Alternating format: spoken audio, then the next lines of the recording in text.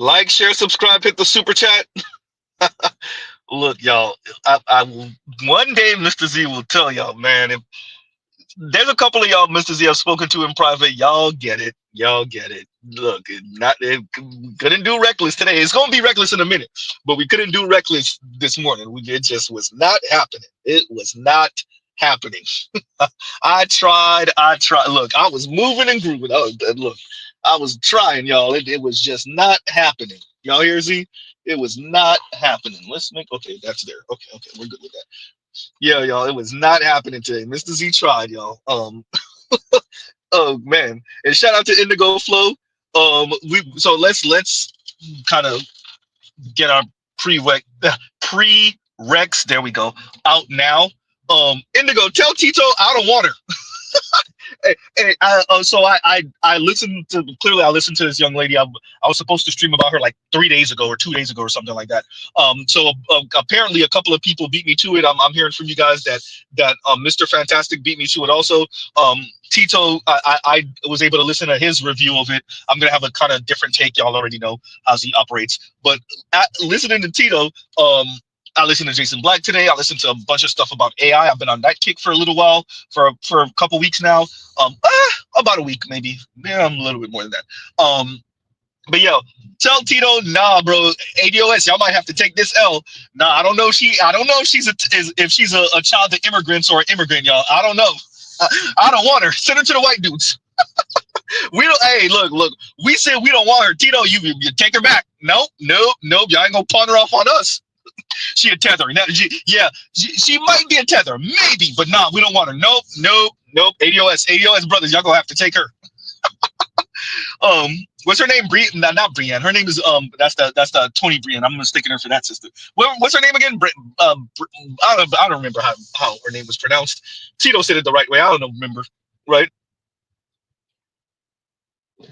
Man, absolutely not. Nope. Tito, y'all can have her. We do not want her. If y'all don't want her, y'all gotta send her to the white dudes because we don't want her neither. Immigrants and child of immigrants, allies to ADOS. No, we don't want her. Send her to the white dudes because nope. I don't want her. Right? Ed, let Tito know. Mario, Jorge, Cartwright, Shane Song. We got a thrift store of leftover bitches. They're leftover because apparently it ain't enough niggas is worth a damn. Whatever. Point is they leftover. We need you to come pick them up. No instruction manual. Figure it out. Sprinkle some white ice on it. Maybe, I've heard the white ice is colder. Sprinkle some white ice on it. It goes with everything. If you come within the next 24 hours, we'll give you a complimentary book on how to date black women for white men. That's a $4 value. And once again, shout out to the brother Edward Anderson. Shout out to Ed. So I listened as best I could to my previous stream, and something was up with the audio. So if FYI, if I'm coming out, if I sound muffled, let me know. I'll switch up the mics. Because I listened to my previous stream and then that was not good audio quality. My apologies to you guys for that. I didn't know that was happening at the time. So if I'm coming in muffled now, let me know. Right. So yeah. So continuing with this young lady, and I'm gonna try to play this, but Mr. Z is in transit, so I might have to like ramble a little bit before I get to it. The issue with this young lady is she's standard issue feminist, right? I did check out her Instagram page. Homegirl apparently is into tarot cards and all different type of things. I'm not going to necessarily insult this young lady. I think when you as a person of color, as a black person, as a black woman, when you come to the realization you ain't gonna be white, Z, why does it always come down to that? Because it always come down to that. When you come to the realization that you're not going to be white, the way you choose to deal with it is telling. And apparently for many academic black women, the way they choose to deal with it is to throw a goddamn temper tantrum and throw black men under the bus. And to intellectualize their misandry. Huh? Yikes. Huh? And you better believe there's some white feminist, like, and I heard what Tito was saying about how the hell did she get a PhD? She got a PhD in telling white folks what they want to hear. Did we forget what was the first movie shown in the White House? Huh? What was the first movie ever shown in the White House? Huh? Did this country not have a civil war in part to free slaves? Like, this is as American Pie. When black women get off on talking about black men, thank you, Birth of a Nation. Thank you. People that know what's going on, Zoomer Doomer. Huh? What's going on, Starman? Did not forget about you. Well, clearly we're covering this now. Got you. I got you. Right? Shout out to Starman. He's the one who sent me the link for this lady originally. Right? Vince, Birth of a Nation, exactly. Right? So this is about as American Pie, and some black woman who has a PhD in Africana studies or whatever she has her PhD in, but somehow look how passionate she got with talking about black men, insulting black men, kind of making jabs. Y'all saw her taking little jabs, and you see how animated she got when she took those jabs? She's not saying anything new or revelatory. She's only regurgitating, mainly to feminists, white feminists, what they want to hear. They're cowards. These white folks, these white academics are cowards. There's two ways they're cowards. They're cowards because they don't want to tell black women, hey, I'm tired of giving y'all PhDs, handing out PhDs for y'all defecating on black men. I'm tired of it. They're cowards in that way, and they're cowards in the other way. Hey, I'll only give you a PhD if you intellectualize and defecate on black men. Uh-oh. Huh? Yikes. It's always the same thing. How many different ways can y'all say Negroes ain't ish? Black women said yes. I asked the question, they said yes. Train tracks, train tracks, train tracks. How many different ways can black women say black men ain't ish? Yes. To infinity. Huh? Boy, white academics will give black women they will hand out PhDs for any different type of way. Y'all thought rappers could say they were D-boys a million zillion different type of ways. Huh? You thought rappers could talk about slinging dope a million zillion different ways, about sex with women a million different ways. Nope. Women said, I got one better. Black women said, I got one better. Look, we could say Negroes ain't ish a zillion different ways. To infinity. Well, damn. Wow. Right? So, real quick, y'all. Fair use, fair use. Fair use, fair use, fair use, fair use. Right? So, we just gonna put homegirl face. Z, you didn't have to. Yep, nope, yep, you better believe it. Yep, nope, nope, look. Shout out to all of you who said, Z, I can't do it. Nah, we doing it. Oh, FYI. This is another thing. Shout out to Tito. I didn't hear Mr. Fantastic, so I don't know what his cover was. Mr. Z sent this to Ms. Z. She lucky I ain't sent this to Sister Z. Mr. Z sent this to Ms. Z. I told her, babe, listen to at least the first 5 minutes. She went to the gym. She was on her way to the gym. I said, babe, listen to at least the first 5 minutes. This is after I listened to the whole thing. She got to the gym. She called me in 10 minutes. She told me she couldn't get 45 seconds. Ms. Z, if you're listening right now, tell me I'm lying. Babe, if you're listening right now, tell the people whether I'm lying or not. She called me back. I told her, babe, go back and listen to at least 5 minutes. I spoke to her when I got home that night. She still ain't listened to more than 45 seconds. She couldn't do it. Who the hell are y'all talking for? Who are you speaking for? Somebody, tell me what's this lady name again? Huh? So I could address her correctly. I'll just call her doctor for now, out of respect. Who are y'all talking for? I'm not, to the black minister, I'm not saying black women don't have their ways. I'm not saying that many of them are not ill behaved. What I'm saying is these people are talking, and I don't know if they talking for black women for real, Huh? Who are y'all talking for? Thank you, Vince. Who sits on Negroes? Vince, I dare you to play this for your lady and see if she could get past the first 5 minutes. Huh? Who are y'all talking for? My lady is an ADOS woman. She couldn't get past the 40. She couldn't get past 45 seconds.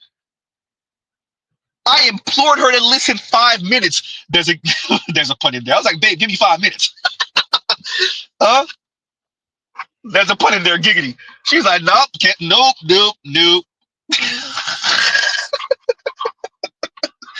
Huh? 45. This is a black woman listening to a black woman, and she couldn't get past 45 seconds. Who are y'all talking for? Or are you just doing the bidding for white racist liberals? Ooh, god damn, Z. Huh? Who y'all talking for?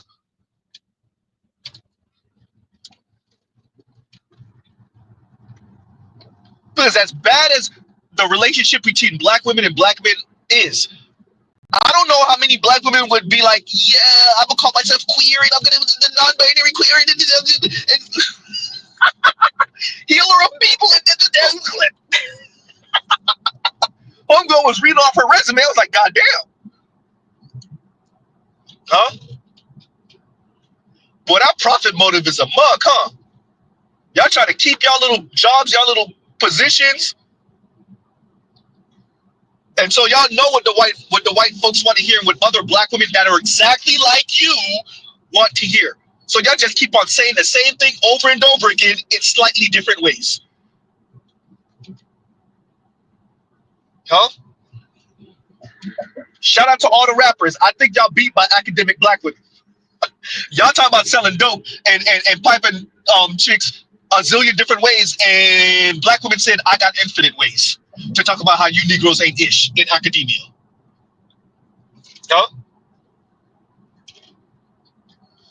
Yikes.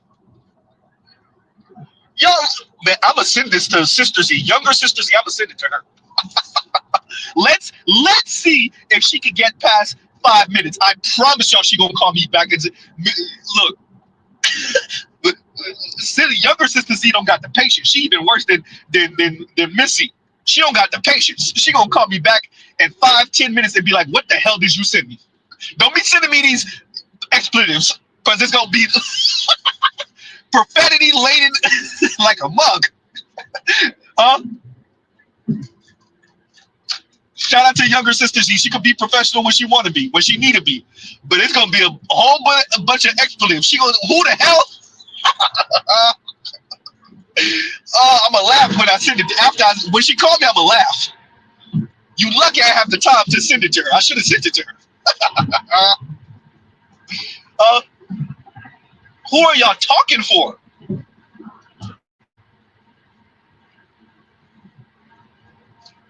And yes, I'm gonna play it in a minute, you guys. Who are y'all talking for? I'm not saying that the relationship between black men and black women isn't fragmented. I'm not saying that. I'm saying, who the hell are y'all talking for? Huh? And y'all never actually tell black women what this gonna cost them. Y'all are cowards. Y'all never tell black women what this quote-unquote autonomy is gonna cost them. Huh? Y'all never tell them.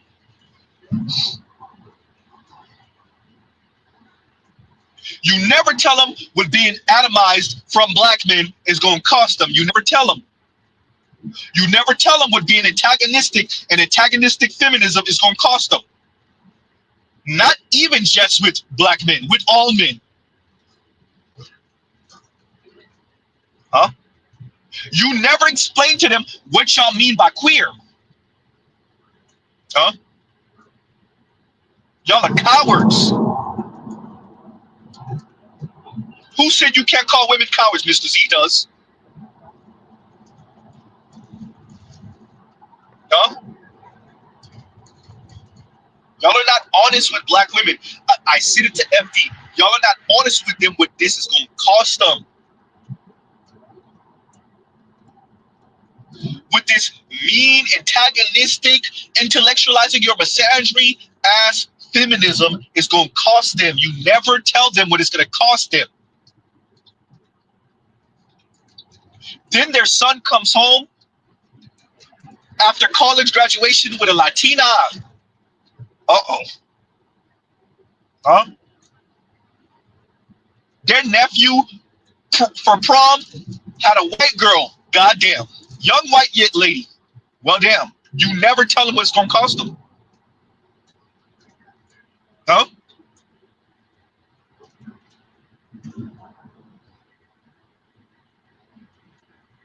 Yikes. All homegirl did was intellectualize misandry to the nth degree. And she was reaching with those stories. Ma'am, you and the racist white man or woman is different how? They use these type of stories to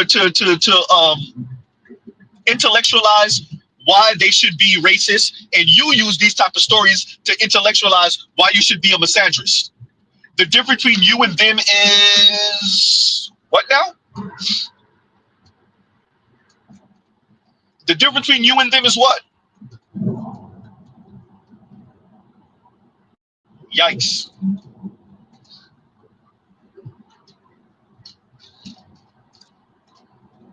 Huh?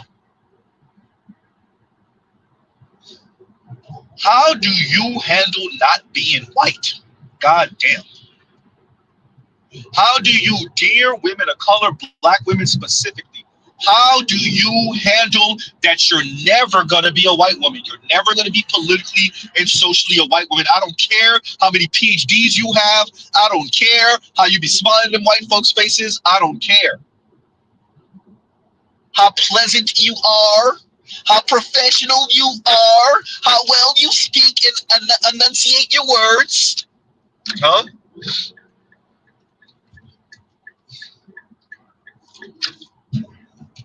Huh?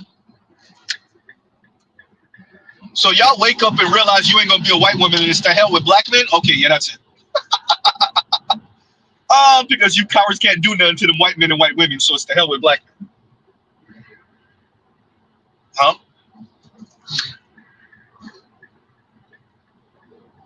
Homegirl over here apparently hiking or going on retreats by herself with tarot cards. Jesus Christ. Oh no. She got the septum ring and all in one of her pictures on IG. Jesus Christ. Special marine warning. Oh man. Card telling me that it's South Florida and South Florida. Okay, apparently it might rain. Okay. It's South Florida and South Florida, you guys. Huh? Yikes. Like, and you know, once upon a time, I was privy to a voice recording, answer machine message. Mr. Z can't get the term out right now. And a young lady was sent the same message to all her friends. Black young lady sent a message to all her friends, and she essentially checked off all of the internet trends of the time, right? So the we'll manifest what we want, and I'm telling y'all not to be loyal to black men, and divest your energy and divest from black men, and all the happenings, all of the things, right? Everything that was in vogue on social media at the time, she just essentially listed off all of them as encouragement to all of her girlfriends. And I recall thinking to myself at the time, damn, she just ran through all the goddamn checklist. And the young lady who was playing it for me at the time, hopefully y'all can read into this. I recall telling her, you know, she just checked off every goddamn thing that's going through black female social media right now. I swear I almost named the stream this. Shout out to Mr. Ship to you. All the greatest hits. I swear I almost named the stream the greatest hits, right? Now y'all, if y'all hear the honking, it ain't Z being honked, it's the car in front of me being honked because, you know, whatever. Anyway, okay, we ain't gonna do it. We're not gonna do it. Anyway, yeah. So it's I swear I almost named it this, Mr. Ship to you. The greatest hits. I swear I almost named this stream this because homegirl, when you listen to what she listed off in the beginning, was it not just the greatest hits? I'm a healer. I'm this. I'm that. I'm this. I'm that. I'm that. And it's black women got y'all are in y'all bubbles. I swear. Shout out to FD Signifier, who think we're in our bubbles. These women are including the academics. Y'all are in y'all bubbles. God damn, that's scary. That was frightening. When she listed off all the things, I'm like, ma'am, I don't know if you're supposed to be all of it. Wait, you checked off everything, everything. Oh, that's scary. That's frightening. You're a PhD. You're a professional, ma'am. You're an academic. You checked off all the boxes, all the greatest hits. That's scary. Wow. Huh? Wow. Dear black folks, we gotta do better. Black women, you gotta do better. There ain't no way. You everything. This lady said everything.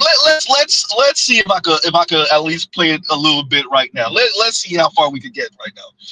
And once again, fair use, fair use. I'm gonna put the fair use thing up in a minute. But fair use, fair use. Here we go, y'all. It's time for us to let Black men face the consequences of their action.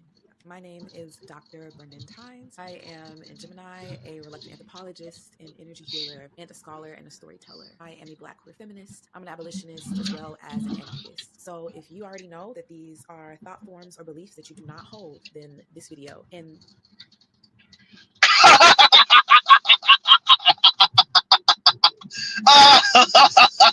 We gotta do it. We gotta play that again. We gotta play that again. We gotta play that again. We gotta play that again. Oh man, y'all thought Z was lying. For those of you who haven't heard it already, y'all thought Z was lying. She literally listed off everything. She literally listed off everything. Huh? Let's do this. quite literally, We gonna play this. We gonna play this one more again. Here y'all go. it's time for us to let Black men face the consequences of their action. Let's pause it right there. Let's pause before we even get into that. It's time for us to let Black men face the consequences of their actions. What are the actions, ma'am? I'm gonna just insert this here. What are the actions that Black men need to face the consequences for? Not making y'all politically and socially white women. Huh? Having y'all living on the same planet with upper middle class and rich white women. I'm never gonna let Black women escape that. Well, y'all not white men. We're not trying to be white men, but y'all trying to be white women, though. Uh-oh. Huh? Yikes. It's time for us to let Black men face the consequences of their actions. And now here they come trying to insert Diddy into the story or trying to insert Tory Lanez into the story. Y'all don't really have an issue with Diddy and Tory Lanez. Ooh, Z, you said that out loud. Black women, stop lying to everyone. Women in the West, stop lying to everyone. Y'all will sign up for Diddy all day, every day, twice on Sunday for the money and the status. Wait, Z wasn't supposed to say that out loud? The vast majority of you, I won't say all to be nice, the vast majority of you will sign up for Diddy all day, every day, twice on Sunday for the lifestyle. Oh, wait, I wasn't supposed to say the quiet part out loud.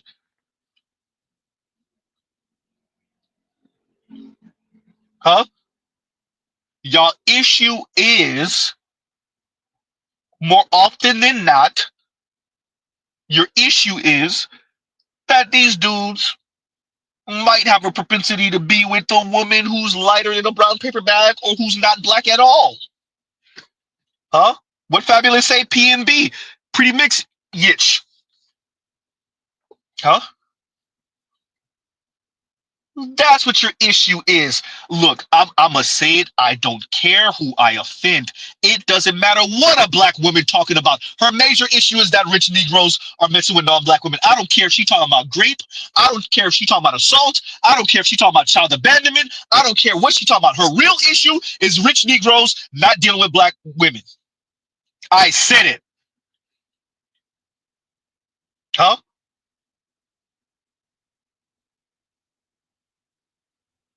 Well, damn, Z. Black women's biggest issue in black men is rich black men that don't deal with black women. That's their biggest issue. Everything else is a waste of conversation. Train tracks, train tracks, train tracks. The fact that rich dudes are not choosing up on women that look like Miss, what's her name? When she said her name was Brendan? Huh? Dr. Tynes, we'll say. Dr. Tynes, right? Y'all correct me if I have her last name incorrect. Their biggest issue is that rich Negroes are not choosing up on women that look like Dr. Tynes. Anyone that tell you different is lying through their teeth.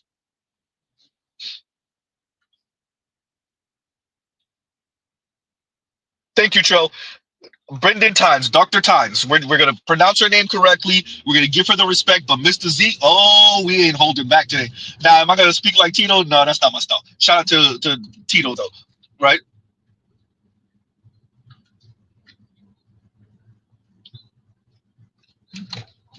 All of this talk, I'm queer and a feminist and abolitionist and this, that. Are these people truly abolitionists? No. They just be talking, bro. They be talking. Ooh, they be talking. Huh? That sound nice. It's time for black men to be held accountable. Once again, this what's his name again? What's the light skinned brother we was just covering the other day? Name again? Whatever his name is. Another one of these. Look, we're not doing it, and you can't make us. Dear black women, all of you folks, the law is gonna. You white folks want to throw black men under the jail anyway. The law is gonna hold these men accountable anyway. As a matter of fact, the law is gonna be weaponized against innocent Negroes anyway. Huh? Deontay, thank you. Yeah, thank you, Saint Cyr. All this, hey, look, all these people who, all of a sudden, black men need to be held accountable for what? Not making you a white woman? Be held accountable for what? Oh, wait, being held accountable that y'all went out here and tried to hide in academia and tried to hide behind degrees instead of getting on a black man's program. Now JD Vance got something for that ass and they just threw y'all out here. Huh? Shout out to all the black men and all the black women who say black men need to be held accountable. Why? Because black women tried to hide behind degrees. They tried to go get their career popping. Nothing wrong with that. Get their education. Nothing wrong with that. So they can make up for not having a man and giving black men the middle finger. Oh, now that's a problem. And now the white folks are saying,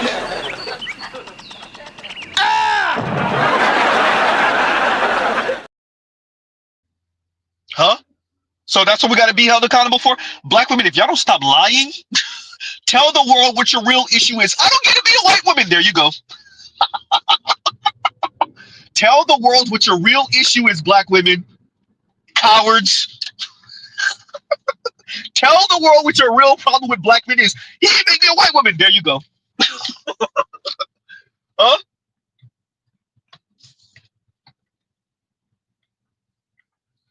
Boy, y'all pants is on fire right now. Boy, that pants. Huh? Ain't no liar pants on fire, boy. That pants, those pants are inferno. Wow. So we're gonna play this intro again. Z, how many times you gonna torture us with this? Yes. My name is Dr. It's time for us to let black men face the consequences of their action. My name is Dr. Brendan Tynes. I am in Gemini, a reluctant anthropologist, an energy healer, and a scholar and a storyteller. I am a Black queer feminist. I'm an abolitionist as well as an anarchist. So if you already know that these are thought forms,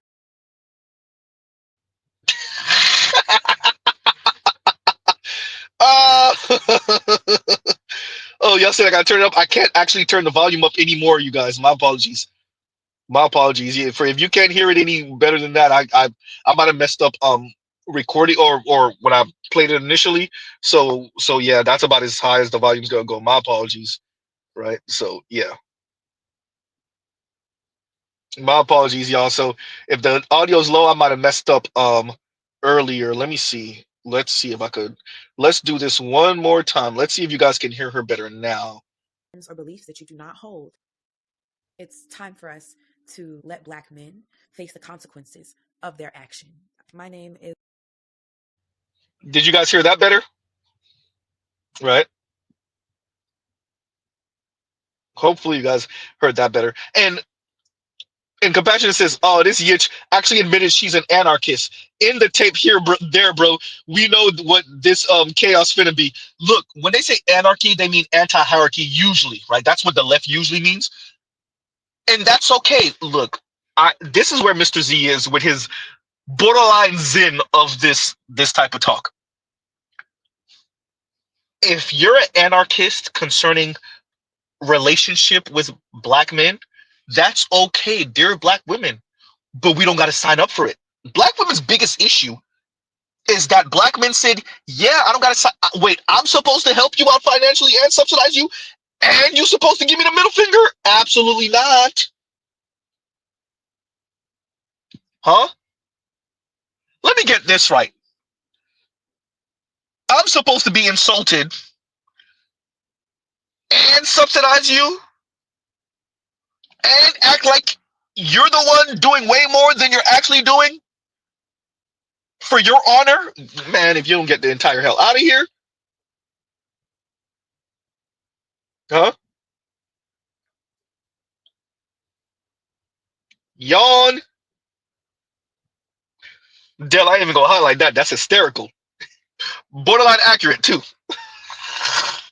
I've seen some baddies that sound like this. I've seen some baddies that sound like this, but for the most part, yeah, I can't even say you lying. I ain't even gonna highlight it, no, but I ain't gonna say you lying though. Huh? Man,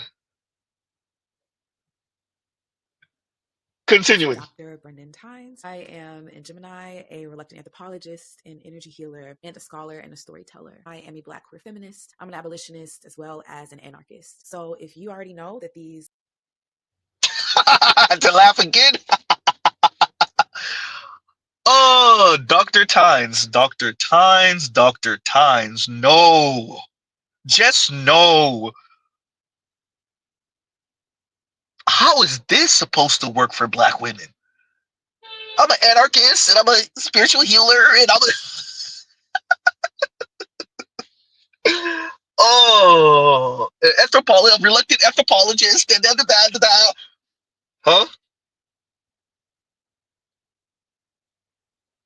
Man, not an energy healer. You hear me? Shout out to Compassionate. Wow.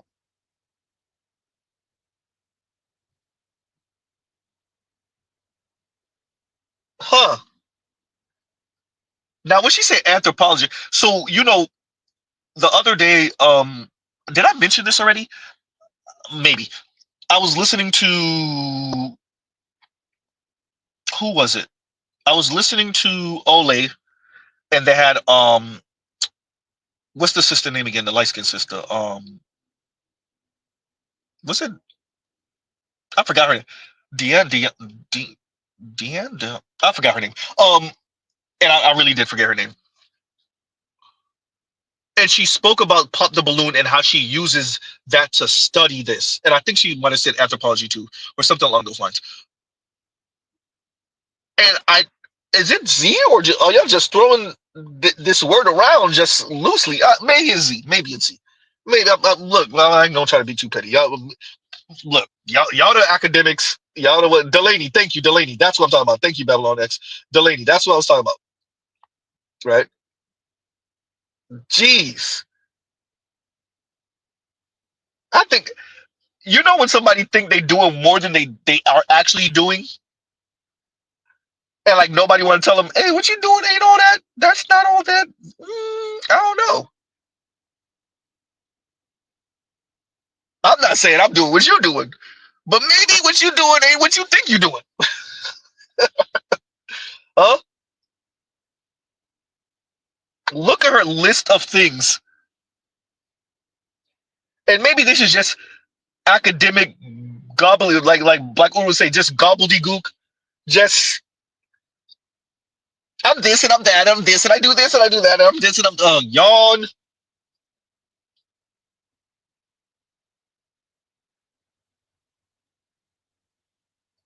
We're gonna play this intro one more time, just for effect. Z, please stop the torture. Thought forms or beliefs that you do not hold, then this video.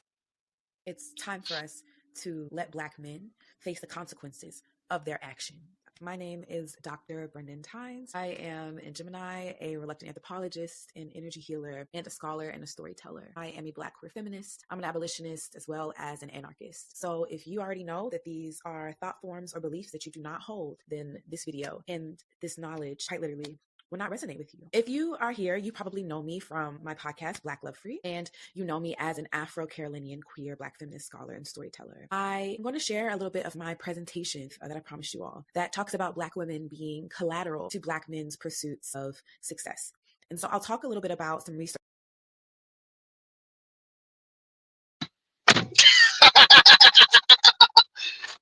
Black women being collateral to Black men's pursuit of success.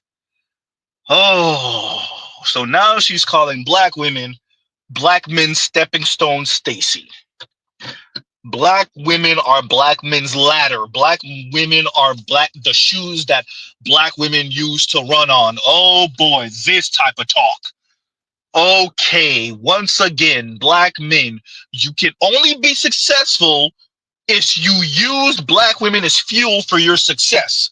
Cue up all the Black men in Hollywood right now with non-Black wives. Cue up all the Black men in the NFL and the NBA with non-Black girlfriend and wives. Ain't touched nothing Black since he was in middle school. Because he got recruited into, those type of high schools and in college and et cetera, et cetera, et cetera. Huh? I wonder what Z, why would so many young men, so many young Black men be trying to stay the hell away from Black women like this? I wonder why. What would be the reason? What could be going on that would be causing so many successful Black men to stay away from Black women who say that Black men use them as the ladder to success? I wonder. God damn, y'all, I pressed the wrong thing. Y'all gonna have to hear that intro again. My apologies. That one was by accident, for real though. Huh? Wow, that's frightening. Well, while we at it, let's do this again. Fair use, fair use, fair use, fair use. Right? Yikes. That's frightening. How many different ways can y'all say Black men are abusing us and assaulting us and Black men ain't this? How many? Look, man, infinite. And that's another Black man that gets his passport. Oh. And then go another Black man who dates outside of his race in America. Oh. And then another Black man who marries inside of America. And there go another Black woman munching on another Black woman. Goddamn, Z. Ooh, you said that out loud, Z. Oh, there go another Black woman who's the sexual plaything for her non-Black co-workers, hoping that one of them will marry her one day. Oops.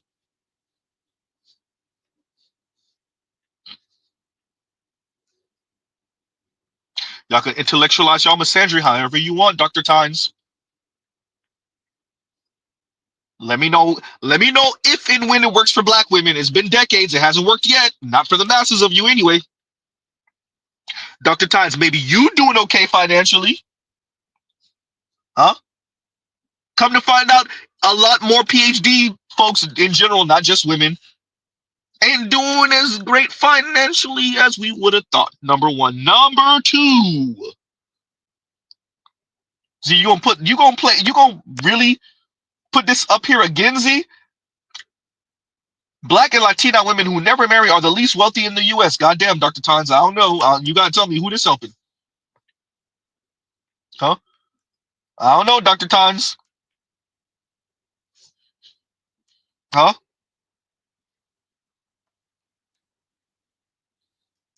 Yikes. So my apologies, y'all. We're gonna try not to have to play this intro again. My apologies, everyone.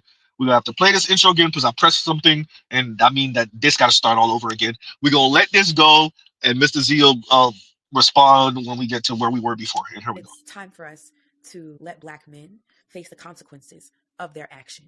My name is Dr. Brendan Tynes. I am in Gemini, a reluctant anthropologist, an energy healer, and a scholar and a storyteller. I am a Black queer feminist. I'm an abolitionist as well as an anarchist. So if you already know that these are thought forms or beliefs that you do not hold, then this video and this knowledge quite literally will not resonate with you. If you are here, you probably know me from my podcast, Black Love Free, and you know me as an Afro-Carolinian queer Black feminist scholar and storyteller. I'm going to share. Sorry. Oh man, jeez. Look, white folks, y'all. I'm not saying she didn't work hard. I'm not saying there wasn't long sleepless nights, no pun. Right? I'm not saying any of that. I'm not saying that she didn't have to study her butt off. I'm not saying any of that. I'm saying, God, look, man. If all you gotta do is say black men ain't ish in verbose and polysyllabic ways to get a PhD, be a black woman, be overweight, ooh, goddamn. Be marginally attractive, ooh, you said that out loud. And just say black men ain't ish in 4 and 5 syllable words, and hey, we'll hand you out a PhD. Jesus. Oh yeah, and be like polysyllabic, like be way too verbose. This like unyieldingly verbose to say the simplest thing. Huh?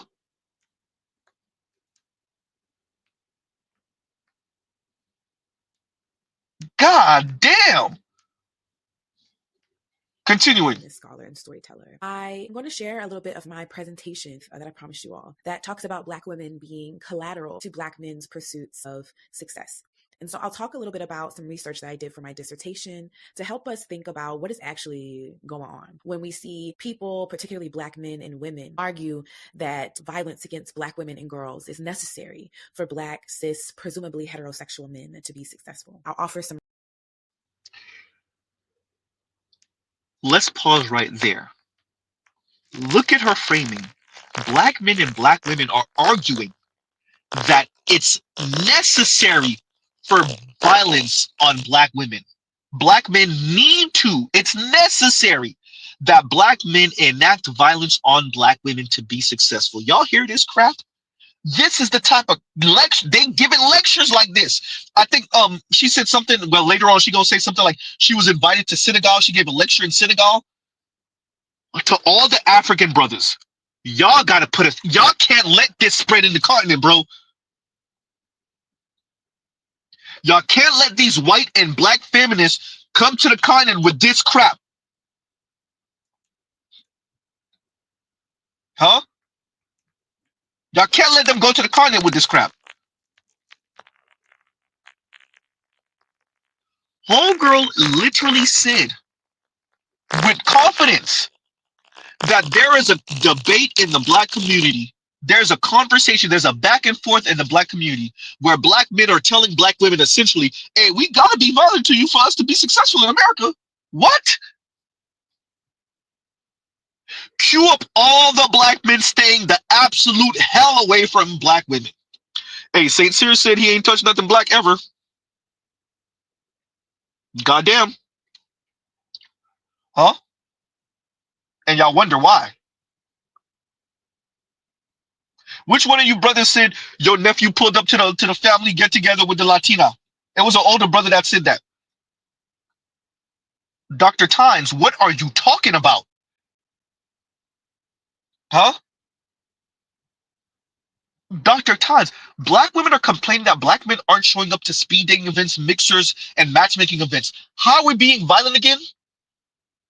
We ain't even around them. Oh, that was you, Eric? Okay, yeah. Eric said that was me. Yeah, right.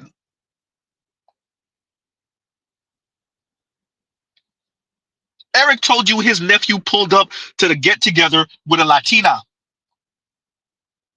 and all the black women were frowned up. Dr. Tons, how we being violent again? When more and more of our sons are pulling up to the family get together with non-black women, how exactly are we being violent again? And debating black women, more importantly, that we need to be violent to them for our own success, for the betterment of the black community. I gotta beat your butt. Yeah, that's it. Huh? Yikes.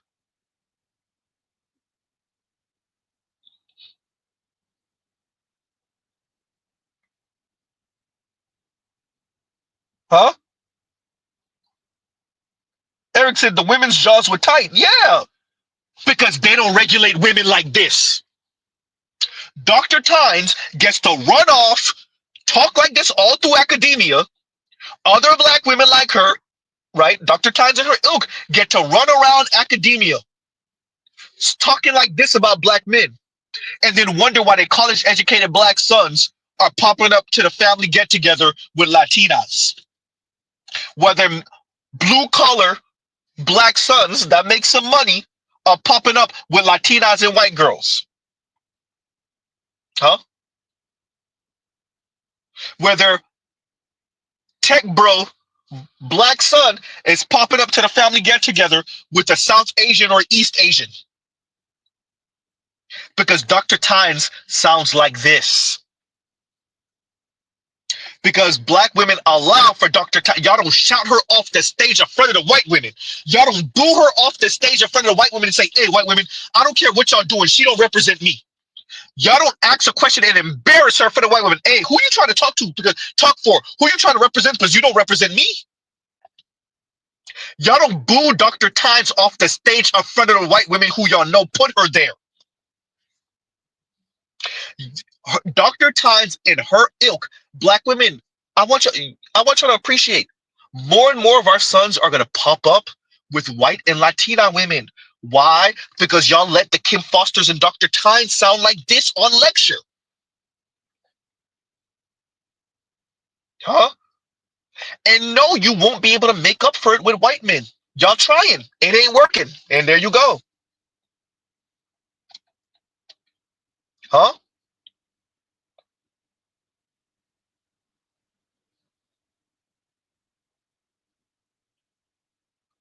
Dr. Tynes and her ilk are able to go run, not even just the country. She spoke in Senegal, right? So they going all across the diaspora talking like this. Huh?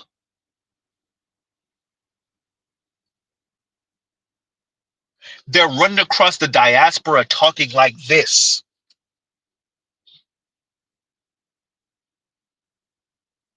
Funded by either black folks that's funded by white folks or just straight up funded by white folks. Running across the diaspora, running around the diaspora sounding like this. And here y'all are pretending like y'all don't understand why your sons are popping up to the get together with the white woman or the Latina or the Asian woman. Huh? Yikes. Huh? Wow.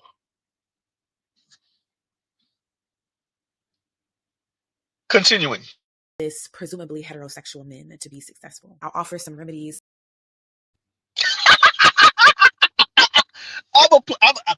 God damn, I can't remember what I did.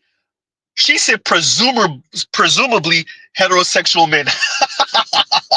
You called yourself queer with no presumption, but we're presumably heterosexual men. You're right, man. We're not white, so we can't be straight men. Black men aren't white men, so we can't be heterosexual men. Yeah, we're presumably heterosexual men. Oh yeah, you're right. Black men ain't make you a white woman politically and socially. So we're presumably men. We're really not men. We're boys, or we're man not. Shout out to Dr. Tommy Curry. Because we're not white men, and we definitely ain't make you a white woman. So we're presumably heterosexual men. Oh boy. Oh man, hey, that's sneak this in me. Real as hell, I'm coming from the academics. Huh? Yikes. Presumably heterosexual men. Oh, you gotta love it. Continuing. For those of us who continually find ourselves being sacrificed or disposed of by our Sacrificed or disposed of. Chad Wheeler. We have a number of sisters over the past 3 and 4 years who have met their untimely demise at the hands of or in the presence of white men in particular. Dr. Tynes, we ain't hear nothing from you. We ain't hear a peep from you. You were quiet. You and other black women were quiet as a church mouse. Did he get caught up? And here y'all come. Tory Lanez get caught up, and here y'all come. Y'all are cowards. Y'all don't say nothing about them white men that y'all wish y'all were with. Oops.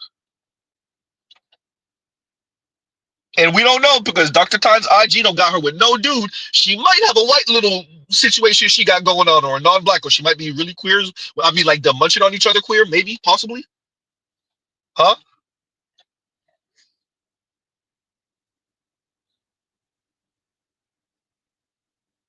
Wow. Huh? And I should have read this earlier. And Trell Bentley says, and thank you for the super chat. Like, share, subscribe to the super chat. Trell says, black men are staying aware because they mama black. We look, we are aware. And when Dr. Tynes speak like it's not bi-directional violence going on in the black community, when a Dr. Tynes speaks, and because white women want to hear this and black women want to hear this too, when they speak about women and men relations in America, black women and black women relations in specific in America, it's always woe is me women. It's the color purpling of the black community. Rest in peace, Kevin Samuels. It truly is. Black women are minding their own business. Black man comes home, where's my meatloaf backhand? He throws the door open. He sits at the kitchen table. I don't know how this is happening because apparently black men and black women aren't together like that. We're not married like that, but somehow, okay, fine. They're together. He throws the door open. He sits at the dining room table. Bring food, woman. She frighteningly walks over, brings him his already prepared plate. He takes the first bite, not seasoned, gets up, strangles her, drags her by her neck to the room, and then proceeds to grape her. This is some cartoonish crap y'all talking, bro. Huh? This is some cartoonish talk, y'all. Once again, uh, for Z, because Z we're risking the channel now. It's not about Dr. Tynes. This is just another black woman with a PhD talking crap. I want to know who funding her. Huh? Who gave her a PhD? Who's funding her? Who's backing her? Fine, it's black people. Who behind those black people? Shout out to Chris Tucker. What was that? Rush Hour 2? Follow the money. I guarantee you it's going to lead to some old white folks. Huh?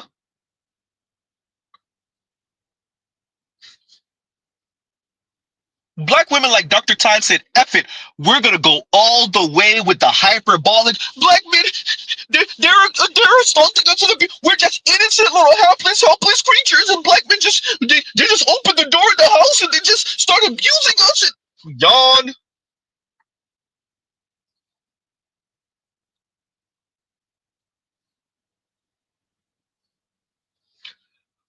Who is this story for if it's not for racist, non-black folks, anti-black, non-black folks? If these type of stories are not for them, then who is it for? Are there black women that's going to get off on these type of stories? Of course. Of course. But who are these stories for? And once again, Shrub, thank you for the super chat. Thank you for the super chat. Continuing. Our communities by those who are closest to us. And also, please excuse my sniffles. I am quite literally trying to recover from entering a room too soon after it was fumigated from mosquitoes in Senegal. So if you hear me sounding all sniffly, I promise you I'm not sick. I just sniffed too many chemicals. But okay. Man, with these type of stories, yeah, you definitely are sniffing something. White balls. Anyway, go ahead. This talk today mentions sexual violence and intimate partner violence. So if you are someone who is impacted by that, you know, it weighs heavily on your heart and your spirit, I encourage you to take care of yourself as you listen. My presentation that I gave for the conference Anthropology in the Black Experience in Dakar, Senegal, was named Collateral No More, Renaming Black Women's Vulnerability to Violence. She went to Senegal on lecture talking about what violence no more or whatever it is no more, right? They're almost speaking like black men are like sacrificing, like black women are like a Jesus figure. I see what y'all doing there. Like black women are some Jesus figure that black men are sacrificing on the cross type talk. Sacrifice no more? Wow. Y'all are going on lecture to say this about black men. Meanwhile, Sade Robinson literally was cut up by white men.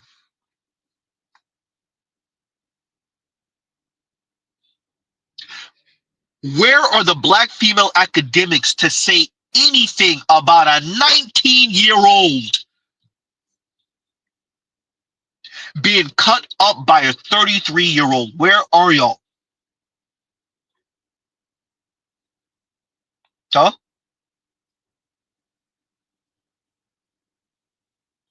Y'all are cowards. Either y'all doing it for the money, whatever white money,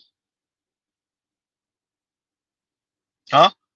You're doing it for the sisterhood. You're doing it to keep them little funky ass jobs in academia. Because look, there gotta be a limit. Eventually, y'all gonna have to run out of steam. Which Negroes ain't ish. Okay, how many different ways can we say it? Well, we could say it. Looking on the chart and look like we didn't say it about 20 million different ways. I think we got another 20 million to go.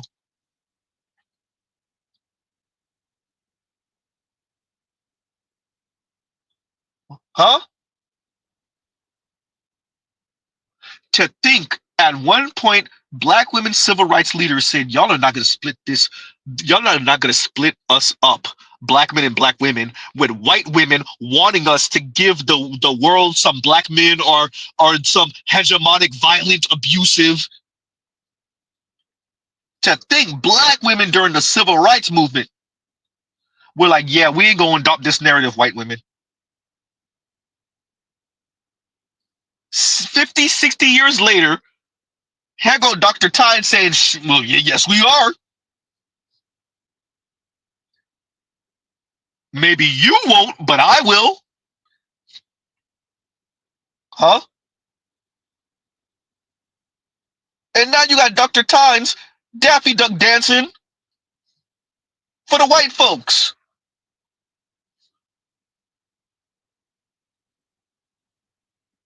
A little Continuing. bit more than just that presentation. I only had 10 to 12 minutes.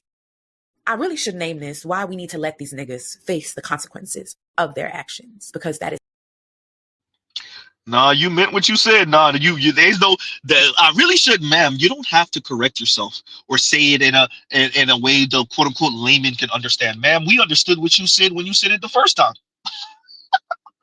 You don't gotta say it on a street level so people can understand, ma'am. You said it the right way the first time. We understood the first time. Now you just putting salt in the wound, ma'am.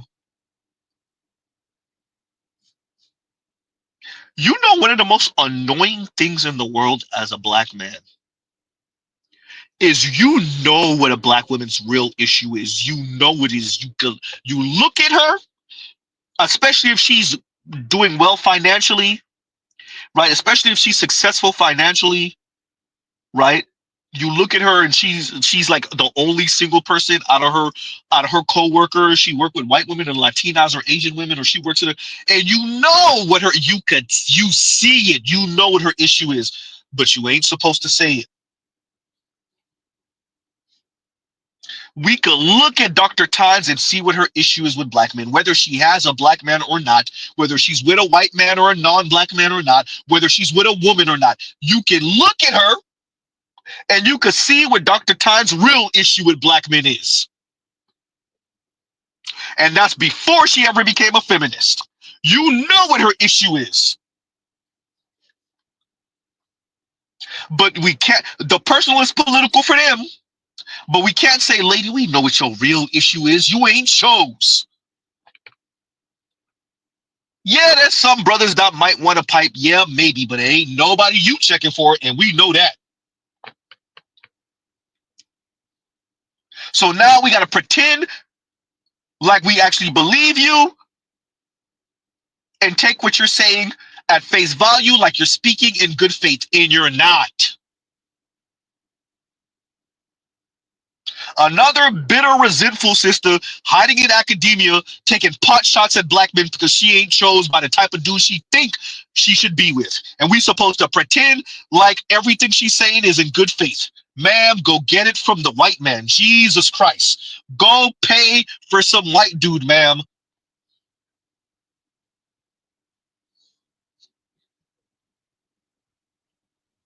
Huh? Jeez. Continuing. Effect. What we need to do. My beloved community needs me undone. As a young pre-woman, for I could never be a girl, I was taught the practice of self-sacrifice. The routine spoken offering word of myself portion. began at the Yawn. altar of daughter and other mother. As I grew older, the altars of community and lovers would be others where I gave silent, painful penance. At these sites of rendering, home, school, church, movement spaces, I was stripped, struck, beaten, while being taught the centuries-old tradition of offering my body, spirit, mind as collateral. Because surely, giving away this property would ensure my freedom. My burning flesh was rendered as natural and as essential as breathable atmosphere. My violation and my death made so unremarkable that they marked the condition of my living, and yet I am asked to give more silence, more sacrifice, more loving, more undoing, more redoing, more defining, and more saving. I know that I am not alone. Many Black women recognize the stale taste of our tongues tied in servitude, the familiar metallic scent of betrayal, the pop of our spines as This we is are considered deep. expected to release more of ourselves under the weight of the world to ensure that everybody This gets is paid. considered real. This duty in particular carries ancestral memory, as Black birthing people's wombs carry the wealth of the modern world. Yeah, y'all heard right, Black birthing people. Hey, all you Black women who are real iffy with this type of language. Yeah, you heard right. Huh? Y'all real iffy with this type of language. Dear Black women, you ain't never gonna get to be a woman because they told you these other folks is women too. All you are is a birthing person. Hey, y'all heard right. This is a Black woman telling you you're a birthing person. You ain't no woman. I mean, you are a woman, but that other entity person is a woman too. Hey, it is what it is, ladies. I ain't make the rules. Y'all do what y'all do over there on that side. We got rules over here on the man side. I don't know what y'all doing on the woman side. Y'all figure it out. Continuing. The offering of our labor and our bodies as collateral has structured Black women's position as martyr. The offering of our bodies as collateral. Oh, she really trying to push this. Hey, look, these Black men is using our bodies as collateral. They using us. Ma'am, more and more of these young men ain't never touching a Black woman at all. Like, it's not like they used to date Black women or date, Black young ladies, Black young girls in high school, and then they got to college and stopped. No, they ain't dealing with Black girls or women ever. Like, from their first crush on, it's nothing but non-Black.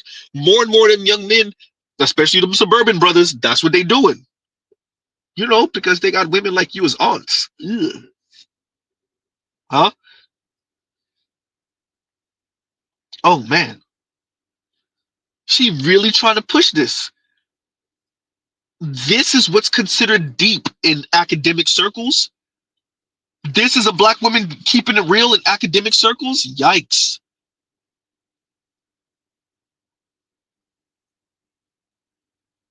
Dear black people,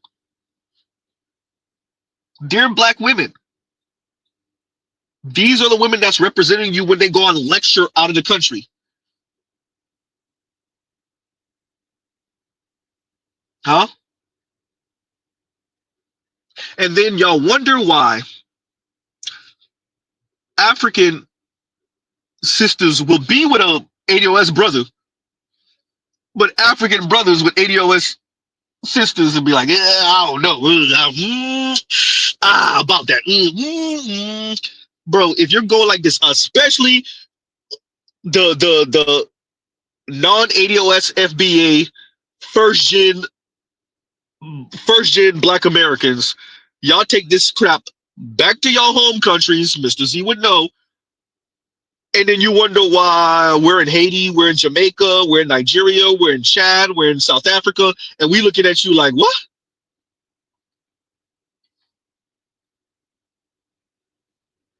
Huh? Who needs racist white feminists when you got people like Dr. Time? Who need them? Huh? And Vince says, and thank you for the super chat. You think you kicking knowledge? She thinks she's spitting, shaking my head. Gotta pull the cotter pin out of intersectionality. Z. Hey man, I've seen it before. The way black women weaponize intersectionality. Boy, they use it as a shield, as a dagger, as a sword, as chainmail, as the metal helmets. They use it for everything. They use it as a spear. They use it for everything. As an arrow, bow and arrow, they use it for everything. Huh? That intersectionality, they think they're impervious when I'm gonna put on the intersectionality quote, right? Couldn't get the code out. There you go. Yikes. Huh? And once again, thank you for the super chat. Thank you for the super chat. Here we go. Sacrifice servant within our beloved black communities for centuries. Sacrifice servant in the black community for centuries. Black women have been the sacrifice servant in the black community for centuries. Who earns more in the black community? Yikes. Who's more likely to be deleted by the police? Yikes. Who's more likely to be incarcerated? Who's more likely to have extrajudicial killing happen to them? Okay. Huh. Some 40 some odd percent of black men experience some type of DV. I wonder at the hands of who? Yeah.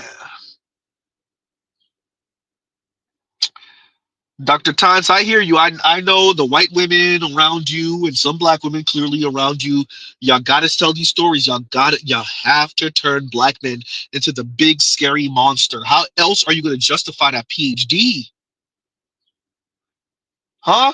I mean, Africana studies, I mean, you could talk about white supremacy and anti-blackness and how cruel white women and white men are to black women and how y'all in their spaces at least are the last hired first fired. Y'all could talk about that, but you're too cowardly to do so. So you do what they hired you to do. You do what they gave you that PhD to do. Go in on black men. Yeah, about that. Huh? Continuing. Through the logics of colonialism and white supremacist cis-hetero patriarchy and black forms of patriarchy, black Nope. You don't. You're not getting away with that. Black forms of patriarchy. Oh no, you are not getting away with that, ma'am. Black forms of patriarchy. Look, she can't say that we actually have a patriarchy in the black community, so she thinks she's slick. Black forms of patriarchy. How do other people wield their patriarchy? How do the Asians wield their patriarchy? How do the white folks wield their patriarchy? How do the indigenous wield their patriarchy? How do people wage their patriarchy? What she's saying is, I can't say black patriarchy because that's not a real thing. That doesn't exist. So I'm going to say black forms of patriarchy. What's black forms of patriarchy? Black women's hurt feelings? Black rich dudes not marrying black women? A black man saying, yeah, you too dark skinned for me. Your hair's too coarse for me. That's black forms of patriarchy? So black forms of patriarchy is just hurt feelings. It's just you not being chose by the elite Negroes. What are black forms of patriarchy, ma'am? Black men getting up and leaving? Black men going to get the milk and not coming back for 20 years? What's black forms of patriarchy, ma'am?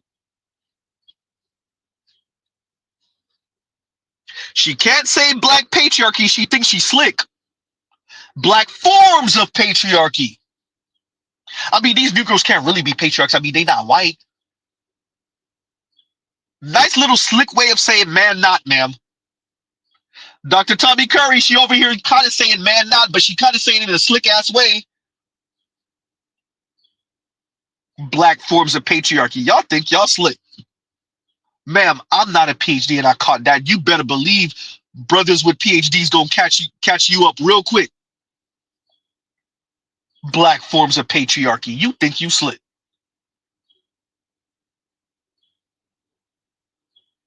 What? Wait a minute. So patriarchy is male-centered. It's about the men in those communities. You said black forms of patriarchy, meaning you understand that we don't really got a patriarchy in the black community, but some of y'all got hurt feelings. Y'all resentful and bitter and angry. Y'all got hurt feelings, so you gonna say black forms of patriarchy. Okay, you think you slick. All right, man, we heard you. Huh? Telescope says black forms of patriarchy equals black women insecurity. Say that. They don't get to be white women. So it's black forms of patriarchy. Okay, ma'am. All right, we heard you. We heard you. Continuing. Supremacist cis hetero patriarchy. Oh boy. And black forms of patriarchy. Black There we go again. cisgender, presumably heterosexual men are imagined to be the denied past, the stalled present, and the liberatory future of our communities. But we are. Ooh, goddamn. If we're not the future, ma'am, you do realize the thumb been on the scale for y'all for a good few decades now. And the black community got a couple of degrees, got a couple of sisters with some dope ass degrees. We got some celebrities, and we got the rest of us got what? Ooh, goddamn. Uh-oh. Black men are the future of the black community, or the black community has no future. God damn, and Z said it.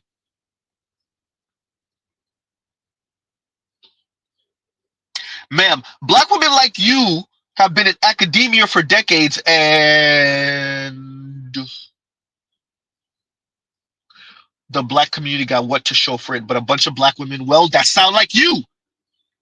You're like the third generation of black female academics on this level, and the black community got what to show for it, but black women like you. I'll wait. What does the black community have to show for black women like you for at least 3 generations now? But other black women like you, ma'am. And y'all gives you a second. Y'all talk amongst yourselves. Y'all gives you a second.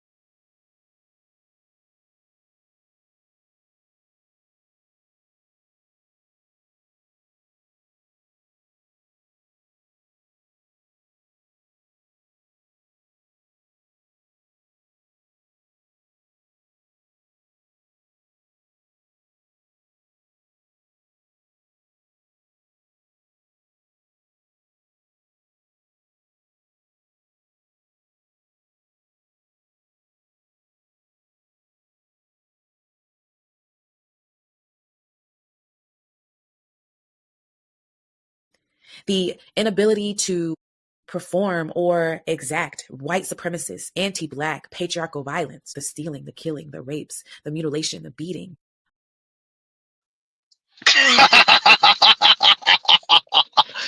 Oh, so Black men are doing all of this, raping, beating, all of that. Let me get this right. At one point, like at least a tenth of Black men were incarcerated, something along those lines, right? A third of Black men convicted felons. Okay. Increasing amount of Black men with non-Black women. All right. Where are all the Black men that are doing all of this to Black women? Incarcerated, not in the home with Black women. Increasing amount of Black men dating out and marrying out. Black women are all over the internet complaining about that. And yet somehow, even though Black men are not around Black women, and an increasing amount of Black men are dating out, and for those of them that get married, are marrying out. Somehow, Black men are running around the Black community doing all type of savagery to Black women, enacting all type of cruelty on Black women. You hear me? Trail says, how was your day pillaging, my brother? You hear me? Right?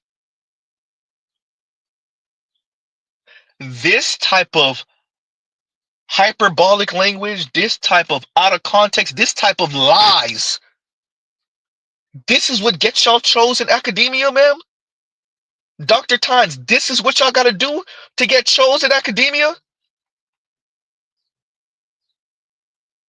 This is what gets you all the applause from Black women and non-Black folks, mainly white women? Huh? So just another Black men, what did May say? Cruel tutelage. They put us through cruel tutelage. Huh? Yeah, he might work with you and he might smile with you and joke with you and he's kind to you at work, but at home he's just a terror. Oh God. This is how you get chose in academia. Y'all see what Mr. Z is covering it? Yeah, I noticed that Tito covered it earlier today. I listened to it, and Mr. Z still decided to cover it because we got to emphasize that this, look, we have windows. Black people, you have to appreciate you're supposed to be the permanent underclass, really on planet Earth, but especially according to the Afro pessimists, but definitely in America, you have windows that open up and you don't know how long they're going to be open to catapult yourself and your progeny to the next step. And when a Dr. Tynes uses her time, her energy to turn around and regurgitate the most racist, anti-Black tropes about Black men back to the society at large, what she's doing isn't just cruel to Black men of the time. It is cruel to the ancestors. It's cruel to all of us living currently. And what she's doing to the future generations is beyond selfish. It's beyond selfish to take your degree and weaponize it against Black men. Everyday salt of the earth Black men. Because you too cowardly to say anything to them white folks. Huh?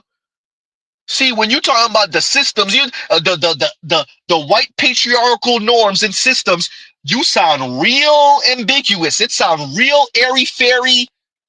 I ain't gonna pin it down and tell you, no, you white men.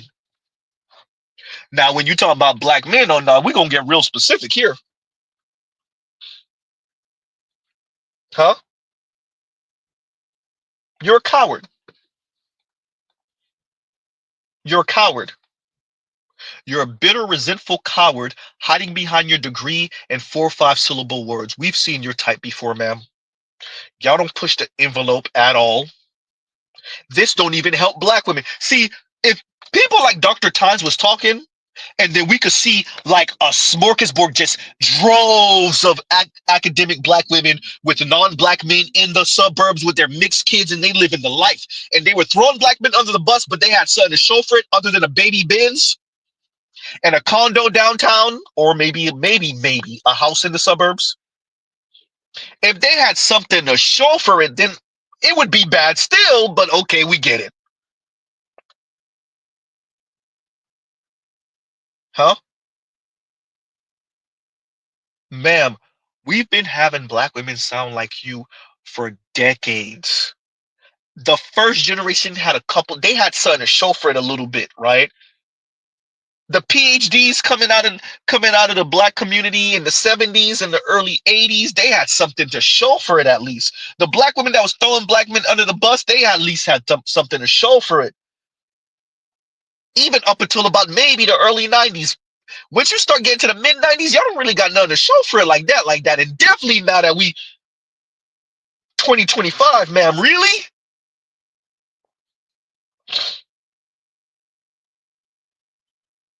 What exactly do black women like you have to show for it other than getting flown out to Senegal to pop your crap? Maybe you got a sticky back from one of them white boys. What else you got? Huh?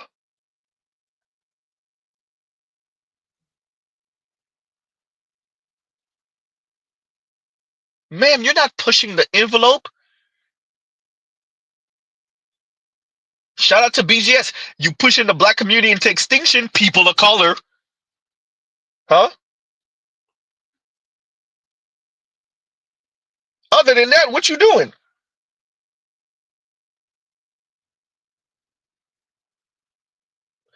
Other than doing the dirty work of cowardly white female and white male feminist. What else are you doing? And I'm saying that to all of them. Deontay, Dr. Tyne, all of those folks that love dancing on the misfortune of black men, the Delaney's, huh? Okay, y'all making y'all money, cool. Y'all pushing the envelope? Okay, oh, we're defending black women. Are you? You're defending black women? Wait a minute. Single and childless black women have the least amount of wealth in America. If a black woman isn't on a black man's program, how are y'all defending her? Huh? Black and Latina women who never marry are the least wealthy in the US. If a black woman isn't on a black man's program, what are y'all doing for her? Huh? Especially in JD Vance's America. Uh-oh. Huh? Especially in the America when y'all losing 106,000 jobs. Dr. Times, what exactly are you doing? What exactly would you say you do here, office space? Huh?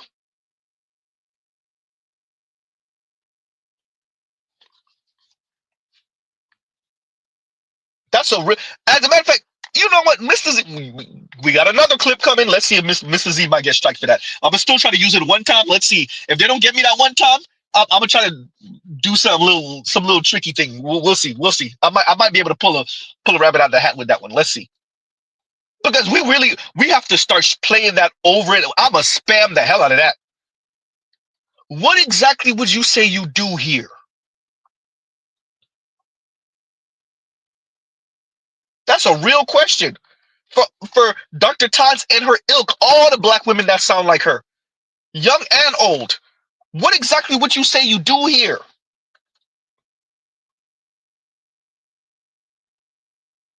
This continues to be my question. I know y'all don't care about black men, fine. How is this helping black women, especially in JD Vance's America and Vivek Ramaswamy's America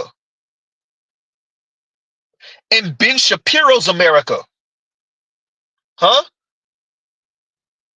And Nick Fuentes' America and Louderwood Crowder, old cringe ass America, and Matt Walsh, old lame ass America, huh? How exactly would you say you're doing anything? What exactly would you say you do here, huh? In Stephen Miller's America, or Steve Miller's America. What exactly would you say you do here in Elon Musk America,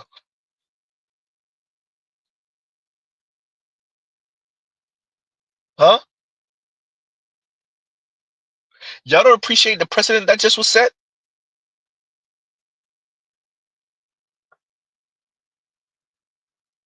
Continuing. People and queer people at the scale of white men during slavery, Jim Crow, and beyond mars the past and the present of our communities. Black men's social ascension, whether real or perceived, is seen as the key and the only path to a Black capitalist and integration. As a matter of fact, let me let her finish that. And the only path to a Black capitalist and integrationist, sometimes nationalist, we can ask the Hoteps, right? Future. And this future can only be reached by using the master's tools, as Audre Lorde would call them. I'm so sick and tired of y'all with this crap. If black men aren't bowing and flowing the way we sit, then they're trying to be white men. They're trying to be patriarchal. They're trying to be capitalists. First of all, ma'am, we all are forced to participate in capitalism, and you know it. Number one. Number two, just because we ain't kissing your ass and going down the direction you said and other black women like you said we should go in, doesn't mean we're trying to be white men, although you're trying to be a white woman.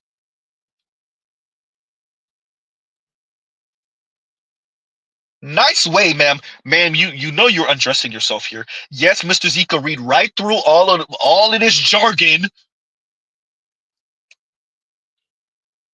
They're not going the way we're going. They're not doing it the way we said to do it. They're not abolitionists the way we said. You're not even a real abolitionist. They're not abolitionists the way we said. So they're trying to be white men. They're trying to be patriarchal, the capitalist, and the white men. Yawn. This is what passes for deep and real in their spaces. Oh my God. This is what passes for real and deep in their spaces. This is frightening. Huh?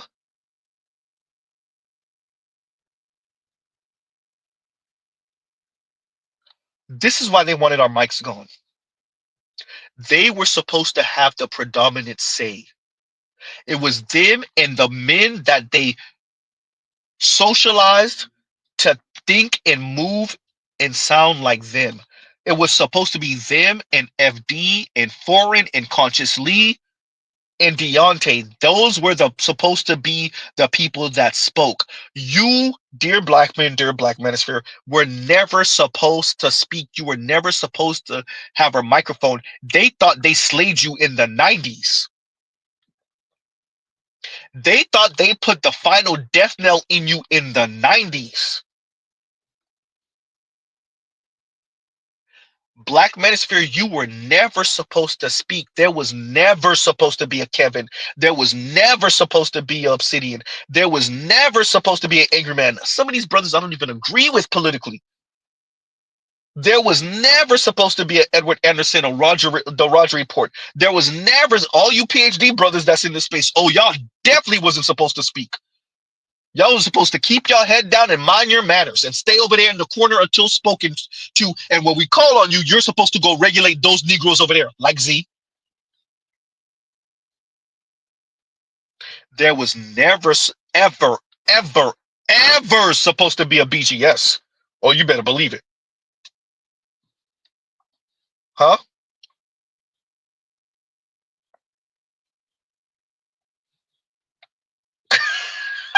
And Lion says too legit, too legit. That song just popped in my mind. Goddamn. Oh man, now I'm thinking about the dance. Goddamn, the song just popped in my mind. Shout out to Lion. Huh? No, see, now the regulated song that popped into my mind. Hysterical. Shout out to Terrell. Wow. We were never supposed to speak. You were never supposed to have a mic. They thought they slayed us in the 90s. They put the death knell to us. They had the predominant say. The thumb was on the scale for them. Huh? Yikes.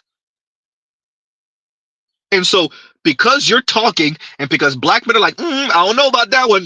That Carly Russell story, I don't know. Juicy Smollett, I don't know. Brickface Redder, I don't know. That BLM mission statement, I don't know.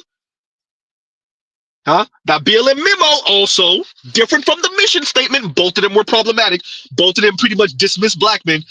That memo, that BLM memo, I don't know. I don't know. That internal memo, see, it's kind of saying the sideline brothers like me, I don't know. Dear black men, you were never supposed to have a mic.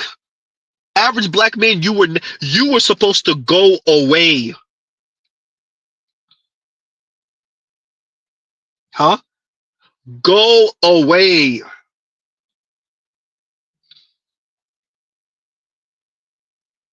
Average black men, everyday black men, you were supposed to speak when spoken to, and the first words out of your mouth were supposed to be, yes, yes, I will. Yes, your liege. She was supposed to point and direct you to go commit some proxy violence for her against some other Negro. Huh?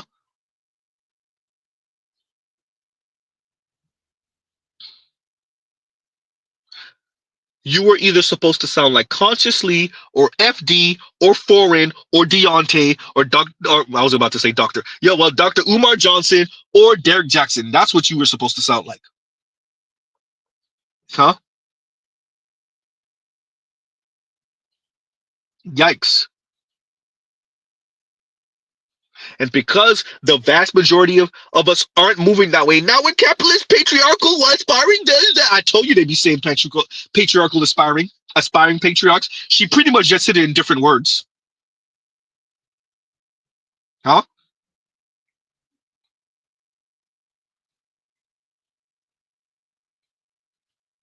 Hey, they refuse to address this. I am watching them run from this.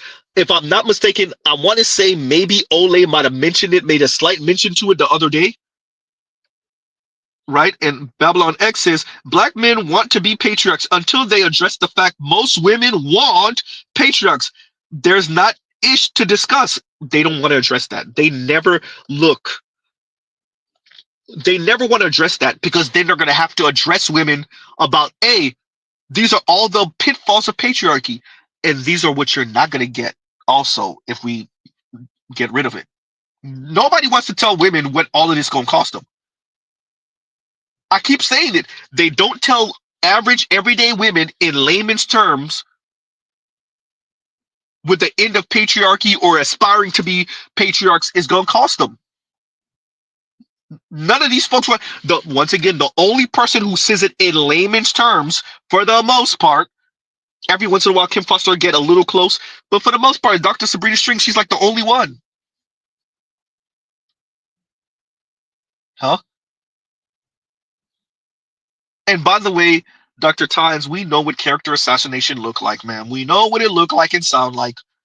Continuing. Of violence and domination against the body, spirit, minds of those who are seen as weaker, disposable, and killable. In my work, I name.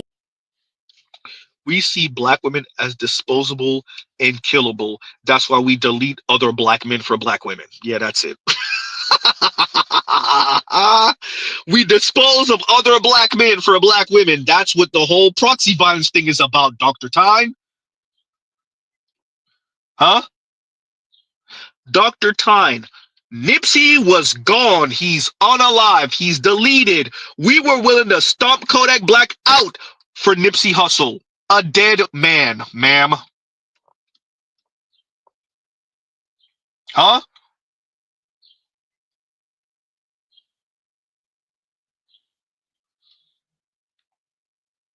Disposable and killable. Wow. Black men see black women as disposable and killable. That's why we delete other black men for black women. You can't make this up. Rest in peace, Kevin. You can't make this up.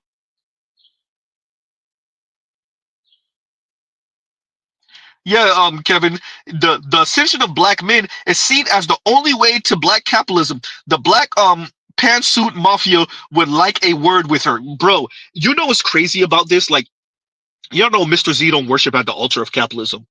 With that, we're forced to participate whether you want to or not, unless you want to live under a bridge. Number one. Number two, your average American, I don't know how much. See, this is the thing when you assume that you're on the right side of history, you make these pronouncements and you think you're saying something. Your average American, if you said you're a capitalist, they'll be like, yeah, including your average black American.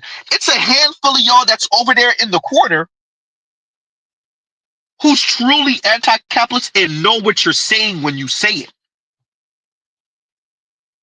So when you accuse black men of trying to ascend into a form of black capitalism, the average black American would be like, and the problem is, now I appreciate what y'all trying to say,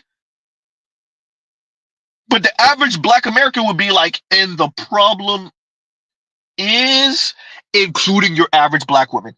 That's what I'm telling y'all, they're not talking for black women. This is not about your average black woman. This is about their white benefactors.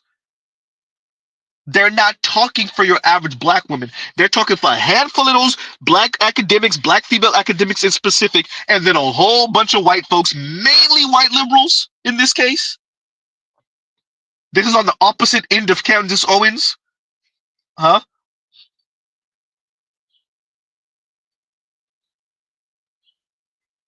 Yikes. Lion says, never gonna get your socialist society. I wouldn't be so sure about that one. I think tech got something to say about that. I think AI and a bunch of other stuff got it ain't gonna happen tomorrow, but I don't know about that one, Lion. I ain't saying it's gonna happen tomorrow, but yeah, maybe. I'm just saying, right? In the foreseeable future, maybe not, but yeah, huh? Definitely not in her lifetime. I'll say that. Huh? Yikes. Continuing. Misnamed and renamed as racial uplift or black male progress as self-power. And this self-power leaves behind the ravaged body, spirit, minds of dominated black women, children, trans and non-binary people. I'm glad we're here now. Y'all gonna see where she go with the self-power talk. I'm glad we're here now. Self-power. Black men, pay attention, listen close. Especially where she's about to go with self-power. Of course, she's gonna say pretty much black men attempting to elevate and focus on themselves. So she's calling us selfish. A black woman calling black men selfish. Oh boy. Calling us selfish, essentially saying, once again, like she said in the beginning, black men are using black women, LGBTQ, black children, non-binary, all these other, pretty much black heterosexual men are using every other black person as fuel for their uplift. Black men, black straight men are using every other black person in the black community as fuel for black men's uplift, and then black men are couching it as the black community's uplift. All right, Dr. Times, that's why them brothers is getting the hell away from y'all. Y'all can't say they're using you as fuel if they're getting the hell away from you. Ain't no abuse if they're not around you to abuse you. Don't worry, y'all will find a way to say that's abusive also. Huh? But y'all listen close to what she gonna describe self-power as being. Oh boy. And then our bodies, our spirits, our minds are then euphemized as collateral, as the property that is necessary for the success. And so under these logics, intraracial domestic and sexual violence becomes justified, excusable, glorified, or even invisibilized in the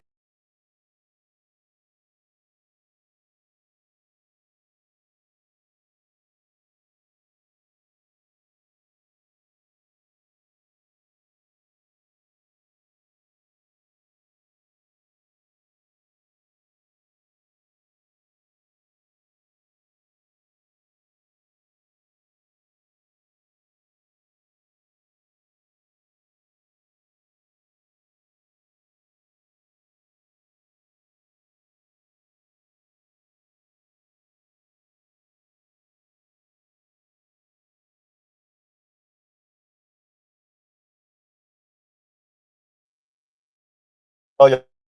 Y'all know it's reckless. My apologies. Reckless. Continuing. We are expected to not only suffer in silence, but to submit ourselves to that suffering as our duty. And any refusal to suffer is then a refusal to abide by the terms of our collective freedom. Now, I want to be clear, right? Y'all caught it. Individualized. So essentially what she's saying is black men are selfish. Black men are using, I said it earlier, black men are using every other group of people, every other subsect of people in the black community as their upward mobility, as using them as a ladder, and then calling it black uplift, right? When really it's self-power. It's insulting. If you ain't doing the way I say, hey, ma'am, it's only one person gonna get on somebody's program. We're not getting on your program, ma'am. Your program is about being seen by white folks or using black men as cannon fodder so that you can be recognized and be validated and be assured by non-black folks. Absolutely not. Absolutely not. Huh? Yikes.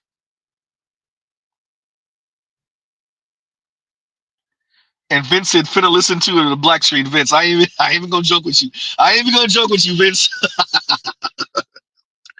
Oh man, look, man, I'm not going to say much about her aesthetics, her looks.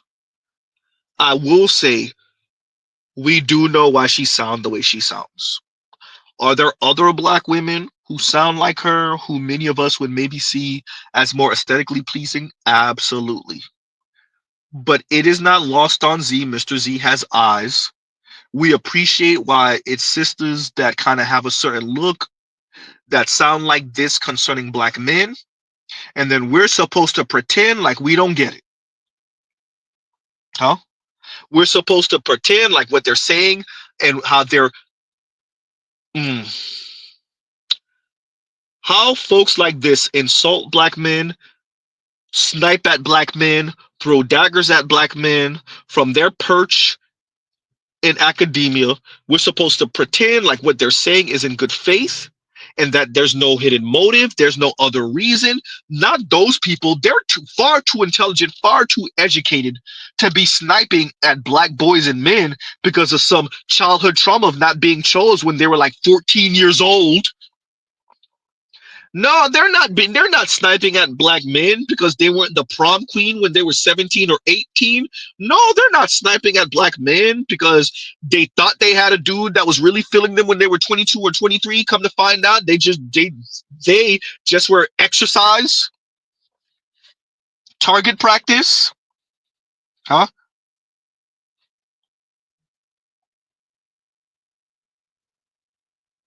Huh?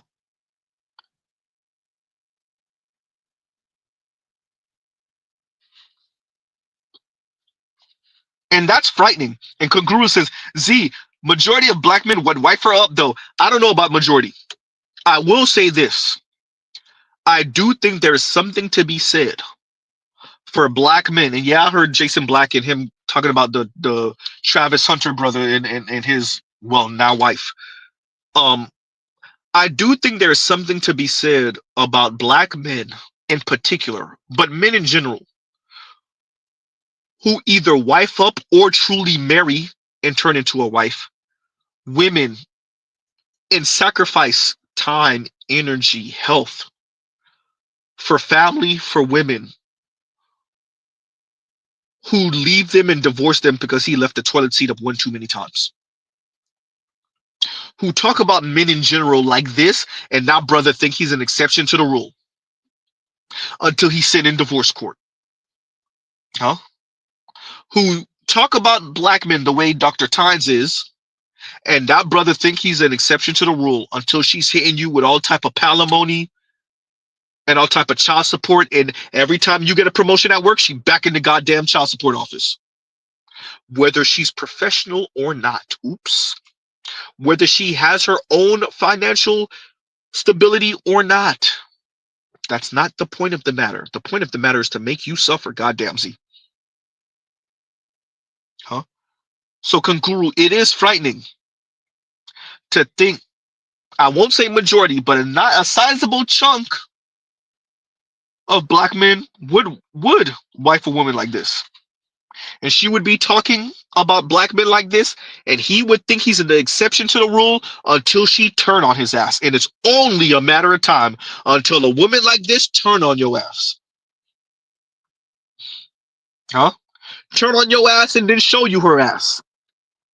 And not in a good way either. Huh?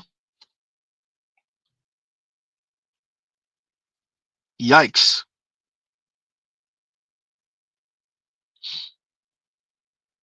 That's frightening. Zoomer Doomer says she could get wiped up if she wasn't mentally unstable. Look, on her IG, she got a picture where she sit across the table from whoever took the picture. So maybe she is wiped up for all we know. She could have that mythical, magical white man for all we know. We don't know. Huh? She could be. Either way, there are too many Dr. Tynes running around the black community who sound like this, whether they're single or not, whether they got the mythical, magical white man or not, whether they're with a brother or not, whether they're doing their whole co-munching thing or not.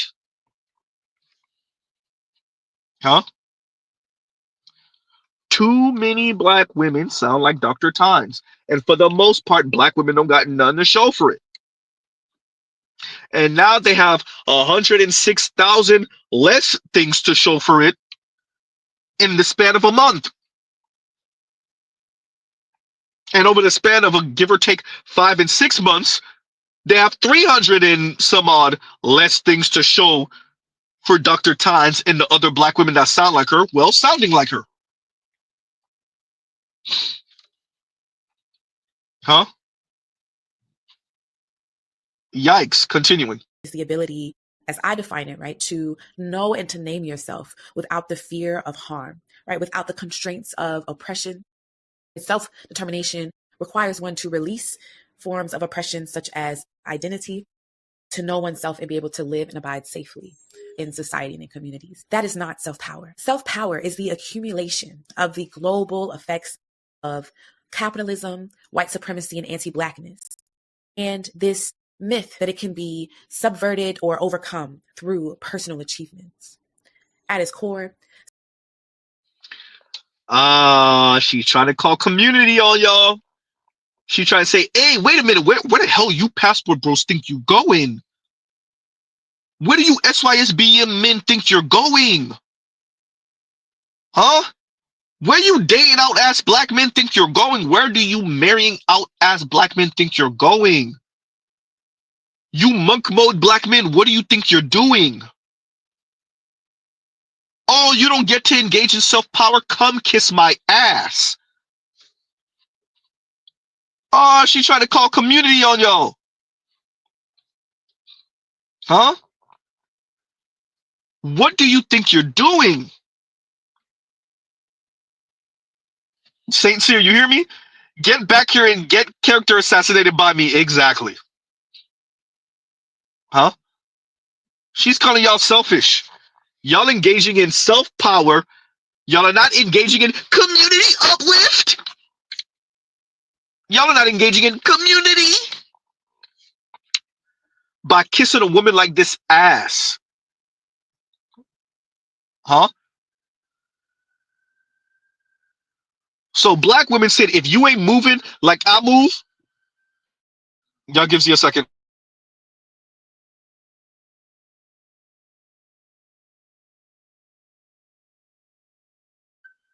And we're back. Now when I move, you move just like that. Not ludicrous. Anyway, yeah, no, she said, if y'all not moving how I said y'all should move, if dear black men, if you're not moving the way black women like this said y'all should move, then you're engaging in self-power. You're just a selfish a-hole, wannabe patriarch, wannabe capitalist, black capitalism. Yawn. Trell, this is essentially what it comes up to. Refusing to serve as a community unit. You're engaging in self-power. You're not engaging in community. What's community? Accepting the verbal abuse, maybe even the physical abuse, the insults, being send-off missions, huh? Proxy violence. Yikes. You gotta love it.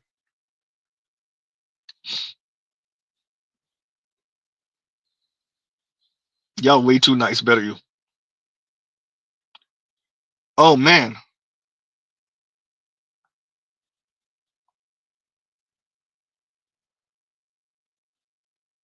And for all of you that saying you might pipe homegirl over here with the tarot cards, I don't know if you want that, bro.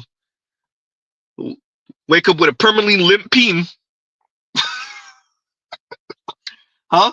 She over here messing with the tarot cards, bro. I don't know.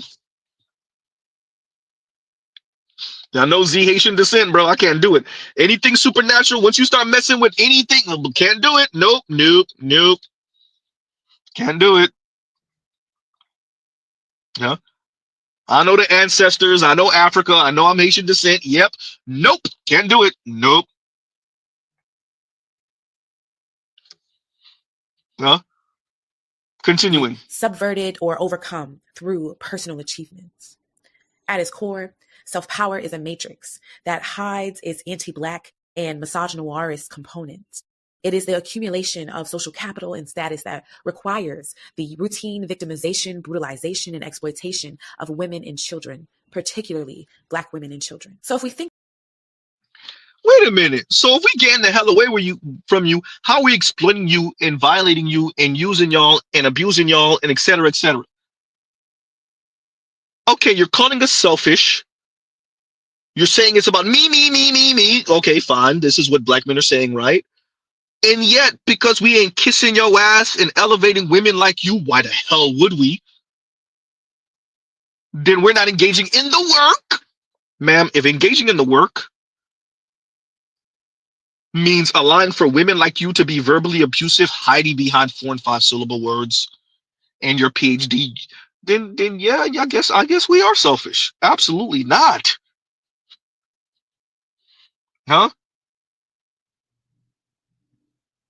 Black men ain't tired walking up to this. Huh? Y'all gives you a second.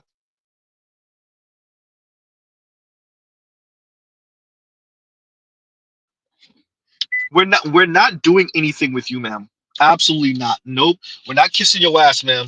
Go get it from the white man. Go. You know what? You could get in a long line of women over there trying to get FD signifier and consciously and Deontay and foreign man in a foreign land and their ilk to regulate us for you. Huh? Let us know how that work out though. Huh?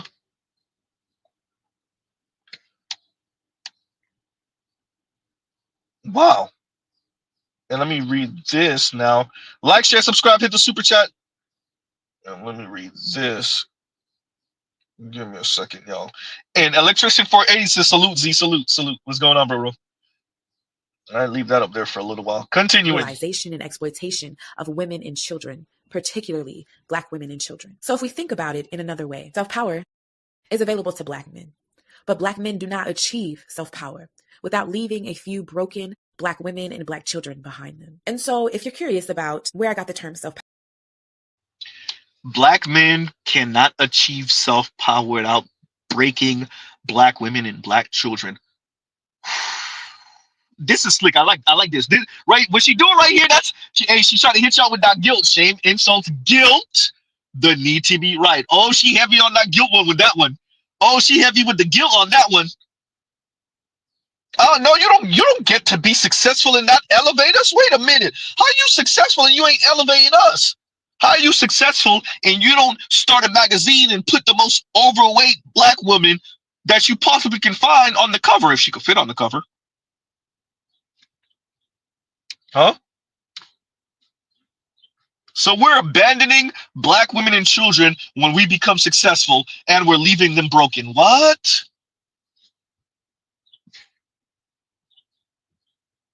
I like what she did right there, but she hit that guilt button real tough.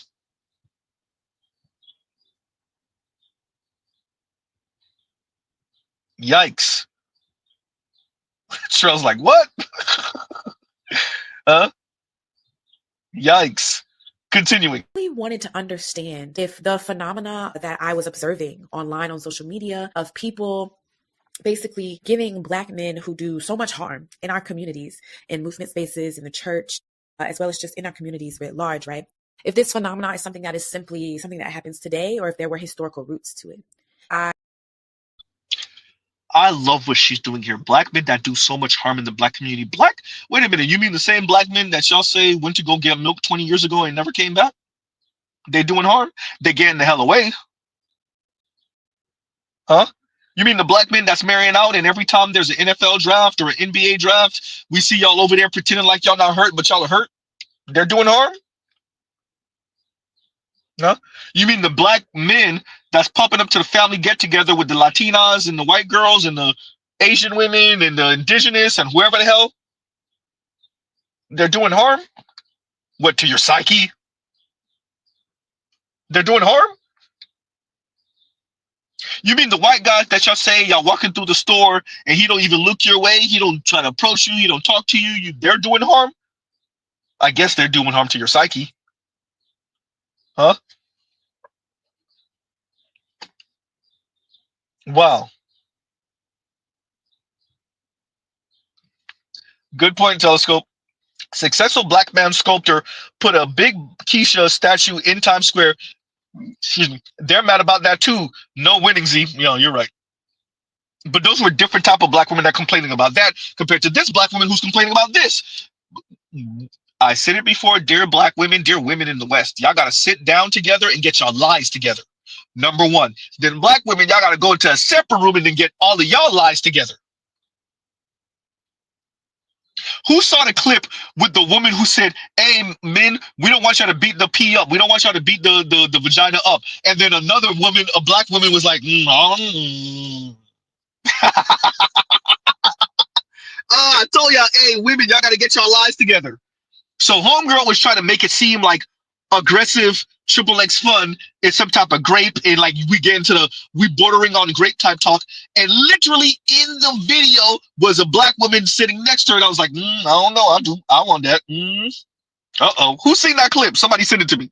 I seen it and I did not save it or like it. I don't Mr. Z be messing up. Ooh, I be messing up. Huh? Men, stop trying to beat the vagina up.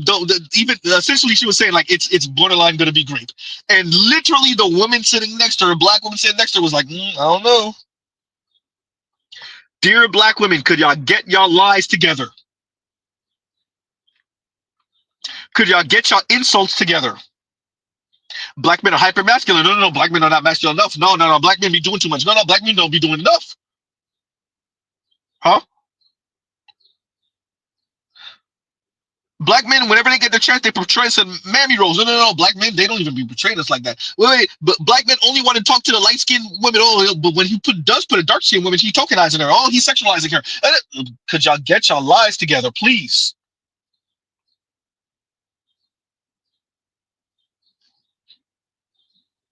Huh?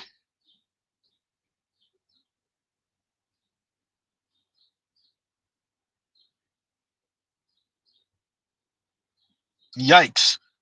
Continuing. Afro-American newspaper, and I found so many stories about domestic violence. And in these stories, I was paying attention to the ways that people wrote about the Black men who were committing this violence. One story in particular that caught my attention was one of a dentist in 1972.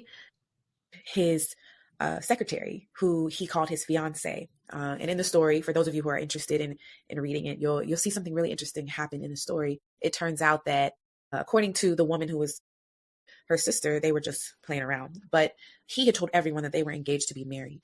And so when she rejected his proposal, he killed her. And then he was by the police.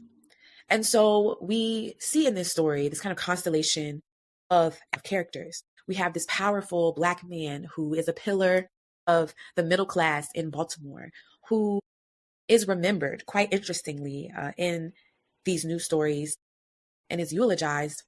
And so I'm going to share the eulogy from which I lifted the term self-power. And it reads, "As you think of our friend who has gone away, you can see he was a victim of the neurosis of our time. He was no worse than the worst of us and no better than the best of us.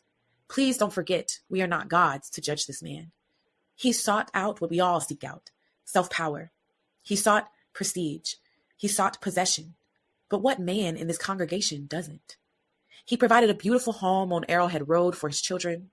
There are a lot of things he was not, but now I'm talking about the things he was. Russell left a legacy to you in the form of a lesson. His life, his mistakes, his achievements, and his downfall can be read in the book of life, the Bible. Brothers of the professional life, you can't win it all. It all wasn't meant for you to have. He did what he did because he was afraid of not trying enough, and it turned on him. And you need." And so, on first glance, right, we might think based upon this eulogy that I'm not going to add too much to this because I think General Tito did this justice, where he's pretty much said, "Hey, what do y'all want? What did you want them to say? What did you want the pastor, the preacher to say during a goddamn eulogy? Like, you want to like urinate? You want everybody to like urinate on this man's grave? Okay, he did something, number one, illegal, number two, violent, et cetera, et cetera. But like, that's what happens at a funeral. Like, what did you exactly want? Like, Black women, women in general are straight up cowards, bro. They're because they don't ever want to stand on it. Look, he was supposed to be just dumped in a shallow dirt pile. You just dig up some dirt, throw him in there, put the dirt back over it. Don't even put no marks, no cross, no nothing. Just pop him in the head, throw him in the dirt, right? Take a dirt nap. Take him, throw him in the dirt, and call it a day. Like, stop being such a coward and just say it. And then the pastor should turn around and then urinate on his grave after the fact. These women are straight up cowards, bro. There shouldn't be a eulogy. Just pump him in the head, throw him in the dirt, and then urinate on his grave afterward. Jeez. And so, on first glance, right, we might think based upon this eulogy that self-power is something that is available to all of us. But in the very next kind of moment, right, he clarifies who can seek self-power: men. And so he also, I think beautifully, without even having to do too much. Women aren't seeking self-power. Decenter men, goddamn.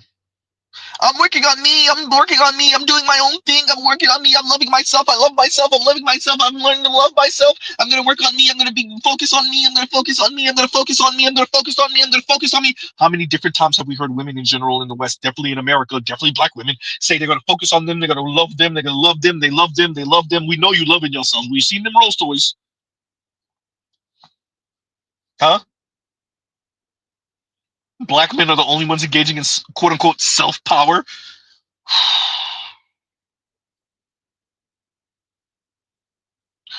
Cue up just about any time Tia Mowry has spoken.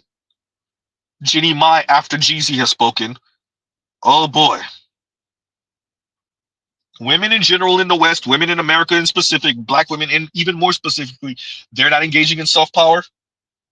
Oh, I forgot. You're going to reframe what Mr. Z said. That's self-power. That's self-preservation. Yeah, okay. All right. Huh? Yikes. Continuing. Capitalist notions of life within self-power that tell us that in order to have self-power, one must have prestige, possessions, and a legacy. Carrington's legacy, right, which is a lovely home for some of his children, because as you read the stories, there's kind of a 3 or 4 stories around this murder and this man, right? We see that he actually has a few families. When he is killed, taken to the morgue, his wife shows up, right? And everybody's like, oh, wait, you got a wife, but they just say you was killing your fiance. That's why you're here, because you killed your fiance. So he has several families. This man abandons his children once he finds a new wife and creates a new family with her.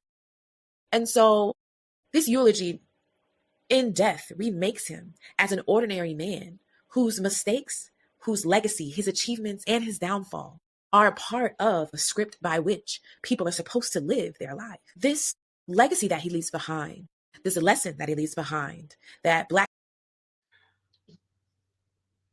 people are supposed to live their life. This lesson that he leaves. Wait, so you trying to tell me there's droves of Black men just deleting women? Wait, first leaving their wife or their woman, then going to a next woman, pretty much telling her she's gonna be their wife. If she rebuffs them, then they delete her. Wait, what? What are you? She Stretch Armstrong, y'all. Huh?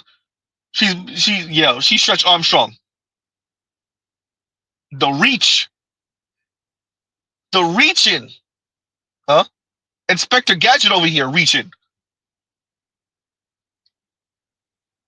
Mr. Fantastic reaching. The reach to just say you Negroes ain't ish, you're violent criminal dogs.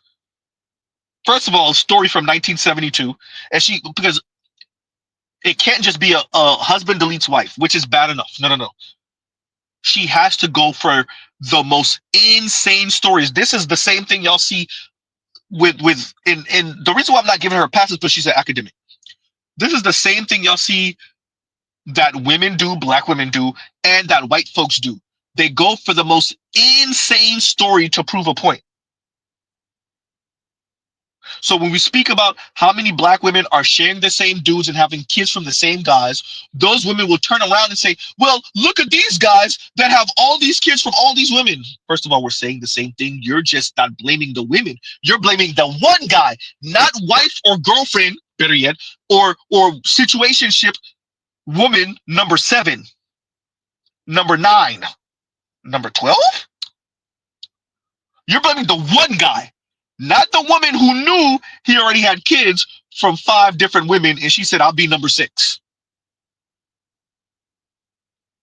What this lady is doing, what Dr. Times is doing, is reaching. If it wasn't this story, she would have found another one. She does actually have another one. To just justify the Black men ain't ish crap. Huh? Yikes. And Jamal says, where is her data to support this assertion? She can't look. If she go to Pew Research and she sees that it's pretty much bi-directional violence amongst men and women in the Black community, she can't use that. You're supposed to weaponize intersectionality. You're supposed to act like a helpless, hapless victim. How else are you supposed to get money from the white feminist? Huh? How else are you supposed to get NGO money? Huh? How else are you supposed to be invited to lecture? You gotta make these Black boogeyman stories so that you could tell them to other Black women and to the non-Black folks, namely white liberal women. Yeah, some white conservative women. Yeah, that too. Huh? How else is look? She can't. She got to use anecdotes. She can't use facts. No data. No. We can't do that. Nope. Continuing. And so you see the pastor say, right, that he's talking about the things that Russell was, but he essentially makes these things up based upon his power and his access to power and his wealth. His wealth and his power allowed him to be. What did she say he was? A dentist or something like that? I don't know if he was wealthy like that or powerful like that. Black dentist, 1970s? I don't know. I'm not saying he was poor or working class. He was definitely a professional, but wealthy? Like, did he own his own practice? Like, I don't know, ma'am. Wealthy and powerful? You might be playing that up a little too much so that you could push this narrative in this story. I don't know. Exactly, Trail Blackridge. She doing too much. She making it look power and wealth. You got a little. You might have a little scratch. You might have a little money, right? Might have had a Cadillac back in the day in '72, huh? I don't know, man. You might be doing too much. You might be a little too much. A little too much. Too much sauce. Way too much. Continuing. Based upon his power and his access to power and his wealth. His wealth and Eh, his power allowed him to be remembered and imagined as this family man whose accomplishments and mistakes all fit within the realm of what is possible within the book of life. And so I think about this on a scale much larger than just one man, right? There were so many stories that I found where men, one in particular that still sticks with me is one who this man invited his wife who was holding an infant out into their front yard. He called all of their children into the front yard, and then he burnt his children alive in front of his wife. And now you see why I just highlighted your comment, Telescope. And Telescope says it's always about a salacious outlier, never the uninteresting norm. And now we're hearing about some dude that called his wife and his kids out and then burnt them alive. Oh boy, man, look, who needs white racists? Who needs white racists? Well, I know this one guy that one time he was in a quickie bar and the black man bumped into him and just punched him in the face. Knockout game. Oh boy. Who needs white racists when you got Dr. Times over here? I read a story, and this man, he invited his wife and his kids out in the front lawn, and he burned them. Oh, God. Oh, God. Okay. All right. All right. Man.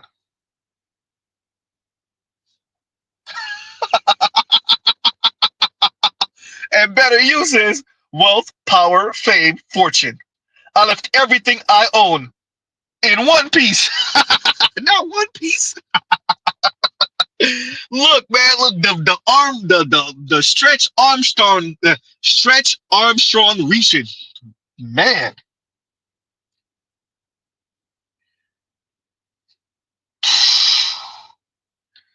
The She said, dude invited his wife and his kids outside and then burnt them. Ma'am, this is how far you.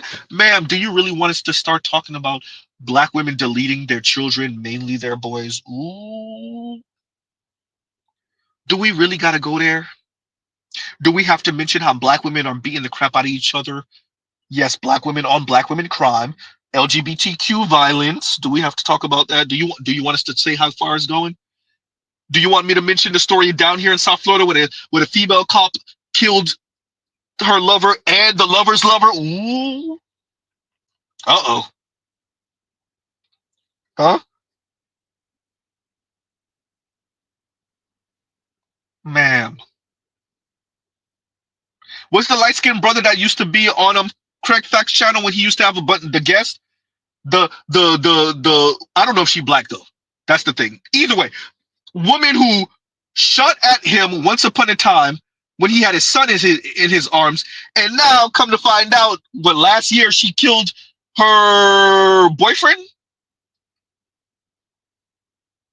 Oh man, man, could you stop? No, you can't stop because whoever's chipping you off financially, I mean, that money is good, huh? You got it. You have to. You have to give these horror stories, these black man boogeyman stories, huh? You have to recite these black man boogeyman stories, huh? Exactly, better you. That's exactly what they would say. Lesbians hurt each other. Because they've internalized patriarchy, so it doesn't count. That's exactly what they would say. Exactly. Goddamn. That's so accurate. Huh?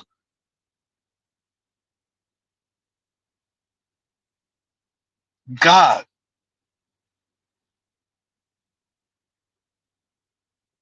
Continuing. his children alive in front of his wife. And this is horrifying. This is horrible and horrifying. But what was interesting to me as a scholar was to see the ways in which the newspaper wrote him still as a good man. Scholar. This poor, unfortunate soul who lost his way, right? On his way to achieving whatever it is that he was supposed to achieve and that was available to him as a Black man. And he lost his way by killing his children brutally and horribly in front of his wife. And so this... Ma'am, you low-key sound like you got peen envy for Black men. Like a bit of this is sound like peen envy of Black men. I'm not saying you do. I can't tell you what it is. I can tell you what it sounds like. Shout out to Jeff Brown. Ma'am, the way you just said Black men and are you okay? Dr. Tynes, are you okay? Ah, white women, these are the people like this, huh? All you gotta do is be heavy set and whatever and talk like this about Black men, huh? Jesus, continuing. Way by killing his children brutally and horribly in front of his wife. And so this imagination of the lives and the afterlives of Black men are concocted under these aspirations of self-power. The men that they were, the men that they are, actually becomes malleable in the hands of those, in the minds of those who remember them.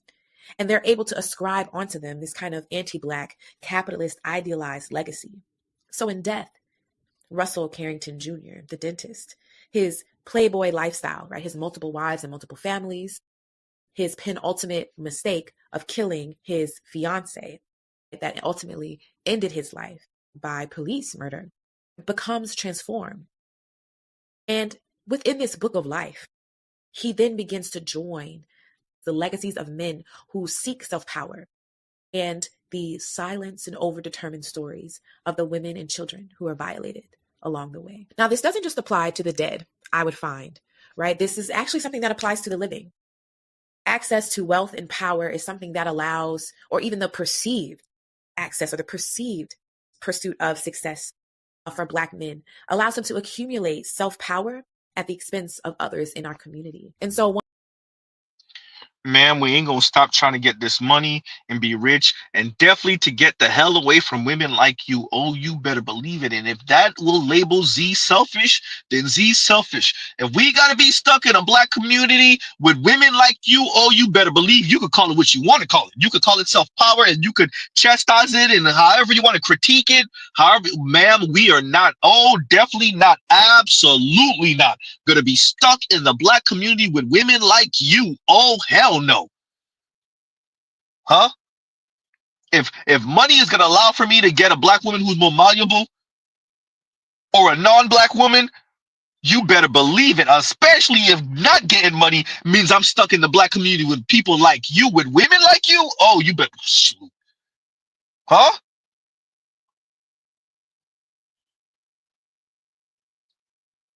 Oh boy. Money allows for us to do what, ma'am? You're right. Stay away from women like you. You damn right. As a matter of fact, we don't even gotta be rich. We just gotta be stable to stay away from women like you. Huh? This one don't even need no PhD, because it's not just PhD sisters that sound like this. This part right here, ma'am, you damn right.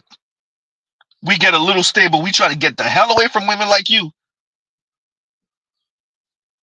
All women like you, not just Black women. All women that think like you, we try to get the hell away from the skirt. And another Black man or man in America gets his passport. Huh?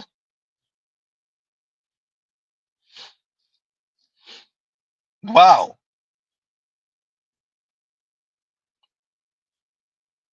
Continuing. girls grooming women to be violated by him and by others at various sites, of course. This is all the rage all through the news, right? But there's a particular kind of way that people are assuming that this violence is something that Ma'am, then grow a pair and take Diddy's money from him then. Grow a pair and take a black man's money from them. Or you want the state to do that? Black men shouldn't have money, because when black men have money, then they go around abusing and assaulting black women. Grow some ovaries and say it with your chest, ma'am. Dr. Tynes, say it with your chest. Black men, when they get money, there should be reparations to divert that money right back to black women, because black men shouldn't be rich without a black woman controlling his money, owning his money, and him only being able to touch a dollar of his hard-earned money because a black woman said he could. Huh?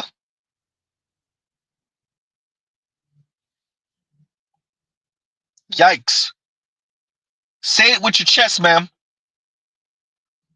There shouldn't be a black man that's rich that's not obligated to a black woman.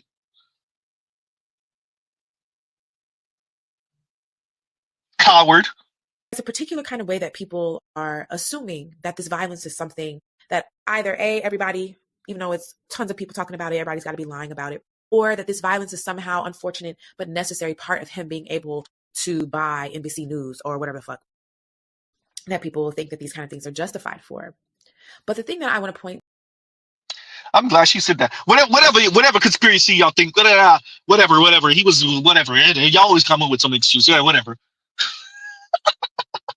Hey, she lost it there for a second. Whatever. Hey, I said this on Shay Sade channel. It don't matter how professional black woman is. Mention black men, watch all that professionalism go out the window. I don't care how professional she is. If she got a horrible relationship with black men, if she ain't chose, I don't care if she got a white husband. If she wasn't chose by black men, I don't care if she got a white husband and the cute little light-skinned mixed kids with the freckles.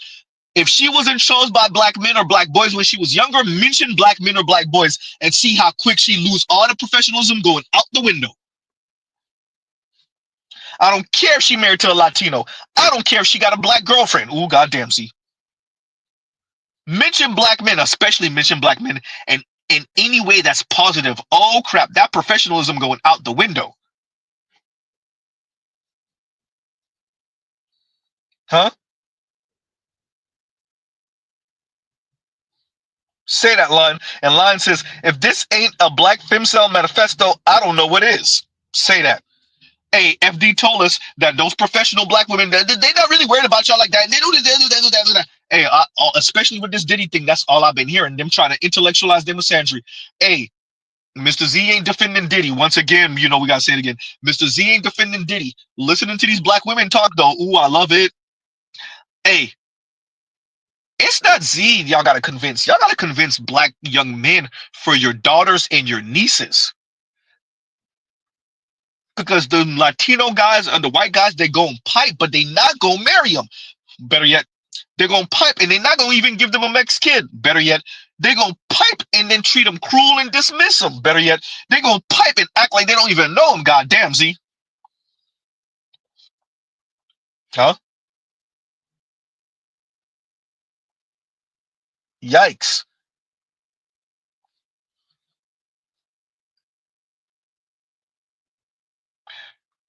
It's this simple, Dr. Tynes.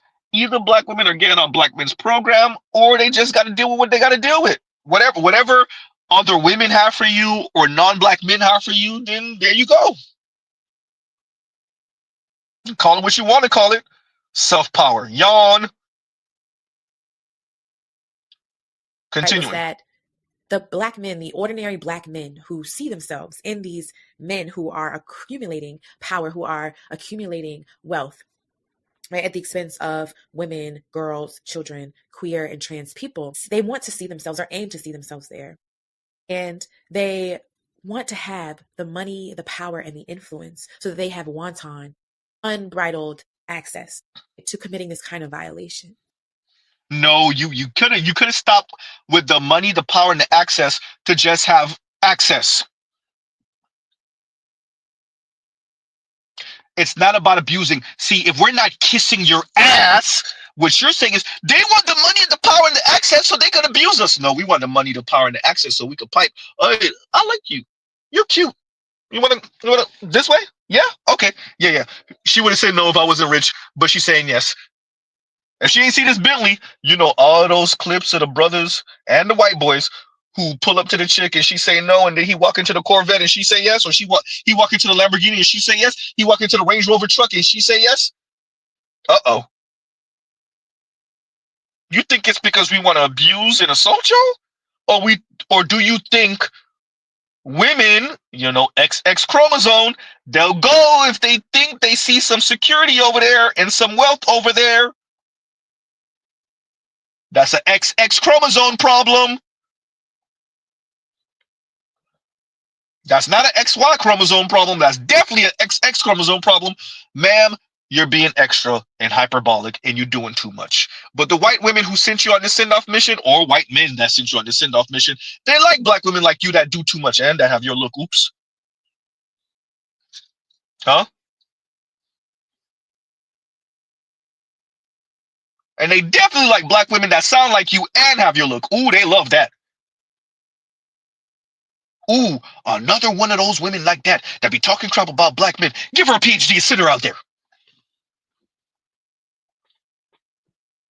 Huh? Yikes. And Zoomer Doomer says, and I didn't forget about you, better you. And Zoomer Doomer says, meanwhile, black men are hopping on hopping on the fourth industrial revolution train. They better get with the program, bro. They're not. Black women are not. Black women are not. My apologies for the sound. Black women are not. They're not. They're gonna keep on with this stuff, even as the world changes under their feet. Right? Even as I already said this, I've said this over and over again. Mr. Z's fear, yes, for black women, is that they're going to make themselves the permanent gypsy and Roma class of people. They're going to make themselves the permanent gypsies and Roma. Huh?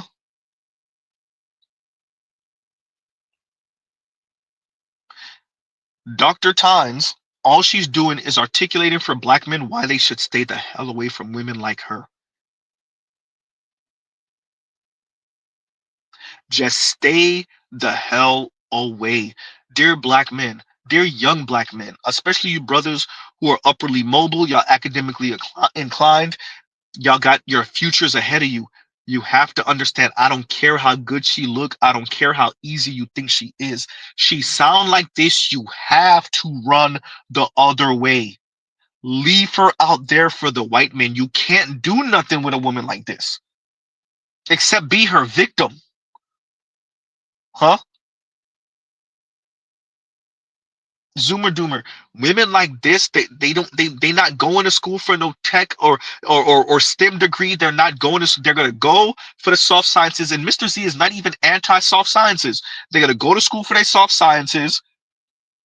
They're gonna graduate. They might go back to school for master's degree, or maybe PhD. Then they're gonna use that to sound like her, to sound like Dr. Tyne. Huh? Meanwhile, you got blue collar and white collar brothers who gonna stay the hell away from women like this. We are going to leave them out there for the non-black men or for other women, black women. Huh? You can't do nothing with a woman like this. You can't. Run the other way. Leave her for the white guys. And if there's a brother messing with her, bruh, see you in divorce court. If you are a brother messing with Dr. Tyne right now, see you in divorce court, player. Huh? That's all I hear. That's all it is to Z. And from Africa I came says counterinsurgent academics. That's all I hear. She swears she's saying something by talking like this, right? Anarchist talk. No, you're not. No, you're not. You are reinforcing white male hegemonic rule and you think you're not. No, you're not. Anarchist? How are you an anarchist if you're not on black men's program? Black men are the face of anti-white patriarchy.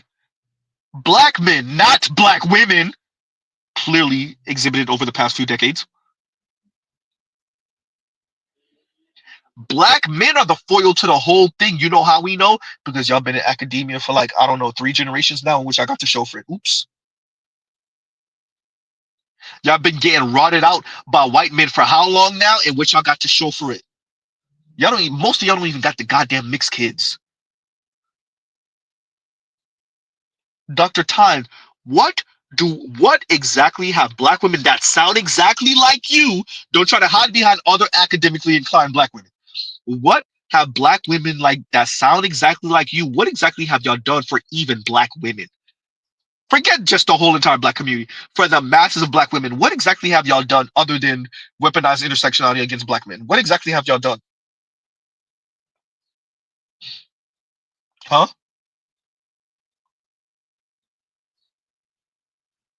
Continuing. Unbridled access to committing this kind of violation, because that is what afforded Diddy to have it. But what I also started to see and notice, right, that self-power is not something that just wealthy black men could have. Again, that perceived sense of success, right? The idea that just because a black man exists, he could do something great, is actually what keeps people from being able to recognize Pay attention black to that women, tone. black girls, black boys as victims of violence. And so, in other words, your success is blocking everyone else from seeing that you're a monster and you're abusing black children and women. Yes, she went there. Oh boy. Woo! Who needs the white racist when you got women like this? When you got women like Dr. Tynes, who needs the white racist? Woo, that's frightening. Oh man, that's frightening. Continuing. girls, black boys as victims of violence. And so one example of this that I saw in my work was the ordinary police murder of the man Tyree Moorhead in Baltimore. And so I say ordinary because police murders happen. There are at least 2 police murders a day, not in Baltimore alone, but Minimizing your deletion by the day. This is state. something that's pretty normal. Mm-hmm. But Tyree Moorhead was shot and killed by the police as he was attacking a black woman in the street. So there are some witnesses and some commenters that say that he was stabbing this woman in the moment that he was being shot. But another black man monster story. In folks' responses to this murder, folks focus on the fact that this man was positive, right? That he was going through problems, going through issues. And the police killed another brilliant addition to the black community. They did not care that he was killed in the moment of attacking a woman who others pointed out he had gone on live and shown that he was holding her hostage in his basement and harming her. He is known to be a repeat offender and a repeat violator of black women. That fact did. This is another one of those Stretch Armstrong reaching ass stories. Another one of these. Do we want to talk about the women hitting men with cars? Black women hitting men with cars. Do we want to talk about the black woman who deleted her fiance on their wedding day because they got in an argument over breakfast? That's a black woman that deleted a black man over argument over breakfast. Ma'am, if you want to do the way out there Armstrong reaching, Inspector Gadget reaching ass stories, Mr. Z can engage in that too. I would rather not. But go off, Queen, because you know, white academics, they want to hear you say this. Huh? White academia and other black women want to hear you say this. Remember, y'all, Ms. Z couldn't get past 45 seconds. She didn't even hear all of this. She's been tearing her hair out.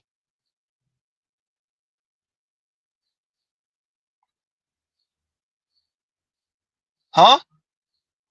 These are the women. These are the black women that academia keeps on promoting. These are supposed to be your scholars and the people that's supposed to represent you. And then you wonder why there's less and less black men in university and college, particularly HBCUs. These are their professors and their fellow students. Okay. Keep acting like y'all don't know why. Dear academia, dear black community, keep pretending like you don't know why. Dr. Tynes is their professor and the girl sitting next to them in class. Okay, yeah, that's it. The woman sitting next to them in lecture. Okay. Keep pretending like you don't know why. All right. Yes, it's the financial element of it all, but it's not only the financial element of it all. Y'all gonna keep on acting like y'all don't get it. Don't worry, Mr. Z. I get it. Y'all gonna pretend like y'all don't get it, though. Continuing. Kind of perceived success. It was cut short by the police. And it did not matter that he was willing to sacrifice Black women. What mattered, right, was that he was a Black man and his life was cut short. And so I say all of this to say, right, that for so many of us, we hold this idea of self-power and this unrealized potential of Black men as the kind of cornerstone of our community, in which our communities, the ways that we address violence or silence violence, is built around this belief that if we give Black men enough space and time to get their shit together, then eventually all Black people will have their things. But y'all hear that tone, and y'all heard she lost it again for a little second. If we give Black men time to get their ish together, then all Black people have the things. Oh boy. Oh, okay. All right. All right. Oh, whew. Are you okay, ma'am? Don't really sound like you being a real academic right now. Sound like you talking about something else, ma'am. Are you talking about Black people? Are you talking about Black men? Or are you talking about that Black man? Oops. Uh-oh. Huh? Sounds a little personal there, ma'am. The feminist did say the personal is political. Sound a little personal there. Uh-oh. Yikes. Lion says, Shorty, you don't even have to wait. Go on. Huh? Yikes. Hey, are you saying the same thing Ed saying, Lion? Mario, Jorge, Cartwright,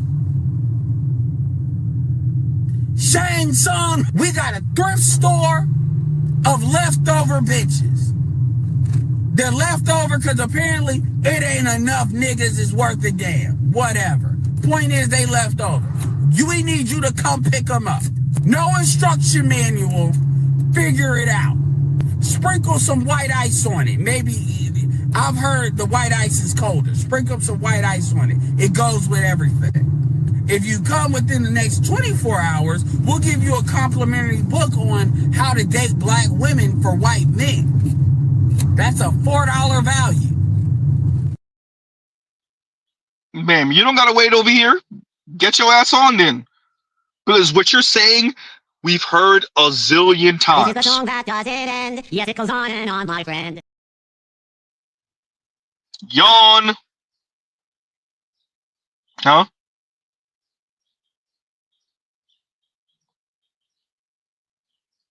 Continuing. Black gender marginalized within self-power. And so given this, those of us who are not Black cisgender men face an unusual predicament. The violence that actually conditions our living, this violence that makes us recognizable as Black, what makes us Black is a set of conditions of violence and violation. So that same violence that conditions our living, that makes us recognizable as Black to each other and also writ large within society, is the same violence that also precludes Black women and Black girls, especially, from being seen as victims. And that violence is required by our oppressors and by those who are close to us. So many people want to imagine living on a planet with Black men in America and saying that imagine living on a planet and in a country with Black men in America and essentially saying your issues go unseen.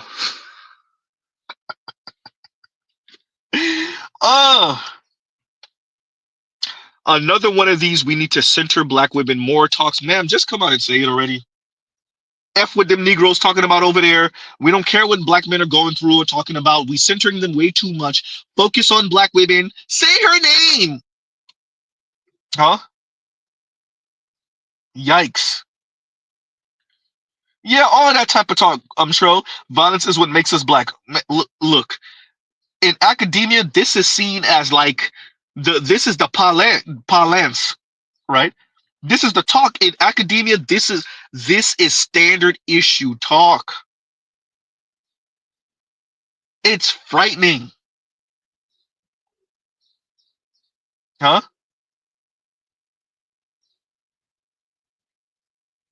Wow. Telescope says this literally the most seen black women on the planet ever. Look, they got a 12-foot statue dedicated to them sitting in Times Square right now. They still don't feel seen. Z, you gonna finish that statement? Because the white boys ain't marrying them. Goddamn, so you said it out loud. Until white men start marrying them in significant number, until they have access to the bank accounts, huh? Until they got their mixed babies running around here while they living in the burbs and the white man is pulling up and dropping them off to go get their hair did. Sorry, Z, you said that wrong. The black man got them their own luxury car. There you go. It don't count. They don't feel seen enough. They're just too cowardly to say it.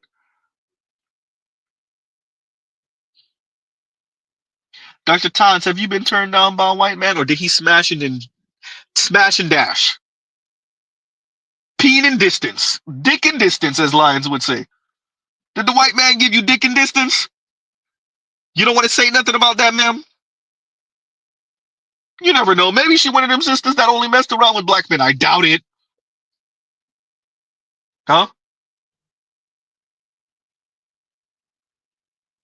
Yikes. Continuing. Especially from being seen as victims. And that violence is required by our oppressors and by those who are close to us. So many people want to talk about the attack on black men. They want to talk about the quote unquote lynching of modern black men, et cetera, and position black men in ways in which y'all catching the tone, right? Victims, while also they're supposed to be the leaders of our community, while also they're supposed to be the leaders of our household, but also let it go. And also we need to be able to give them everything they have. We also need to be able to constantly and consistently infantilize them while also giving them. Hey, we're infantilizing black men because we don't beat the crap out of them every time they even open their mouth about a black woman, and it's not laudatory. If they're not worshiping at the altar of weirdo loser ass women with PhDs like this. Huh? Y'all catch the tone? FD, you get what I'm saying now? Or you got it, you just was pretending like you didn't get it? Huh? Because she's perfectly pleasant as an academic, huh? You ain't catch the tone? The little snide remarks, the underhanded remarks? I wonder why young black men aren't going to university and college, especially them HBCUs. I wonder why. Huh? Yikes.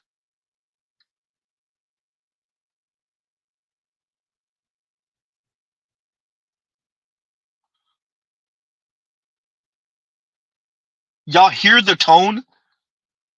I love it. This is a PhD, y'all. This is a PhD. According to her, she's a I believe her too. I'm not just minimizing it. This is a PhD, y'all. I told y'all all of the professionalism, all of the logic, all of the reason, all of the standards and the discipline, all of it go out the window once they start talking about black men. Once they start talking about black men, once black women start talking about black men, particular professional black women, all of it go out the window because they got to tell you how Negroes ain't ish. They have to. Huh? If they're really good, they'll suggest it and imply it. If they lack the discipline, they just gonna come out and pretty much say it. Shout out to you, Dr. Tyne.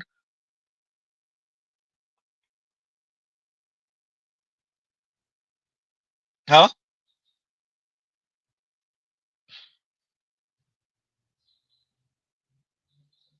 Jay, everything, you already know the answer to that question. It's not why do they always look like this? It's why do they sound like this after they look like this? And the answer is in the question. Huh? She not getting look, I don't care if she's with someone right now. For the most part, women like this aren't getting chose. Especially when they sound like this. That's when they decenter men and black men this and violent that. Look, character assassination of black men. Everybody's acting dumb, whether it's Tracy Ellis Ross, whether it's Dr. Tyne. Black women like black women when they don't get their way. When women, that's not even a black woman thing. When they don't get their way, they go to character assassinating, and everyone's acting like they don't get why. Whether it's Tracy Ellis Ross, whether it's Dr. Tyne, name the woman or the black woman that start talking crap about men in general, black men specifically, when they don't get their way. Dr. Tyne is just a long line of black women that sound just like her. She's switching up the words a little bit, a teeny bit, a tiny bit, but the message overall is the same. These Negroes ain't ish. Boys are, what they say, boys have the cooties throw rocks at them. That's all it is. This is just the PhD version of black boys got the cooties throw rocks at them. Loser. Huh?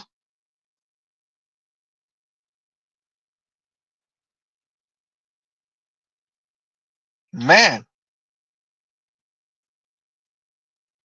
Continuing. While also give them our bodies and our minds and our spirits as a substrate to use to have their power. And the reason why this happens and how it happens in particular for Black women is facilitated by the historical positioning of Black women as the ultimate killable subject and object. And so the possibilities. The ultimate killable subject and object. For all of us who have been speaking, Mr. Z, about them weaponizing intersectionality, for everyone, shout out to the PhDs who've been pushing social dominance order, Dr. Tyne's response to that is, we're the ultimate subjects, we're the ultimate objects, we're the ultimate killable objects and subjects. Translation, we're the ultimate victims. Huh? We're the ultimate. You can't call. Look, black men, you're losers because you want to be losers. We're in our position because of you losers and because of white racist men that don't want to marry us. Anyway, huh? We're the ultimate victims. Told you they be weaponizing intersectionality. Huh?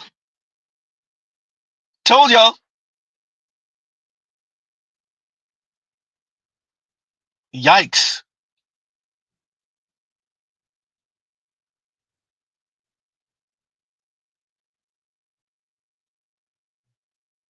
And let me read this super chat real quick, yo. And Detroit says, globally, globalization is changing into new phrases where US petrodollar is getting ready for a funeral and new system will affect everyone. Just black women had no idea at all whom they are facing. Now they're trying to keep them jobs, bro. I get it. Like, you're going to see black women in these positions. They're going to try their hardest to keep their position, and for if they, especially if they don't have tenure, right? And just to present the same old, slightly different. Same, but different. Same old, but slightly different. So so they're gonna go whole hog, especially on the left, of black men are the issue. Black men are the look. We're good little democratic shields, unlike the black men, right? And they're gonna go whole hog, but it ain't gonna save them. When you get a Democrat in office next, are they gonna repeal some of the things Trump was on? Probably. But I would argue you get a Clinton-esque to Reagan and Bush Sr. You're not going to have somebody that repeal all of this stuff. You're not. A new precedent has been set by Donald Trump. And when you get a Democrat in there, I would argue more than likely, a lot of this, especially when it comes to some of this frivolous spending on some of these organizations, they're not gonna kick that back up. And even if they do, once again, black women first fired, last hired. They're gonna make sure that white women get their positions back. And maybe they sprinkle a couple of crumbs for a couple of you, not even all of you academics. Dr. Tynes is not, if she's a PhD, she's not dumb or slow. She knows she's just, once again, regurgitating what she know white, racist, liberal, white men and white women want to hear. And what a handful of academically inclined black women want to hear. This benefits no one except for Dr. Tyne. No one. This doesn't even benefit, not even black female academics. This benefits no one. How many ways can you say black men ain't niche in academia? Yes. See, did you answer the question? Yes. Huh?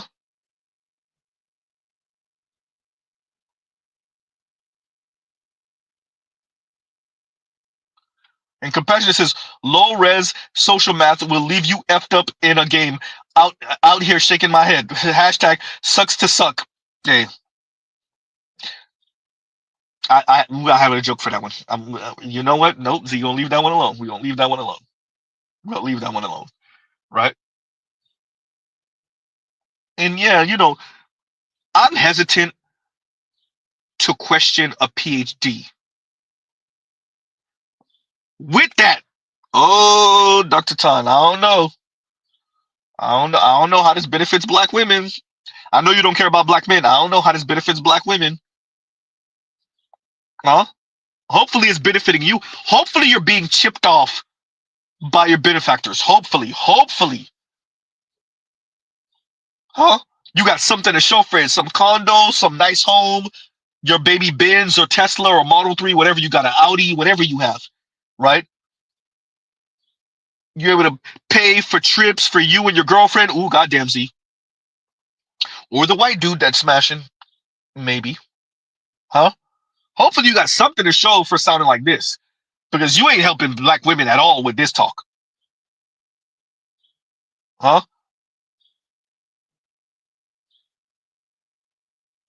Continuing. By whether people are able to recognize that we are even victims, societal recognition of our victimhood. And so in my work, I talk about the kind of ultimate victim and the criteria that goes into. Told you she said ultimate victim. There you go. Ultimate victim. Translation, black men, you can't be victims. The only people you're really victims of are yourself. And maybe if you twist her arm, right? If you start pulling teeth, maybe she'll say you're victims of white supremacy. But it's your own fault, right? Because you're not moving like her. You're not kissing her ass and other women like her ass.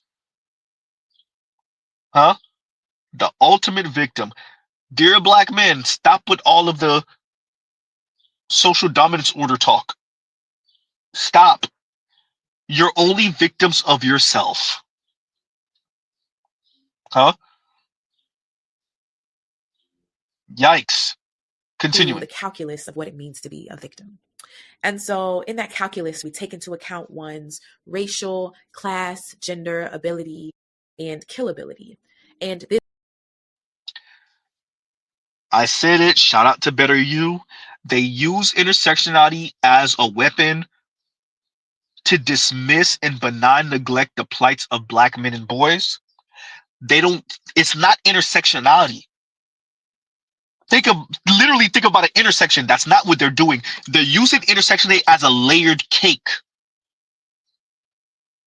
And when their layered cake is stacked taller than yours, then that means you shut the hell up and listen to them.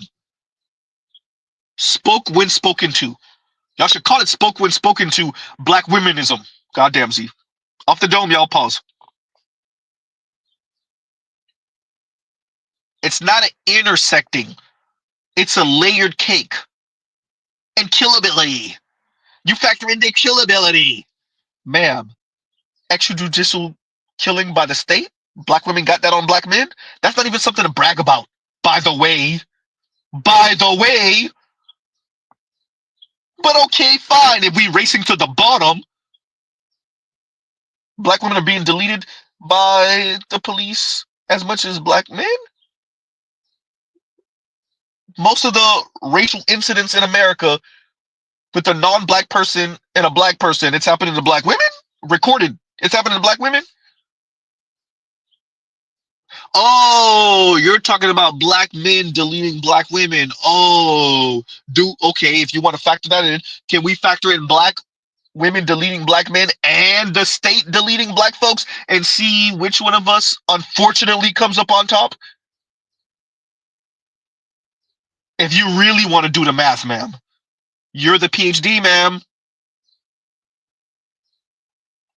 I refuse to call these people dumb. They're not dumb. They're resentful, bitter little trolls. Talk about self-power. They're self-interested, selfish little trolls. This woman does not care about black women. She cares about the bag. She gonna keep on selling this narrative to white folks as much as she can. Huh?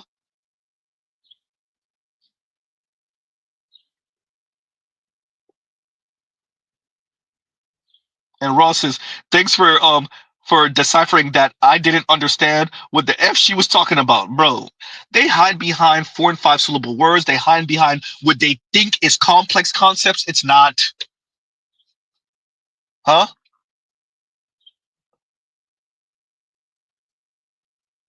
It's not intersecting. It's not intersectionality. It's a layered cake. It's layers. And y'all use that to say, well, my impression is that y'all thought I was joking. Y'all thought Indigo was joking. Shout out to Indigo Flow. Huh? Y'all just thought Better Than You was joking. No, it's I'm a black queer woman with astigmatism and I can't even get it out. Goddamn. I can't even get it out. With autism and astigmatism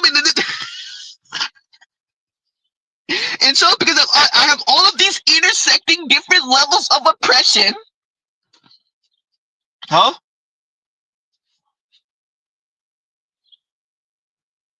And then dot dot dot. That means you shut up and listen to me. Oh no, Lion. No, we almost done. We almost done, but it ain't done yet. And here we go. The white, able-bodied, middle to upper class cisgender woman, and she is the ultimate victim, where she is not unkillable, right? Because white women are killed by white men, right? They're killed by others as well, I'm sure, right? So they're not unkillable in that sense, right? But they are kind of in this spectrum of killability, mobilized as disposable. So they're useful for maintaining white racial superiority through birthing white children. She's seen as innocent by way of her existence. And so many Black men, especially those who want to be seen as perpetual victims of. Those who want to be seen as perpetual victims, y'all thought I was joking. What she's doing right here is benign neglecting and dismissing that you're actually victims of sometimes of women just like her. Huh? Who want to see themselves as perpetual victims. You imagine? Y'all notice Mr. Z, if black women say they're victims of white supremacy, Mr. Z will say that all day, every day. She's saying perpetual. You want to be seen as perpetual victims. Oh, man. Shout out to all of you ghosts listening who have heard Z say it multiple times that these people use intersectionality to benign neglect black men. Y'all still doubt me? FD Foreign, consciously, you still doubt me? She's a PhD. Huh? Y'all thought Mr. Z made that up? They use intersectionality to benign neglect the plights of black boys and black men, to dismiss and to minimize the plights of black boys and black men. And you hear her doing it now. Y'all know, y'all realize this whole time, Mr. Z has not said anything about victim mentality or any of it, because I refuse to go down that road. I appreciate and know opening that Pandora's box, what that would lead to. Mr. Z, even in critiquing black women, is careful not to allow for white folks to and non-black folks to target black people, black women, and use Mr. Z words as justification. Can you say the same, Dr. Times? Mr. Z is a community college dropout. Dr. Tynes. PhD. Now y'all get Mr. Z's title, a PhD in misandry. Huh? Yikes. Continuing. Ultimate victim white woman pointed to a black man or a black boy or a black woman, which they don't talk about that, but on the street and said, yeah, so Shut your he lame raped ass me, up. and now this person is strung up from a tree and dismembered, and white people. And you wish you had that type of power, you coward. You wish. That's why you just said it the way you did. Because you wish you had that type of power to get a Negro killed just by pointing at them and saying he did something to me. Black men want white men's power. They want the power of white patriarchs. And black women want what? Oh, I forgot. Y'all just want freedom and justice and equality. Yeah, that's it. Because that's how you sound right now. Why? Because you said anarchist.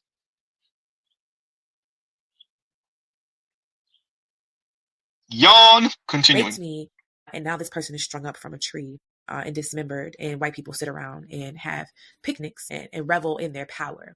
They love to point to that history and name themselves as the ultimate victim of violence. This white woman, this liar, the person who is protected. Y'all realize she's saying the same thing Kim Foster said a few weeks ago. The ladies could see the pendulum is swinging. They realize that the society might be correcting for allowing for women to weaponize intersectionality and womanhood against men and boys. America is in a slugfest against China. They can't afford for your crap, Dr. Time. Huh? America needs to put the boys and the men back online. They can't afford for your crap. She's pulling the same thing Kim Foster pulled a couple weeks ago. Huh? What did you say, Miss Foster? If I'm not mistaken, I'm gonna paraphrase. I'm afraid that and essentially said she afraid that we're gonna correct for overdoing it on women are the victims of men, and we need to focus on the women, and we need to over focus on the women, and we're just gonna leave the men out there and with dealing with their own devices. We're gonna leave them to their own devices. And Dr. Tyne sounds just like Kim Foster. What about us? Oh God. Huh? Oh yeah, definitely. Definitely. And Mr. Shook to you says this is a perfect example of the false sense of moral superiority. Definitely, bro. You couldn't say it no better. Definitely. Definitely. Huh?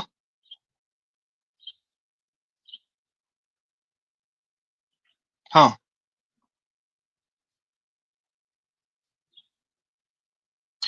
Good.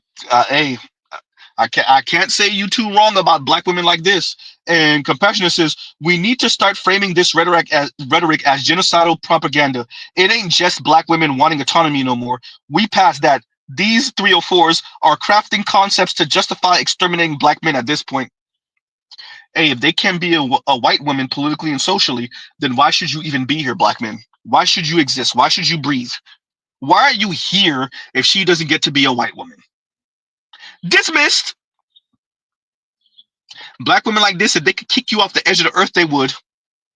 She's just too cowardly to say it. She don't got the ovaries to overtly say it. She's pretty damn close, though. Continuing. This white woman, this liar, the person who is protected through violence and domination of black men, of other folks, of other people, is always innocent. And her innocence is guaranteed by way of her existence.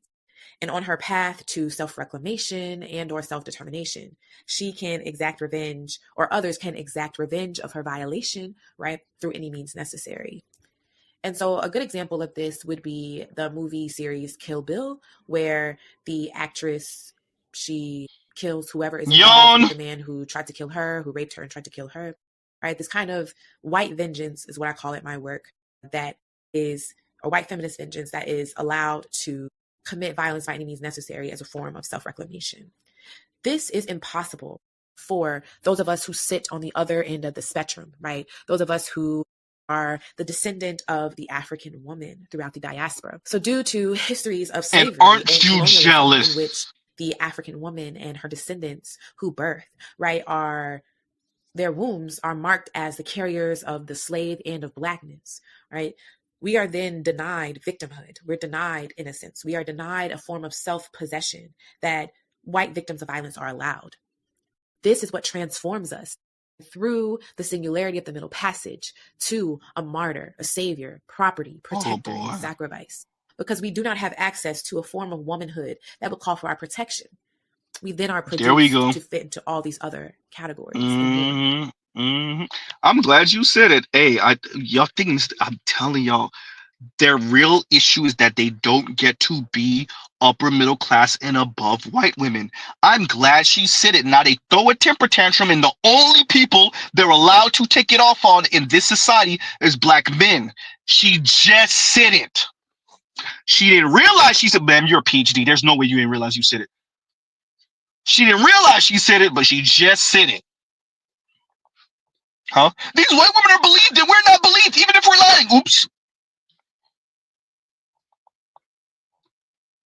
Huh?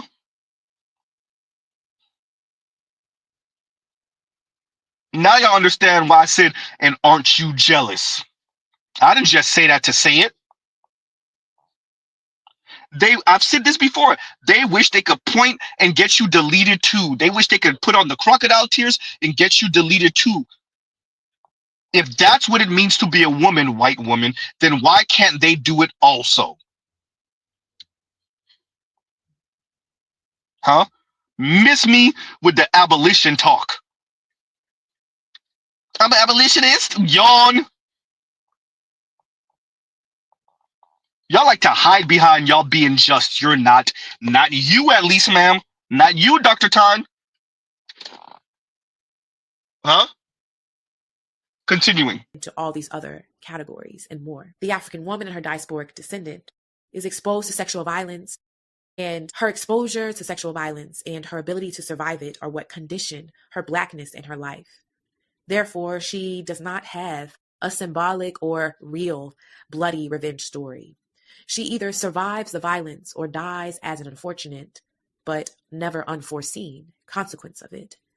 And in a paradox only made true through the logics of anti-Black gender violence, both her survival and her death are deemed necessary. Her inability to claim victimhood is the legacy of being marked as cargo and thrown overboard into the sea, of being raped and expected to survive, and of being raped and being expected to reproduce, being renamed death and chattel, of being raped and being expected to not fight back. We know a woman is Black by what can be done to her. And so here on this slide, I have a singularity, which is a physical, quite literally the science of physics, event in which things enter or move through on one side and they come out on the other side, like infinite possibilities. And so this figure here symbolizes that single point through which whatever enters comes through and becomes infinite. And Christina Sharp names the Middle Passage and the violence that happens therein, right? The Middle Passage, which is the part of the transatlantic slave trade that took captive Africans from the continent of Africa and transformed them into slaves in the New World as a singularity that produced infinite possibilities that construct and constrain our world. And so for the African woman who becomes captive and her descendants who are the carriers and the bearers of slave and of Blackness, right? Our survival of violence and of harm is not seen as virtuous. This is what so many Black authors talk about when we talk about we were never meant to survive. Like, we are meant to endure violence, but our survival is not seen as something that is worth celebrating or even morally good. But the violence is necessary to keep the world that is turning. And so the African woman and her diasporic descendants' labor is necessary to bring about new worlds, new technologies, and new ways of being. Her death, This is Afro-pessimism, but with a feminist twist. Collateral for the world that is to continue to exist. And one example of this is the non-urgent response to the mass rapes and suicides of women in the Democratic Republic of Congo, in Sudan, and other genocides that are happening at the same time as what is occurring in Palestine. Dear African brothers, y'all, hey, I told y'all, pay attention. Pay attention. Look how far she's reaching. She reached into the Congo to try to make a point. Shout out to all the Africans who thought y'all were safe. You're not safe. Your own African women are coming to the West, getting educated, going back with this crap. And you have white women and black women going over there with this crap. Pay attention. Continuing. There are so many things to say here, right? I say that this violence is constituent, right, of the world is because what is happening in those African countries, the violation and domination that's happening there, is what produces the technology through which you could even see me or see the harm that is happening to others all around the world. But anyway, let me move on. In addition to this, right, so not only being recognized as victims, our survival being not seen as virtuous, our death as something that is just kind of like a silent building block for the world. If we do want to call ourselves back to ourselves, right, we want to recognize that the harm that has been done has harmed the integrity of our body, spirit, mind, right? That reclamation must happen without harming anyone else in our beloved community. Because the Black woman is marked as martyr, sacrifice, and property. Without a self that was always already not hers to possess, she must pursue her self-determination and her freedom without violence, especially towards those who violate her. What this means is that Black women are actually expected to handle restitution in the unique way that only a martyr savior can. First, right, she must recognize and validate the purpose of her sacrifice, right? There is a purpose to her violation. And even if that purpose is to allow a Black man to feel as if he is powerful or dominating, that is good. And so she must recognize and validate that the purpose of her sacrifice is to allow a Black, cisgender, presumably heterosexual man to do the good thing. This presumably heterosexual man. Oh man, boy, she's sniping like a mug. I love it. I love it. Huh? Presumably heterosexual man. Woo, Black men. Now you're presumably heterosexual. I mean, you're not a white man, so of course you got to be presumably heterosexual. The only real heterosexuals out here are white straight men, maybe? Unless, of course, they're in a bathroom stall. Uh-oh. With another dude. Shout out to them glory holes. Anyway, continuing. Do the good thing of pursuing Black capitalist power. At the same time, she also must submit to her role as one who elevates the social position of her subjugated, often Black cisgender man assailant. So while she's being violated, she recognizes and validates the purpose of that violation. Then she also works to elevate the social position of her assailant. And she must do all of this while never showing the extent of her suffering, right? By being silent about it.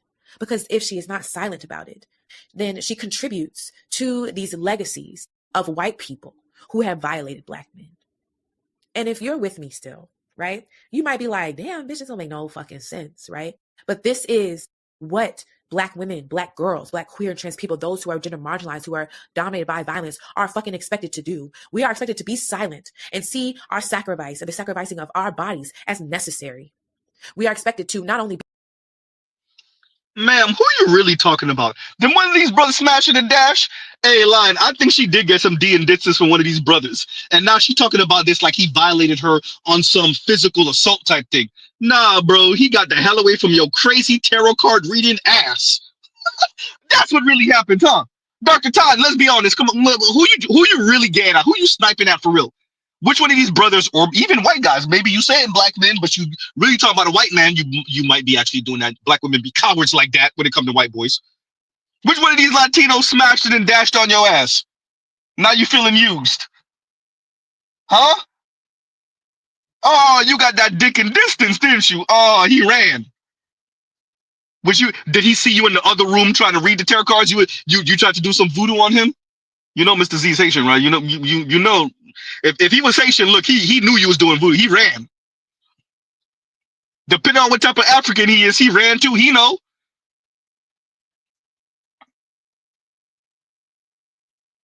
Huh? Yikes.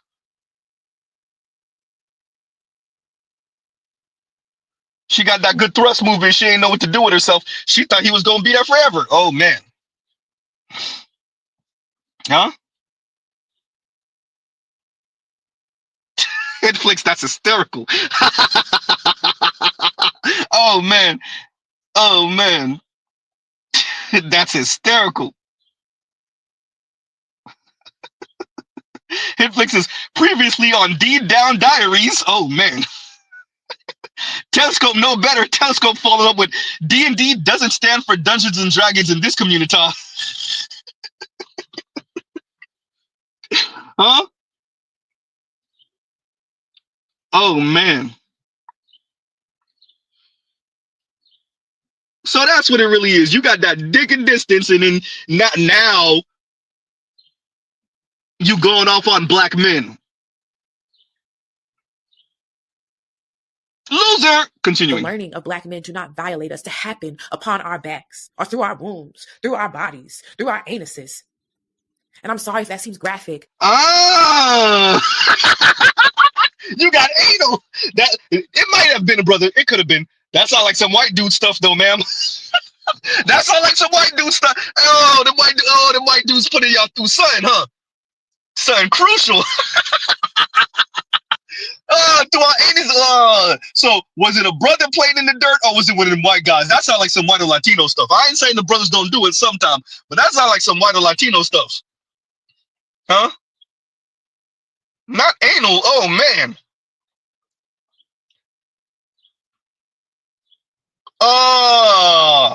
Real doggy style. Oh no. So you have to take that. You did anal and you fell in love. Huh? Not anal, not D in distance from anal. Oh.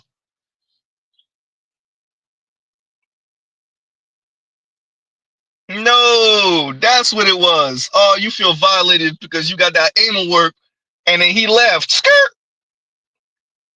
Huh? Yikes. It could have been a black man, but that really sounded like some white or Latino work right there. Oh no.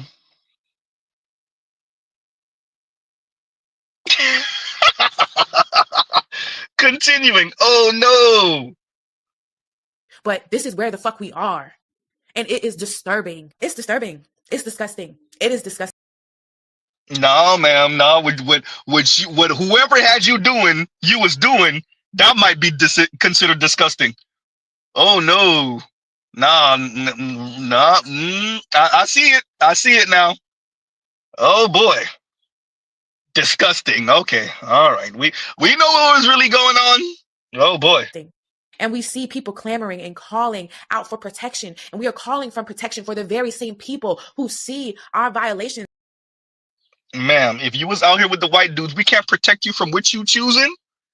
Even if you was out here with the brothers, we still can't protect you from what you choosing. If you choosing to do anal, ma'am, who are we to stop you from doing anal? Your words. Yeah, Bruce Wayne, I caught it. Bruce Wayne says she's crashing out. You hear it? Huh?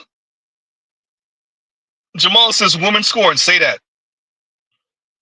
Huh? Oh no. That's hysterical, Telescope. Telescope said better her slave play name is Kizzy. Oh, that's hysterical. That is funny. Huh? Not Kizzy doing the anal over here taking it off on black men, and even if it was a brother. And when he violated you because he dick in distance, ma'am, you're off your goddamn rocker. Why wouldn't he run for his life in the opposite direction?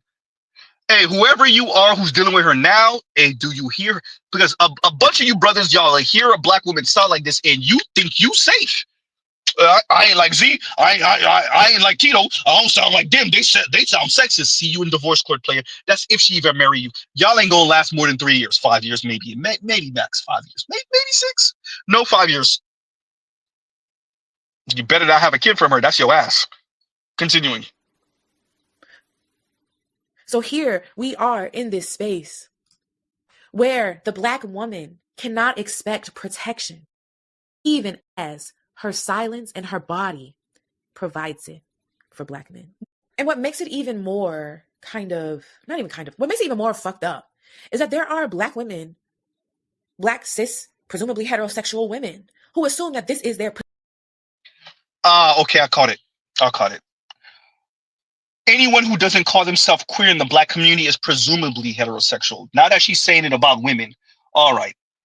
Ma'am, we ain't calling ourselves queer because we're not white. Just because we can't exactly perform like white people does not mean we're queer because we're Black and we're straight. Well, if you're not white, if I don't get to be a white wife, then I'm queer. And so are you, other Black women, and so are you, Black men. No, we're not, loser. We're not queer just because we're not white, weirdo.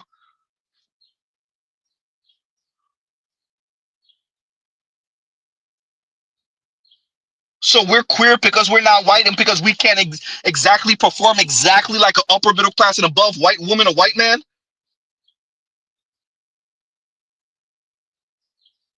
Because we don't have the money and status of whiteness and money? So now we're queer?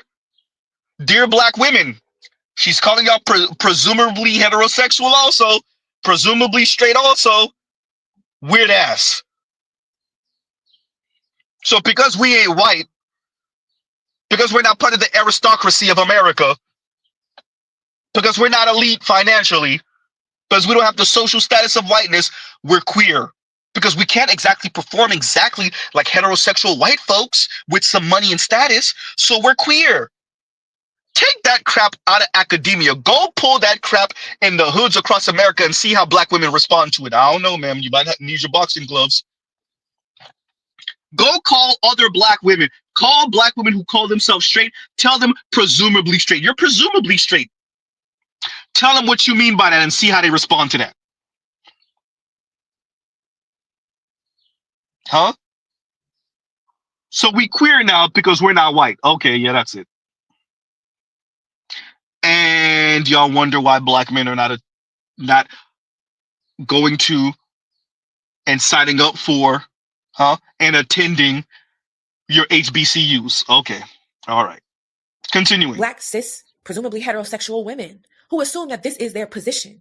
And there are so many of us who have taken up the position of martyr, sacrifice, property, protector, because we have been taught in different spaces that that is our position. And then so many of us grow up and still claim that position. And we might call ourselves pygmies. We might call ourselves men-centered women, however you want to frame it, right? But these are.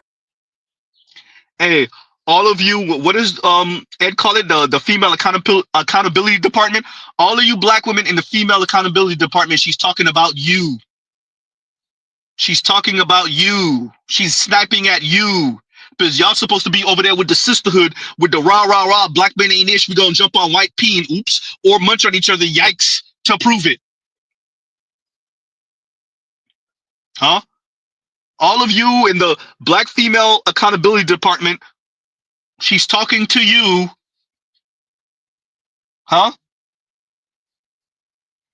Yeah, it's Negro lover. And Detroit says, pick me equal racist term. It's Black women calling other Black women Negro lover. You imagine? Once again, as he said, who needs the racist when you got Black women like Dr. Time? Continuing. Black men. And so we cannot say and blame society, right? We can't continue to say that it is just forces outside of us that push us and make us do these things and behave in these ways. So many of us, through our childhood, through our teaching, through our She's living, saying stop blaming the society, Black men. Positions, because we believe our life only has value if a Black man benefits from it. And so the question then becomes, right, what do you do when you are faced with the truth that the world and those closest to you, and maybe even you yourself, have slotted your rightful place as sacrifice? Megan Thee Stallion's. We're gonna play that part. Ma'am, you could say this. Most Black women don't want to munch on each other. You could say, what do you do when you realize you ain't a white woman? Ma'am, you could say what you want to say. Most Black women ain't munching on each other. They definitely ain't trying to munch on you. Ooh. Huh? They, hey, some black women want to be slurs for white dudes and non-black dudes. Not all of them, huh? That's a really good question. What exactly are they supposed to do? What, decenter black men? That sound nice. That's a whole lot of lonely black women who's trying to keep themselves together for women like you, just not to upset women like you, huh? We got a sister who got something to say to you about this. Y'all want to come in my comments talking about male-centered, decenter men. You know who I'm decentering?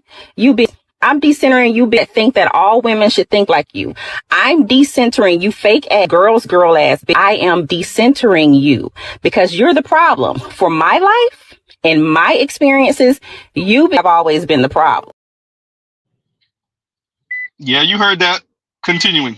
In the Stallion's multi-year fight to be recognized as a shooting victim of Tory Lanez did not end because of a widespread agreement among Black people that she was in fact shot by them. There are many who still question the truth, even upon hearing a publicized recording of him admitting to shooting her.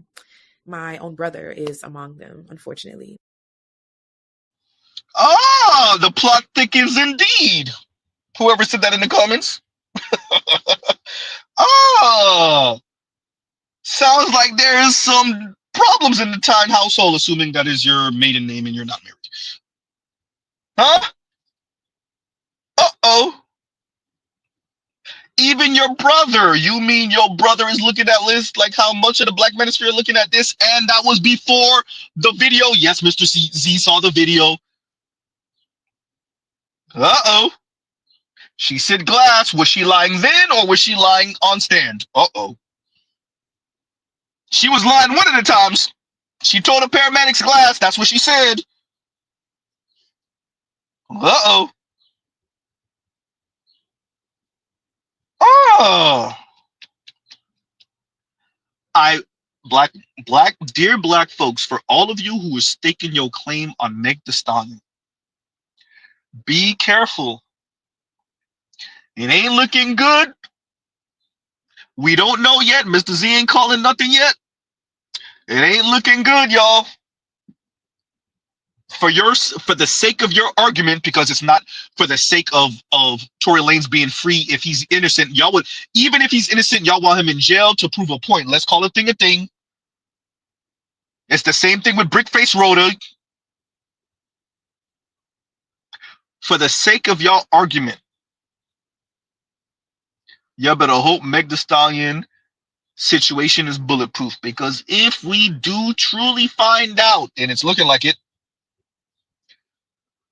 that she lied and other homegirl lied and Tory took the fall on some I'm not snitching thing.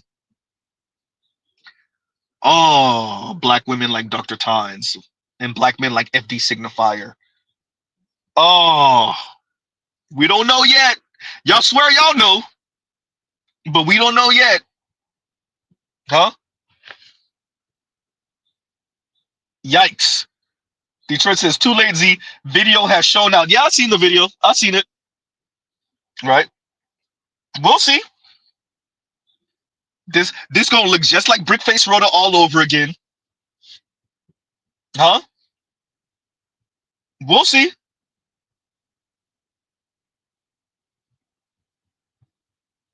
Yikes.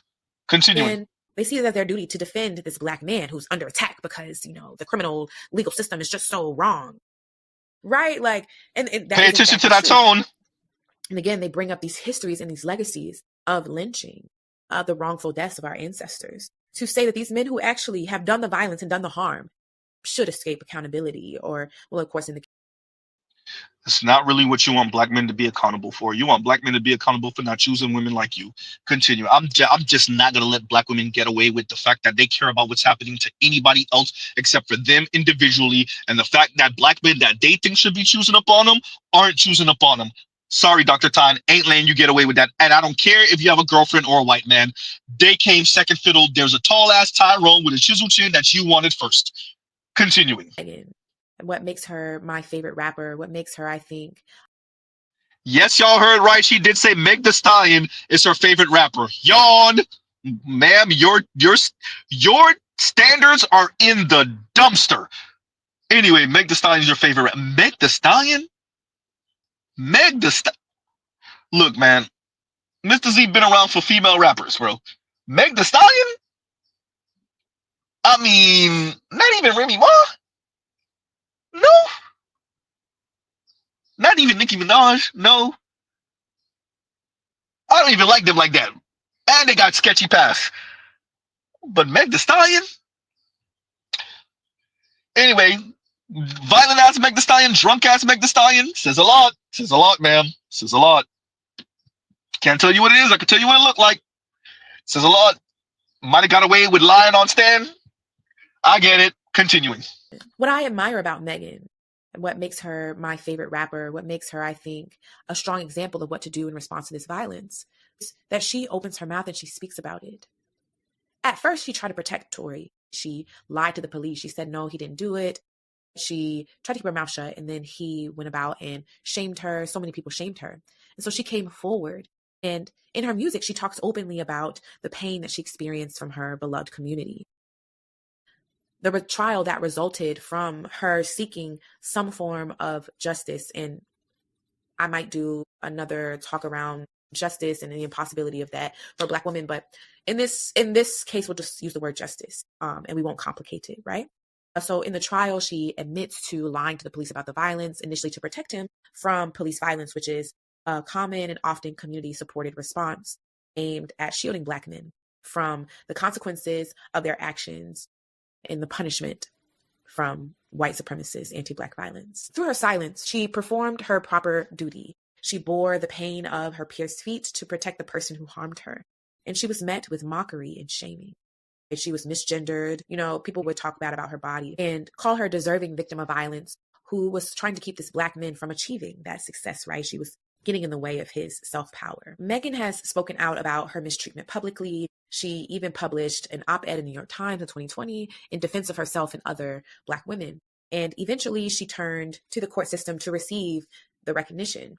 And she lost friends, colleagues, and lovers along the way. And these losses compounded the grief that she was already. No, ma'am. She lost lovers because she's a cheater. She lost lovers because she's a drunk.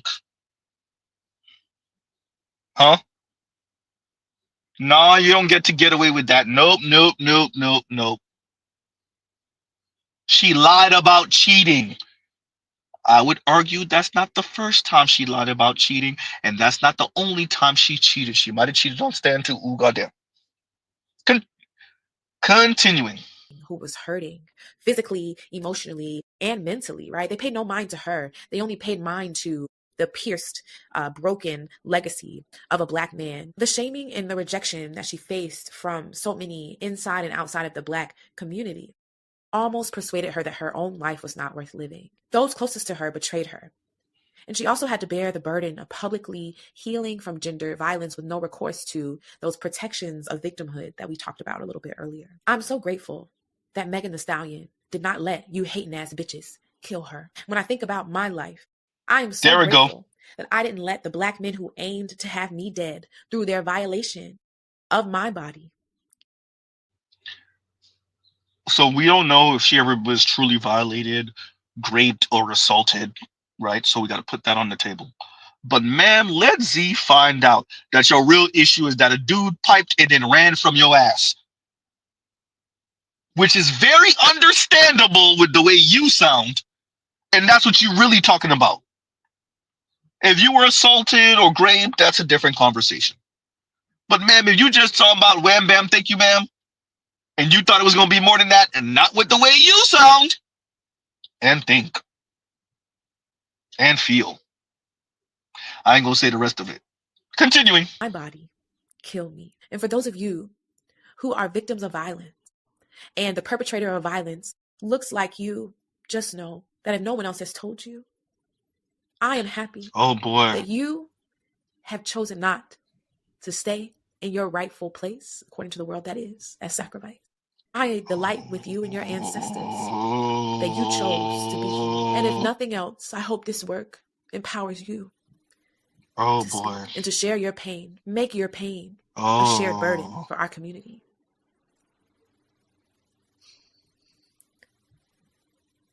The Megan role shares her lies I pain, have in my and we head witness right it now. most intimately in her album Traumazine, where she details living with anxiety, depression, and regret. And it is in this space of Oh healing where boy. she is both recognized and misrecognized that we actually witness her journey to What y'all self-reclamation won't through do her for rejection recognition. of this position as martyr sacrifice. Megan's story, though, is not unique. What allowed Megan to be violated and the aftermath or the afterlife of that violations, her position as a Black woman.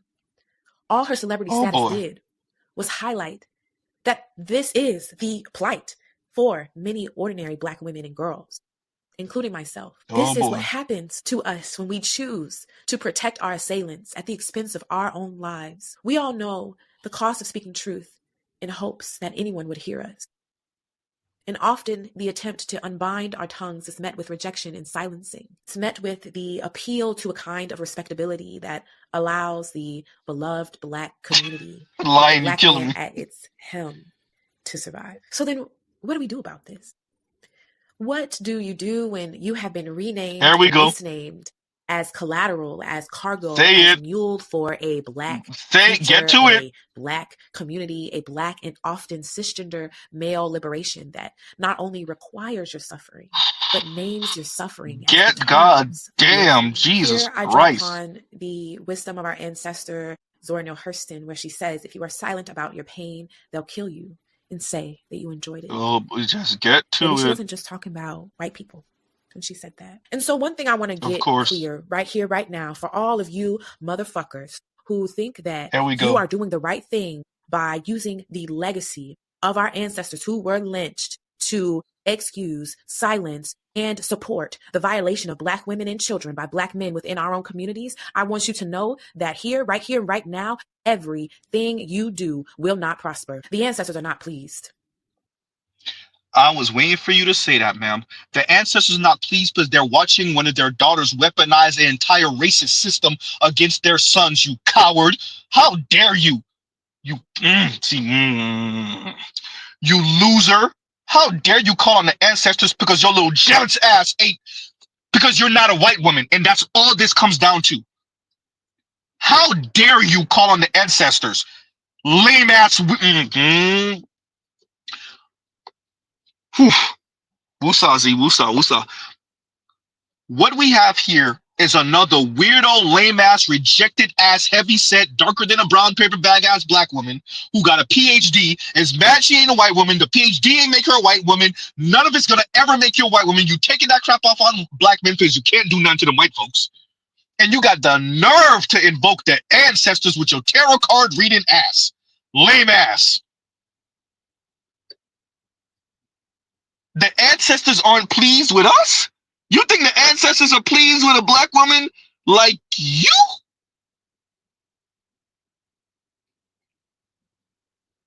Wait, the ancestors are pleased with a Black woman who had to Armstrong reach for stories from 1972 to say they sons ain't ish.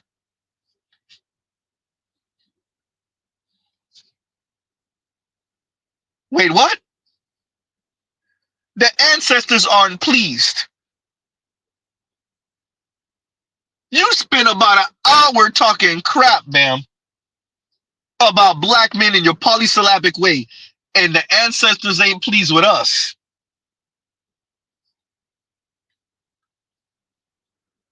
Yeah. The ancestors. Don't miss that she called you the B word too, Black men. You know you the B word because you're not a white man.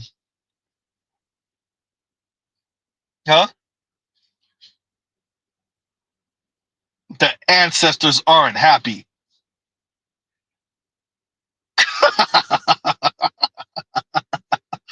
Ma'am, Dr. Tynes, you're you. You're Dr. Tynes. The ancestors are happy with you? Huh? The ancestors are happy with you, right? A queer feminist. Okay, yeah, that's it. All right. All right. The ancestors are happy with a PhD Black woman saying to heterosexual Black men and to heterosexual Black women that they're presumably heterosexual. Yeah, that's it. Uh-huh. Uh-huh. Your little hour-long black men ain't ish spiel. Yeah, because the ancestors are happy with you. Okay, yeah, that's it. Yeah. Huh? Yikes. Continuing. The ancestors are not pleased. And they tire and are extremely angry How with would those you who know? would use their wrongful deaths, their lynchings, their rapes, and their murders as justification to abide by oppression and to abide by white supremacist, anti-black ways. Ma'am, you are the true white supremacist, ma'am. We won't bow to you, you weak-ass, loser-ass black woman. We won't bow. You can't make us bow. You can invoke the ancestors all you want. The ancestors probably looking at you like, who?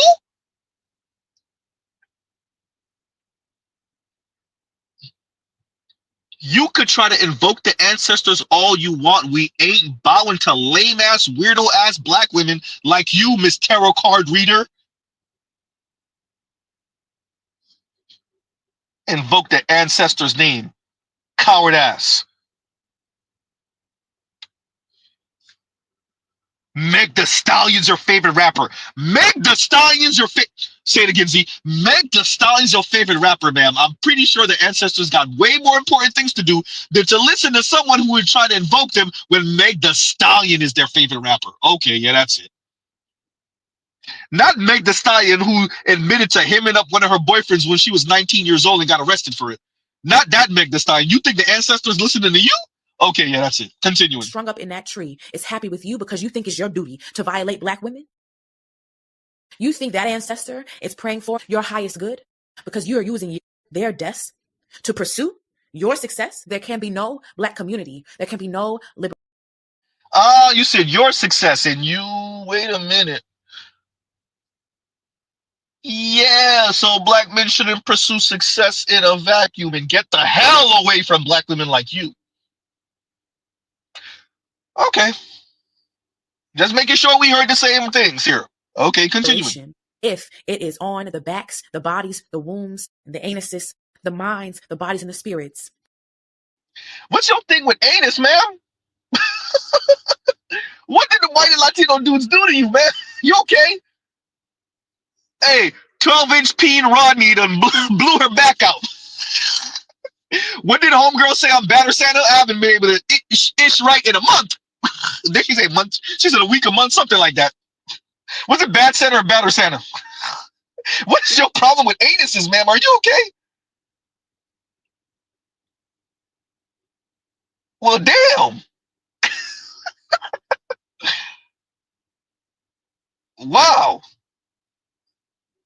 Continuing. If we continue to think that that liberation must happen through the ways of white supremacist colonialist violence. And so I'm speaking to the black women like me, to the black girl like me, to the black queer person like me, to the black trans person. And when I say oh my God, please hear me. The only way here you go that we can free ourselves and end this violence is to allow black men and others who violate us to face the consequences of their actions.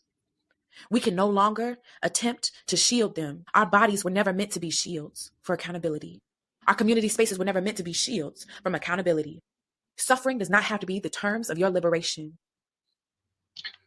Hey, they're suffering because they're not white women, and the accountability they want you to hold is not making them white women. Ma'am, are you actually talking about sexual violence, ma'am? Or are you talking about black men not making you and other black women white women?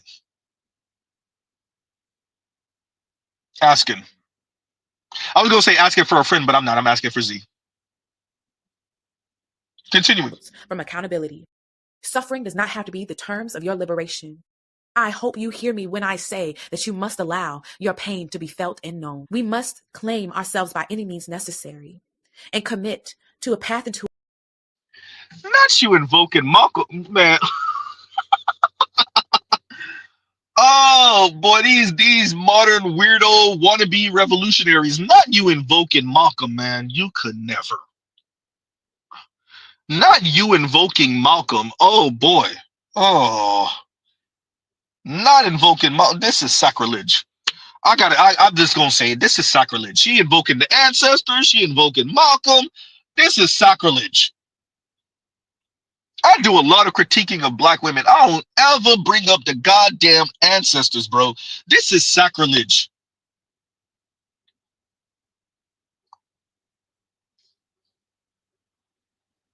Not you invoking Malcolm.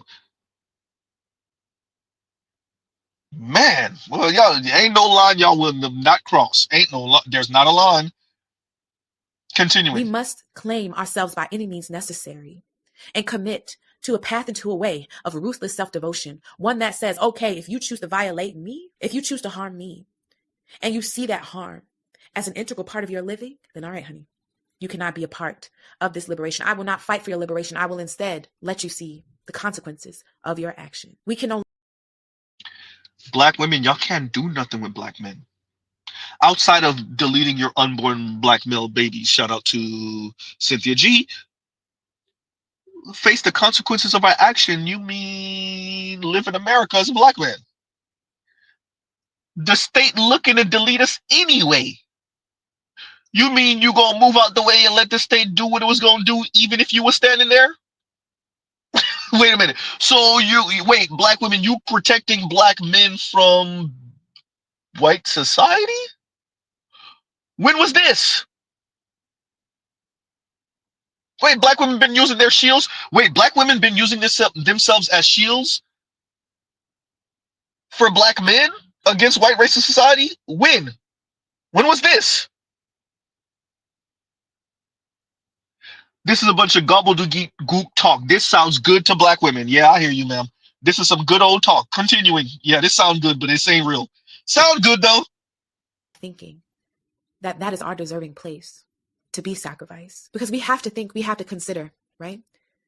What community and what liberation can be comprised, can be made of the dead and the dying, of the violated and the silence. Thank you. And I want to be clear about this because I know there are folks who'll be like, oh, aren't you an abolitionist? You're telling people to report people to the police. No, I'm not saying you need to run, and report people to the police.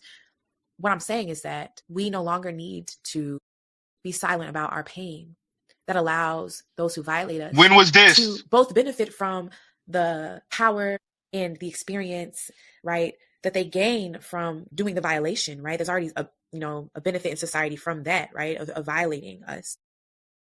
They also benefit from our silence, right? They're able to construct these images of themselves as people who are upstanding members of the community, right? They're able to show themselves as people who are deserving of platforms, right? Who deserve money, time, and energy. We have Take their mics. I hear you, ma'am. I hear you. I hear you, Dr. Tynes. And Eric Dedman says, I'd pay good money to see her psych eval. Bro, I would pay good money too. To see her psych evaluation? Yeah. Because if this is sane, what does insane look like? Maybe she just go insane when it comes to black men. We've seen that. Like when concerning black men, maybe that's when she show her ass. The same ass she been tuning up for the white guys, probably. Oops. Not anal. Oh boy. Continuing. right, who deserve money, time, and energy. We have to speak.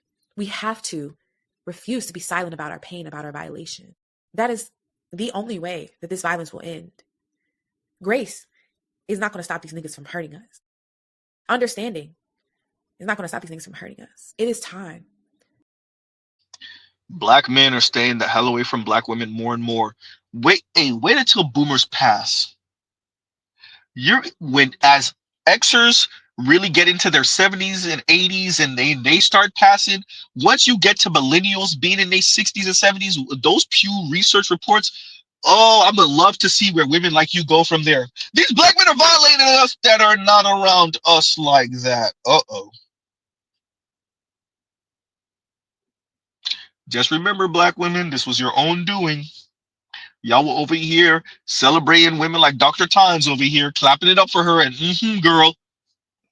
Sounds nice. Continue. Well, I hope that this provided you with some language, some learning. I know that these topics were hard to hear. And so if you are dealing with domestic violence yourself, if you need to heal from your own experiences, within or even outside of the Black community, please use the resources that are in the description box. Please reach out to a licensed therapist or coach or someone that you know will provide you sound resources and support. You deserve healing. You deserve to take up space in your own life. And if nothing else, I want to encourage you to pursue your own self-determination by any means necessary.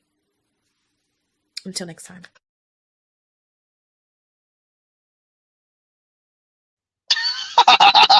There was a part where she said "F them Negroes." I think I missed it. Like we gotta live. She pretty much said "F them Negroes." She really did say the N word too. But like yeah. Um yeah, I missed it. I missed it. That's what I really was wanting to play for y'all and emphasize. I missed it. It was towards the end. Oh well, I missed it.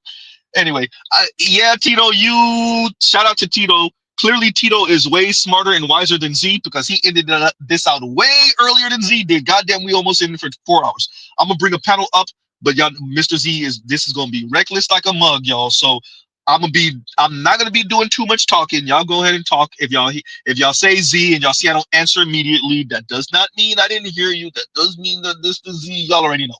Okay. So this will be reckless streams. I'm gonna put the link in the description. Like, share, subscribe, hit the super chat. Definitely like, share, subscribe, hit the super chat because this one right here took goddamn 4 hours. Number one. Number two, like, share, subscribe, and hit the super chat. And let's see, in Red Pill Sleeper Cell, shout out to Louis, says all she need is a tube of preparation H with all that. Goddamn, what did it say? With all that anus talk. Look, man, bro, I don't know what the hell. Look, homegirl mentioned it a few times. I'm like, bro, did you tell him to stop and he did it? Like, that's grape. Mr. Z ain't for grape, right? Like, what happened? You mentioned this way too many times, ma'am. You mentioned like 3-4 times in the span of 50 some odd minutes. I think it was 51, 52 minutes. I don't know. Are you okay, ma'am? Blink twice, right? Oh man, what they got you going through? What do you got you going through? Oh man, no. So y'all heard her. Once again, this is intellectual misandry. This is why I said a PhD in misandry, right? So y'all heard it. Y'all heard her. That's why shout out to technology and Mr. Z know how to use it a teeny tiny bit. And I'm able to play this for y'all. I think I should have did what Tito did, General Tito did, and just end it after a while because yeah, we already knew what she was, right? Oh no. And Louis said he thinks she did an ATM. If you don't know what ATM means sexually, oh boy. And not that. Ew. Tasting dookie. Ew. Oh man. Wow. What's going on, Bruce Owen? What's going on, Lion? Jeez. I'm alright, and you know, What's going on with you? that's some anal talk as I can hear. Hey man. Yo, Z, no the fuck you did not make me sit through all that. No the hell you did not make me sit through all this. If this is not the manifesto of a black femcel, I don't know what is. Hey, but she got a PhD and you don't, sir. She has a PhD, sir. A PhD. And guess what? And he still hit it though. Apparently anally too. Oh man. Listen, it's not my fault. The dude ditched you a month before Valentine's Day or Christmas time. It's not my fault. It's not my fault. Hey, I think he thrusted too hard while they were doing anal. And then she complained about it, and then he left her ass. Nah. He clipped that cervix, and she's been on. And now, ever since he left, Ninjas is J. Ninjas is gay. Nah. Oh no! Look, man. He got to that spot. He got to the bottom of that thing, and she just lost her mind. Telescope. You're not supposed to be entertaining this telescope as an elder. You ain't supposed to be entertaining. Read telescopes comment. Ain't no way. At the end of the day, you could talk all this smack all you want. He still hit it though. Hey, bro. Look, all I hear from this lady is just a rehashing of old ass tropes. And is it gonna help black women? Absolutely not. I hear you, ma'am. Dr. Tynes, we hear you. We get it. We hear you. We get it. You're not helping anyone. You're not even helping black women. All But you doing is venting about whatever um anal situation you had, bro. here's the thing, though. Jesus. Like this shit played all the scores and pretty much tried to reiterate the believe all women crap. And then the irony of it, you want to bring up Meg in light of this evidence. Now, I'm not too happy yet because I want to see if the court deems it as admissible in court. But if this does result in Tory getting released, you know that believe all women shit is dead, right? Not only that, I really I debate that because I don't think it's about whether they actually are or not. It's never been whether they are or not. The way they're going to frame it is that you should listen to the victim. I'm saying this is the way they're framing it. You should listen to the victim and not automatically dismiss the victim when they say they're a victim of a said person. Understandable. With that said, the way y'all weaponized it is not that, and we all know it, and so do you. So Yes. I would say this: if with the Meg Thee Stallion and Tory Lanez situation in particular, we will have been vindicated in saying, and I think we are already, even if this pans out to be nothing but smoke and mirrors. Even with that, I would say that what the issue that we have here is that you have people, in this case, including black women, who know they can lie on a black man and get away with it. What we have is decades of telling black women that in relation to black men, they are infallible is how you ended up here. That's how you end up here with the Meg Thee Stallion situation. So it's not Meg Thee Stallion potentially lying on Tory Lanez and get him thrown in prison. That's not that. That is a bad precedent to set. And if he's found to be innocent or it didn't go down the way everybody thinks it went down, this is what we're saying, right? Go ahead. But my thing is, well, you know what? I was going to ask a question, but I'm like, of course she's not going to talk about Chad Wheeler. Of course she's not going to talk about this latest incident with this other Charlie Dixon. That's the name. That's the name I get. This other Charlie Dixon taking care of this other Keisha. But she won't speak to that though when it comes to accountability and harm or whatever. But no, she can't invoke the ancestors on the white man. Of course, she's not going to bring that up. She can't invoke the ancestors and try to shame black men with the ancestor. But I almost lost. But when she first said it, when I first heard this, I almost lost it when she said the ancestors on it. Bro, I was at work humming angrily to myself. Listen, right? Man, the ancestors already wrote you off when you let him do the back door and he left.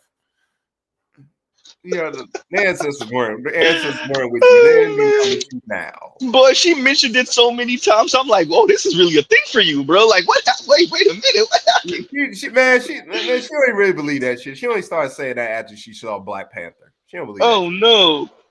Boy, I'm going to say one thing. Go ahead. Dessalines would probably have her head on the other side of the room. The type of people like her, bro. Can't mess with it. I just to me, black women like this, what frightens me is that they go on lecture, they go on tour, they speak like this, they get the young women, 20 something, early 20s, late teens that are impressionable. And so you have women like this who they don't mean any good for other black young women. Like I told you, I'm not joking. I sent this to my lady. I said, babe, listen to the first part, because I described it to her first. Then I told her, listen to it. She said she couldn't make it past the first 35 seconds. And I believe her. I know my lady, she really ain't listened past the first 35 seconds. I said, I told, she called me after 10 minutes, told me she didn't make it past the first 45 seconds. I was like, babe, listen to the first 5 minutes. When I got home, I spoke to her. She told me she ain't listened to it. So I know she ain't lying, bro. And I said, babe, you have to understand, it we women like this talking on lecture and shit like that over y'all. Like, she's supposed to be defending y'all from men like me. That's what she thinks she's doing, or at least pretend like she thinks she's doing. Right? Jesus Christ, that's some scary stuff, bro. That's some scary stuff. What's going on, Better You? What's going on, Black Guru? What's happening, man? What's going on with you? What's so downright pathetic? Oh man. Oh. Hey, y'all hear that sound? That chopping sound? What's that? What's that sound? Is that Better You? That helicopter say Better You on it.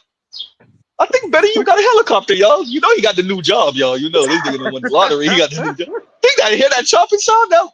Oh boy, that boy, boy, this nigga think this nigga think he Benny Fresh in the Bling Bling music video. Wait a minute. Now he can buy his own. Yeah, now he can buy his own PS5 controller. You see what I'm saying? No, he had a point to prove. No, he's still. Man, I'm trying to play 2K later, man. No. Oh man. No. Bring your own damn controller. No, he said.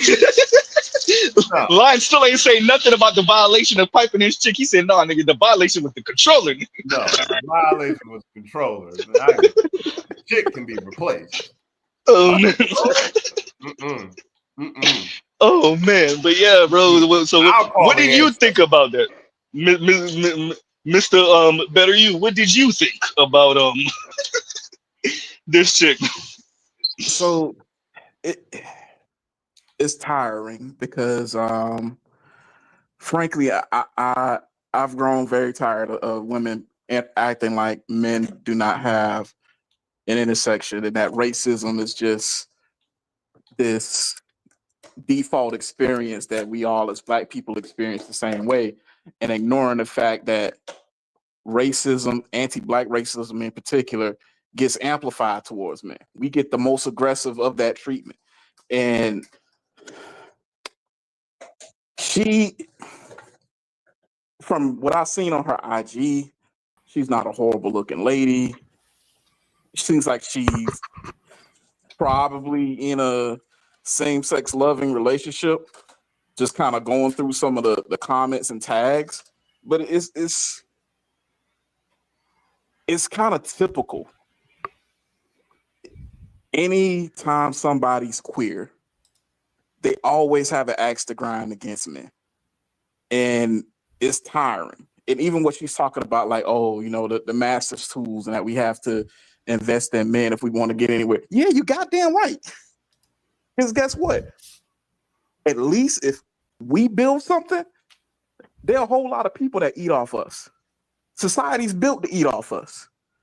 When you get something, you hoard it and you die with it and it goes nowhere. There are a whole lot of guys right now, they've never been married, but guess what? They probably got a few kids and they probably supporting a few different strings of family, and they got some kids in some great programs that's going to carry on the legacy and do some shit. There are a whole lot of wealthy women that's single and kingless. So That's a fact. I'm just tired of this shit, man. It's just, you're not saying anything revolutionary. Black women have lost damn near 300,000 jobs. The job gap between Black men and women has shrunk since the beginning of this year and is on pace to reverse for the first time ever since it's been recorded. And you sitting up here talking about all this weird non-binary birthing person bullshit. Man, if you don't get the fuck out of here, you're not challenging anything. White supremacy loves you. And I think we need to call these people out. And like, what the fuck are you doing? What are you building? How are you challenging white supremacy? Call them the counterinsurgents that they are. Because you just a cowardly crank with a goddamn degree.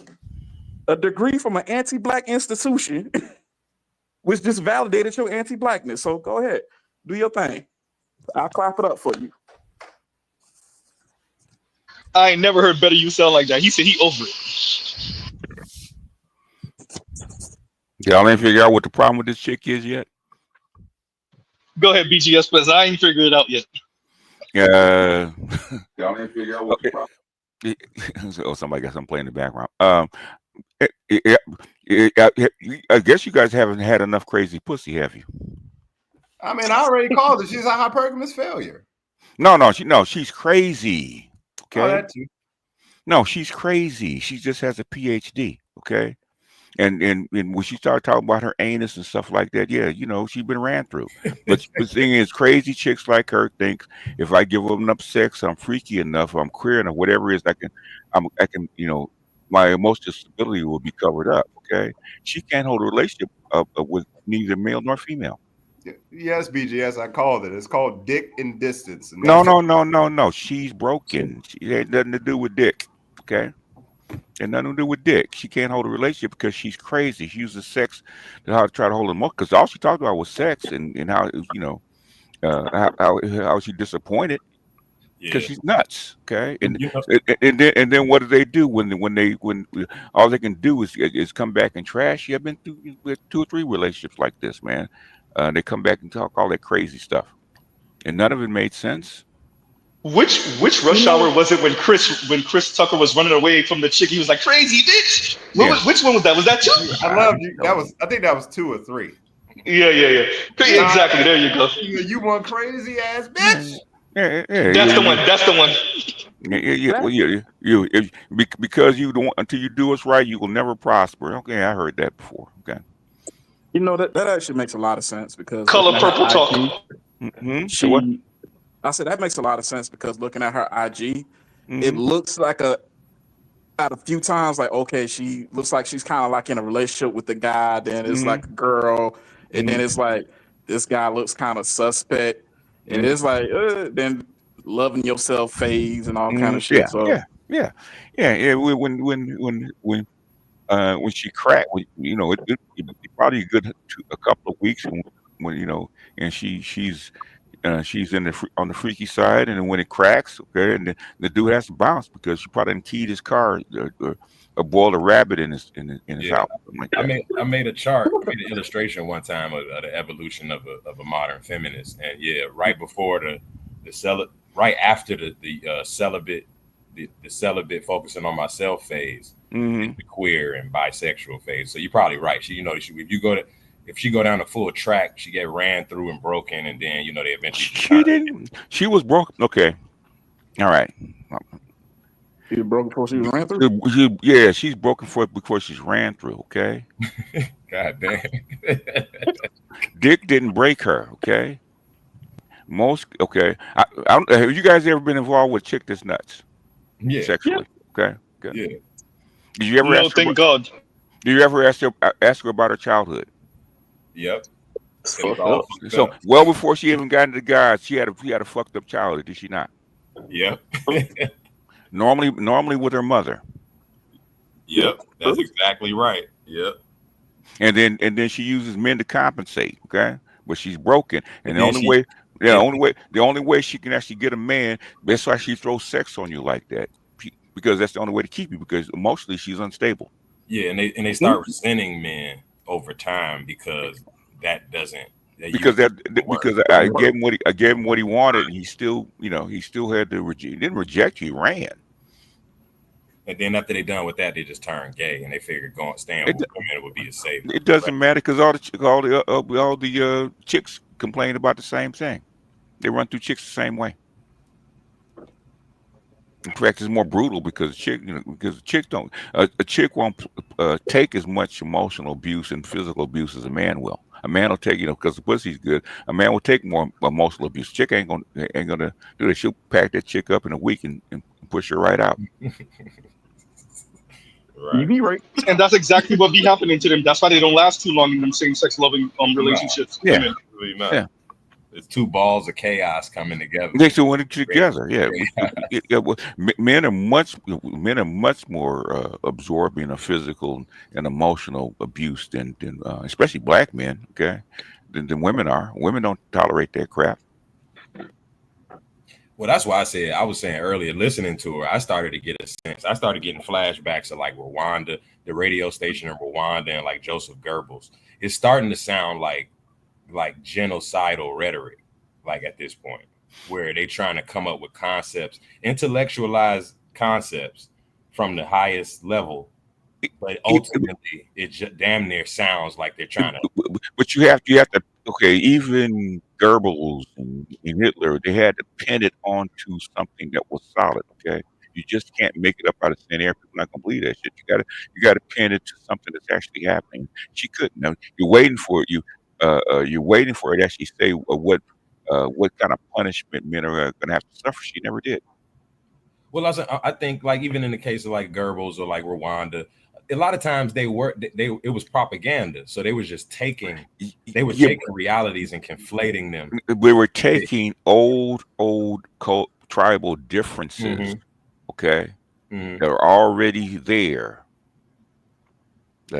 there, have been historical for hundreds of years, and all they did was inflame them. That's all they did. Okay, same thing. Same thing with the Prussians and the Germans, right? Bring the Germans together. These are all those people that they went after were old enemies because they, like the Poles. They fought the Poles for 300-400 years. Okay, Right. But I'm saying good. that don't that match? That sound like that match black women. It sounds like we have a difference. We've had historical differences that they've just learned to craft narratives to conflate to essentially justify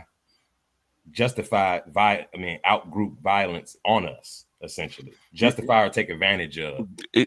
Very seldom you see women actually black women justify out-group violence, because if they do, they don't.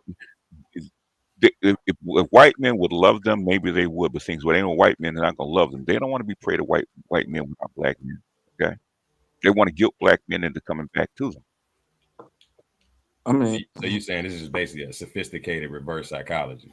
What I'm saying is this particular woman who's gone nuts. Okay, basically has gone nuts. Okay, well, really what she's saying is that you black women have to get out of the way, because y'all supposedly y'all been protecting these black men, and these black men to stand on their own, right?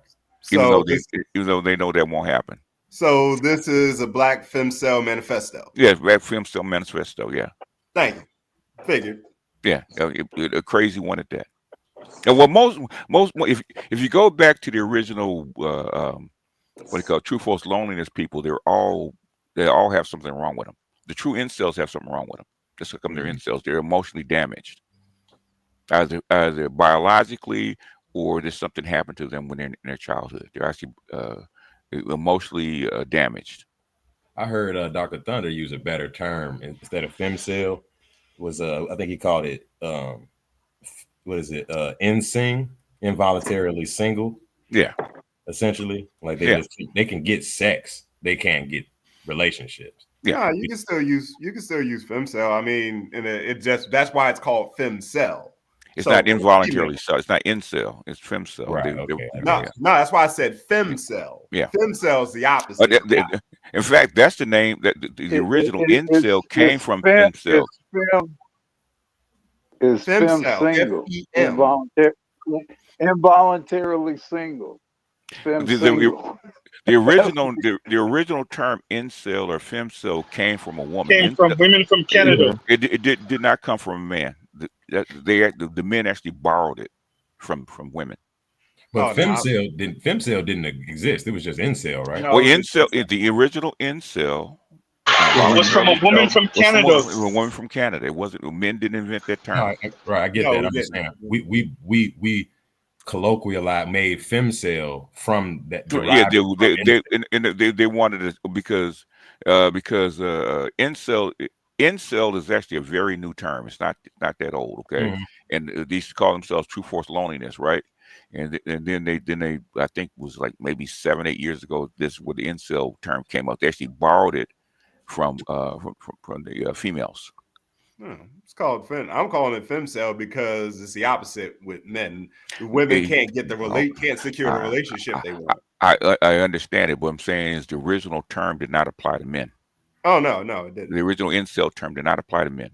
Oh, it applied to women. Yeah, it applied to women. Oh, it was invented by a woman. It was invented by a woman that applied to women, and with the so-called what they call themselves, the black male community, the true force loneliness, because it was too long and people didn't actually know what it was. So and incel sounded cooler, so they borrowed the term. They stole the term from the women. And that's probably that's when she was speaking about it, probably speaking to a hyper minority of women that actually were involuntarily celibate. Yes, right. That's why I think what fits better now. I think most of them were lesbian too. Right, but I think not really better now for what because I think when I say femcel, people relate it to what people, like you said, improperly have connotations that it's about men not being able to get sex, and then they can't understand. Well, women can get sex, so that's a bullshit term. You have a lot of what they call asexual women. Yeah, that cannot have sexual feelings for anybody, male or female. God damn. There's a big, you know, in fact, there's one thing about being a MGTOW. MGTOW drew a lot of these strange people into the around, okay, and there was a lot of women that were asexual that was used to come through. I mean, you used to get the so-called true forced loneliness, what we call the incels. Now you used to get the trans men or trans women. I forget how you put it. Yeah. I always get confused. And then you get the asexual females. If you're a man turning into a woman, you're a trans woman. If you're a woman turning into a man, you're a trans man. Yeah. I always get it mixed up because I figure, okay, we have to flip it around in my mind. Yeah. Welcome to the Democratic Party. That's why I know. Yeah. The Democratic, anyway. Shit. That's probably more them. Really, there's probably more of them on the that are conservatives than there are that are liberal. Believe it or not.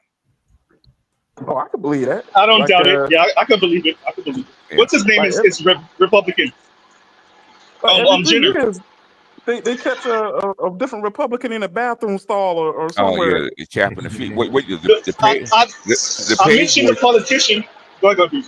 The Page Boys scandal, where the homosexual Republicans are having sex with the Page Boys, was a big scandal. Those are Republicans. Yeah. Hey, the Alabama, I want to say Congress member who was cross-dressing and he was over here again fighting down by black men. Yes. This was like maybe a year ago. Yeah. There's that. Yeah. And I mentioned this to Black Uru one time, Barney Frank, when they was going to investigate him about that situation back in the late 80s, I think early 90s. And then he somehow he didn't get investigated. They got his ass on something. I mean, well, he got him on something. Yeah. It's an open secret. And, you know, including some of the people, including some of the one of the former presidents that we won't name, but anyway. And not the one you think either. But nobody talks about him. True. But say that again, I missed that BTS. Reckless. I said including one of the former presidents that we won't name. They keep that real hush hush. Hey, bro, people done gone missing over that one. We gonna leave that one alone. Well, yeah, probably so. I mean, you heard it for a second, and then it immediately disappeared. But yeah, we talking about the same guy. When he was running, I heard it for like half a second, and then it disappeared. We heard it when he was in office. Anyway, you would think he was not that kind of guy, but you think he's a man's man, but anyway. I'm not gonna say who it is. Nah. Say it. No, I ain't gonna say it. This is not my channel, and I'm not gonna say it. Okay. All right, we can't get a hint. Nope. It's Sodom and Gomorrah ass country, man. I'll if I even said, everybody would know who it was. No, I'm not gonna say it. No, we ain't gotta say it. We ain't gotta say it. I think I know exactly what you're talking about. I think I do. Yeah, but it's real quiet. Anyway, yo, Z, I owe you an ass whipping. Make me sit through this black manifesto ass. She is nuttier than a fruitcake, man. Does she teach? Probably. I'm not sure. I'm PhD, but I'm not sure if she teaches them. I hope she doesn't teach, man. It looked like she just got a PhD like 2 years ago, like fall of 23. Yeah, because Sabrina Strings was crazy enough, but this chick, woo. Yeah, you're like FD's sister, but whatever. You like who's? You the worst. Oh, she look like FD's sister. I'm just saying. No, I mean that's that's those that. She got the glasses, the nose ring, the black hipster look. That's what she has. She got the glasses. She got the glasses, no ring. Yeah. On her IG, she got a septum ring. Yeah. They got the waist beads and everything, ancestors, all that shit. Yeah. Very typical. She talking about tarot. No, you know why I give BGS credence? Because she was over here on her IG talking about tarot cards and whatnot, and I'm like, bruh. That lets you know. Yeah, she's herbal tea. She's thoroughly institutionalized and insane at the same time.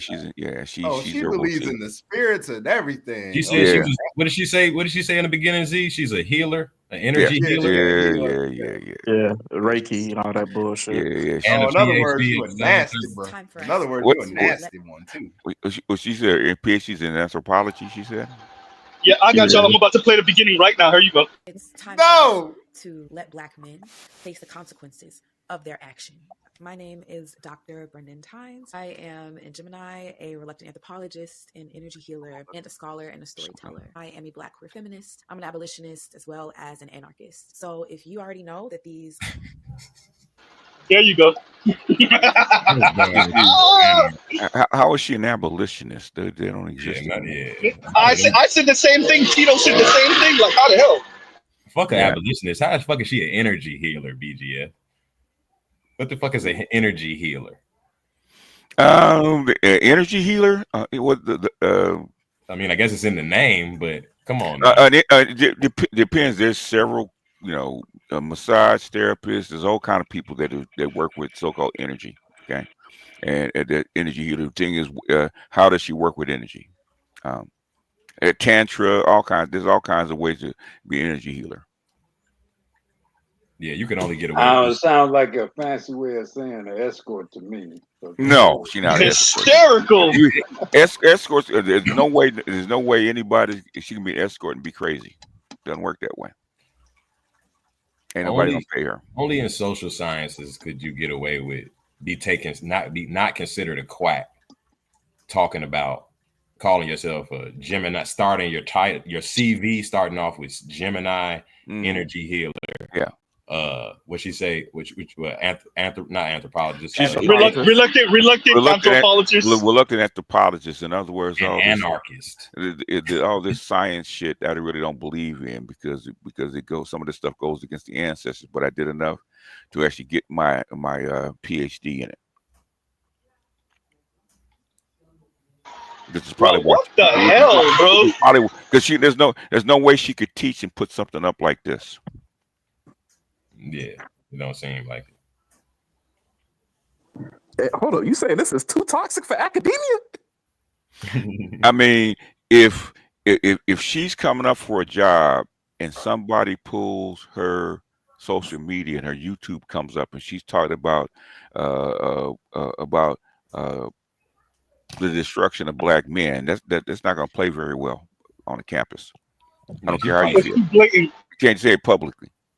Well, especially that bit about her being jealous of Uma Thurman's character in Kill Bill. Yes. Yeah. You can't talk about that kind of stuff. Well. It's not gonna fly. That's not gonna well. No. The white women get to kill. Why can't we? White women get away with whatever they want. White women can't get away with that. White women couldn't get away with that crap. They know it. We know that. Yeah, we know that. But I mean, apparently. Not even at all women's school. Hey, Z, my internet. Listen here, Tony Runner. I had to send the you hear this? I ain't even gonna let you land. I ain't even gonna let your ass land today. Talking about his internet went out, man. I just sent the wife down there to reconnect the internet. I'm gonna send Dr. Tonks to your house. That's what I'm gonna do. I'm gonna send Dr. Tonks to your house. Real. Is Memorial Day weekend still going on in South Florida, man? Because it sounded. No. You already know. Reckless streams, y'all already know. I know. But they ain't calmed down yet. No. So usually it really be popping before, like maybe 2-3 days before, and then the weekend, and then it pretty much dies right after. So no, it's yeah. So Memorial Weekend, man. When I say I haven't been to South Beach on Memorial Weekend for maybe a decade. It's been that long. But man, look, yeah, it's no. Take that back. I went maybe 6 years ago. So yeah, no. It be live. It like I don't even know how to put it in words. It's not. How would I say this? Let's just say there's a whole. Well, it's not what it used to be in 06, 07, 08. It got really watered down because the kids are different, the young people are different, the environment's different. Yeah, but it's still live, and it's South Beach and Wynwood now and Brickell. So yeah, it'll be popping all over Miami. It's spread out a little bit, and plus they're getting on planes now. So instead of going to That part. They going to DR and DR, Columbia 2 hours away. from Miami. Yeah, I think it's a 2-hour Yeah, it's flight. not too far. Yeah, it's about 2 hour flight. Is it 2 hours? Okay, I didn't think it was that far. Like a 2-hour Haiti and flight. DR are about that far. Yeah, they're not far at all. Okay. Ain't nothing. It's not far.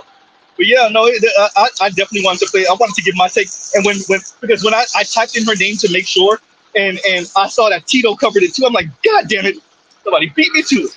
Oh, Yeah. Cover it. You only few people can actually get through the whole thing. I'm like, Hey, I'm built for this. That's the difference. like 5 minutes. Like, okay. I said, damn, did I date you at some point? All right. Hysterical. You know what? I am gonna ask a question. Which one of y'all did it? Which one of you? Hey, Which one of you went to back? BGS. Yes, sir. Everything you said about Guatemala was correct. Was it? Okay. Yeah. Don't be entertaining this nigga, BGS. This nigga humble bragging on my goddamn screen. Don't be entertaining. Nah, Go ahead, BGS go always ahead. right. Whatever he says, just go ahead follow what he says because he's always right. Well, you know what? Okay, when I go to a place, okay, you know how most people do the tourist shit, and they get in the car and they get driven around and stuff like that. Okay. Yep. I got on I got on the chicken bus. You know, I ate at the little stalls. I ate at the bus station. I walked around, talked to the people. You know, I milled around in the shopping centers and stuff like that. So I was, you know, for like 3 months, I'm just a regular person just walking around. In fact, it was so much so they said, are you down here working or something? You know, I said, no, man, I'm just on vacation. Oh man, I thought you were down here living for a second. So because I fit in so much. So Yeah, I and mean, so light-skinned brothers can get. I mean, if you're lighted in a brown paper bag, you can blend in. oh, you can blend in. Yeah, you can. You can. Yeah, you know, the only way they really know is because I didn't go to Livingston, which is I probably should have went to Livingston, which is where the black people in Guatemala really live. The only way they really know that you were that you are not one of them is if you open your mouth, because it's because You can hear the there are American, black people floating around. Yeah, because they would wait and they look and they say, and then when you say something, oh, then they say, okay, now I know who you are. You're American. Yep. Hey, Mr. Z. I say AB did it. AB smashed and did anal with her, and that's what. No, that wasn't me. It wasn't me. Somebody did it. So, No, but and it wasn't. She wasn't violated. She gave it up and didn't. What happened? It was probably a zaddy, but could be. Yeah, I think this is a textbook example of your quote, Mr. Z. The internet will expose us all. Mm-hmm. Yes, sir. Mad exposed fear. Hey, I just wanted to come up for a second. I'm not busy. Yo, you remember I told you about my algorithm on IG when I hit that search bar, nothing but big breastises. I just added her to the list, baby. But anyway, she got big breasts. I didn't notice. Oh hell yeah! Oh, yeah. No, they supple. They definitely supple. She's fat. She's Oh fat. yeah. Oh, Let me tell you. Okay. I didn't know who she is. Let me tell you. Let me tell you. I had to scroll. I had to scroll some pictures, and I saw some real ones in the mirror. I said, Okay. "Oh Lordy, Yeah. oh Okay. shit." Let me tell you in my dumb accent, but So she fucking. I mean, a woman that thick, I can see, you're hitting the wrong hole a few times. You know what I'm saying? But she's not gonna stop you. She not gonna stop you. She did not. She gave that up voluntarily, trying to hold you because she's nuts. You dated a crazy chick before. She'll give it up to keep you. Enthusiastically, yeah. And she mad because you still left. Yeah, a lot of her IG, at least recently, is screaming attention starved to me because she's taking like naked selfies, just barely covering herself up. Like one of them ain't even really covered at all. It's like I don't know how this is still on I agree IG, with but BGS. She's definitely freaked out. I agree with better you and BGS on this. Remember the crazy ass therapist that went nuts? Yeah. I remember her. Yep. Yeah, the one that actually got in the OnlyFans. Okay, same exact vibe, man. Yeah. I think she'd be crazier than her though. How do you know? How do you know? That's a tall feat because that bitch was crazy. How do you know? How do you know the only difference is the same amount of craziness. This one has a bigger vocabulary. That's all. Mm-hmm. And when the PhD started invoking the ancestors and all this other kind of root work and stuff like that, they kind of pitched off the deep end because a lot of something you can say it, but a lot of that stuff is kind of frowned upon in the academy. Mm-hmm. Mm-hmm. Mr. Z, where'd you find this heifer? She only got 344 subscribers. And no, it was people have been sending us because I got sent. Yep. And I'm mad. Tito beat me to it. I was like, God damn it, Tito. But yeah, no, BGS is right. People sent this to us, and I was like, oh no, I gotta cover this. Because Dr. T said the same thing. Why you guys send me this crazy heifer stuff? Okay, he knows what it is. She's nuts. Mm-hmm. It's not the typical. And she's freaked out. You could tell. Okay. I'm gonna explain it to you, Z, because you never dated one. Okay. She's not freaked out. She is nuts, and the only way she can get a relationship is through sex. It's because she doesn't have anything else. She's not stable. She's not kind, and the only way that men or even females are going to overlook her deficiencies is because she's ultrasexual. That's what I mean by freaked out. That's what freaked out means in South Florida. Oh, that's what freaked out means? Okay. Because I was about to put it another way. I was going to put it in a different way than BGA's put it. You know what niggas say when they say that ass, though? Mm-hmm. Mm-hmm. This is one of those. All that glitters is not gold, man. What is it? I can say in dominoes, all money ain't good money. Okay. Mm-hmm. Oh yeah, of course. But sex is good though. I can tell you. I'm sure she is a firecracker. Yes, she's a firecracker. Okay. All three positions. Let's put it that way. Yep. I am sure it's fire, but it's post nut clarity. You like, oh god. Okay. You see how people feel about Jill Scott or even Olay. But I think that's the vibe that people are getting with her, which is like she's out there, but they still want to fight. They still want to. I just wanted to say something. She like a vampire. I want to side with her real quick. I want to side with her real quick. Side with her. Hey guys, I want to side with her. See, there is a disparity between dark-skinned black women being acknowledged, even though that they're crazy. So she'll see another light-skinned chick putting out the same content, and she has 100,000 followers. But since she's a dark-skinned, crazy black woman, they got D down and try to do everything. She is not seeing the same level of acknowledgement for her bullshit, and it's not fair. Not everybody gets to be bell. Wait, Leon. Not everybody gets to be bell hooks, bro. Bill. Mr. Z is the only one that gets it when I do it. Basically, if you look at it, okay, a dark-skinned chick like her, okay, there's tons of them that are like that that do very well, okay, especially with black women. What's your name? What's the name? Khadijah or whatever her name is. Oh, Khadijah. Oh yeah, Khadijah. No, yeah, that's you. Yeah. But Khadijah's more interesting than her. Khadijah's way funnier than her too. Yeah, she's Which means your point is proven, BGS. I'm saying you're right. Yeah, I mean, a lot of your dark-skinned women that are underserved gravitate to chicks like that. Mm-hmm. I feel like the Khadijah chick, she uglifies herself. She is ugly. Say that. No, I get what better you were saying. She does things to uglify herself. No, it's bad. No, she's naturally ugly, okay, but she just doesn't, She just yes.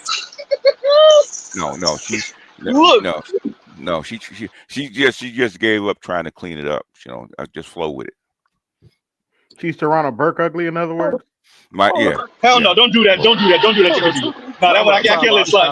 Don't do that. Don't do that. Don't do that. Not that, bro. Like I don't even like calling black women ugly, especially. But no, the Toronto Burke, I can't do that. That, bro. Hey, don't do better. I mean, I'm just saying. Oh boy. Like I ain't gonna never do that to Khadijah. I ain't gonna put her up over there with 300 perks. That's special. That's special. I ain't gonna do that. Okay. Put the gun down, BGS. We're not asking the guys from California. We're not asking the LA dudes. That's a hop stepping away from TMZ area. So your lady never has to worry about you not taking out the trash. Huh? funny enough, she always catch the girls like that. She always catch them like that. They damn near flirt with me in front of her sometimes. That's Dade County women and Broward County women are bold. Okay. No, it's because hypergamy doesn't care about women. None of them. They never did. No. They know what it is. That's why they, because they know how much they cheat. So they know what it is. In fact, how about you nurse played I forget who was this played that clip about. Oh, it was Anton talking about that this chick was spitting. He said about the difference between men and women cheating. He said, you know, he said it's actually better to cheat with a man. The reason women can actually cheat better than men can is because they cheat with better people. In other words, men don't give a shit. Men don't try to blow up your spot where women do. I said she was spitting. No, so we're better fathers. Facts. So in other words, we're better fathers and better cheaters. Ain't that a bitch? No. In other words, the reason that women are better cheaters than men are is because the men is because who they cheat with. The side dude ain't gonna blow up the spot. I meant to rephrase that. I meant to say we're better side people. We are better side people. Yeah, we are. It's because we're not. But for the most part, we don't even want them. You know, if we had to go with them afterwards, we wouldn't go with them. Because most dudes that cheat with a woman when it breaks up their regular relationship, they don't keep messing with her, right? Because they don't trust her at all. So part of the biggest reason is just like BGS said, but I make it real simple. Like we are there to live out their fantasy, like you're in Disney World, just like the social Alexa, worker that please, told you Machiavelli, please. said. Yeah, so the crazy social worker that I sent one of y'all a text that, you know, basically like she came at me was like, this is supposed to be our fantasy, you need to maintain it. I was like, and I asked my dad about it. He's like, yeah, you're her side dude. Yeah. He's like, what she's saying is, this is my fantasy, this is the character you play. Yes. And just like I told you years ago about the lady that I sold 3 cars to and paid for a class, she had the boyfriend with the same name, and I broke character in front of him, and he knew I was hitting it. And then she called me later and cussed me out and shit. You have to maintain the fantasy for the ladies. If they don't think you can maintain the fantasy, they're not going to deal with you. If they want to keep their original their home life, okay. Yeah. The thing is, that's like a side dude is much more reliable than the side chick. Every now and then you get a dude that'll break, like you say, break character, but most time they're not trying to. Shout out to August Alcino. Yeah, and mine wasn't on purpose. It was just like she introduced me to him. She said, "Oh, this is," and I looked. I was like, "Wait, same name as me?" And it was just random. You know what I'm saying? I was at work, and I broke, and he knew. You know well, yeah, of course he knew. Because he's not supposed to know who he is. Okay, he knew. Yeah. And I think the reverse is that even when you're intertwining with a woman, she still, it's the fantasy that she wants. So she sees like, no, you're not. No. You're not getting it. I know where you're headed, but you're not getting it because you said it like 3 times. You're not getting it. But go ahead and finish. No, I was saying the reverse. So you're dealing with a side chick. She sees that you take care of your kids, that you do certain things. So that's the fantasy that she wants to incorporate, but she doesn't get to see the rest of you. But then it's like, you have to accept the fantasy that I'm giving you, and that's what women don't accept because they wake up and think they want it all, and it just doesn't work like that. That's why they end up snitching or you get rid of them. You're not getting what I'm what saying. I'm missing. Okay, now listen to me. Okay. They're better. No, listen to me and listen to understand and not to respond. Okay. youngster. Okay. Yes, sir. When your side chick, when you have a side chick, okay, Mm-hmm. she's looking to be the main chick. She's looking to replace your woman, okay? Because she sees what you do, and she loves what you do, because she always asks you about your family and what you do and stuff like that, and she observes you, and she said, okay, you would make a good husband, okay? All I have to do is get her out of the way. Mm-hmm. So a number two or even a number three sometimes, right? Okay, wants to either intentionally or unintentionally blow up your spot so she can move in and become the queen bee. Okay, that's what Yeah, that's I what thought it. that's what I was kind of No, saying. that's not what you said. That's right. This ain't about a fantasy. Okay, this is about real life. When she want to blow up your spot, Absolutely. it's not talking about. She's not dealing with a fantasy. She's dealing with facts about who you really are. Okay. Because she gonna have to incorporate you into her. You have to incorporate her into your life. She has to. I could fit in here. I could fit in here. He does this. He does this. She look at all the practical stuff that you do. Okay. She Yes. asks. Yeah. She asks you about. She observes you with your children. She observes you with your. Mm-hmm. Talk about your wife. All the stuff that you really do. Okay. Because you're not lying to her. Okay. Mm-hmm. Yeah, and that's what I meant by like they only see like the good things that they want to see. Hey, you don't get the other half, and you don't get her other They half because you don't have to. they see the bad parts of you too, because it's gonna come up if you with her long enough, and Mm-hmm. sometimes she's gonna bring it out in you. Okay, the thing is, but a side dude, okay, is not trying to blow up her. He doesn't want. He don't want a wife. Okay, he ain't trying to move your husband aside. In fact, because I've done the same thing. I've been a side dude. Bitch. It's like 2 o'clock in the morning. You need to go home because you got a family. Mm-hmm. And your man is gonna be looking at the door because I don't want no problems with him, right?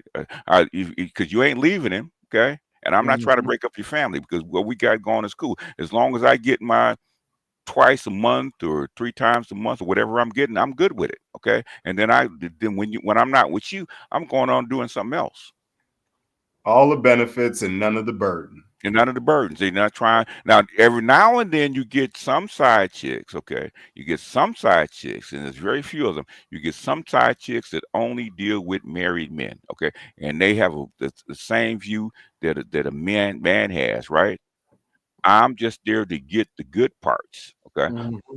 I don't want all the I don't want all the other stuff. I don't want to have to clean your house and cook your food, take care of your kids, and deal with all the downside shit, pick up your socks, all the kind of crap. I'm not trying to get that. I just want the sex. I just want maybe the luncheons or the sneaking around. That's exciting. I don't want all the other stuff. So I'm not trying to get your. I'm not trying to be your wife or try to be your main squeeze, try to be your main girlfriend. But those women are actually very rare. So because when I found them, because I knew a chick, man, because every dude she went with, because she was single, she had a couple kids, blah blah blah, and she never was trying to get a dude, and all the dudes she messed with were married men. So I asked her why, and she told me exactly why. And every other woman I saw that did the same thing, which was not that many, they all said the same shit. So that's the reason. But most chicks, and I always said this, okay, I tell this young guys that's messing around, okay. Got to remember, most side chicks, just about every side chick that's a number two is trying to be a number one. She's trying Mm-hmm. to, because women, okay, men, okay. That's why I have the. In fact, I probably need to write the goddamn book. The 3 levels of men's what is it? Commitment, right? The 3 levels of commitment for a man, right? Okay, Mm-hmm. which is different from a woman. Okay, men have levels of commitment, right? Side chick, girlfriend, wife. Okay, 3 distinct level, and the woman has to qualify for each level. If she don't qualify to be a girlfriend, she's a side chick for 20 years. Okay, and let's keep fucking her. I see her once a month, twice a month. I get my rocks off, and I send her back out there because she don't qualify to move to the next level. Okay, women look Yep. in progression. Okay, they want to graduate.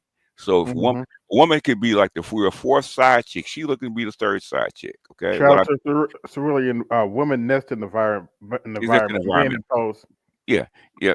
A woman can start as the fourth side chick. I want to be the third side chick, and then I want to be the second side chick, and then I'm looking to fuck up his marriage so I can be his wife or Yeah, girl. she's looking to nest. She's. They want to graduate. Okay. Mm-hmm. Men don't want to graduate. Men. You should tell women. Men do not throw away their tools. Okay. Mm-hmm. And I've seen it. You know. I remember one time I was. Well, job. That's literally and figuratively true. Mm-hmm.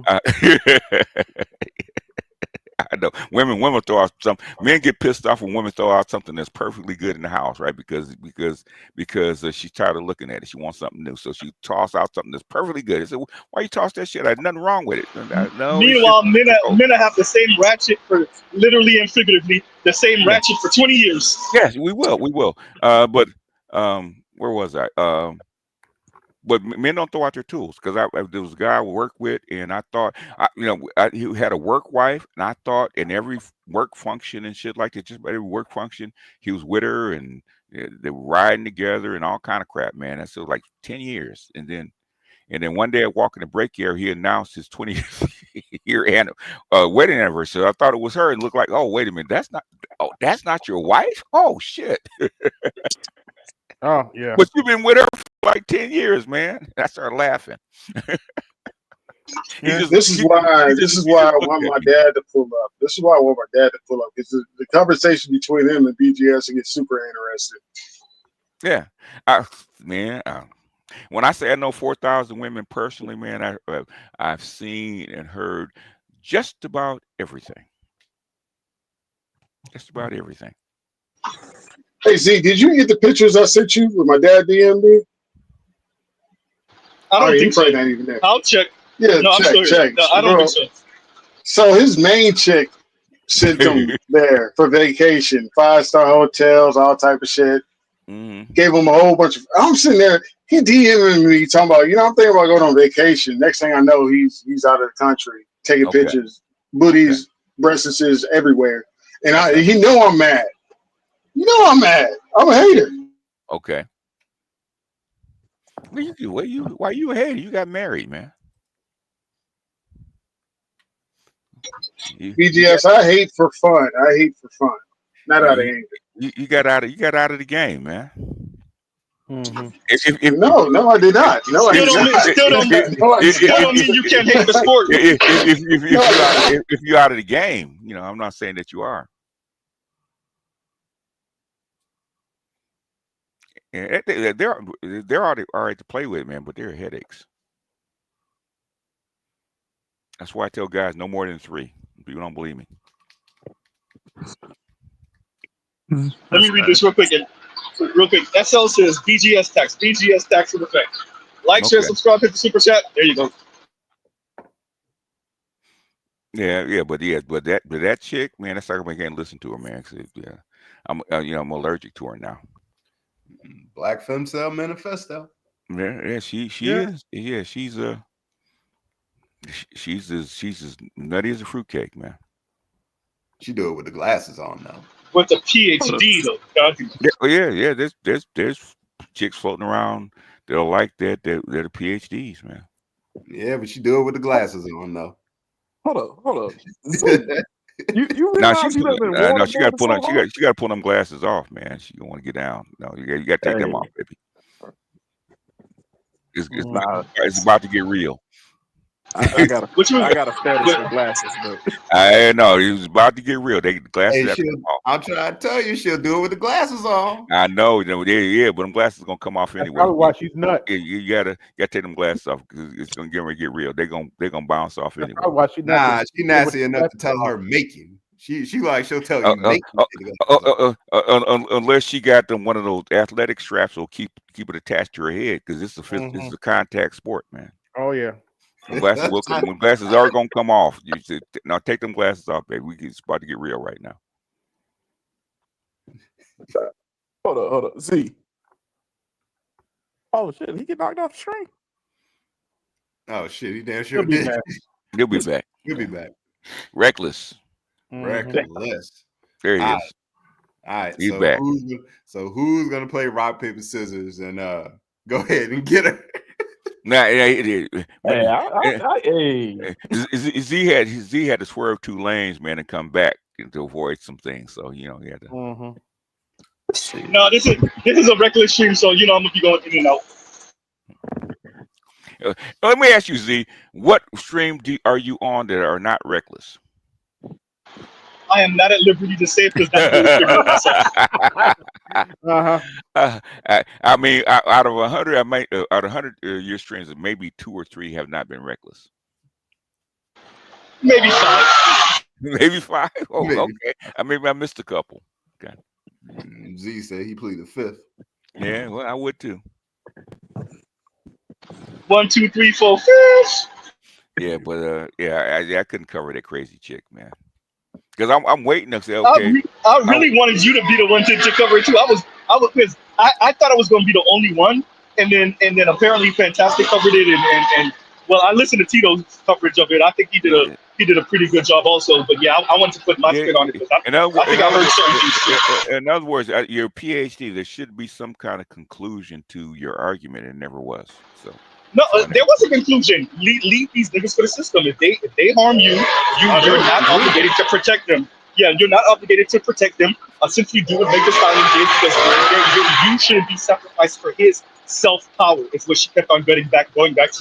When essentially black men are selfish, and black men are going to use LGBTQ black folks, black children, and black women as fuel. But the thing is, normally they list out the punishments that we will endure without their help. Leave you out there for the white folks to handle. I never saw a woman actually help stop a man from getting lynched. Thank you. In fact, women probably do far more harm. There'd probably be less men in prison if it wasn't for black women. Oh, that's a proven fact because they've talked to these dudes, and most of them are single mother raised. No. The thing is, they send black men on send off missions. Oh yeah, on dummy missions. On dummy missions. Most of the men selling drugs were encouraged by whom? They're women. They're women. Or their mama. Those are your mama and your sisters, your aunties are all your women. Okay, they don't have to be your. If they weren't encouraged, they were damn sure sold out by them. Yeah, I know many guys that many women put their boys on the street. Okay, that's why this femcel kissy is full of shit. Yeah. Oh, and she's nuts, man. All these guys piped her down, and she thought sex was gonna keep them, and it didn't. So now she's angry. Alexa, play Khalees, I Hate You So Much right now, please. Yep. Oh, I forgot about that song. Damn, yep. I hate you so much right now. Yep. Yeah. So instead of saying I'm bisexual or lesbian, I'm queer. In other words, you're not doing that well with women either. Yep. Or in other words, play Mary J. Blige. No, I'm not gonna cry. Right. Yeah. Man. Which is one of the best and worst R&B songs ever. Yeah, I didn't like it when it first came out but they played it so much. If you don't see it as the contemptuous anthem that it really is, and you just listen for the vibes, that's a great song. The rhythm, everything about that song is great except for the message. What? I mean, they've gone through it, but I mean that's just a marriage breakup. So, which right along with the movie. And thank you. I was about to say, and then the fact that they pinned that to Angela Bassett with homeboy cheating on her and then leaving her for the white one. Of course. He got on and left me for a white girl. Yeah, her burning his clothes up is a classic. And in the car, because that's all he wanted was his clothes in his car. Alexa, please play the clip with Angela Bassett burning down the BMW, please. But you just sitting there chilling, smoking a cigarette when the police come up. Yeah. They would firemen come. What are you doing? I'm burning the trash. Yeah. And it's her car to burn. And all the extra boomer women clapping up in the goddamn theater. Oh yeah. Oh yeah. Actually, my mother hated that movie because she pointed out that all the women in there were sleeping with married men except for one. Naturally. My mom hates the movie The Color Purple. I Oh, never does she? actually saw it at the house. My mom hates that movie. Every Okay. time I ever saw it was at an aunt's house or something. I never saw that movie at the house. My mom hated that movie. Why did she hate it? She thought it was overdone. It was too heavy-handed on black men ain't ish. Oh yeah. Well, that's the whole point. Yeah, that was the whole point of the movie. Sinners was the Hey, same way. Z, my wife just brought me some juice. It's like coconut, This nigga, Jesus pineapple, ginger. I'm thinking of very much nice, cool drink on a nice day. Look. Y'all mute up. Y'all mute Turner Runner, please. Mute this thing up. This is a good. Here we come. We playing all the Misandry, and here this nigga go. Hey, guess what I got? That's what I got. Yeah. Mm-hmm. Shut up. All right. I'm going. Yeah, we're gonna be dealing with some. You know what? I hope the juice ain't sweet enough. He's trying to tell me the juice is worth the squeeze. Actually, I hope it's not. Turn around. Don't worry. Hey, we will go to his house and play his PS5. You can play 2K. And we're sending this PhD down to Columbia to teach, man. Oh, stinking ass. That's her ass. That's her ass. She gonna get an acid bath. Don't worry. She probably would. She get that back slap. I'm headed back to America. Because the one thing that the Latins do, man, they don't take that mouse. Mm-hmm. They do not take that mouse. Going over there with that stupid feminism ish. Nah, she'd be lucky to get out of there alive. Yeah, that's for sure. As laid back as those Guatemalan men are, okay. Let that woman get the mouthing off. Okay, that hand, that pimp hand will come out real quick. Strong. Mm-hmm. Be like old boy in Boondock. Lord bless this pimp hand. Yep. Yeah, if she's lucky, she's in the field, man. They get the flat side of the machete. Yeah. It's called a pimp name slip back. You gotta say the whole thing. Pimp name slip back. I'm not trying to kill you, but I'm trying to teach you a lesson. Yeah, but instead, all we got is a bunch of chicks on some Riley shit. You gonna pay what you owe, Santa? Yeah, and they got their simps like what that dude named Deontay. You gonna pay what you owe, Santa?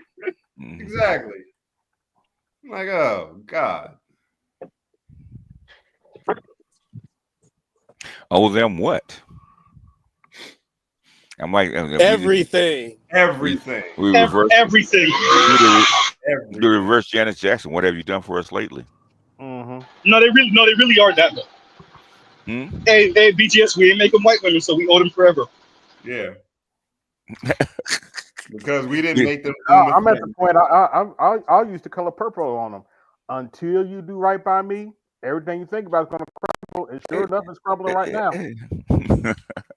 Hey, remember, 106. And I'm gonna be nice. I'm not gonna put a knife to your throat. Go ahead. I'm sorry. Yeah, you know, my thing is, I'm just glad black men are not listening to them anymore. Who's on man? What you said about 106 and 4? No, I know what you're talking about.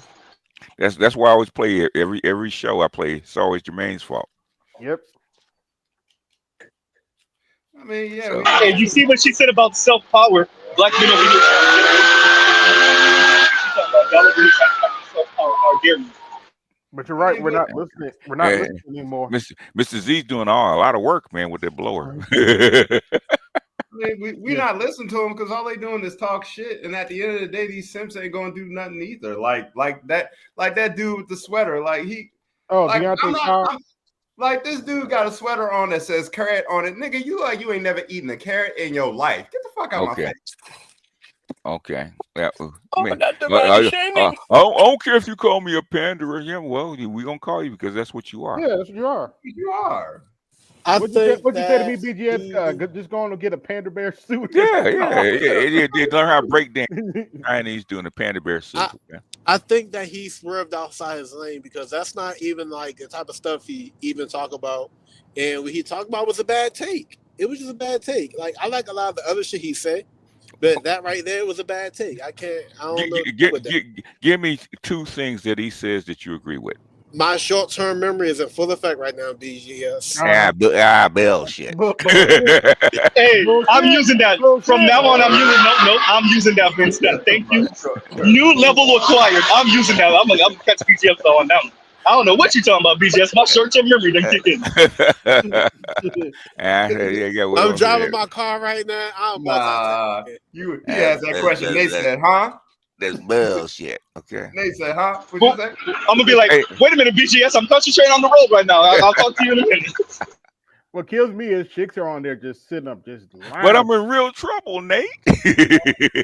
But here's the other thing. I don't even think like a lot of people even tune into his shit like that anyway. But this right here, it just happened to hit the algorithm. Yeah, and girls like, yeah. Women blew it up. Okay, people forget, man. I just spent 35 years in the pro-black space, man.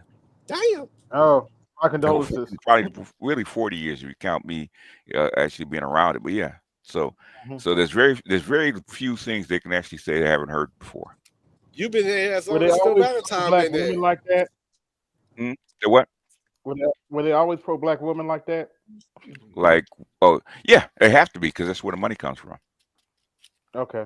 That's why Umar has to tread lightly because even he said it. I'm a panderer. Yeah, because you're pandering. Everything you just said it came straight out of a black woman's mouth. You got to have money to maintain dreadlocks.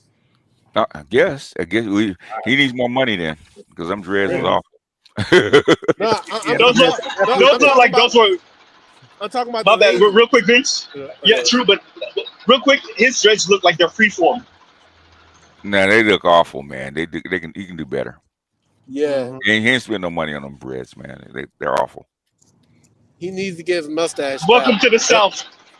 But what I was saying is, I agree with BGS. Like the money comes from the woman, and the way that the woman in that culture, in that subculture, take care of themselves. You need money to maintain all that. And I bet you he didn't make a damn dime off of that shit either. I don't know. I think his channel and 6,000 job loss. He'll once it gets circulated, they'll go back to him.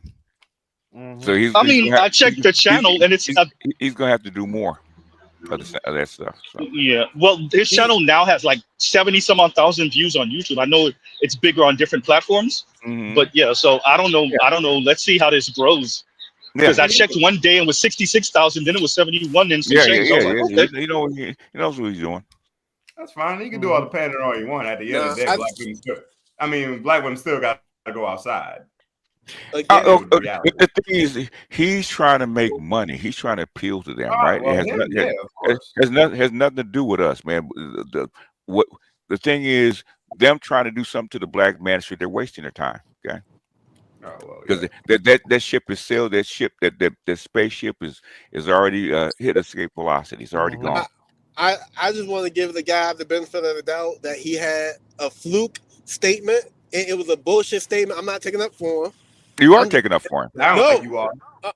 What I'm saying is, I'm trying to take the baby about throwing out the bathwater. He had a bullshit statement.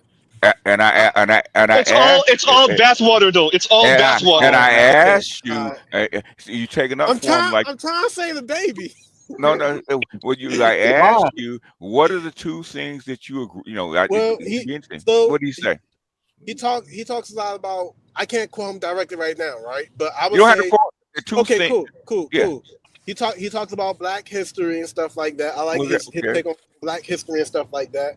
And I like some of the things that he say about, like, how can I say, general politics. I'll say that. That doesn't mean anything. I'll just say that you could be general politics. You could be far left or far right, man.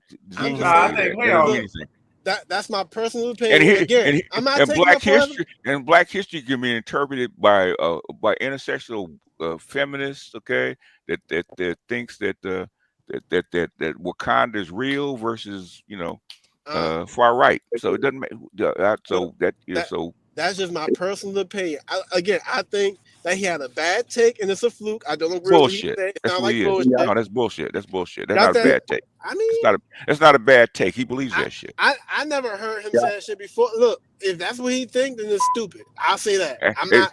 Hey, do I have to really go and find out this guy and show you that this is what he believes? Because it's shown do up a video. before. Do a video.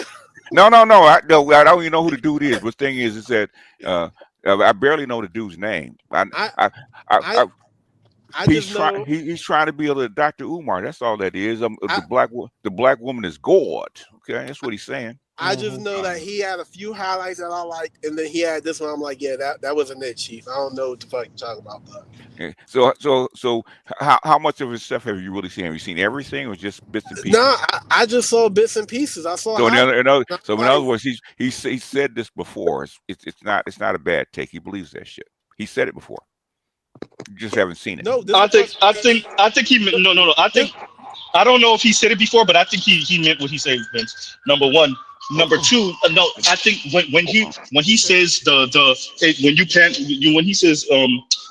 it wouldn't be y'all wouldn't call it pandering if I did it for Latinas or whatever. I agree with DGS. He ain't talking to us. This was not about us. I said that actually on my review. Yeah, he talking for them and talking for them and for them in two ways. For them as in quote unquote defending them, and for them as in pandering to them. Yeah. I get tired of these loser ass pedestrians, man. So why y'all listen to these people? I mean, well, to his point about that, you wouldn't call it defending if it was Latina. I was like, you know why you don't have to say it for Latinas? Like, you do know why you don't have to say it for Latinas, though, right? Exactly. Because it's only black women you have to do that punk ass posturing for. Mm-hmm. So he has a YouTube channel, okay, with 70,000 subs. Okay, what's the motherfucker's name anyway? Deontay Cowell. It's what grits and eggs or grits and what's it called? Grits and biscuits or some shit. That even sounds like an intersectional. No, look. All I'm saying is I saw some clips. I liked it, so I didn't like it. I just like he sounds he's an intersectional feminist hiding behind whatever, right? Just like Jared Ball. Jared Ball. He's an unrealized. Yeah, Dr. Jared Ball. Tommy went in on them. I watched the whole thing. He went in on all of them, man. Yeah. I caught that. Tommy went in on them. He named them all. Yep. Yeah. So what y'all saying? So what y'all saying is he's an unrealized FD signifier. Nah, he want to sell some Disney pills. No, FD signifiers. No. Because FD signifiers are unrealized Jared Ball. That's. Oh man. Well. So no, because he represents more blue collar and whatnot. No, what I'm saying about Deontay Cowell. So and one of the LGBTQ brother, what's his name? I don't know if you can share this, Z, because you're reckless. Give me a second, because I just finished what I was doing, but so give me a second. I'm about to. Okay, yeah. There we go. Go ahead. Okay. Talk about a bad take. Okay, you think it's a bad take? Okay. See that? Woke up in the morning and to God be the glory. Thankful for another day to tell my story. Put my opinions in the universe and let them orbit. I'm from the dirty south with a dirty mouth, might need orbit. Miss things on me like a nigga. This ain't an accident. Okay? No, it's not. It's not an accident. United we heal. That is a fucking yeah. It's not a bad take. Okay? That's why. This is my first time seeing it. I can't defend it. You put the evidence up there. It's undisputed. It's right. It's 7 hours ago. It's not even 7 hours. Goddamn. Yeah, 7 hours ago. I'm gonna watch it because I think just based off the title, I think I know where they're gonna go, and I already got a resounding no. No, bro, ain't no crawling back now, player. No, y'all gotta stand on that. Which y'all been talking about for decades. Y'all gotta stand on that. That's why when you said it, I said some bullshit. Okay. Mm-hmm. With black women losing their jobs left and right, is he going to kill the panda market? Is he going to kill? No, actually, I don't think so. I think it's going to increase it. It'll increase the panda market because they need something to crash out. Yeah, they need those. You know, they need those panda pills. But they can't They're afford gonna need. the panda peers. Well, it's not. No, it's not. It's not just that.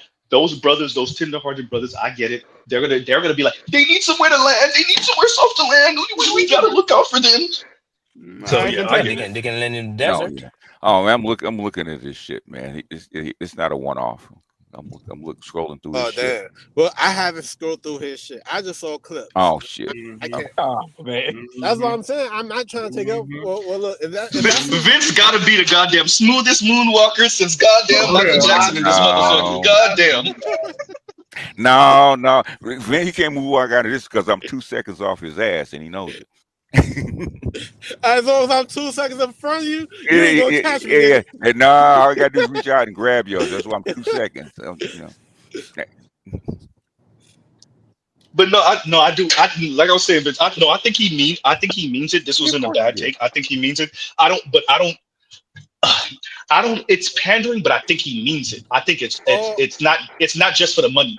He really mean that, and I understand. But once again, no nigga. Like this is what drives. This is what drives the. This is the thing for me. This is what drives me up the wall. Y'all, I can't allow for y'all to ignore when black women talking absolute crazy, and then when we say something, well, you can't say that. No, bro, no.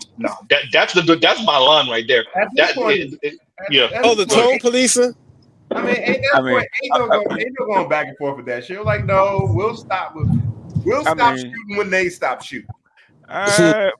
Basically, they're bad shots at the game. They couldn't shoot straight anyway, man. Stop worrying about them. Like I said, it was a bad take, BGS. I'm gonna say you got it. It's not. I'm telling you, not a bad take that he believes it. I think Vince said, "F it." He said he's in his black woman bag. He gonna say it anyway. Look, I'm just like I was just trying to give him the benefit of the doubt. At this moment, after what you just pulled up, I can't give him a bit of a doubt. How? Ain't no benefits. Wait a minute. Okay. The thing is, how long did I say I've been in this game? Longer than I've been in this game for years. It made me. and when as soon as you said it was bullshit, that he believes that shit, and you said no, it's just a bad take, and I pulled up just 7 hours ago, right? Didn't play the whole thing. Didn't play the whole thing. You knew exactly what I was talking about, right? Okay. Sustained, Your Honor. You've seen this play before, okay? I mean, the language is right there in front of your face. In the last 7 hours, yeah. What I'm saying is, you only seeing bits and pieces. I said, have you really? Because you're talking like you go through. You're regular with this guy and gone through all his work. Nah, all I did was see some clips, and I was like, okay. Let me tell you, Vince. Let me get it. Because this is what happened. Because I watched some of the clips too. He says some air quotes surface level pro black stuff. He dropped a bit of history, and so Vince got hooked on that. So he only seen those kind of like shallow level clips. So it's like, okay, I could see how he quote unquote bad take, but it's not a bad. This is a continuum. This is borderline. This is Umar without the degrees. Right? Like it's not a bad take. This is really who he is. Yeah. He ain't just pandering for the dollars. This is really who he is. I know that by the language that he used, it's not a bad take. Okay, all that stuff they use was intentional. Okay, you cannot. That's not a take that you just came overnight. You've heard this and used this before. Yes, he articulated his position very perfect. Okay. Yes. The way that I start thinking to myself now, you've seen this. You've been thinking and been saying these things before. I don't know if you've been saying them on air or with friends, but his articulation was perfect. Yeah. Well, I'm saying if you're gonna defend him, which you tried to do, and try to give him a break, I said you got to have something. No, you have to have something to back. That's why I asked you, because I wasn't defending him. I was trying to defend him. I can't do shit with him now. I was just trying. That's what I'm saying. That's why immediately when you said it, no, you gotta give him that one, BGS. You gotta give him that one. No, Vince said that the right way. He said, "Look, I tried, but I can't really nothing." He did try, BGS. I am okay. I'm okay with failing. Okay, I fucked up. Cool, I said it. which is why people send me this stuff, and I said, okay, as long as we've been doing this, y'all can't recognize what's in front of you. Nope. I recognized it. When I first heard the argument, I was like, This is some like, old shit, man. It's like, some nah, old shit. That's some real old shit. It's not even new shit. It's real old shit. Okay. Yeah, I like think what happens is we have to appreciate that in the Black manosphere, in these conversations online, we still on the cutting edge. There are people that still not engaged. Like I have family members and friends, they still not engaging with this stuff. And we're talking about both single, married, and long-term relationships. They're not engaging with this stuff. So when they get hit with it, or when they see a random clip on the internet, they kind of sideswipe by they're like, where the hell is this coming from? So I think for a lot of people with the grits and eggs thing, the thing about this podcast is that like they're like, wait a minute, you still on that crap, bro?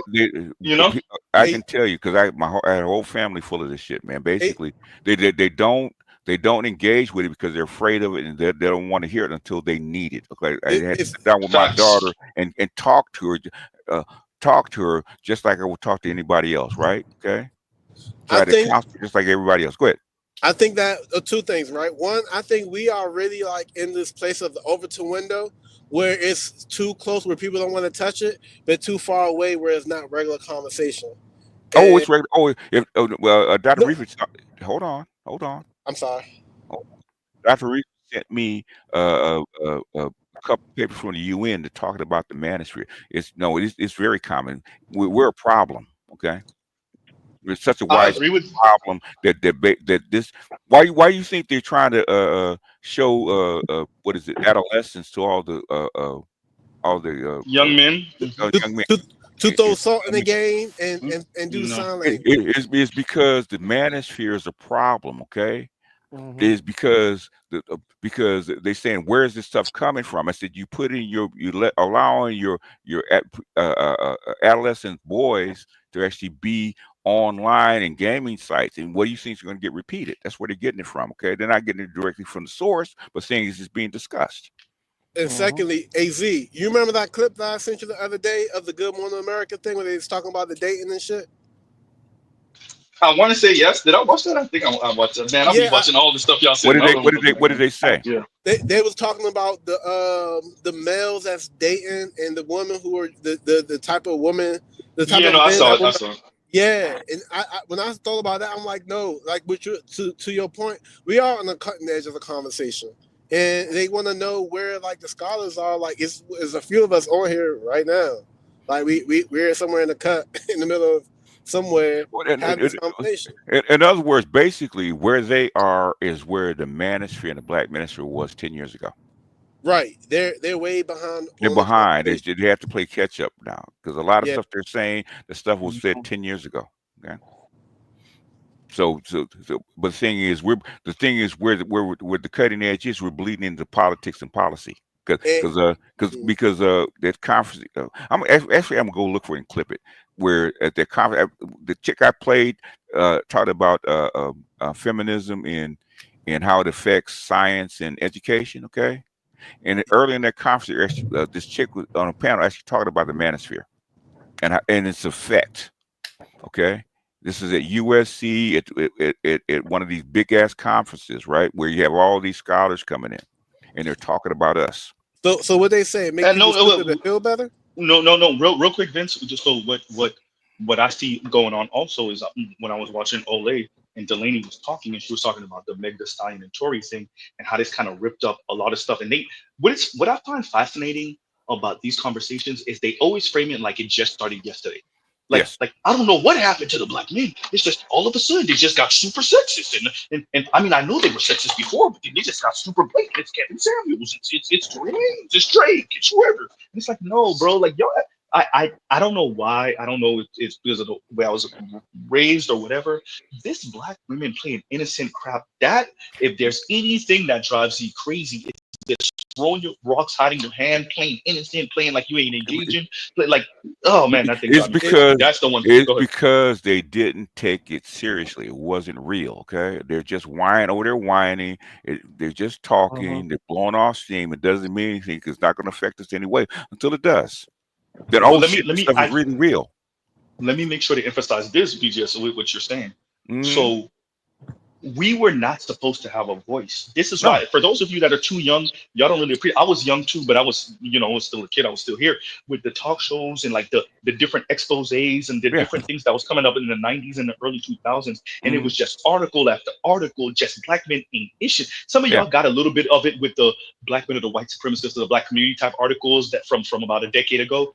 Y'all got winded out, but that was from a long line of a 40+ years of just hammering black men and not really having too much response. And even the response that did happen, but whatever response did occur was kind of played down or minimized. So what high-speed internet and what YouTube and all this stuff did was actually allow for us to speak back. And what you saw was black women really didn't have, and women at large really didn't have answers except we ain't gonna have your kids then. Right, like we ain't gonna marry you then. Like that's the response to Kevin Samuels. Which is fine. They can have their response, but thing is, guess who's against them not having kids? And that kind of response is the state. Okay, the man actually pays you. Okay, why do you think you got all these benefits for you being you trying to be a man? No bullshit. You got to have babies. You got to have families. If you don't, then we have to do something else. I want to throw in something else with what you said about we wasn't supposed to have a voice, right? I know in my personal experience, they also try to indoctrinate us from not talking back or not critically thinking and saying something and saying stuff like, oh, you got a smart mouth, or make you feel bad or guilty for having some. Because that's what they say to a woman. Yeah. Right. So even having something to refute what they're saying, stuff like you get shamed. Yes, of course. Well, we're moving the Overton window. We move in the bar because remember at one point they used to call us gay blatantly, and there's some sisters that might not be up on game that's still saying it, but for the most part, you don't really hear black women saying it like that no more. Now they saying sassy, but even that they gotta leave alone because we're actually moving the window. We're seeing you're really the sexist in the black community, and you're even hearing black women say that. Go ahead. Well, the thing is this is something that I learned, and this is what I taught, especially with the black community, with the black manosphere, okay, and the white manosphere is starting to pick it up. It's called political jujitsu, right? Okay, how do you take what they said and turn it on them? One of my close friends is a police officer, and he says verbal jujitsu. So I understand the concept. I get it. But verbal jujitsu, but also I don't know. Political jujitsu is different because you take it what they perceive as a negative and turn it on them. Okay. Go ahead. In other words, we're all dusty. Even the pick. Go ahead. I'm sorry. Go ahead, AB. Go ahead, AB. Even the pygmies are starting to fight back. This can y'all hear me? Yeah. You're clear. Hey, this is what happens when we give you space. Yeah. Even the pygmies are starting to fight back. I was watching this one clip, and this chick straight said, "Yeah, I'm a pygmy and I'm a chosen one too. You're a skip me and a fuck me." I was like, "Damn." What the thing is, pygmies. You're nothing but a skip me and a fuck me. I was like, "God damn, that's so funny." In other words, in 10 years ago, being a pygmy was a negative, right? Because you had all the money out of the independence, you didn't need them, right? The environment has changed, okay? With Trump in office and them cutting the safety nets, okay? Being a pygmy is the best place to be. And now all the chicks, the independent women have to learn how to. Black women losing jobs. I got you, BGS. I got you. Black women, they are doing the same thing to us that they did to black men 40 years ago, which is pushing us out of the workforce. That's what they did to black men. And that is what caused the major divide within our community with regards to the gender wars. We saw black men the way they wanted us to see them because they didn't have the upward mobility that we had because of our jobs that we were able to get in the federal government. For one, the federal government was one of the biggest job employers for black women, and they're pushing us out left and right. We lost more jobs last month than any other demographic, and those jobs are not coming back. And if they come back, they're not going to give them to us. I don't care what degree you got. Because you can see right now, they don't care nothing about those degrees. As soon as we started getting it, they ain't mean anything anymore. I say this to say, we going to have to work with black men. Whatever grief you got with black men, get over it. It's time for us to work together. We need them and they need us, and this is just more proof of that. Nah, fuck your reach. There you go. There you go, Nah, BJ. fuck your There you go, Lion. That's reach back. That's the reach back. Yeah. Nah, Reach fuck back, your reach back, Keisha. brother. Nah. Hey, Stay home by yourself and watch my stories. Get the fuck out of here. Do bad by yourself. Hey, Siri, can you play Operation Reachback for me? With the Mission Impossible song on. Hey, fuck you is. No. All that. Nah, hey, Lion, tell your lady to keep her head on a swivel. They coming for them Latinas. Like, Yeah. Yep. He took No. our man. What kind of juice did she make you? That was tunnel. Oh man! They turn around to another one. Turn around and tell your lady to keep her head on a swivel. Them sisters coming. You know, I'm about to talk him back up. He could come up like, and you know, she squeezed like 33 fresh mangoes and pineapples, and she got them from one of the most beautiful trees in the island. Tomorrow she making nectarines. She making nectarines. Oh, no. She got some of my favorite chocolate chip cookies in the oven right now, baby. Yeah, she's making homemade tamales right now. You know, she's mashed all the beans by hand. Yeah. Oh my God. Oh. I don't hear that shit. The thing about the gain. Oh, go ahead. Go ahead. I'll go after you. Go ahead, man. The thing about the gain of popularity is more and more men across the spectrum are getting hit with the hypocrisy in society. I've had conversations with my younger cousins. I've had conversations with my uncles, to where guys, they basically articulating concepts that I've heard come out of Z, PGS, Dr. T's mouth, and I don't say anything. I just sit there. I'm like, oh, okay. Like even with my own. Do tell. He basically Granddad used to have a phrase, because the way we was raised, Granddad would always tell the girls, like, look, if a boy gets with y'all, like, don't step into a man's world. Come get one of your cousins or come get one of us. If it seems like you got a conflict and it's going there. Because you step into a man's world, you get a man's consequences.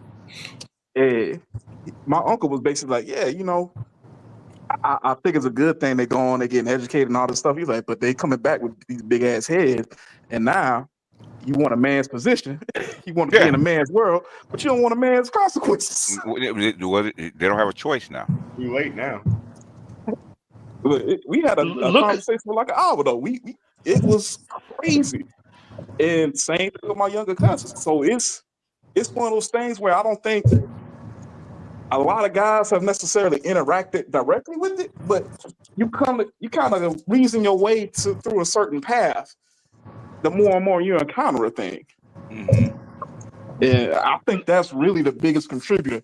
And the fact that there is this here, and there's a framework, and there's a language, and you know, you got people like BGS, Dr. T, Dr. Neil, and hundreds of others usually. I think it for those who like, yo, kind of like how some of us found it like, hey, am I crazy? And trying to compare notes, it does give them a jumping off point. It's something to latch on to. Let me say this. So before I read this super chat from KMS, I gotta shout out KMS because I think he said something that I think we need to stress more. It kind of, and I've kind of said my own version of this, which is they don't need to interact with the Black manosphere. The reason why you hear your uncles and your cousins sounding the way they do is because the women themselves are the red pill. The women themselves are the red pill. They're the pain. How did you say it again, KMS? Too much pain in the system. Thank you, Lion. That's exactly what I was trying to say. Too much pain in the system. Too much pain, and that's exactly what it is. Oh yeah, the environment. I always say the environment controls women's behavior, not us. Yeah. Hey, No. That's not what I'm saying. No, what I'm speaking to is the awakening of the men who don't even interact with stuff like this over here, because and the how they're problem is because awakening. Yeah. because they can have all these shows and talks all they want, but it's not the men that are waking them up. It's the women that are red pilling. Basically, the women have to. The women are the proof. All the red pill is information. Okay, that's all it is. But the truth has to show up. Go ahead. You know what else you're saying without saying this, E?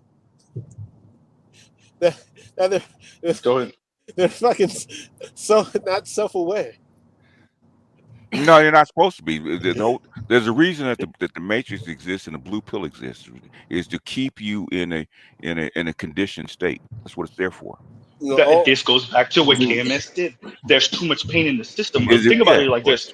Look, and BGS used to this years ago, and it stuck with me, which is you can't have a whole red pill society. That's not sustainable. You can't have a society that's full red pill. The problem is the women in their behavior are causing the men to want to say these things and to look up for spaces like ours, because once again, going to what KMS said, there's too much pain in the system.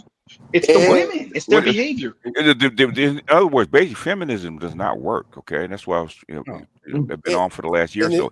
It's failed. It doesn't work. And the thing is, go ahead. I'm sorry. And it seems as though they're not hitting the brakes either. No, you're not letting up. I think I don't know. I think some white women are making a U-turn. The thing is, it's called cultural inertia. Okay. You can't hit the brakes without breaking something. You have to slow it down and reverse it. Okay. Right. You can't turn around that fast. You can't slow down and turn around that fast. It doesn't work that way. Well, the white ladies are slowing down, but I'm not interested in having any intimacy with any white ladies. These black women, they don't look like they're slowing down. They look like they're trying to. Oh no! We get the reach back. Let them crash. They're just not. The thing is, white women are more open with it. Okay. Now the black women, when they give you their ass to kiss, they'll get on TikTok and Twitter and all that. The thing is, but that's because they have a whole lot of ass to kiss. No. Let me say this. They are doing the reach back. The reach back is still aggressive because it's black women and they gotta protect their goddamn shitty ass pride. They are offering the reach back. It's okay. All right, nigga. All right. What do you got? What do you got? What do you got? But they're not gonna come on TikTok, and they're gonna come on YouTube, and they're not gonna come on Twitter or Instagram and say public humble. Quiet. Absolutely not. The need to be right is still strong with them. Okay. The power is strong. Z, did you ever go ahead? Did you ever put the super chat from me earlier up? Which one is it? Wait a minute. I think. Oh, this one. Oh no. Oh, there we go. Karen shrugged. Black women have lost nearly 300,000 jobs and are on pace for the job gap to reverse for the first time ever. And this is what she on. Fuck out of here. I need a New York. Hey, Lion, if you will be so kind, Lion, could you give us a New York fuck out of here, please? We need a New York one. Fuck out of here. The thing is, there we go. And black men have gained almost 100,000 jobs in the same period. And there you go. But I'm not Brad, so whatever. No. We're talking about black men. Yeah. Oh yeah, no. But I know what you said, BGS. But we're still not Brad, so whatever. What I'm saying is that okay? I was trying to tell you that DEI may work for us. Okay, and so far it has. Oh, you mean the repeal of DEI may work for us? DEI has worked for us. Yeah. You mean DEI getting put to bed? Oh, yes. Well. Yeah. Level playing field. Oh yeah, because productivity always braves. And basically, Karen and Keisha losing their jobs. Oh well. Not the double K's. You got one more, and you got a clan. Not the Keisha and Karen. Yeah. Keisha, Karen, and Ken have been on black men's backs for the longest. Oh man, is that the real clan? What did you just say, Z? The amazing women gonna make sure that they do their jobs. That's one thing I can say about them. Oh yeah. Them Asian women said we straight, we in tech and we in nursing and we're in. yeah. They're gonna make sure they study. They make sure they're professional. Okay, they're gonna make sure that they keep their jobs. Okay. Whereas black women, Karen and Keisha will push paper and take long lunch breaks. won't do Not shit. long lunch breaks. Not long lunch breaks. Hey, I ain't even gonna incriminate myself. I ain't gonna do it. I ain't gonna do it. And let me see. Ross's brilliant Z. I'm still in that with the Karen, Keisha, and Ken standing on black men's back. Every once in a while, I got a cool ass one liner. It happened every once in a blue. Every once in a blue, you know. But well, in this that's case, the no, go ahead. That's the thing that drives me crazy with people like this lady. There's real shit affecting black people, and even if you want to be a little bit more myopic with your focus and say black women, like that's real shit that's affecting everyday black women. Don't matter though, because it hasn't affected them yet, because that is the benefit of solipsism.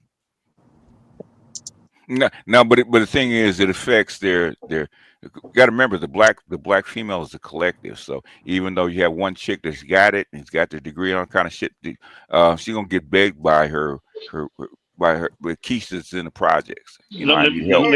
I need a loan. Yeah. Let me say it like this. Perfect example of what BGS is saying is even Kim Foster. That little piece that I said, I'm gonna cover that shit. As a matter of fact, I'm downloading that shit right when I get off the stream with you guys. She pretty much when she's saying, oh, the gender wars is for stupid people, and I want to talk about this and I want to talk about that.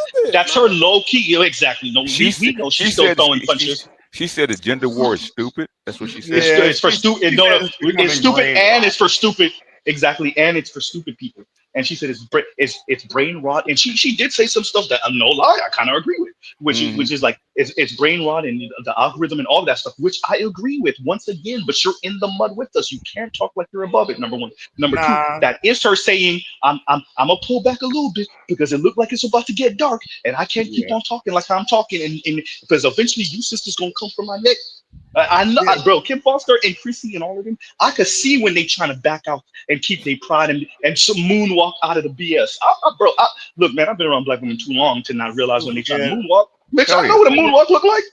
Yeah, but that is what they do when they moonwalking. But at the same time, it ain't like the shit she want to talk about is not brain rot. I'm like, it's the same difference. Because unless your bitch ass plan on moving to the Congo and sorting that shit out, you ain't gonna do shit either. No, that was her way of kind of saying, no, this is real gender stuff over here. That she didn't mean none of that crap. She was talking. And in other words, I need to modify my position because the environment. Yeah, exactly. Exactly. She want to modify her position. But the thing is, if when she makes a slip, you got to take advantage of it. Is it that she listens to her old stuff and realize how stupid she sounds? I wonder. There's a part of me, BGS, and because y'all be saying stuff to me that in my own like self-doubt be questioning the shit. I wonder if she's listened over here before. I wonder because no. There's a reason why I'm saying that because there is to be fair, there are people that they just can't listen to you. They whether they agree with you or not, they just can't listen to you. But there are let me put it this way. Chrissy is way more blatant about the fact that she listened to me and she responds to me. She just won't say my name. Kim Foster, there's things that she said. I'm like, there's no way you're not responding to me. But she's vague enough to not sound like it all the time. Go ahead. Just like homeboy. What's his name? Anton. I think he heard you, bro. Oh yeah, Leon sent me that. Leon sent me that. He follows us. Yeah, he follows. Yeah. Because Anton was like, "You liberals," and I'm like, "Bro, stop." First of all, the liberal. Secondly, bro, you tap dancing for the white folks a little too much for me. How could he be attached to Kevin Samuels and not follow us? It's impossible. Well, good point. Good point. Yeah, but my channel is small, BGS. I'm not you. Like that's a way big gap. And Pink Pill showing up on Anton was a dead giveaway that she. Yeah. She does. I saw her. I was like, oh, she actually showed up on Anton. Oh yeah, she's definitely listening. I've gone back and forth with her, Karen, back in the day. So. Yeah. Raw, I need that. I need this TikTok. Real quick, Raw, I need it. He says, no one saw that the TikTok of Black women HR manager said that she only hires Black women. I need that. Go ahead, BJ. Go ahead. In fact, she says she told me I sound like her dad. Yeah, you said that. Yeah. Yep. And Z, keep this in mind too, as far as the numbers and stuff and everything, right? Also, the quality of the people who's listening, who even have the bandwidth to even listen, as long as they're listening to to the depth of the things that we're talking about too. So don't sleep on the quality of people who's listening. They might one of the motherfuckers. So because remember when I spoke to FD the first time and I was like, yo, I think these people be listening in, and he was like, I don't know about that. And like I think that might have stuck with me a little bit too much, too tough, more than it should have.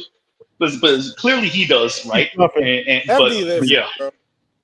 Oh no, that's what I'm saying. Clearly he does, but I don't know how the ladies do outside of Chrissy. But Chrissy's different than Kim Foster. That's kind of a different breed. To that last comment you highlighted, that's a more common practice than I think a lot of people would like to admit. I don't know if you remember, but I basically got in trouble because of that when I got into HR at one of my jobs early in my career. It's like, yo, how's this workplace basically like 90-10 women to men? And in a couple of months, I shifted it almost an additional 20%. It was like 60-40, still women, but I'm on the phone with HR. Like, hey, why are you hiring so many guys? I'm like, because they qualify. Am I missing something? Wait, they literally asked you that question verbatim? Yeah. Wow. See, you said the story, but you ain't say that part. Jesus. Oh yeah, I got pulled in. It was like the VP of HR. Why you helping these niggas get jobs? They were like, hey, we noticed the site demographics have changed and they've shifted a lot. Like, what's going on? I was like, I've come across a lot of young qualified guys. I've diversified our recruiting pool, and I noticed that especially being in a majority Black city, the fact that the majority of men in our workforce ain't Black also kind of stood out to me. So hey, these guys are qualified. I followed a couple of them that I took chances on. It seemed like, hey, I noticed our turnover is down. Normally, these people fizzle out in 3 months. I walked through the floor. I see guys that have been around here for 6 months, and they killing it. A couple of them getting promoted. So, like, what's the problem? And the rebuttal was? The rebuttal was a professional. Nigga, stop doing your job. Do what you told. Exactly. Yeah. That's what you're hired to do. Do what you're told. I know. I don't care if it's working out. Okay. Don't help people. In other words, our numbers say that you are not following the program. That's why they called me in. Let me say this, BGS, and it's a better you. And by the way, better you, BGS, that was a rhetorical question from him because he already knew the answer. He already knew the answer. let me do this real quick. Better you, when you get a chance, read the super chat for me. Go ahead, yo. I got you. Black women better learn how to cook bland and healthy food. It's time to compete for a seat. Hashtag SYSBL. Yeah. And don't let better you touch my goddamn controller. Go ahead, yo. Yeah, basically, they better find a chair before music stops. No, that's too. I would argue the music already stopped. Nah, the music been stopped and they still dancing. The music is, as they said from Marzica, okay? The music is just slowing. Were it to stop, okay, our projection would be not even close. It would be considerably worse. As a matter of fact, talking about BGS, talking about this BGS gave me a man. They listen. BGS, if you don't mind reading the super chat, please. Okay, Leon. This is Leon. $2. He said, Z sturdy viewing, never comment or like, all lurking 24/7. Maybe. I mean, like, so most of the time I'm not paying attention to the views, to likes. So yeah. I mean, that's a thing. I think that's a thing. I'm not saying I'm certain they don't listen. I'm saying I'm not sure that these folks. And if they are, I make sure my argument is for them to like. All the logical fallacies, BGS. I engage in all of them. All that don't appeal to authority. Shit, I do. Fuck that. All that no shaming shit. Fuck that. I'm shaming the shit out of you. I'm ashamed the shit out of your ass. Like all of that talk, I do. I engage in all of it. All of it. Go ahead. You had 120. You had 123 likes. I'm looking at it. So you're doing all right. Hey. With 150 watching, that's pretty good. Like, share, subscribe, hit the super chat. Go ahead, y'all. Go ahead. The only thing I would say, man, in terms of if they're watching or not, they've said too many things. Like where I'm from, if you think somebody's shooting at you, they shooting at you. Mm-hmm.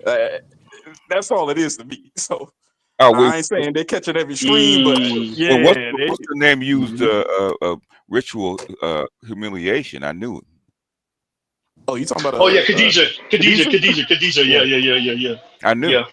Only place you could get it was BGS sent it to me, and it took me a minute to catch it.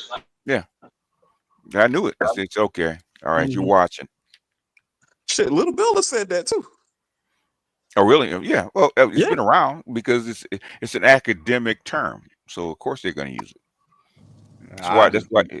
That's why I use it as I said that to Dr. T. Okay, and I said it to a couple of other people because it's an academic term, ritual humiliation. I wish they stopped pussying out and hit the link. Hit the link. No, see, Leon, you know it's not what y'all don't understand. I would love to talk Kim Foster. Now, I'm gonna let y'all know from jump. If Kim Foster ever pop up here, she'll never do it. But if she ever did, I'm pulling everybody down. I'm okay with talking to one-on-one. As a matter of fact, I would enjoy it. I would love to see that. That's the one person, like her and Christy are the two people. I'm like, fuck that. Y'all come over here. Oh, no, they're not coming. Christy They're not gonna I know. I know. And Chrissy, as far as she'll go is Anton. That's as far. I mean, basically, for the most part, I haven't had nothing against Chrissy. Why I left her alone, but basically, if I really felt some kind of way about Chrissy, still you're a former drug dealer's woman. What are you talking about? Ooh, you're not supposed to be saying the quiet part out loud like that. Y'all give Leon some space because by the time she did. You dated either a drug dealer or a former drug dealer, like the dude. And not all of them were black too. Yep. Oh, you were a pookie chaser. It all makes sense. No, she wasn't a chaser. She was a pookie target. Okay. Yeah. No, she was smoked out too. She admitted it. She used to be smoked out and all of that. Yeah. So trying to give her that clean bullshit, like all of a sudden you leveled up. No, you're still the same woman. Okay, here you go. Y'all remember the African sister we covered last year? That the black men they think we deserve less and all that other stuff, and she tried to put on the fake, posh accent and whatnot. So Christy, that was Christy. Just like how she said she used to be weaved up and all that other stuff before she started trying to appeal to Brad. Christy literally was the same thing. Literally. Okay. Yeah. Right. So yeah. I knew that Valley Girl accent was fake as fuck when I heard it. No, but I think that's really Chrissy's voice. But I'm saying the that's way her she's voice. portraying herself now, no, she's full of crap. I think Chrissy has as either a bachelor's or master's in communications. So hey, Z, I thought it was in marketing. Same difference. Oh yeah. Which one, Paris Malone? Z, whatever happened. Which one, Paris Malone? Whatever happened to Airhead? I think Paris Malone got ran off by the Exoticals. They went to war with. She went to war with the Exoticals, and it was I think they might have found out something personal. They ran her off, and she had the biggest channel. Because she has a public face, because she used to be a tennis player. So you got exactly. Yeah. No. Paris Malone always to me. Paris Malone had a very I loved her lips and attractive face to me. Yeah. With that, bro, you can't do nothing with her, bro. You can't do, bro. When I heard Paris Malone talk, and she thought that just because she wasn't using profanity, that she was safe. Lady, the message is still conveyed. You don't gotta say that. You don't, right? Go ahead. Yeah, and that was before she went, on the Nazi shit. When she said, "I don't cuss," exactly. I was like, I grew up in church. I met bitches like you. Nope, I'm out. Thank you. They think just because they're not using profanity somehow they're better than the other chicks. No, you're not, bro. So let's get. She's using it to make her and Chris used to appeal to men until they found out women paid more. Yep. Especially if y'all don't know, Paris Malone started under Boyce Watkins. Boyce Watkins, what is up with you, bro? Cynthia G. Yvette's not bad though, but Yvette Carnell. What's the other one? Michi X. Too many of them started over them with Boyce Watkins, and then they go left on his lame ass. Can I say something? They're intersectional feminists. Wait, Vince. Go ahead, BJ. Intersectional feminists hiding underneath the pro-black lens. That's what they're doing. Well, Z, if you want to get bigly, one time. Who's first? Go ahead. Vince, and then better you. All I wanted to say is, boys don't know shit about women as far as it seems. Apparently, he's not good at vetting, and it shows because many of women have turned on his rhetoric and shit like that, and he fell on his ass. So what I've heard from the women that have been involved with him, Boyce Watkins is underhanded. He's pretty sneaky. stealing Yeah, money, I shit think like that. yeah, Yvette pretty much said the same thing. Yeah. Paris Malone. I don't know if I disbelieve them. I'll say that. No, I'm, they're telling I the don't. truth. There's Yeah, too many. Yeah. yeah, yep, Yeah. yep. And they Because don't know each other, and No, they saying the same thing. yeah. Because there's a lot of women that were involved in him that aren't involved in him. It wasn't just those. Yeah. Those Yeah. people. No, they're not lying about him. Mm-hmm. Yeah, but let's let Leon go, because Leon gonna tell me like, Z, stop the bullshit. You know they watching. Go ahead, Leon. I done made space for this nigga. This nigga ain't even say nothing. All right, continue. Well, I knew that was gonna happen. If you want your shot at Diglett, I got this master ball I can loan you. Who's Diglett? Diglett is a Pokemon. He compared it. He been calling her Diglett forever. It's a Pokemon called Diglett. Who's that? Talking about Kim Foster. Kim Foster. That's pretty good. That's a pretty good comparison, though. Yeah, and then he said you master ball to catch Diglett. Oh no. Although Bowser sounds better. Yeah. No. I like Bowser too, because she called herself Bowser. She said her man was like, they look at you as the final boss. She was like, oh, they see me as Diglett. I'm like, I'm not Diglett. See what you did better. No, they see me as Bowser, and I was like, come on, stop, bro, stop. But no lie, after she put out the previous stream, I really was thinking to myself, okay, I see what you're doing. Let's see where you go after this. Because I suspect she knows way more about what's really going on than she portrays, but she just gotta keep the face. She graduated from Harvard, man. So yeah, she's tied in. Her networks are getting rattled right now. Of course she knows. Yeah, especially with Trump, because Trump talking about cutting off all the funding. I mean, what I'm saying is, all those connected females, their jobs are getting rattled right now. Yep. We're gonna find out how real is those connections. Yeah, well, we will. That's What why. happened That's to why. that $10 billion. Oh wait. Yeah. It was more like 93 that they're counting. That 93 and counting that they found that Trump handed out to various people. So. I just need one more thing. I just need you to go ahead and enact selective service for women, and I'll shut the fuck up forever. I'll be they tried it like 3 times. Like the Equal rights amendment. The ERA was in 76. They recently tried to bring it back up, like maybe 3 years ago, and the feminists shut that shit down. So, I want to stress this about all of affirmative action, all of the DEI. There's a certain way in my mind that we should have moved with that. And what ends up happening is white women and black women are so goddamn antagonistic, so dismissive, and so hoarding of the opportunities and the positions that we ended up here, and you antagonized white men to get rid of it. Not saying they didn't want to get rid of it anyway, but y'all knew that. There's ways of moving, bro. And like I'm so angry about this, BGS, because why black women allowed for them to be the mascot of the angry feminist and purple hair white women, and then you just got moved right out of position instead of making sure black men get some slots and seats. It was just you and white women for the most part, and crazy enough, LGBTQ white men. You let LGBTQ white men get it from the black men? Man, y'all on drugs, bro. It was never supposed to go to you in the first place. Black women, and that's one thing that black women and white women, the elites agreed a bit. We weren't supposed to get shit, okay? Because now you get what you get. They have. Oh yeah, I'm ready.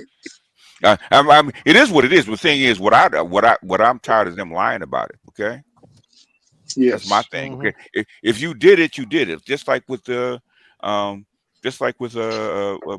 welfare, right? Okay. You took the money. Okay. We didn't leave you. You took the money and left. We didn't leave you. But at least be woman enough to actually admit, I went for the money and left my man behind. Okay. A real man would have fought. With what? This is important. This is important to say to what BGS is saying. They gotta keep the face because they gotta play victim on the other side. Yeah. They have to play. So the important part is to say, no, you left. You say and what I think that's very important that we brought up that video from what 40 years ago. The what's that? And that was in Nightline. That was what 2020 or something like that. with the women that were all 21, 22, 23 with kids, saying they don't need the man, they can raise the child by themselves, they're good.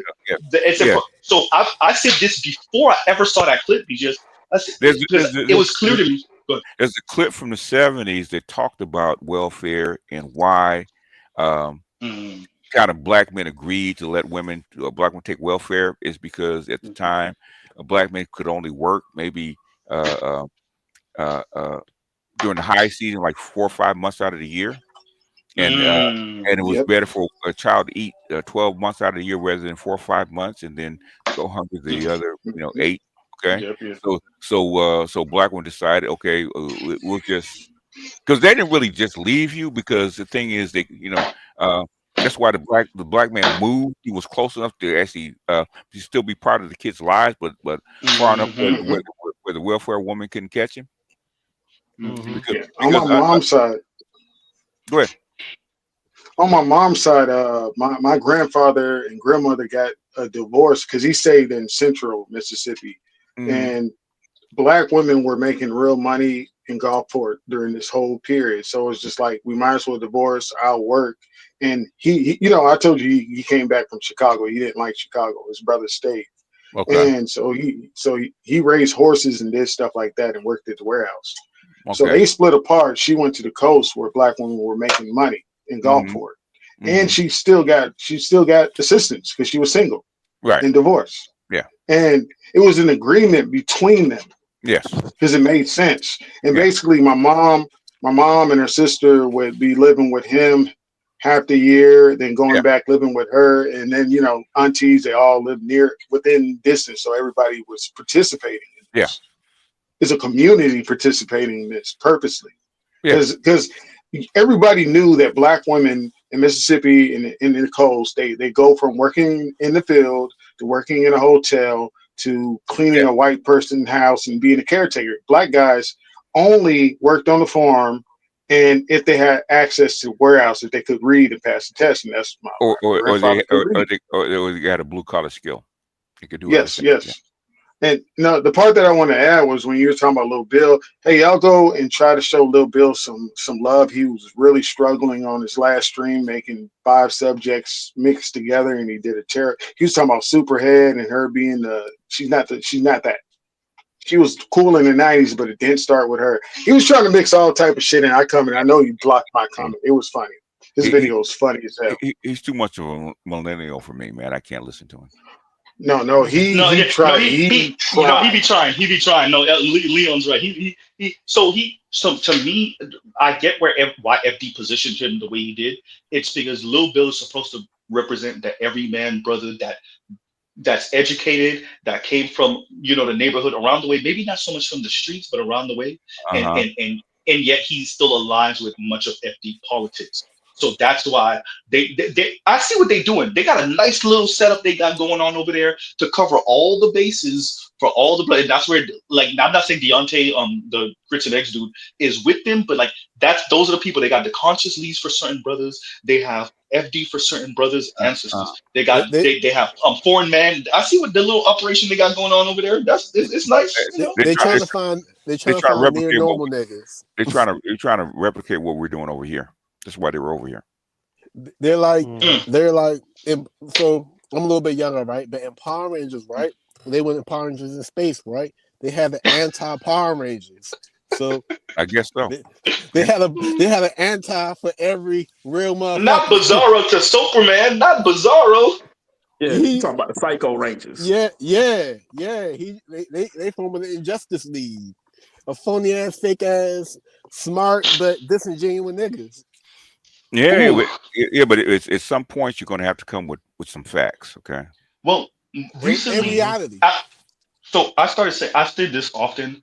How is this supposed to help black women? But I continue to stress, if y'all can't get black women, and this is kind of going to Black Rule. I will never forget Black Rule saying somebody got paid for these souls. This is one of the most genius things I've ever heard in my life. And I start saying, if y'all can't get somebody to subsidize black women, whether it's a black man, a white man, another woman, a Latino, somebody, then what exactly are y'all doing except antagonizing us?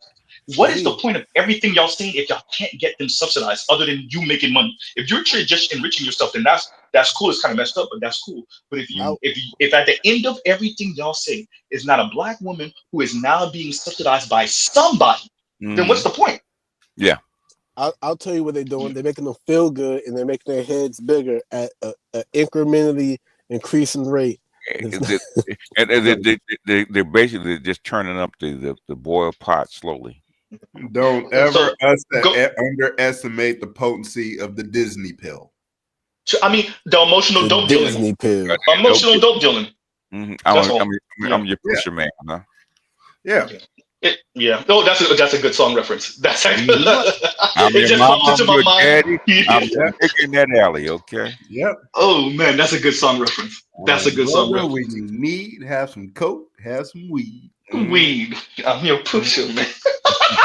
That's a good got song some reference. faith, got some hope, got some self-esteem. Yep. Oh, wait. Pause. Vince, say that again. Say that again. Got some faith, got some hope, got some self-esteem. I'm your pusher, man. God damn. That's a freestyle. You can tell Vince was in the middle of cafeteria freestyling when he was in 12th grade. Oh well. Man, that was good. Vince is probably a beatboxer. That Disney pill, bro. That Disney pill is strong. Hey, Vince, BTS taking away your accolades. He said, "No, Vince wasn't freestyling. He was doing the beatbox." I was on the table. I was beating on the table. Yeah, not the beatboxing on the table. I remember that with the pencil. You're right. You got it. Oh man, at least he learned something. I'm not hating. Okay. Yeah, I know you're not hating. I appreciate you, OG. That's all right. It's all right, BGS. Just tell him 200%. Tell him 200. All I got is $3 in quarters. $40. Oh, $40. No, bro. Corey Holcomb will forever be goated for me with that. All I got is $40. It's the way he say it. He doesn't say $40. He say $40, bruh. $40. He plays drunk uncle. I don't know anybody that plays drunk uncle better than I was about to say than Corey Holcomb. He plays the drunk uncle role better than anybody. I think. Maybe who would you say? Because I don't know comedians as well as I should. Who would you say probably played drunk uncle better than him? I can't think of anybody else. Nobody. Bernie Mac. Nobody. Bernie Mac. No. Bernie Mac was in drunk uncle. No, he was in drunk uncle. That wasn't. Yeah, he was good. He's Chicago too, but he was in drunk uncle. But yeah, BGS, you were gonna say something. Nah, forget. Nah. Not the PK. No, not PK. Them struck BGS. I see Trust is here. I wondered I see Trust is here. Ask Trust, did she see the FemCell manifesto? Talking about that, yeah. Toya, did you catch not even Miss Dr. Time? Yeah, she's one of your fellow Northeasterners, maybe. I don't know where she's from. I'm just getting. No, she said Carolina. I said Tim. Goddamn, I didn't want to claim her in the South. Yeah, it looks like she graduated from Winthrop. Looked like did something at Princeton for a little bit. She's been all over. Oh, she one of them. Okay. Yeah, like she been all over. So she did go crazy. Yeah. And she's pretty young too. Like she just turned 30. Yeah. No, that you can see it on her face. You can see she's not old like that. You can see it. Better you sounding like you ready to accept the mission. Oh no, better you. Ben said he would go. He said he volunteered. Oh yeah, you better you. Ben said he's going. He's out of here. You can go, you just can't stay. That's all. Right. Nah, he'll stay. I've been doing some reconnaissance.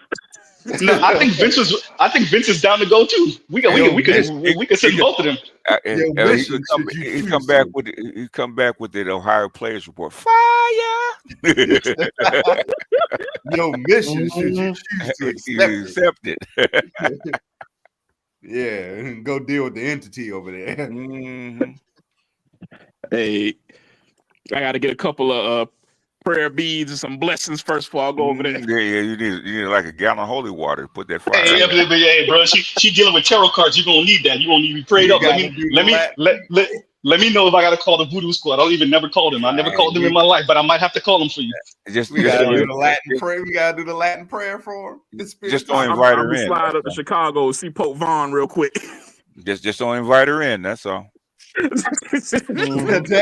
don't invite her in. She said she a vampire from Sinners. A vampire, yeah.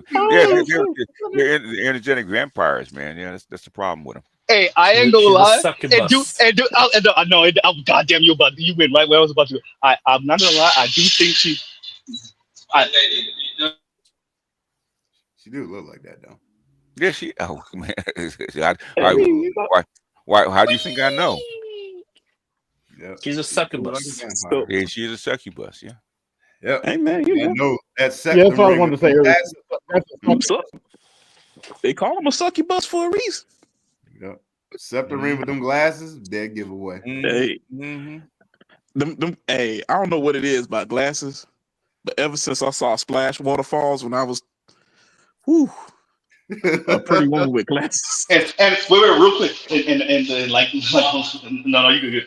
No, like I was saying, I don't know. I think goddamn, I lost my train of thought. Y'all go ahead. Goddamn. You'll get it back. So Betty, It'd be like that sometimes. So Betty, you ready to accept that mission? Hey, you know. Just had a PS5 controller charged up for me. No, that's what I was gonna say. I think homegirl. I think she probably give that fire good. But hey, bro, it's in the name. Suck you bust. Hey, man. She nutty at the squirrel shit, man. I know exactly what that is.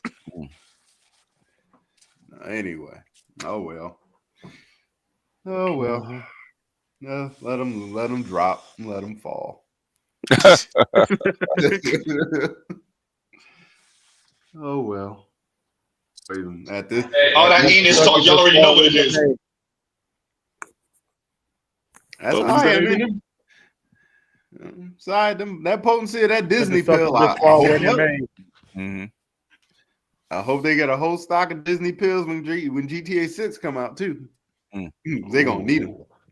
No, hold on, wait. They don't have to wait that long. All they have to wait for college football to come out. The new version of college football to come out. That's what. Oh yeah, they do drop one every September too. They do drop one. New 2K come out. It's over. Yep, all around the same time, around September. Yep. What? Hold up. What's the the song is right there. It's is it Bobby? When it's cold outside, who are you holding? Yeah, Bobby Womack. Bobby Womack. If you think you're lonely now, yes, sir. Wait until the night. Oh yeah, it's cold outside. Yeah. Nah. You can't play that song. You gotta play the other song. Been around the world, yeah. Nah. Play that song. Can't find that baby. The only person that came close was what's his name from Casey and JoJo. Did a really good version of Bobby Womack, but it wasn't as good, but it's about the closest you gonna get from a mainstream artist. You think you're lonely now? Yeah. Yeah, I played that for my fiance when I left her. Oh, man, wow. Petty. Oh. Hey, I was gone, man. That's petty. That's petty. The motherfucker. Yeah, I shed a tear over her, but because you look just like Pam Grier, so I shed a tear over that one. Oh damn. Oh well, you played music. Got annoying, huh? Damn. Well, you played music for her. BGS was over here practicing self-power. You was practicing self-power, sir. That self-power. You were supposed to state it. Oh no. You gotta go, man. You better. You played music for her. I just simply asked her to turn on all the lights. It said them big titties couldn't hold me. So man, I can't say I ain't much better. Me and my ex-wife used to send songs when we was upset. She sent me after we had divorced. She sent me some shit. It was like, "Baby, come back," and I sent a CeeLo Green. Fuck you.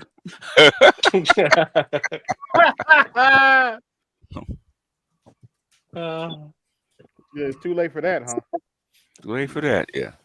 Oh, or you could send her apologize. That's what you call apologize. It's too late to apologize. Nah, she was wild. Nah, I would have sent her Superman by Eminem. That's a song I would have sent. But I gotta pick on your BGS. I gotta pick on your stepchild a little bit in about a few hours. What did you do this time? That's Oh, the one that you sent me. you didn't watch that, yeah, the one that I sent you. I watched some of it. Yeah. Yeah, he was up there talking about black women got the what's the name passed, the child support thing passed. I was like, Oh, yeah, that's not the argument, bro. not the child support, but the paternity testing, right, at birth. Right. Is that it? Yeah. Yeah. Even though we They know, don't have you like that. we know the in Tennessee, we know the actual representatives actually put it forth and actually talked to Dr. T, so we know who the people are. Hey, hold up. Yep. Then he also somebody saying Roger's channel got deleted. Who? Somebody saying Roger's channel got deleted. Who? Again? Hopefully not, because Roger's been good for 2 years. Hopefully not. What did they do this time? What did he say this time? Got him deleted. I don't know if it's true or not. It's somebody in the comments saying they deleted the Roger Report's channel. Somebody check real quick. I'm getting ready to check right now. Oh shit, I'm not seeing it. Because he's got a couple. It's because he pissed that simp off the other day. No, I'm playing. No, he said something. Because Roger sometimes forget, you get comfortable. Oh shit, he's gone. He said something that got him mad. It's gone. Oh fuck. Yeah, I'm not seeing it because he usually props right up. I got him subscribed. See him. Yeah, they had. Somebody put the link in the comments for Louis real quick. No, I'm not seeing him. I don't see it either. Yeah, because he pops right up. I'm subscribed to his channel. I don't. No, there he is. Okay, hold on. No, that's not him. This channel doesn't have any content. It looks like he took down his content. Hold on. Because he got a couple. Remember, he had 2 channels, so it might be the other one that you see. The Roger Report Live is gone. It might be. Because I think this is the his Roger backup Report channel. Live is gone. Yeah, but it's. I'm gonna call him later then or tomorrow to see what's going on. Yeah, but his backup channel's still there. Yeah, his backup channel's still there. Yeah. Okay. Still got something. With 2 subscribers, Yeah. Damn, Roger. I don't know what he said. Sometimes I don't know if they're, I've never had a channel deleted. As much shit as I talk, I've never had a channel deleted. I don't know if they're scared of me or what. Because in fact, when they were threatening people's channel in 2016, I said, I dare you. I double dare you. Come get my channel. Because everybody was hiding their videos and locking their channels and stuff like that. I said, man, I ain't doing all that shit. If you want to come get me, come get me. I said, trust and believe. I said, you come get me, it all comes out. Because you only got 10%. It all comes out. So I never had a channel deleted. So who knows? Damn. I don't know. I don't know what he did. I'm sure he backed his stuff up. Yeah. Well, I heard he had a back and forth with some wayward soul earlier this week. Oh, could be. I don't. He didn't say much to that guy. That wouldn't be the first time. It wouldn't be the first time. Yeah, it would. They didn't clip Raj at least 3-4 times now. They didn't clip Raj at least 3-4 times. I know this easy. This is the third time. Yeah. It's the third time. God damn, see? That's what I thought. Yeah. God damn. Yeah, what's going on, Louis? Hey, what's up, everybody? Yo. Hey, come on, Louis. So he's got to go to his back. What's the house?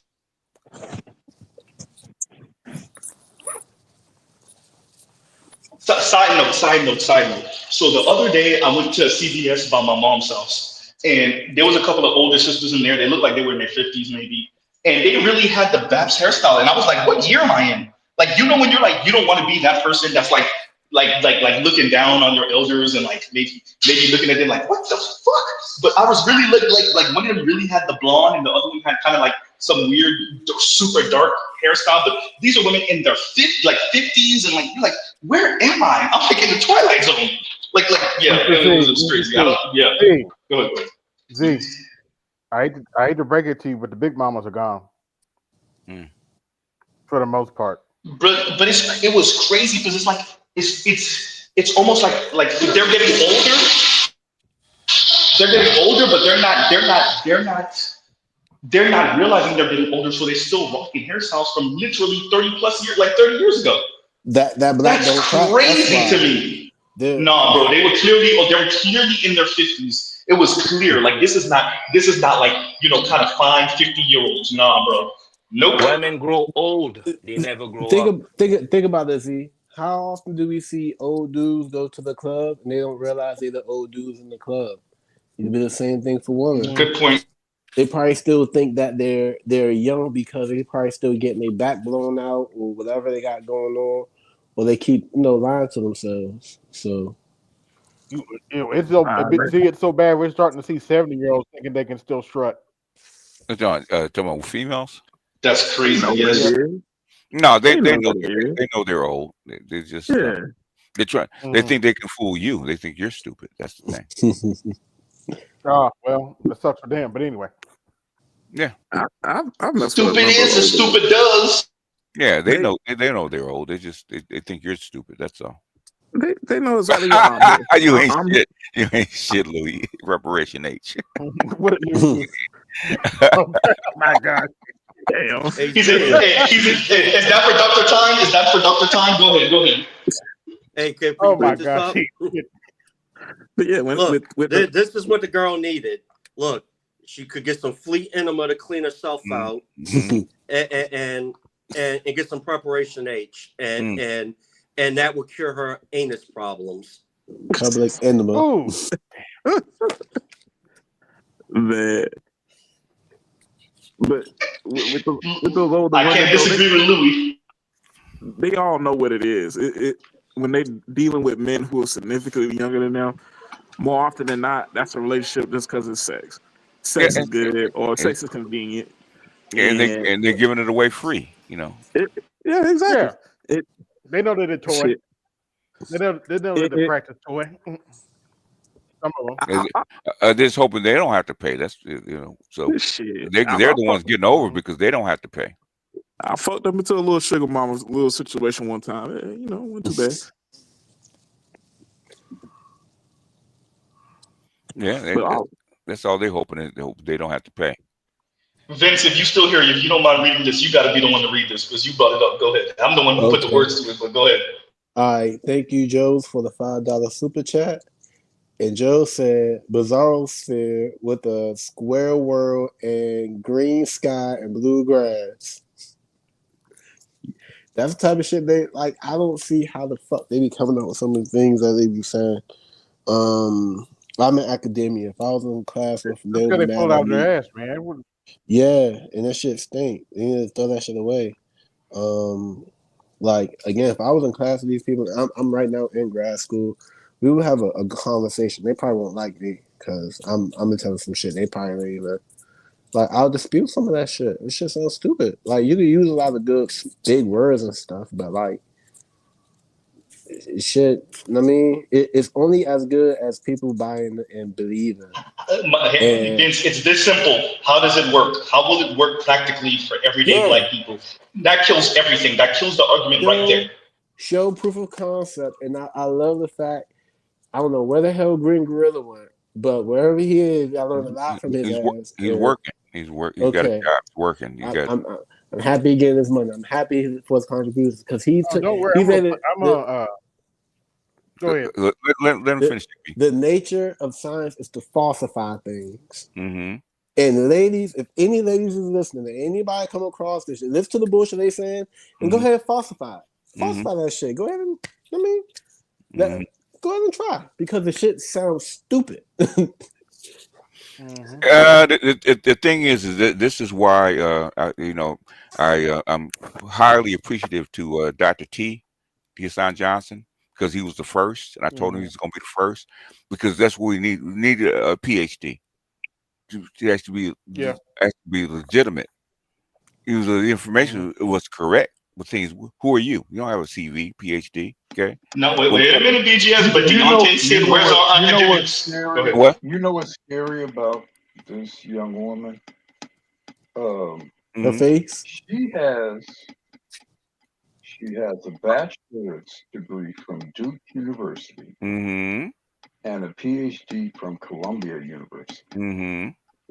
She has a PhD in anthropology from Columbia, from an Ivy League school.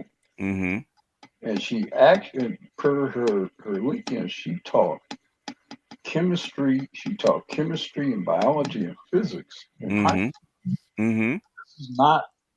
This is not a dumb woman here. No, she's crazy. Yeah, she's crazy.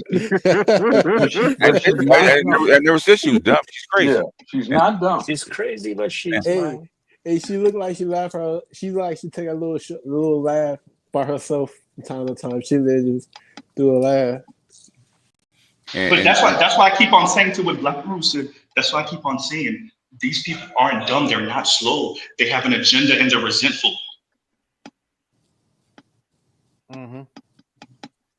Yeah, she's crazy and her worldview's all fucked up. And I don't care how smart you are. If her worldview's not aligned with reality, then it doesn't matter. Well, the thing that's scary about her is because she has a Ivy League education, it gives her potentially a lot of influence. Women like her are why I am happy Kamala Harris was not elected president. Okay. Oh yeah. Because this is the kind of woman who would potentially have some influence in a Kamala Harris presidency. Because of her background. She would, but the thing is, if the boat has holes in it and there's water in the boat, it doesn't matter. Okay, the boat's gonna sink. Right. So eventually, but if a crazy person is captaining and navigating the boat, then the boat's gonna sink that much quicker. It will, but eventually you're gonna have to deal with the boat sinking. Let's say this part. If the crazy person is shooting holes in a boat, knowing they can't swim, but hoping you can't swim, then you got a problem. And throwing Negroes into the cold Arctic Ocean, the boat is sinking. Yeah. You know, which is what she seems apt to attempt to do if she's given the opportunity to do so. Yeah, but somebody that's not lucid like that is a drag on any kind of political discourse. She's kind of like I don't care how good. I don't care how good. No, but if someone at her level, you may not put her in certain positions. Yeah, but you might definitely put her in other positions. Yeah, and some positions she could be very skillful at in terms of affecting a certain part of particularly a misandrous agenda. Okay, I would be scared for her to be a teacher anyway. Well, that's what I would ask BGS. BGS, you clearly can tell she's crazy. Do you think most people can tell she's crazy? Yeah, they know she's crazy because she's probably worse in person than she is in front of the camera. Yeah, you can tell she's crazy from my probably IG. nuts and really nuts. She's really nuts, yeah, and people that are, and she might be one of those spectrum girls too. You could listen. You could be educated and have some mental health issues at the same time. It is possible. And nothing wrong with it. There's nothing wrong with it, but that's what Alexa play Future at the same damn time, please. I don't know what kind of world you guys see. I've seen a lot of crazy people. No, I've seen a lot of crazy black women.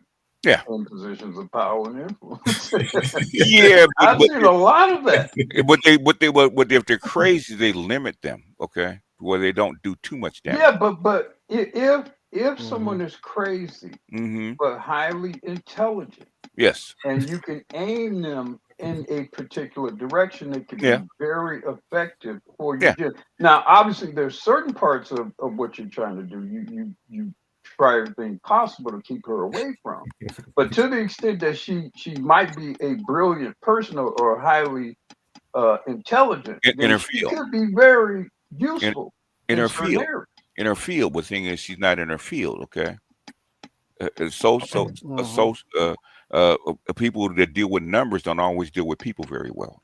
And she seems like one of those people. Well, I mean, but there are lots of people in functionary positions and bureaucratic positions. Yeah.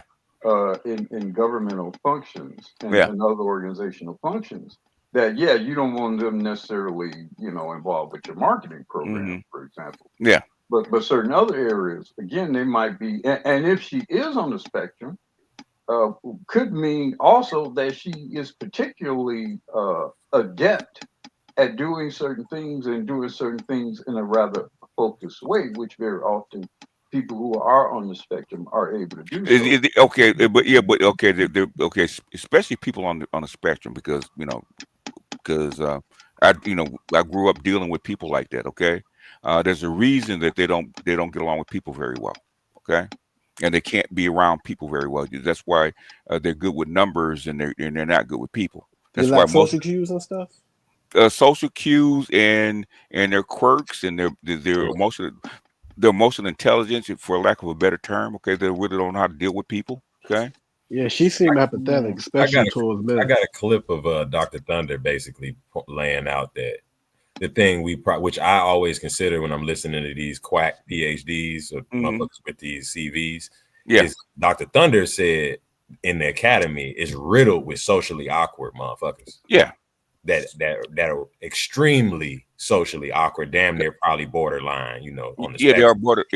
But they're effective in their field that they teach. But I can turn that socially awkward woman who is on the right side of bell curve. I can turn her ass. I can aim her at some kind of document to crank out. She'll crank that shit out quicker than everybody else. And next thing you know, we're presenting this shit to Congress, and it's fucking up a million black boys. It could happen, but it needs people like you to actually sell it, because it's got to be sold. Yeah, no, I'm not saying she would necessarily be beneficial in all areas. I'll give you a real good example. That a guy that is he's in office right now, right? Scott Best is actually a genius as far as money. Okay, he's a genius. People don't know it, but you can tell he's on the spectrum.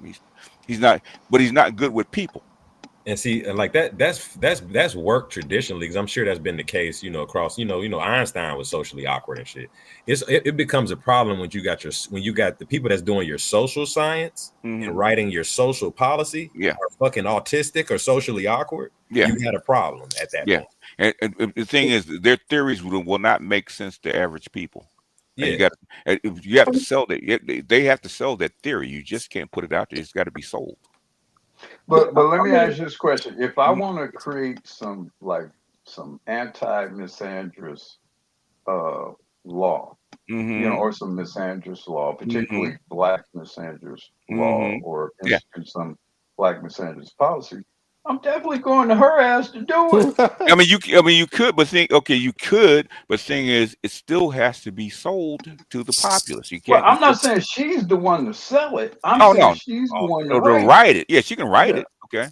And that's where they be dangerous. That's where all these women, Kimberly Crenshaw fucking around is a little socially awkward when I listen to her.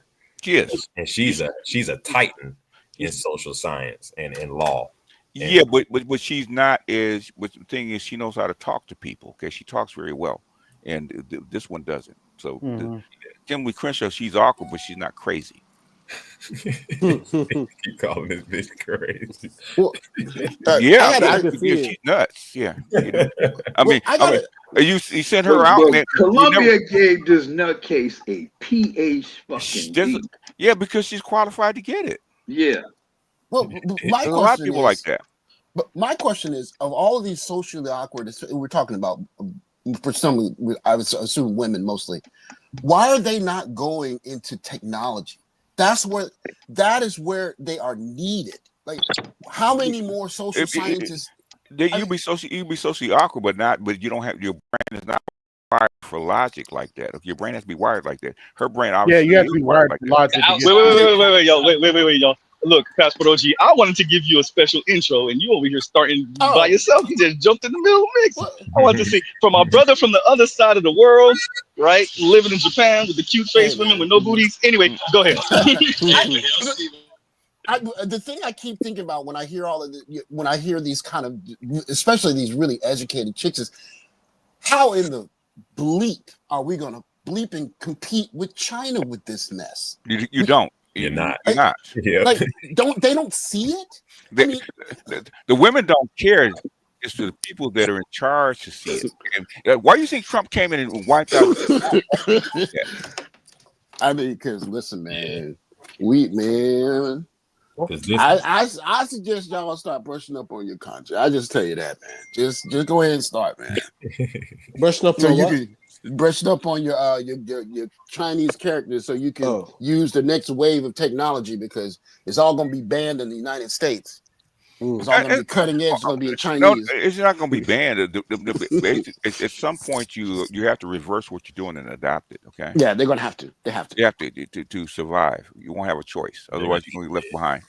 Well, you see them release the new Harmony tablet, and you can't tell me half the people on social media saw that don't want it. Like, how Harmony tablet? I'm late. The Harmony OS by Huawei. Huawei, yeah. Folds in half, and the bottom half turns into a keyboard. Because Huawei can't use Google or that's right. Android or Windows, so they have to invent their own. Which if you turn out 1 million programmers a year, shouldn't be a big deal. A big deal at all. Mm-hmm. It wasn't. Yeah. And it wasn't. And that's going to be Southeast Asia using that. That's going to be Africa using it. Mm-hmm. And if you, basically, it's all it is Linux that's better. That's pretty much flushed out. Okay, that's all it is. Okay. But I mean, I just, when I hear like these, especially these really educated women, I'm like, you guys don't see the big picture here. Like, of course not. That's why I played that chick. Okay. Because they're not wired. They're not wired to see that biologically. And we throw around educated too loosely. A lot of them are They're just institutionalized. So they're not thinking really. Yes. You can be educated and not be wired to think in a certain pattern. No, I get that, but I'm saying at this point it seems that it's not so much about. Go ahead. Well, your education has to be practical. Like, you can know. Wait. Passport OG, I can't let you get away with that. Nope. Who says? You said your education has to be practical. Who says? No, I'm not saying you're wrong. By the way, I'm not saying you're wrong, but you know where I'm going. America proves it. What about if your education was there for you to have a degree for you to get a BS job? Okay, that's fine. That's fine. That's fine as long as people can actually afford to have you at a DS job. And they can no longer afford it. There we go. We're here now.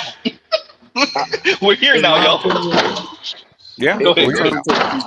In terms of the field that women go into, in my last job, at my job at ADP, we did a lot of coding in one particular system.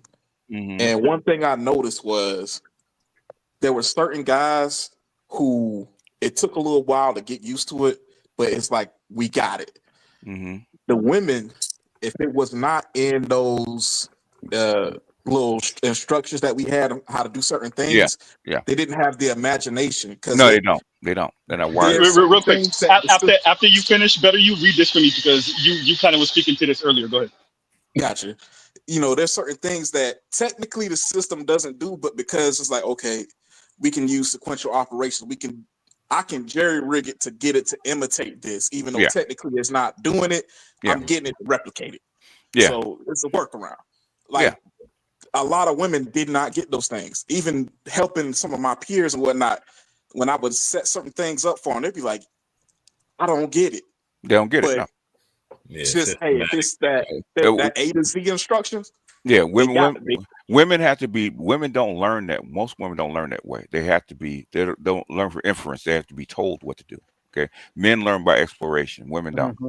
Yeah, women learn by copying. By copying, yeah. Yes, like Which is why they do better in certain learning environments.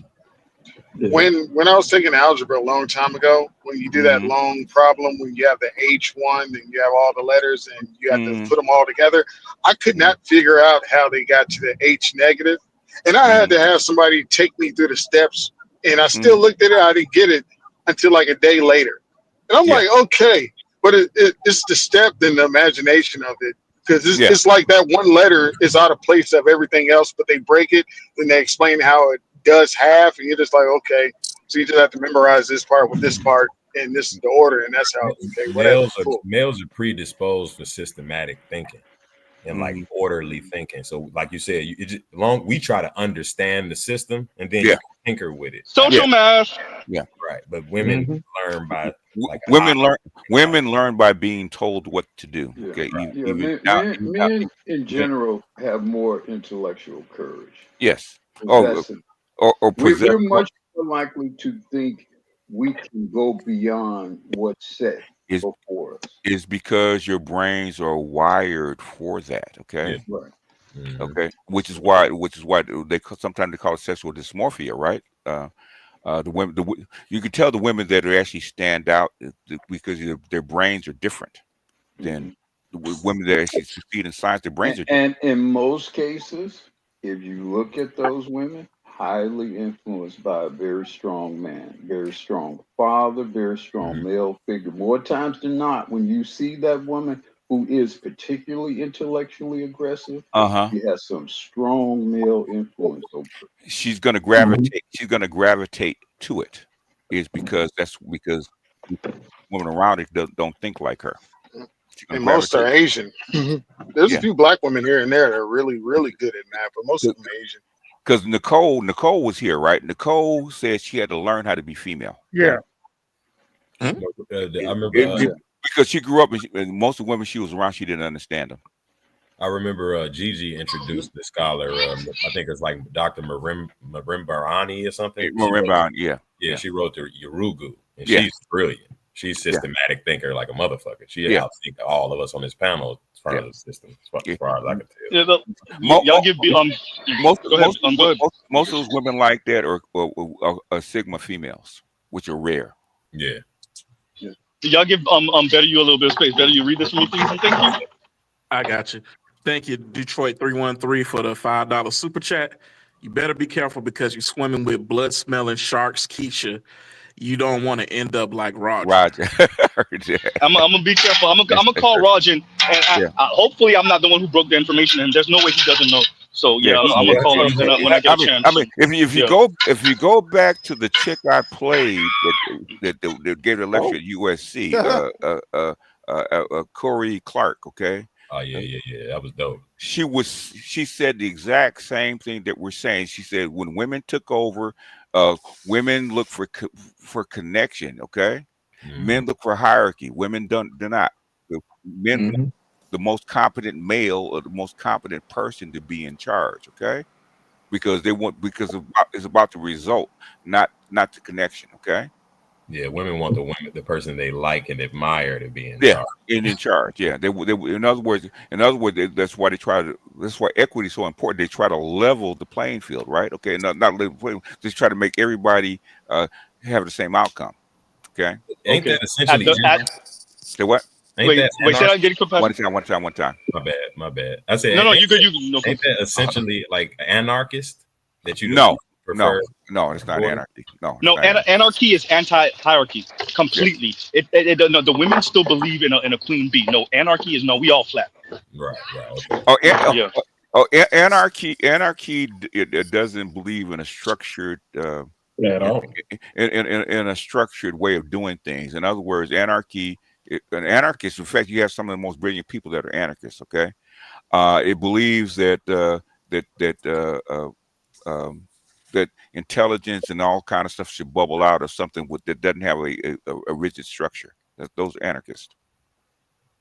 Right. Those are political anarchists. Now, basically, what women are actually proposed is not anarchy. It's a hive mind. It's very structured. Let me how they leveled and stuff like that. So basically, when a person says that they're anarchists, basically, okay, the thing is that What yeah, women comfortably live in a world of anarchy? What women none, comfortably live in that world? They would. none. There's no way. There's no way. It has to be highly ordered for them to operate. Does So anarchy? no, specifically no, because she said so. Wait, wait a minute, BGS. Black Rose said something very specifically. Comfortable. The part that comfortable, that emphasis on comfortable, it's not. That's not enough. Not Women, happening. women, Not for women. Yeah, Nope. I assume that anarchy doesn't have air conditioning, does women it? cannot exist in anarchy. Be quiet because they have to give No, I birth. agree. I agree. That's what I'm saying. Hold on. Okay. Oh, what are you saying? Oh, now explain it to me where I can understand it. If that's what you're saying. No, because Black Rose was saying comfortable. No, That rich women could live comfortable in anarchy, and I was like, there's no way. They can't the comfortably or at all. They cannot exist in anarchy. Okay. They can't because they give birth to offspring, or offspring cannot be raised in anarchy. I agree with BGS. that. I definitely agree with that. BGS, does anarchy have air conditioning? Right.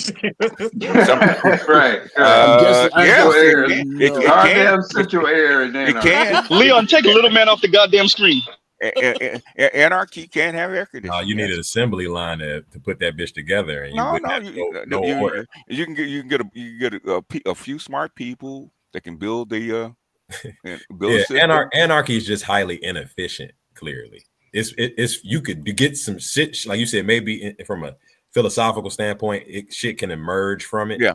But it's just highly inefficient. I mean, political anarchists are different than true anarchy. Okay. Yeah. So when people say I'm an anarchist, that doesn't mean that. No. BGS is right. Go into detail about that, BGS. You're right about that. Okay. Basically, you can have a hierarchy as far as knowledge, but not as a systematic hierarchy. Okay. And in other words, basically, you don't have rigid set rules. That's the anarchist. They don't believe in rigid set rules. It goes by agreement. Okay. In other words, say if we set up a shop, we find out who does best. In other words, there's no set rules that he's the boss or he's this or that. Okay, Joe is the best at doing this job, or who is the best at doing this job. He's going to do it. That's what anarchists believe in. So, in other words, she just hard-headed. She is who? Hard-headed. I don't get the reference. Well, what happens when an agreement gets broken in an anarchy? Yeah, the problem with the anarchists is that there's never going to be maintaining of any sort of order or system over time to which you can productively operate. Which is why it's never been implemented as a system. Exactly. Yeah. So basically, women would like that. Because the anarchy is anti-systematic, which to a point, liberalism in the United States was a bit anarchist when it first started. Okay, let me say this. Y'all gonna catch the drift. Don't put it in the comments. I'm gonna delete the damn comment. So speaking of Miss Z, she did an extra 5 hours of every other week. She's doing an extra 5 hours, and she was like, I don't know how you do it. I don't know how you do this part. Hey, yo, once again, I don't know how you doing 60 plus. And here's the kicker, y'all. It was 60 plus a month and a half ago. Okay. It's 80 plus over the past about a month and a week. 80 plus. Yeah. As long as you don't do nothing else, that's for sure. Pretty much reckless streams. Anyway, go ahead, y'all. Reckless streams, and when you get home, you go to sleep. Okay, you don't do much. Bruh. I'm just y'all know somebody that does this. So once again, don't put it in the comments. But yeah, y'all know somebody importantly that it's oof. But what she don't know is why one of the reasons is that I'm doing that right now. Y'all know, but she don't know. Go ahead. I mean, I've done like a 90-hour week, so I know. It's done hard. It too. It's hard on the body. It's hard on the body. As soon as you get the momentum, and as long as you're not like going out on the night and drinking, you can maintain it. But it's just like playing sports. As soon as you hit 40 hours and you try to get back in the rhythm of working 60 or 80, it's hard as hell. No, you can maintain it till your body starts to break down. You can keep it up. Yeah. Yeah, I That's did a it. fact. That's what I was telling you about when I was having those nightmares. Yeah, yeah. But they always run My to the body said, quote "Go that back to sleep." they always run to the quote that married men make more money. Married men have to make more money. Yeah, they do. Like that's it. Like a married man is going to work 65, 70, 80 hours a week, and he's going to ignore his body breaking down because his kids need something. That's how come. I mean, that's how come black men used to have shorter lifespans. You're working 12, 13, 14-hour days. Yep. I mean, that's not some magic woman potion that a man gets because he's in the vicinity of a woman on a daily basis. Like, that's not it. No, it's not that. You end up dying. But blood pressure. But it's got to be sold that way. Like right when they had the ban, I was happy because I used to pay. I still do pay attention to my blood pressure, but yeah, you'll be surprised after you get past 40 something hours, your blood pressure will go to 140 automatically, straight up. It's simple. It's simple. There's certain things I want to do. There's certain things I need to do. There's car stuff that I need to do. I haven't driven the Z in a couple months because I need work. It's just there's a lot of stuff that I need to do, and this will decrease in the next month or so. So and I have an opportunity to y'all know, y'all get what UCC saying. I'm not and not incriminating myself, but yeah, the window was open. I was asked if I want to do this. I'm like, hell yeah, and especially that it's not permanent right now at either gig. Oh yeah, no, I'll eat this for a couple months. Oh, definitely. Now, like BJ said, but the tiring part, woof. Look, bro, woof. Don't let the giggles fool y'all, bro. Man, Z, why did you stream a couple days ago, bruh? Fatigue. The giggles is black, just the coat. Mr. Z got black male fatigue. Real black man. You got that Haitian fatigue, man. I got 2 jobs, man, 2.5 jobs. That's not real. I'm not a real Caribbean person. A real Caribbean person over here balancing 3 and 4. Yeah. 3 and 4 and making about 3/4 of what I'm making.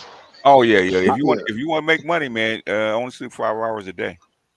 Yeah, your last 2 shows on a good night. That is what it is. On a good night. Yeah, Donald Trump used to say that he only sleeps like 4 hours a day. Your last 2 shows, I commented what's up, but I was knocked the hell up out. And the grandma came over and picked up the kids, so I just passed out. Yeah. Z, you slacking, man. I used to have 5 jobs and volunteer at the church on the Saturdays. You see what I'm saying? Man, I volunteered for the church and I handed out free food while having 6 jobs. Let me see. Who do I want to read this? I need Compassionate to read this one. Compassionate, if you don't mind reading this super chat on the screen, please and thank you. That I got you. No place on it with the 5. They got my nigga Roger. I'm ready for action. What am I going to do weekdays 9 a.m. Central Standard? Not your time, Central Standard. We will rebuild and come back together. But that's just crazy because this is the first time I'm hearing about it. Roger's channel got struck? Yeah, evidently it's not here anymore. Yeah. But his backup channel. He'll be back. No placeholder. And that's if he don't use his backup channel like BJ said. He'll be back. No, do y'all think it's about the movies that he's reviewing and stuff? I have no idea. No, I don't think it's that, bro. I don't know what I don't know. You don't say wild stuff. It wouldn't be the movie. Yeah, well, it depends. Well, it's not your definition of wild. It's their definition of wild. Yeah. Hey, Uru, what was the last episode about? Was we talking crazy on there? I can't remember. I'm trying to think what the last episode. It had something to do with the 106,000 jobs, wasn't it? Yeah, it was about the jobs. I covered that 3-4 times now. No, what? It's not you covered. What did you say when you covered it? Yeah, it was a lot said. Oh, yeah, I don't remember anything especially inflammatory that was said. I mean, there are other streams of his where I can clearly recall some explosive things said. I mean, we talked a lot about them, attempts to come back to the table, that sort of thing. I don't know. It's yeah, I don't know why that was surprising. But we got to be careful. Then they headhunting then. I mean, Corey Holcomb is about as racy as you can get. He's going strong. So but they're not going to touch. It's been years. But they're not going to touch him. Yeah, he got that comedy. See, like low key, I learned that on the other platforms. If you make your page a comedy page, like on TikTok, like I post all y'all shit, and it's a bunch of inflammatory shit. But I figured out that if you stage it as a comedy page, they'll let a lot of shit go. Yeah. Passport OG door unlocked. Y'all heard that? Y'all heard that? Oh, y'all heard that? I was wondering how Passport got a lot of his clips up there like that. Exactly. That makes sense. That does make sense. Like they always try to. Anytime we put Tommy Curry on, they always try to flag some of my stuff. Really? Do me a favor, BGS. Read this super chat when you get a chance, because it goes to what we just were talking about. That just got laid off from one of my jobs. Been doing 80 hours a week for the last 4 years. Gonna get some rest in at least 2 months before I go back in. Good. All right, bro. Sit down for me. TD, tell him for me. Sit down, bro. For me. Trust me. First, bro. We gotta do. Yeah, but after this, I already told Ms. Z. I was like, bro, I'm taking a week. I'm chilling. I don't want to hear nothing from nobody. Y'all got me for a day out of that week for errands and shit. And after that, don't nobody bother me. I will be playing Forza.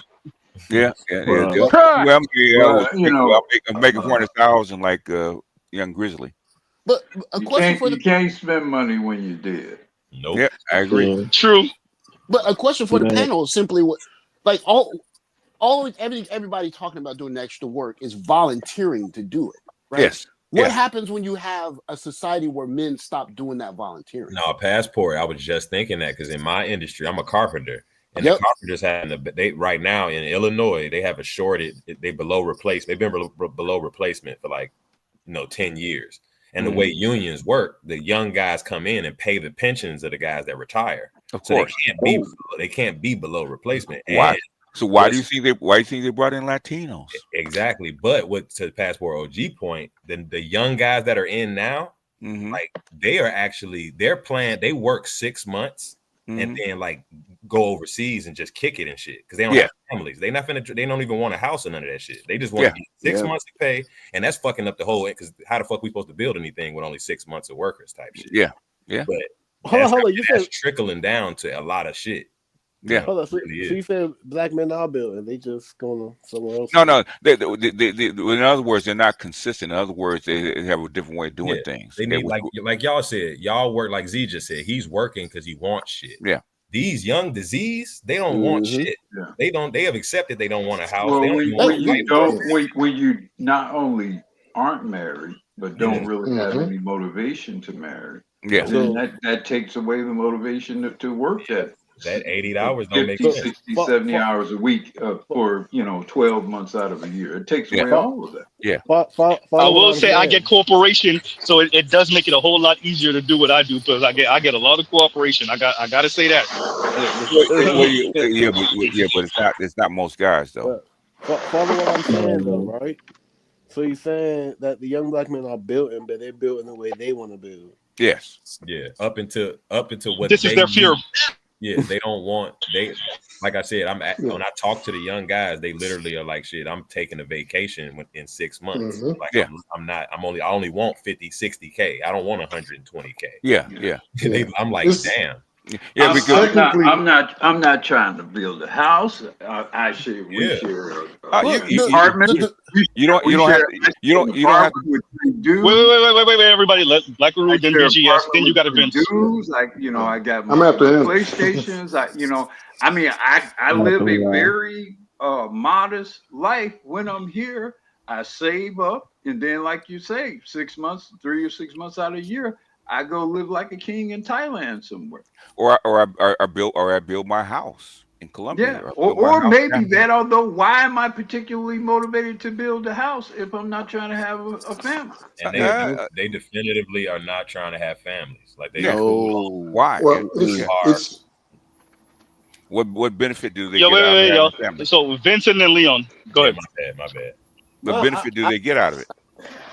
I say what I wanted to say because it brought up the conversation we were talking about of no, black men do build and build very well, but if we're building and we're taking that most of stake of what we're building, we're gonna basically say what the fuck we're building and how we're gonna do it. Else we're gonna see what we see, which what you said is the fear there is we're building and kind of taking it to where we feel like going instead of being someone we're unappreciated. Basically, basically, a black man used to sacrifice their happiness for family, right? Okay, and they stopped doing it. Okay, my happiness comes first. Because people start saying, "Know your worth, King," and actually start to get self-esteem. So Leon and then compassionate. Because guess what your women did? They put their happiness over everything, right? So black men said, why am I here doing this? Yeah. So my brother, my middle brother, he's 25, and my other brother's 23. He's about to graduate from he goes to Morgan in Baltimore, and he said there's really no real pressure from the women because they already know they can't keep you. And my brother's 6'3". He's 6'3". I'm only 5'8". I don't know what happened. And you know, BJ, you remember I told you about the lady that went up to my dad and basically told him like, "Oh, your son's busting down my daughter." Like it's the coolest thing in the world to ask my dad. Okay. And my brother basically said these girls aren't trying to get pregnant, so and they already know they can't apply pressure to keep you anyway because it's like we live in Hanover. So there's 10 cities within 30, 40 minutes, no matter where you're going. Oh, you want to run? Okay. Paradox of choice. You got many choices. Yeah, the big mall. You live right by there. That's where my dad's house is. And we gotta have lunch together then. Shit. What's up? We gotta have lunch together then. You up the street. No, I don't live there. I don't live there. That's where my dad lives. I live in Texas. Oh shit. Yeah, basically we moved to Texas right when my dad bought a house in 2003. My mom was like, "Gotcha, moving." But See, this is what the SBE guys didn't understand because this is basically where the structural part. They didn't understand how we talked about relationships and how that's connected to productivity and GDP and economy and skills and resources and all that shit. It's not one. I mean, it's connected. So yes, let me say that. Let me say that. Because I want Compassion to actually explain to me what SB actually is because the guy came up with couldn't. I never knew what that meant. I still don't. It took 2 hours. He still couldn't explain it. Okay. Shame the women, blame the women, and I guess explain. He was trying to explain it without sounding like a hater that he is. Yeah. So if you just explain it for what it is, it's like it's the shame, blame, explain was a critique of us critiquing or speaking and developing ideas around relationships dynamics because that wasn't about skills and research. Alpha your way through lame ass shit. Before we get to that, let me finish the last part about wait. Black Uru and then BGS. Y'all already know the rules. No. We cut off somebody right mid sentence. So I was trying to finish. So my brother said, young, and we see the data. My brother said the same thing. Young women are hyper focused on school and just having some sex and having fun and getting back to school.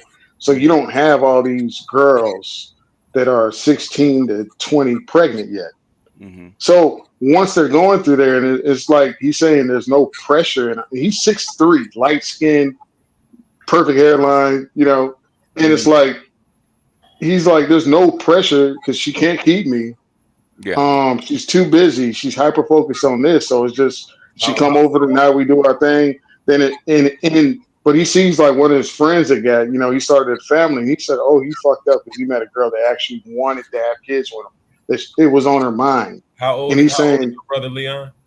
He's 23 now. Oh, but see, that's just a phase because I'm 34, and the millennial bitches around me are like, he's a Z. He's a Z though. Right. They'll have baby fever phase when they in their. Oh yeah, I understand, but when you look at the data, young girls from the age of 15 to 20, that's the biggest decrease in pregnancies. Yeah. Across the board. Yeah. And when I talked to my brother about it, that's what I'm saying. What he said was the girls are literally hyper focused on school, just want to get out and have fun and have some sex here and there, but not like trying to get pregnant or letting it whatever. And like I said, he travels. It's one of the big problems. I told my dad it is what it is. I'm like, he works and then he goes out of town or he goes on a cruise or he does some shit and he's broke. Let And then he asking me for me say this $15 real next quick. day. You know? Let So that's me what say they're this real doing. quick, Leon, to something that Black Guru was saying earlier. This is, and to what BGS actually was saying too. This is where Richard Reeves comes in with the it's a man's job to overproduce. That's where that shaming tactic comes in. Yeah, Compassion, you was actually speaking to that too. That's where that comes in. Because like what Compassion is saying to Leon, yeah, your brothers that 23, and I agree at Gen Z, because I have a couple of Gen Z cousins. They're saying similar to Z. The thing that I tell them is don't believe them. They're saying that now because they're still young, right, and tight. Wait until you're on the other side of 28. Wait until you're on the other side of 27, 28. They don't mean none of that crap they talking right now. The desperation. Oh yeah, most definitely. If you can't, I think the alarm bells are going to start to sound more earlier, because as things tighten up and the desperation level increases, the 16, 17, 18-year-olds are going to start to feel it too. Yeah. Oh yeah. And they're going to have to get more serious too. He's saying that the girls in college Leon, Leon, wait a minute. BGS, go ahead and play this clip. We're gonna go out because I seen this clip too, BGS. Go ahead and play this, and then you got it, Leon, after this. Oh boy. Quick. To my young ladies in your early 20s, late 30s, and you have went to college and you've like, I gotta be married by 30. Stop. Get off that clock. Take you some time, travel the world, sleep with every man that make you. I mean, sleep with them. Sleep with them quick. Get that on out. Get it out you. And if your body don't respond negatively, keep him around. Keep him around. I'm sure she works at the nursing home. That's female nature for you. If that's not dirty macking like a mug, y'all tell me what's dirty macking. If this ain't dirty macking, you tell me what is. Go ahead. Z, check this out. The premier Gen Z relationship right now is who, right? It's the football player. It was Travis Hunter, his girl, right? She doesn't even look like a wife. She's got a tattoo sleeve. She's partying, and he like. Tell me what's romantic. How are you going to tell a 22-year-old the bust is behind to marry that? Wait. Passport OG. No, so because I really need Gen Z to come up, or Gen Z, y'all start talking in the comments. That is the ideal woman right now.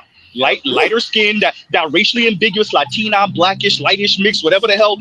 Like Fabulous says, pretty mixed bitch, right? PMB's pretty mixed bitch. You don't know what she is with a tattoo sleeve. She is the ideal look right now. Travis Hunter, that's why he was so gun ho about ending up with her. A tattoo sleeve, the lighter skin mix. You don't know what the fuck she is. Oh yeah, no, she is not. And the fact that she looks at him like a goddamn meal ticket, and she was reluctant to be with this nigga in the first place.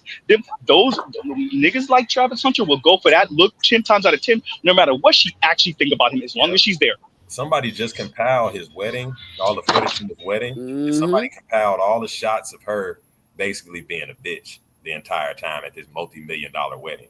So the Z's are on some different shit we ain't never seen before. These are the sons of strippers. I mean, and when I say that, I'm saying I'm speaking in some cases literally, but more broadly figuratively.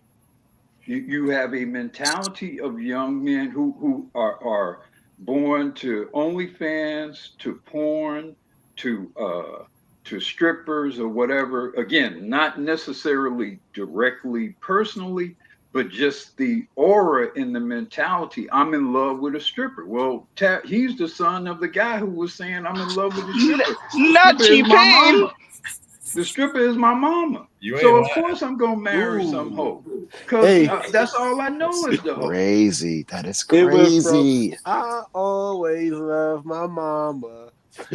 Okay. Somebody do me a favor. Find out when did the song Bodak Yellow come out from Cardi B. What y'all have to. 18. Okay. Look how far we are from that. We're 8 years away from that. Like, what you have to appreciate is Nicki Minaj and all of them. Like, Nicki Minaj was popping in 08, 09 is when she really blew up, something like that. That's a good ass point. Look, you see what I'm saying? Moving very what's his name? Russell married Sierra. Yep. And Travis married that girl for the same reason that Russell married Sierra. That's an imprint. That's an imprint. It's an imprint and it's a strategy. Yeah. And it's just, you could see, like, that's a good point with Bodak Yellow, how fast the culture is actually changing or changing, shifting. 8 years ago. But and that's not, I mean, that's not that long ago, and it was totally the culture, the social environment was totally different. Because wait, think about what I'm saying. What Kim was freaked out. We already knew it. Foxy sold that image too. But what was different about them is they were not strippers. They were getting it in. You knew they was getting it in. You know Foxy was with Jay-Z. You know Kim was Biggie's little side chick. We all knew it. But then you get the Eves, but and then there's a little lull. Then you get Nicki Minaj, and then here come the stripper brigade. Yeah. Right, like that. Yeah. Yeah. They were hoes. They wasn't stripper hoes. Yeah, yeah, exactly. Because remember, Players Club, the movie Players Club illustrated what stripping. Like Lisa Ray was like, she was hiding the fact she was a stripper and going to college and trying to not be a stripper. It wasn't respectable. It was a shift. And you're right, Z, around that era where strippers and actual hoes became socially acceptable to the female hierarchy without shame. And it's just been rolling downhill full speed. Because it's get them in however you can. What was the name of the evil stripper in that? Oh, homegirl that drove the Corvette. Oh yeah, homegirl. She's the progenitor. Yep. Black Guru. She is the template. If you think that's a good reference. That's a good reference. The look, the light-skinnedness, everything. The scandalous behavior. Wait, Black Guru.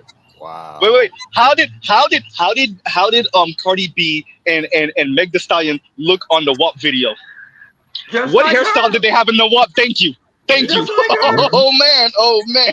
Oh, that's a good reference. Oh, that was a good reference. Because God damn, I would have never thought about that. Because she was the mean girl in there. She was the alpha female. And if you look at it now, bro, it's literally now like with the sexy, you have like basically like gangbanger. Now they didn't shift it from strippers being socially acceptable. Now it's like women that are like gangster hoes. Yeah, like actual gangster. Sexy Red. Sexy Red is a so blood, this is bro. Like she's an open member of the Bloods. I don't know how official it is, but she's claiming blood. No. So it's Cardi. Cardi is too. Exactly. Yeah. Cardi is too. Yeah. That's just crazy. Well, that goes that.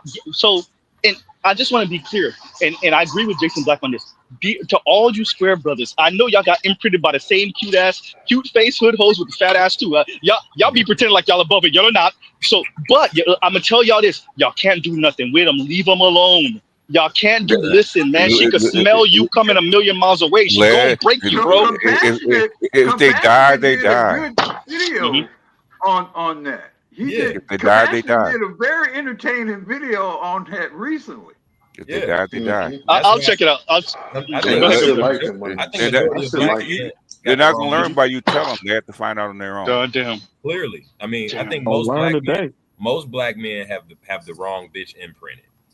I think from squares to the whole spectrum. I think most of us, because like to our point, why we even care about some of these hoes outcomes or are attracted to some of these type of women at all. Say it, compassionate. Say that shit. I think it's part of our. It's because you want the 7, 8, 9, or 10, no matter what class she comes from. Yeah. No. It's you're right, BJS, but you said it right. No matter what class, it's the imprint. You have a certain type. You was the square brother in school. You was looking across at her, and now you're this. If you can get a 7, 8, 9, or 10 in your class, you would get her. Hey, you can't do it. Then you have to move down, and that's what's happening. Let me be clear. Those girls are fun. And the ones in your class ain't fun. Wait, Leon. Wait.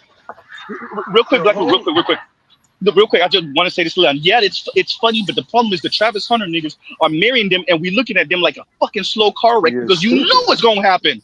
You know how his shit gonna turn out. Go ahead. But those are high octane women. You gotta let They're a Travis different group. ride that wild horse. They are not. Let him ride that wild horse. The only difference between Travis Hunter doing it and people doing it back in the 70s or 80s is social media. They've been doing it.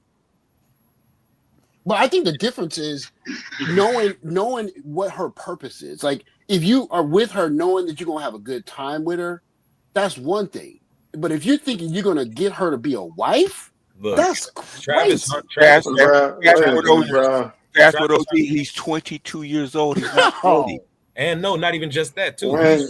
Travis Hunter is from poverty, and basically his imprint is that type of bitch. That's why he cuffed her and took her to Colorado and all the other women and married her. Wait, Leon, Leon, let me land with this. It's before we even get to the fuck, because Compassionate said that, but I want to go into even further. No, his imprint, the bad bitch, wherever he was, she was the bad bitch, but the bad bitch, wherever he was, that's what she looked like. That's the bad bitch look. That's the bad bitch look. The bad bitch is not what's her name? That Biggie had married, Faith Evans. The bad bitch isn't Anne Marie from back in the day. The bad bitch isn't even Lauryn Hill. Dreadhead Lauryn Hill with the glasses. Oh, nerdy, sexy look. That's not the bad bitch no more. The bad bitch now is that look right there. The Cardi B look. The Glorilla look. That's the bad bitch right now. Yeah. Yeah, and one of the major things is like, let me be clear, bro. You can train your woman to eventually fuck, or you can find one of them chicks and she put it on you, and you're just like, she cool during the period of time, and you just get used to it, the randomness. So just don't get addicted to it, because I told BGS I love some Louisiana women. You know what I'm saying? Leon, you still meant Leon. No, wait, Leon, I gotta cut you off. I'm sorry. No, but he married her. Please get to that. The fucking that bitch. That's what he was supposed. No, fuck that. You were not supposed to marry her. That's the point. Go ahead. They all told him the exact same things that you told him. Sometimes dudes will choose a chick and he'll choose that chick. Okay? Yes. Oh, you gotta let him ride that wild horse. You gotta let him. Dion them didn't even go to the wedding. No, they told him. So that tells you right there where they were with that decision. Shador pulled up to the wedding at the end in his sweatpants and sweat clothes.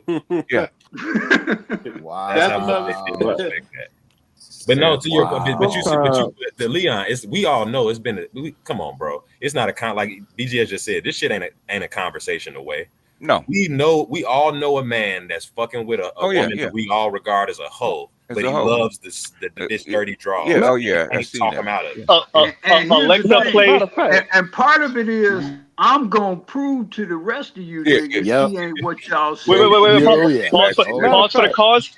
But wait. Pause for the cause. Black Uru. He pretty much said that on one of his lives. He pretty much said exactly that. That's right. And we've all known that nigga. We've all known that guy. From the beginning of mankind, in any group of about 5 or 10 guys, there's always that one guy who I love my baby mama. I've never let her go type nigga. Y'all don't know her. I know her. Wait. Alexa, play the intro to "Don't Save Her," please. If I'm telling y'all, if any of the young brothers who ever heard me reference this song, Project Pat, "Don't Save Her," not J. Cole. Project Pat, "Don't Save Her." The intro of that music video, the first about minute and a half, says everything you need to know. Go ahead, y'all. I'm gonna kill him. I'm gonna marry him. I remember being in college, and there was these 2 chicks, and the campus was some grimy niggas. It'd be 6 of them, but there was one nigga. Every time they ran train on this girl, he was the 4th nigga in there. It's always one. He take it all day long. What's going? Hey man, I love her. This, that, the third. It's like, oh, that's a mental illness. How you falling in love? Can I admit something? Like when I was 23, I took my uncle's side chick. Okay. I took my uncle's side chick when I was 23. She was from Dade County. I guess it really wasn't his. She'll go. If she was from Dade, she'll go. She'll pipe you and your uncle at the same time. That wasn't his side chick. That was his sugar baby. She wasn't your uncle's side chick, man. She was everybody's side chick. That was his sugar baby. But I liked her. I liked her a lot. You're taking it too far. Look. Oh. What did your uncle I say? liked it. What did your uncle He's say like, about it? see, DJ always fucking up shit, trying to change the whole in the house while dating the bitch and shit, sneaking out. There was I brought her. I basically he was out of town, so I had to check his dog and all that type of shit. And so I went to his house and I brought her over. Yeah, I brought her over. He went upset. He went went upset. Yeah. That's why I'm so happy. I'm well, so thankful on that story, before you go, Compassion, but because of that, Leon, because you tortured us with your stealing your uncle's stories, not even Mr. Steal Your Girl, Mr. Steal Your Uncle's Girl, goddamn, Leon, if you don't mind reading this super chat for me, please and thank you, and then you got Compassion. I'm sitting down playing Xbox. Goddamn. Okay, go ahead. If you don't mind reading this for me, Compassionate, and then go ahead. Detroit 313 with the 5. Tried to them these Kamala Negroes. They not aware of what's going on. That super villain woman wanting extinction of black people as collectively.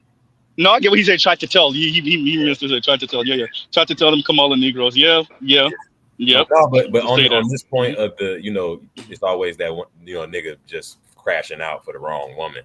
That's why I'm so glad you get introduced the concept of at least to me, BGS, the concept of the imprint. Because I don't even try to convince the guys no more. But like, bro, look, she's clearly a hoe. You're tweaking. I don't even go down that road. I just explained to them the concept. Not you tweaking. That's hysterical. That's a good reference. Well, but compassionate. Imagine having a whole generation of kids that never saw a Felicia Rashad. Like they don't even know what a Felicia Rashad looks like. Yeah, it's not even their frame of reference. Their first crush is watching the Grammys and watching WAP. Yeah, like literally, that's their imprint. That's crazy. But that's why I explain guys the concept of the imprint because I think it's the only hoe because we all know you can't talk that guy out of not liking the hoe. So, but you can inform him that, bro, it's probably a reason why you like this type of woman, and you probably and maybe if you contemplate the concept of the imprint, you can see that damn, I'm imprinted by some trash bitches, and probably need to tread lightly in terms of who I really like. Well, what happens with? Go ahead. My apologies. Go ahead. No. Go ahead. No, I was done. Go ahead. So the issue that arises when this is your imprint, and like Pastor OG is saying, and like we pretty much have been saying all night, is when you're imprinted by this and this becomes normalized. Not only is it difficult for elders to tell you, "Hey, bro, I don't know," you think it's normal. You fuck around and have a kid from this chick. Now, brothers before was having oops babies with this chick. You having this chick's kid intentionally. You marrying this chick, and when it's normalized by Travis Hunter of all people, right? Aspiring ball player. That makes it even worse. It normalizes it even more. I agree with Jason Black 100% on this. The women are on some G shit, and it's the niggas with the tender hearts. Oh. Literally, the horror. It's been the trick hole situation been around for a long time. Marilyn Monroe used to go through these guys all the time. Okay, she's a stripper. It's not new. But I think because I think their generation also, because we just talk about how they're pulling back, like lying flat. I think because I think social media, because you're right, the younger guys, the A's and the Z's are watching this, but I think they get, because Travis Hunter is actually he's making a terrible case for marriage from any point of view, because the way social media is covering it, he's not looked at like relationship goals. I actually like Travis Hunter in Colorado. I watched the whole season. I do like him too. Every time I see him now, it's someone's clowning him about looking like a goofy with this chick. Yeah. So, well, but the thing I think about when I listen to this, the Travis Hunter thing is, if you have a class of overachieving men, you have to protect those guys. Yeah. You can't.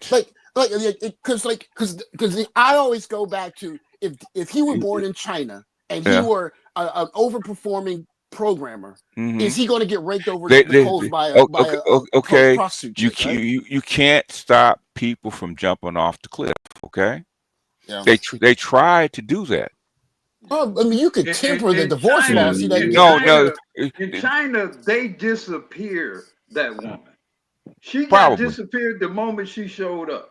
Oh, she wouldn't. So if you're gonna use China, Let's consider what would really happen in China once a threat of that type appeared on the and in China, she would prevent it from approaching even meeting him. But look at it structurally. I mean, that's right. That's what I was saying. Travis comes from a single mother household. He don't even talk about his daddy. Now I'm a channel Osei Frimpong with the things that buffer us against these type of market influences. Like we don't have them, especially as Black people. Like Travis Hunter grew up in the projects with his mama and was just an athletic specimen.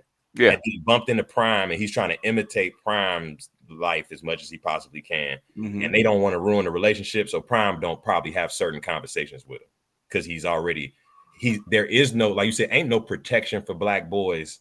Literally, there's nothing. You're out here. Ain't no family protection. Ain't no institutional protection. There's no for Black boys, including for your elite. Your elite are sharp food, but a skinny ass, scamming ass women also. I mean, didn't we see this with Mike Tyson also with what's her face? Yeah, but Mike Tyson is all. Mike Tyson was what's her name? Robin Givens was not a low class woman. Oh no, Robin Givens attended Harvard Medical. True indeed. Yes. Damn, I didn't know that. Yeah. Yeah, she was a highly intelligent woman. Yeah. Yeah, she was. Played his ass. No, you didn't. That's why you see it's a class mismatch. The young guys you can see it at the influencer level, at these celebrity levels, like Kodak Black crashing out. Like there's nothing protecting any of our talented boys, any of our smart boys. At all. It's a roll of the dice. Well, the things that you would have to do to protect Black boys, I think the U.S. Constitution would prevent you from doing. Yeah. Yeah, you see the reaction though, right? Like who's the dude to play for the Browns? The big dude. What's his name? Garrett. That's the reaction, right? Well, I got to go somewhere where at least I have a fighting chance. If I'm going to go, because I'm sure that he's ran through his share of whatever, and he's looking on the back end saying, "Nah, I'm not doing that." Yeah. And just like people watching Travis Hunter, they're watching him too. They're watching Rampage Jackson. They're watching these big Black dudes saying, "I got to." Passport OG, when you get a chance, read this for me. When you get a chance, Passport OG, read this for me because it goes to what you're saying. Oh, I can't fix her tax. I can fix your tax. I can fix her tax. I can fix her tax. Oh man! I think I can. Yeah, the little train that think that wish it could. Yep. What's Black men? What's Black men's two biggest weaknesses? What, ego and guilt? Yep. That ego, man. Yeah, sometimes it's stronger. It depends. Sometimes it's stronger than even that. So, you think you can love her correctly? You can love her right. I mean, it's all in our music. If you love, you got to. If you wait a minute, Passport OG. You can pull the femininity out of it, right? Right. But Passport OG, are you saying Mary J. Blige, I can love you better, is actually men saying I can love you better than he can? It's not I can love her better than she can. It's men saying I can love her better than he can. Travis Hunter, oh man, brother, goddamn. I give you the sun, the moon, the stars, the rain, the mountains. I'll give you ready or not. You know that's a perfect. That's a great song. That's a great song. That is a great song reference. And who do we have to thank for that, Jim? Babyface again. Babyface again. Babyface again. Oh, Babyface. That was a great song, by the way. That Ready or Not is a fire ass song. You got R&B was some pure bullshit. Hey, check this out. One time. Go ahead. There's one song. I can't remember the name of the group, but in the breakdown towards the end, it's like these niggas on the beach, and he's talking about this girl. She's in a relationship with another dude. You're talking about Boys the Men, End of the Road. I was just about to talk about it. End of the road. It's end of the road. Yeah, it's end of the road. Hey, I know you cheated on me. There it goes. Hey, somebody, wait. Somebody go to my shorts and there's a play of it. Somebody go to my shorts right now, and there's a brother mocking that endpoint. Play it real quick. We'll bring it up real quick. I'm gonna play it. Somebody bring that up if you don't mind. Hey, can I say this meanwhile real quick though? Go ahead. That with all this going on, he's sitting there in the bed with listening to that song, saying, "Yeah, baby, I know what they're saying, but I know." He's trying to basically sweet talker. Like, I mean, he definitely trying to make that shit happen, but like with those videos, she probably just being the mean girl to him. That's one of them one-way thunderbolts, man. That's one of them BGS thunderbolts. Yep. His nose so open for that girl. She don't even have to pretend to like him, and he loves her. Not at all. Like, it's pathetic. Okay, if you don't mind compassionate, if you don't mind, or BGS, if you don't mind pulling up on my shorts, it's 90s men took their women back. It's the third short. It's all the way in the bottom, and the third short. Man, Travis Hunter's crash out is going to be a generational one. Oof. I think he's gonna hold on for dear life just to not be proven wrong. She have a baby come out of her that don't look like him. Ooh. It ain't gonna be up to him. He just got like 38 million. She gonna get her little 20 million and get up out of there in like 5 years. Yep. You said, what was the name of the video? You said if you look for it, it's gonna say black men took their women back, or 90s men took their women back. Better yet, 90s men took their women back. Short? It's a short. It's the third one, all the way on the bottom. It's the third one. Oh, the third one on the bottom. 90s men. Oh yeah, I see it. All right, boom. Present.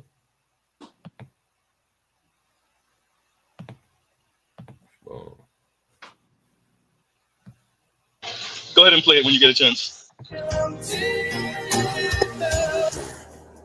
I know you never meant to hurt me. You spoke with the whole Detroit Lions football team. I know it was a mistake. You just forget that we was in a relationship that week.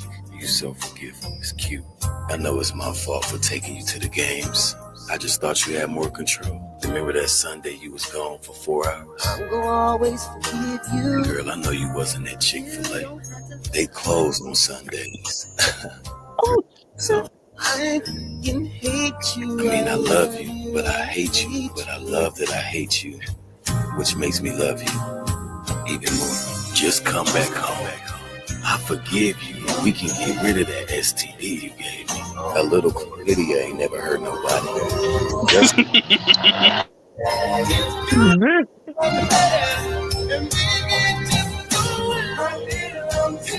Lord have mercy. He said, even though you piped the whole Detroit lineman, god damn. But seriously, that's how them brothers are sounding. That's how their actions are showing that it don't matter what you did. I'm not gonna be like in the juxtaposition. We also got to bring this up. The way we're being framed in the black manosphere, and black men that sound like us, and men in general that sound like us, is you got to be a Travis Hunter to prove you're not one of us. To prove you're not one of us, you got to be a Travis Hunter. If you're not a Travis Hunter, then you got to shut the hell up. But you got to be a Travis Hunter to prove you're not one of us. And that's a crazy juxtaposition to me. I'll go a step further, Z. Go ahead. Even Travis Hunter doesn't deserve a virgin. Ooh. He doesn't deserve a virgin. So who are you to say that you that's not even in question. Body count. You don't that's not even in the conversation. Count. Just accept what you get. They make virgin talk in your 20s, in your early and mid 20s. They make that sound like you're some crackpot freaking pedophile. Like imagine thinking that someone like Travis Hunter deserves to have this. OnlyFans aspiring almost that, well, pretty much she was OnlyFans. And the kicker to me, this is the thing. She still ain't even all the way over there. She was aspiring to be over there. God damn. She ain't even all the way over there. The resting B face that she's talking about, compassionate, is her resentment that she still ain't that chick. She still ain't that chick. She's still not the it girl. She was around the it girl. She was probably the it group, but she wasn't the it girl in the it group. Unless she went to one of them lame ass schools. Somebody tells me lying. I know an it girl when I see it. She wasn't the one. No, she not. That's what's making so. She's not even like that. No. That's why I say it's that's why it got to be like you said. She remind him of some archetype he always loved and liked, and because he stayed with her to Colorado. You know, it was so many decent women on his jock at Colorado. and he stayed with her. He took her from Jackson State. She was at Jackson State. I think they met right before he went. Matter of fact, went to Jackson State. I don't know if it's just me, but she gives me like Tiny vibes, like T.I.'s wife. No, but I mean, T.I. did Tiny did step out. We already know with who, right? And apparently T.I. Well, yeah. Oh, what? Come on, bro. Shout out to Mayweather. Anyway. Right. Hey, yeah, yo, boxing champ, yo, 50-0, yo, 50-0. Them took T.I.'s wife once or twice. But with that, you know what's crazy about that? She ain't going nowhere though. Like she did step out. Let's be clear, but she ain't leaving T.I. bro. She ain't going nowhere. This chick, she gonna go. She gonna leave. She gonna leave. T.I. is the best Tiny can do. Oh, by far. Oh no. Better than that. T.I. was a step up. Yeah, she had no business getting T.I. Yeah. Hey, man, yeah, that's my point. Have you guys seen the turnouts at the? Wait a minute. No, go ahead. I think unless my timelines are off, Tiny had actually been a successful recording artist. Facts. No, that's true. Had ever heard of T.I. Escape. No, you're right. You're right. No, you're right. So I think T.I. kind of initially the come up was T.I. was coming up to Tiny. No, he was. Well, T.I. was in the streets. He was a street dude. Heavy. I think part of the reason why T.I. remains with her, even though I'm sure he has his fun elsewhere, but I think part of the reason why he remains with her is a loyalty thing there because of her getting with him before he became the T.I. that we knew. Yeah. True. And she wasn't. True, but don't miss this part too, Black Rule. He was in the streets though. He wasn't in Atlanta. He was in the streets heavy. To be in the streets, but she was Tiny. She was Escape. She was, True, that's true. Escape was a thing. They were pretty big deal now. Yeah, because perception is everything. T.I. from T.I. Because you can imagine T.I. in the streets back then. He was, man, I got Tiny. Y'all know Shorty from Escape. I'm locked in with her. So that was a bragging right. He thought he was coming up, but in actuality, like Tiny, I mean, she was on her way down, obviously, at that point. And he blew the fuck up. And he blew up. Definitely could have did 10 times. Man. Hey, what album was it when I first heard it with 01 with T.I.? I'm like, God, hey, 01, 02, something like that. Yeah, no. Or was it like, something? Yeah, I can actually rap. And Escape had Biggie Smalls kind of. He had that one lyric he said. That's right. Yeah. Yeah, when he shot all of them and they were all ugly apparently to Biggie. Yeah.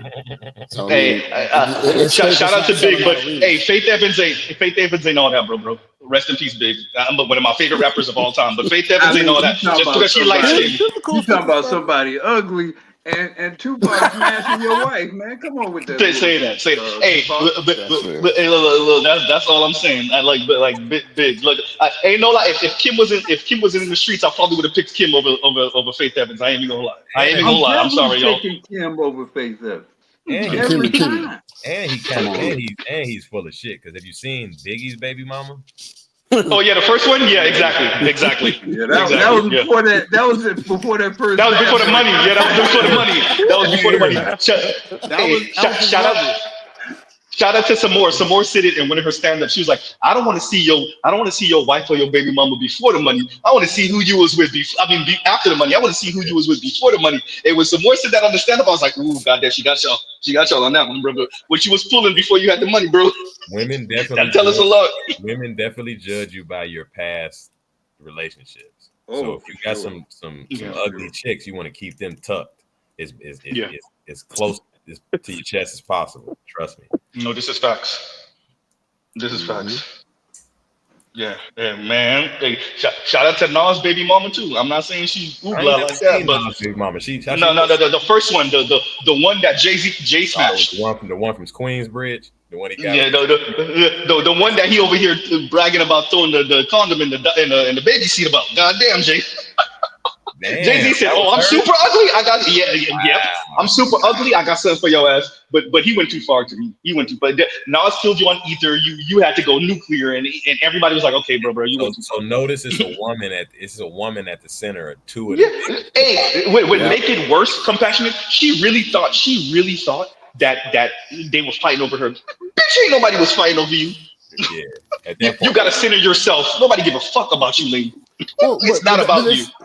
But this goes back to what we're talking about with Travis Hunter, where what happens if you're just used to dysfunction? Like if you're comfortable in just every day being, I don't know, she's gonna leave or stay. She left for 2 nights. She came back and she kissed me. Everything is good. You need that roller coaster instead of just she comes home at 4:30 with the Whole Foods. She cooks dinner. We in bed by 8:30. We wake up. We go training. Maybe he can't handle that. To your point, OG, think about it. For Z's, there isn't really a concept of people being married for life for them. That's right. That's right. That's like they haven't really. They didn't grow up like we grew. Our grandparents. At least grandpa, I was about yeah. Yes, like right. we know the concept of a long-term marriage. Like these, a lot of guys are growing. These young guys are growing up not ever. They think it's normal to get divorced and strung through court. That's just been commonplace through their whole childhood. They never heard of a dedicated 50-year marriage. Or if married at all. Remember, Gen Z is X's kids. That's Gen X kids. Oh yeah. So that's that some of them didn't even see marriage to see a divorce. No. Compared to at least for us as millennials, our parents were married and they getting divorced when we 11, 9, 12 years old, maybe 6 or 7. It all depends. But you got to see there was a part in your life when your parents were in the same home for many of us. For Gen Z, for a few of them, but for depending if your parents are older extras, you saw it. But once you start coming down into 50 and younger, they didn't see that. They did not see that. There was the first baby mother, baby father era at Mass. Say that. Well, they don't even know. Well, the question I keep thinking about, it drives my content creation is, how in the bleep do you build a society on top of this? You don't. Yeah, and the if you listen to some of these quote unquote anarchists like Dr. Times over here, the beauty of that is that the women get to run your pocket. The issue they have with spaces like this in the Black Manosphere and stuff like that is because the men that didn't have the young men that didn't have dad at home, they still hearing, even as toxic as he is, a Dr. Peterson say clean your room type shit. Right, they still listening to Jason Black or a BGS or if they listen to me or Roger, they listening to a Black Uru or something like that.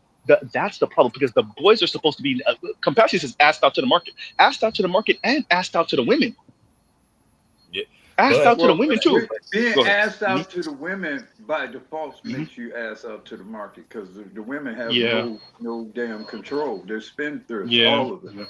So if I have you enslaved to the women, I'm gonna have you enslaved to the market. Oh, it is. Can I ask a real question about that? Like, when you look at him being as young as he is, most women are just followers. So if you're talking about the women that's within his view, they're not too different. You know, it's like Leon, real quick, look at what Zoomer Doomer says. For us Z's, we either got to choose from old hoes or young hoes. God damn. Oh well, yeah. It's like the chicks just follow whatever they see on IG, whatever the look is, whatever it is. So it's like, if you having a good time and y'all connect, I mean, that's the bare minimum of relationship with them. You know what I'm saying? Yeah, they're all the same. We thought the women were enculturated prostitutes. Wait till you get a hold of the Z's. Oh yeah, they're totally commodified. They're individuals. Look at Travis Hunter's wedding.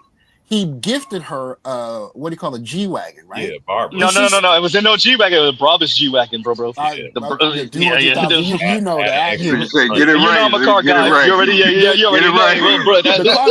Hey, when Jason Black was saying it, real quick, passport OG. When Jason, because I listened to Jason Black stream about it, and when he was like the Brabus G-Wagon, I was like, wait, what? You know, when you're like, wait a minute, wait, not the Brabus. She's not even supposed to know what that is, let alone the G-Wagon, not the Brabus G-Wagon. She probably doesn't. She probably doesn't even know. Bless his bro, heart. he don't even know what he gave her in the grand scheme of things. I think even Jason Black was playing it down too small. He said it's just a tuning shop. No, Brabus is the tuning shop for Benz. It's the Where's tuning homie shop. from? It's not a I tuning hope, shop. Where's he from? Yeah. I hope there Go ahead. are a couple of true life players on that Jaguars team. That would be the best thing that could happen to Travis. Oh man, Some straight up Stephon Diggs type niggas. Yeah, man. You know, Mr. Smash Your Girl. That's what he needs. He's going, and he's going to the NFL now. So there's a couple of them niggas, a few of those type of niggas on every team in the NFL. I hope she run into a couple of them on that Jaguars squad. I don't know where is he from, but like class wise, whatever. He went to College Hill, which is like a suburb of Atlanta. That's like really upscale Gwinnett. But someone had to pull strings for him to go to school in Beaufort because that's rich white folks.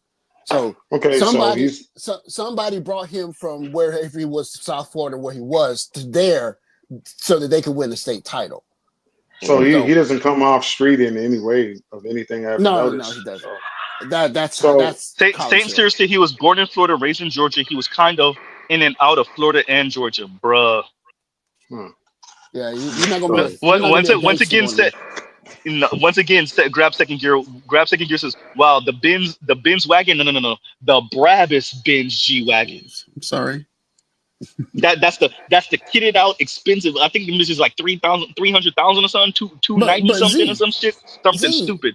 She was still side-eyeing, even after she got that, she was still side-eyeing the guy at the wedding. I mean, why are you even buying a female a vehicle like that? That's a vehicle a man uses to get pussy. Why do you put her in that vehicle? Because it's a statement. It's to ward off that. Because what he doesn't appreciate is that the nigga that she feeling don't gotta come with that. What he's trying to do is ward off. Look at what I could do. Y'all can't afford this for her. She ain't gonna step out with y'all. Shit, she won't. Who told you she won't step out on you with that? The true life player. The true life player knows that just by the simple fact that fool put her in that wagon, that means she is there to be fucked. Yeah, and you got to remember that Z's they don't only make money playing sports, they make it on social media, and they have a big footprint in their profiting. So it's a business at the same time with Z's when it comes to social media. Zoomer, real quick, Zoomer Doomer says Brabus G wagons go for like 400K, brand new. I see them all the time out here in Abu Dhabi. There you go. Damn, they're $500,000. Nearly $500,000. Oof.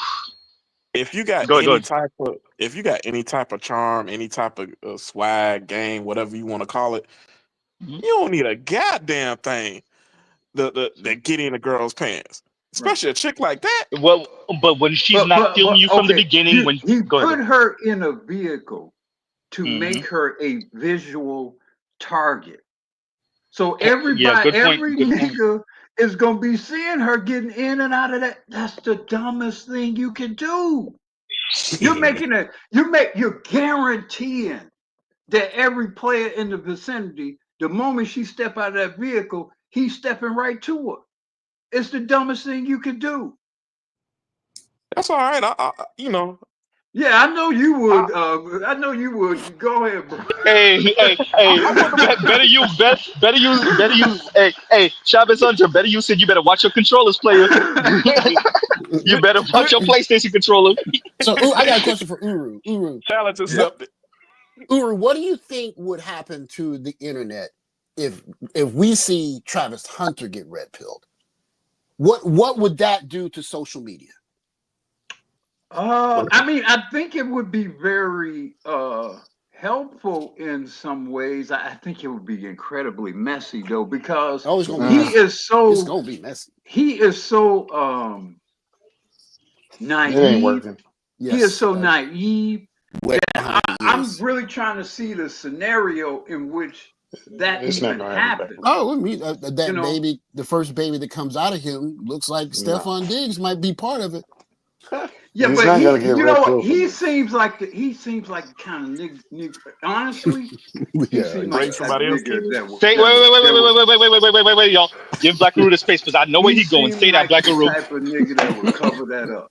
Thank you. I'm serious. Yep. He seems like the type of nigga that will cover that up if she give him the right story. If she and pretend the right way to be contrite, that nigga will cover it up, and he'll just move somewhere else, kind of deal.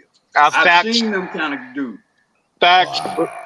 I don't think his solution Wait, Leon. We got to emphasize this before you go. She got Travis Hunter, yo. I need y'all to appreciate this. She got him. Yeah, what Black Guru just said, she got him because now he's in the place of trying to prove us wrong. So now his ego's invested in staying with her regardless. Now it's an ego thing. That's why I brought up the video earlier. It's an ego thing to prove us wrong. She can damn near do anything to him now because he can't come back to anybody and say, "God damn, y'all were right." He can't let that happen. Yeah, go ahead. Now, because now I got to go back to Dion and say, you know what, you were right about that. Yes. It's you start where you start. Wait. My apologies, Neil. But I'll cut you off again. My apologies. Black Guru, I think it's even bigger than that. It's social media. He can't let the brothers on social media. He can't let them get that W. He can't let them get that W. There's no doubt about it. She's telling him it's us against the world, baby. No doubt about it. No, she's in his ear. So she's gonna tell him I was drunk, or whatever kind of bullshit story they tell. I got tricked or some shit, and he is going to willingly blame it on that man. He's gonna want to blame it on that man. I don't think you understand how right you are, because I don't think y'all recognize that when it came out that she was in that music video.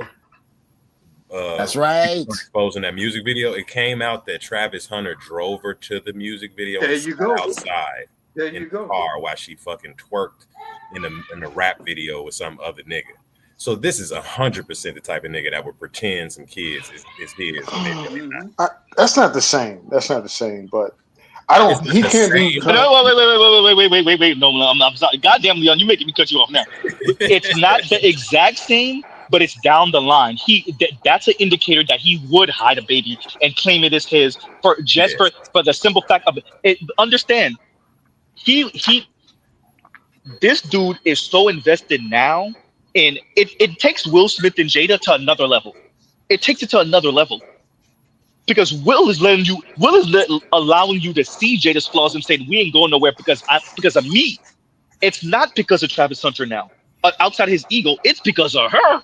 Will ain't moving from Jada because of him. Travis Hunter ain't moving from this chick because of her. Pretending the baby. Go ahead, Leon. Let Leon got it in. You got to come back. Go ahead. You know how he started is how he finished. He chased her nonstop. He bought her cars. He bought her all type of shit. The whole taking her to a video shoot and standing out. I'm in the business of I would trick a bitch in an instant. I really don't care. I like money more than I like women. But that's a totally different orientation, bro. You get you're saying you would make some money. He was on some good boyfriend shit. He basically took a stripper to the strip club and sat outside in his car while this girl stripped. And so when y'all say he would be red pill, no, it's just people on social media saying we told you so, and him having to defend or take a stance on what he's going to do or cover it up. He will not be red pilled by any means. I think it's more likely that if anything, if he can't put his head in the sand and just pretend it's not real, he's gonna crash the fuck out. Yeah, he's gonna crash on the what he's gonna do is he's gonna turn up with a black woman, a real black woman. No, he's gonna turn up with a real black woman, holding them up like that one actor with old girl. You talking about Jonathan Majors? Yeah, he's gonna bust out like Jonathan Majors. She gonna have some. I don't see it. I don't see it with him. I don't see it. Majors is not a fool like that. Yeah, no. Hell no, it's not the same thing at all. You hear that recording, you know when you heard the recording that he ain't no fool. No. He's the type. He's young. He's inexperienced. He don't have no masculine leadership outside of his coach. He don't know, bro. He's gonna. He about to get. He's gonna be. I don't want to even wish it on him. Yeah. I thought it. Yeah. Because type shit. Yeah, because with the my fear is the embarrassment of the I can you left me no space. As long as she leaves him space to lie to himself, she'll be all right. Right. Right. And once she leaves him no more space to lie to himself, once the embarrassment becomes too unbearable And and the he internet can't was lie to right. himself, And when this Coach nigga gonna Prime turn into was Ned Flanders. The problem would be not her fucking a guy, not her even becoming impregnated by another guy. The problem is it becoming public knowledge. Yeah. That's when the crash outs come. Yeah, because then, once again, Ned Flanders, diddly. Exactly. The internet would be right. Dion would be right. He would crash out. Oh, there's no coincidence to the fact that they got married before he got around his teammates, because they would have wised him up real quick. But I don't know if he's not gonna listen to Dion. OG, if he's not gonna listen to they Dion, weren't going. Wasn't nobody gonna wise that boy up. Yeah, he ain't listening to Dion, and that's his idol. Yeah, you're right. He didn't listen to Deion Sanders, who would be the guy you should listen to. We saw Dion. His second wife tried to kill him. You know Dion talking to that boy. He was talking to that boy for 5 years And now. every time we seen Dion, he gave you that look when you get of your mans, when you ask your mans, why your mans fucking with hoes, and he give you that look like, bro, I can't talk. It's that same energy. Yep. Let me read this real quick from Chef Butter Biscuit real quick, Leon. Let me read this from Chef Butter Biscuits, please and thank you. Give me a second. And Chef Butter Biscuit says, how much you want to bet that PhD is putting paws and feet on her girlfriend? If she have a girlfriend, yeah, there might be some DV. There must be some DV. Statistically, it's a guarantee. Yeah. That's all Goddamn Black. Yeah. Well, hands and feet. Hands and feet. The hands and feet. Go ahead, Leon. Go ahead. I forgot what I was gonna say, but I don't think he would. I don't think that would be his approach, though. I think it's just like, it's hard to explain, but I just don't see it that way. You underestimating his game goofiness, bro. I mean, you're looking at it logically. There's no logic there. But if you've observed that boy, ain't a whole lot of logic there. He's out the window. And here's the thing about him: he's such a fantastic athlete. Yes. He's such a fantastic, phenomenal football player. So that it causes it fucks with your mind a little bit, because you look at him and you like, boy, you can own the whole damn world, and you putting up with this shit. Yeah. That's how you know how fucked up he is. He is fucked up. On top of that, come back here real quick, y'all. Let me read this from Telescope, a fellow elder. And Telescope says he grew up in a female-led environment. I get what you're saying. He's not used to heeding male advice. No. That's a good point. That's a good point. Go ahead, Compassionate. You got it. What make it even sadder? And then you got to after that. Better you. Go ahead, Compassionate. My bad. But to Uru's point, make it what even sadder. He's actually not only an exceptional athlete. You nigga won the Heisman. He's a good guy. He's actually a good spirited dude. Yes. Like he really wouldn't. He don't want no. He wants to do right by somebody, and his picker is completely off. And it's sad. But I'll go a step further than that, Compassionate. The environment around him is off. Yeah. That environment. We all had our first puppy love, right? We all had our first puppy love, like especially your first girl that you were with, right? And someone in your circle looks at you and says, "No, she's not the one, dog. She's not the one." And it's got to be someone that knows you well enough to say, "Look, you have to break up your friendship over this. Just take your time, work through it, and you go." But if this is done, like this might be his first ever piece of girl. I think that's possible. I think that's possible. And if everyone in your environment, your mom, everyone, your family, y'all so pretty together, y'all gonna make pretty babies, and nobody's saying, "Hey, Travis, listen, talk to your dad about this before you put that ring on that girl's finger." You can't do that for that. It's a guarantee that's his first girl. This is only the behavior of a guy who that's his first girl. Well, it's like feeding fresh meat to a wolf. Like that's what makes me so upset about the Travis Hunter thing. He's a good guy, and if he gets eaten up, then you're telling any halfway decent good guy looking at this, get the bleep away. Wait. But Passport OG, that is the message. The message. But I heard a woman say it. there essentially what she was saying was there is nowhere state. There is yes, but no, sorry, yes, Pastor G, that is what they're saying. There, none of y'all are good. None of y'all are safe. None of y'all can't deal with our rage. None of y'all, no, all of you are targets. All of you. So Travis Hunter being a good guy means nothing. There's no such thing as a good guy. That's not a thing. Yeah, I mean the PhD there gives you a clear indication of the level of vitriol and Yep. misandry towards black men in general. Just as a species, the hatred is like species level. It's not even logical. It's not rational. It's like I hate you because you exist. Yeah. Period. Yeah. And real quick, and then you got to bury you. Captain Obvious says, and thank you for the super chat. Whole face equal whole training. Oh boy, that's good. That's good. That's simple, but that's good. Go ahead, Barry. You go ahead. Go ahead. I would argue that actually that's right in line with what I was going to say.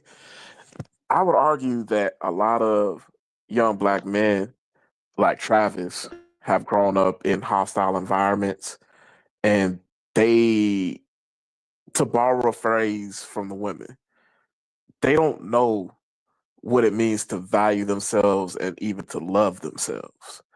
And it's one of those things to where you will accept anything when you kind of have that emotional Stockholm syndrome, because you've been told all your life you ain't shit.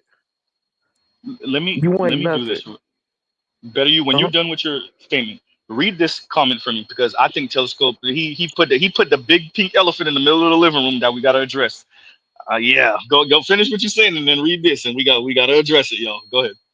But yeah, it's one of those things. I can easily see how he's gone down the path that he has, because so many young men that I work with through my fraternity, and just I've come across just from, friends of my cousins, friends of friends, and things like that, and seeing how some of these ladies treat they sons. This is like, yo, I know people talk to their dogs better, so it's not that surprising to me. And let's see what Telescope said. Let's stop glossing over the obvious. Despite his athleticism, his facial looks aren't what chicks want to reproduce. He's got to pay the black tax in his mind. Hey, like this is my thing. At his success level, there would be a woman, including a very attractive black woman, that would take him seriously, including a Latina that looks similar to Homegirl that would take him serious.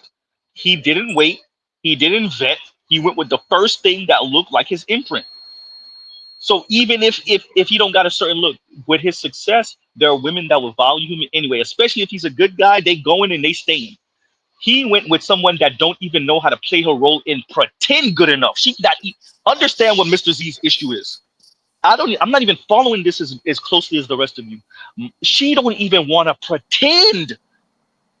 She's reluctantly pretending. She's letting him know through her action, I'm with you because of the money and the status, nigga. Not you at all whatsoever. I'm thinking about the next dude when you piping.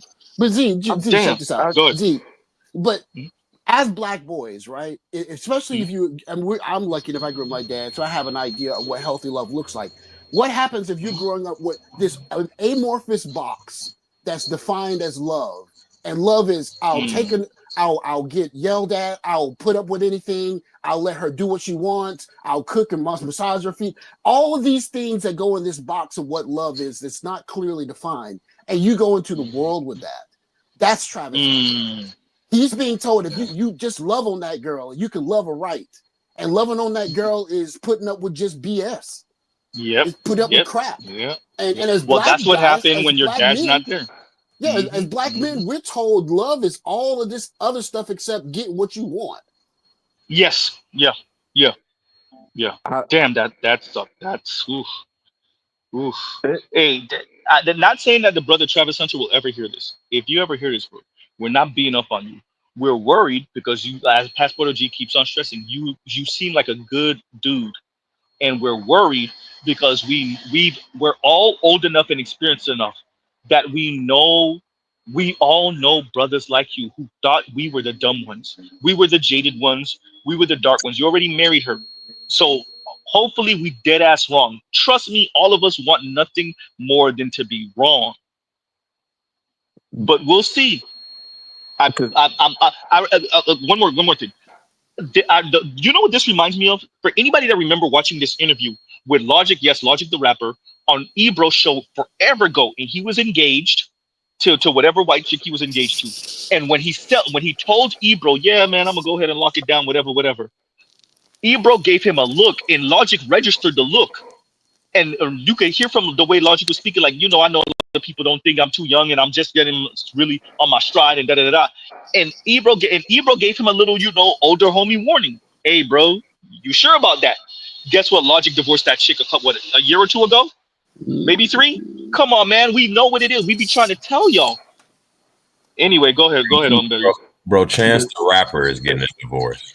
So of course, well, yeah, but she using the dance thing as an excuse though. The him twerking over she's trying to. Yeah, she filed right. Yeah, she files right after that. Isn't it? Am I lying? Compassionate did she file right after that? I'm sure it is. Yeah, that was the excuse, but that's bullshit. Yeah. You're dating a mega star. Like, watch the fuck out.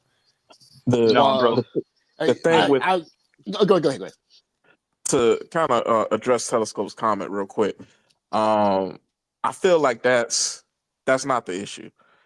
I'll be real. It don't matter what a dude look like. I've seen some niggas that look like a fucking frog smashed by a brick pulling some of the baddest girls, and you just wait. But what's that swag look like though? Come on, better you. What that swag look like? Yeah, over 9,000. You see what I'm saying? Thank you. Come on. Now I know. I've seen them too. Yeah, thank you. I know.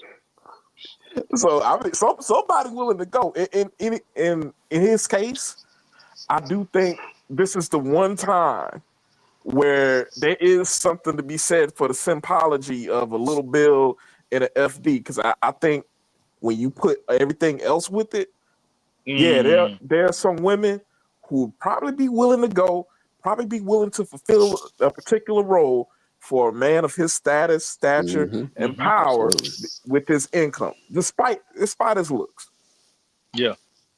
No, I agree. It to me, I'm glad that you actually brought that up, better you, because what Travis Hunter is also missing from the outside looking in, from the little bit that I've seen and I've watched of him, is that swag to make up for the looks. But she would have win. Some fucking hood ass Latina bitch. Look, she would have win. She would have win if he had that. So if he pulled up on her with that fucking sauce. He don't got the sauce. He's a athlete, a great athlete from what we could tell, right? But he don't got that sauce on top. And trust me, that's for all of the people that like to discount swag. Cut that shit out, bro. I'm especially in the West. Get over it. Real quick. Let me land with this, and you gotta come. Real quick. On the West, you gotta let that shit go. The swag sauce train is out the door. It's gone. You ain't never pulling it back. We not East Asia, yo. The swag and sauce shit matter.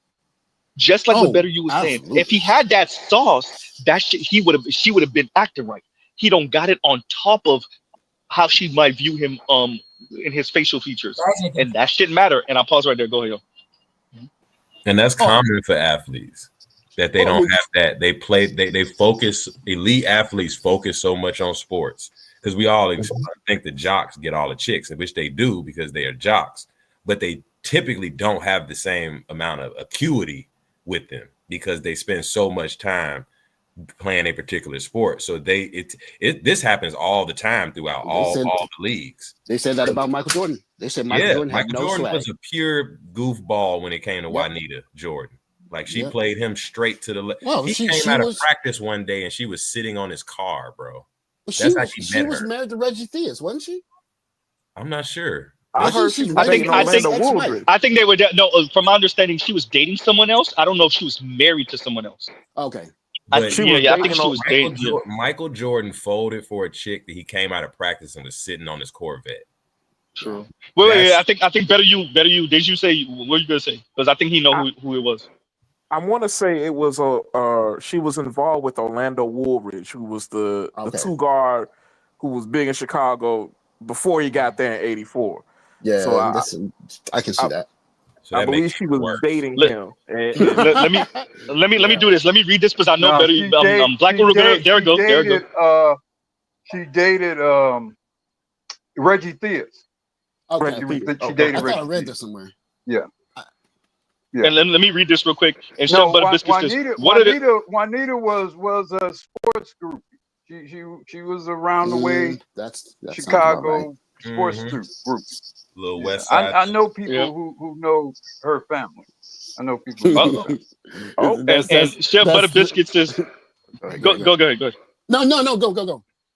Okay, and Chef Butter Biscuit says, "What are the chances Travis self-deletes at the end of this simping journey?" I don't think so. I don't think so. I possibly, but I don't think, and I don't even want to wish that or think about like that. I do think. I wonder how he responds. Depression, heavy, maybe. I hope he doesn't do anything to her. And this is all speculation. This is all assuming it goes the way we think it might go, which it probably will go. But I don't. Maybe not on that. Probably not. But all of the spiraling and depression. Yeah, but think about it. You wanted something so bad. People told you no.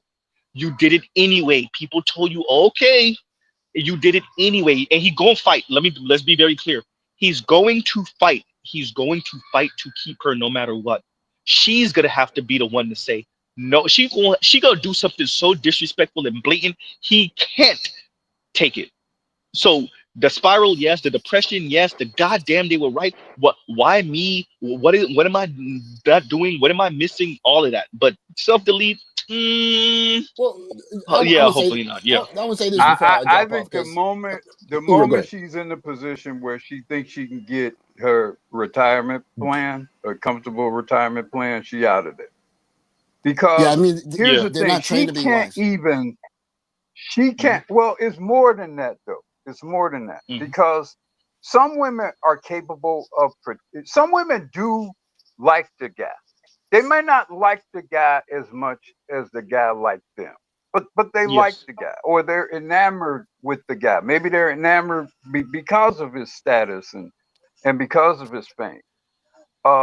Some women are great actresses where they can pretend to like the guy, and they can pretend to love the guy, and they enjoy being in the status of the guy and in the photo ops and whatever. This chick, she don't pretend to like him. Yep.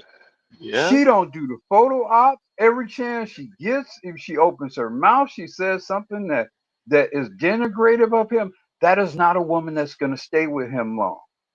That's a woman who is going to leave the moment she has enough of what she thinks she needs to get away from him. And if he don't have a prenup, God bless him. Oh, he don't got a prenup. Yeah, they said no. You know he don't. Well, then as soon as I'm putting the over and under on her being able to clear 20 million. Yeah, he's cooked. If she can clear 20 million, she up out of there.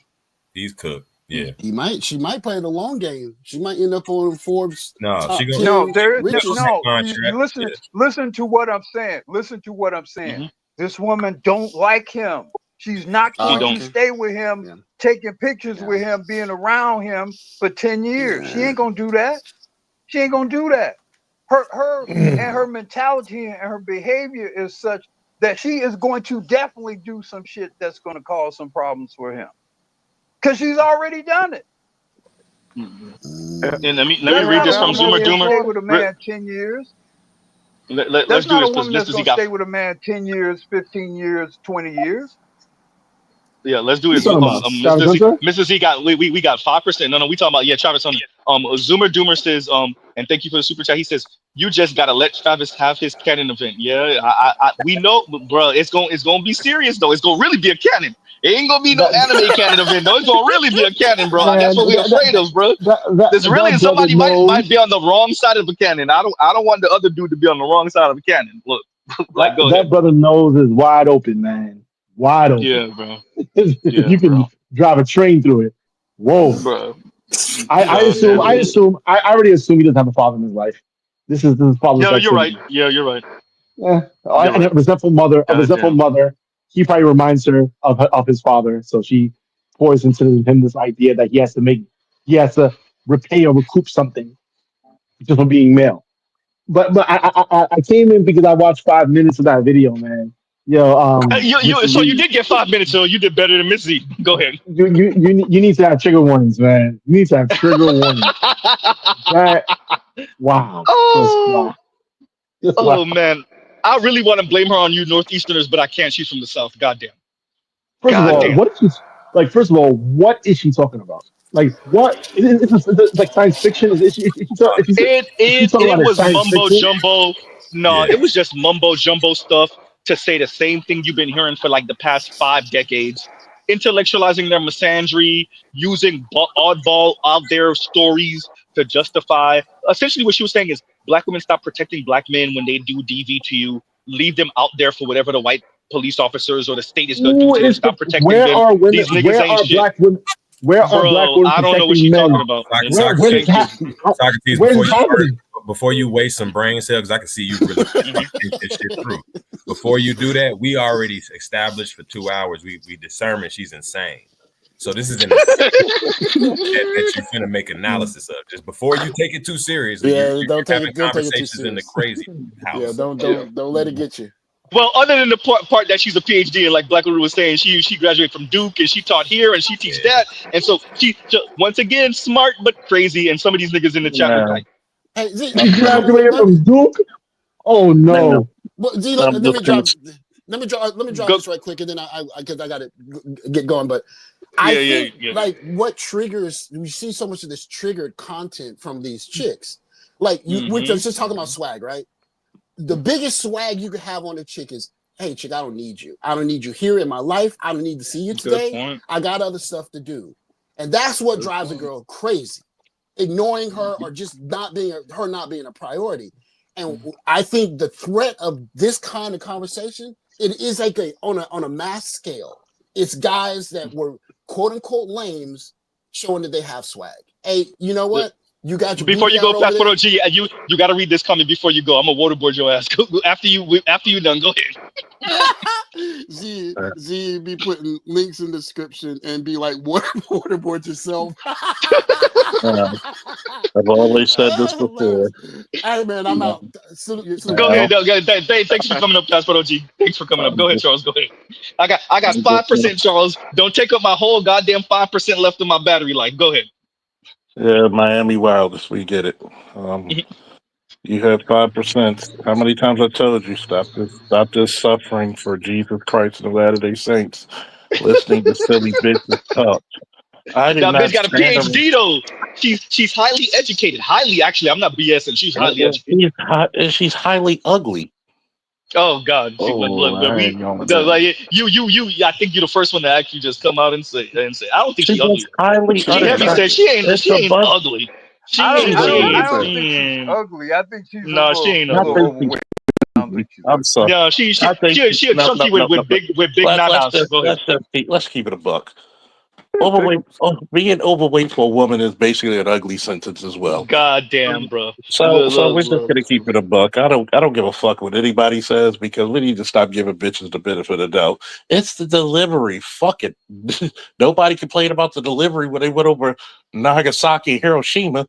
Now they did complain about the delivery, nigga. Yeah, the Japanese guys forgive us for that shit. There was nobody left. Goddamn war crime, nigga.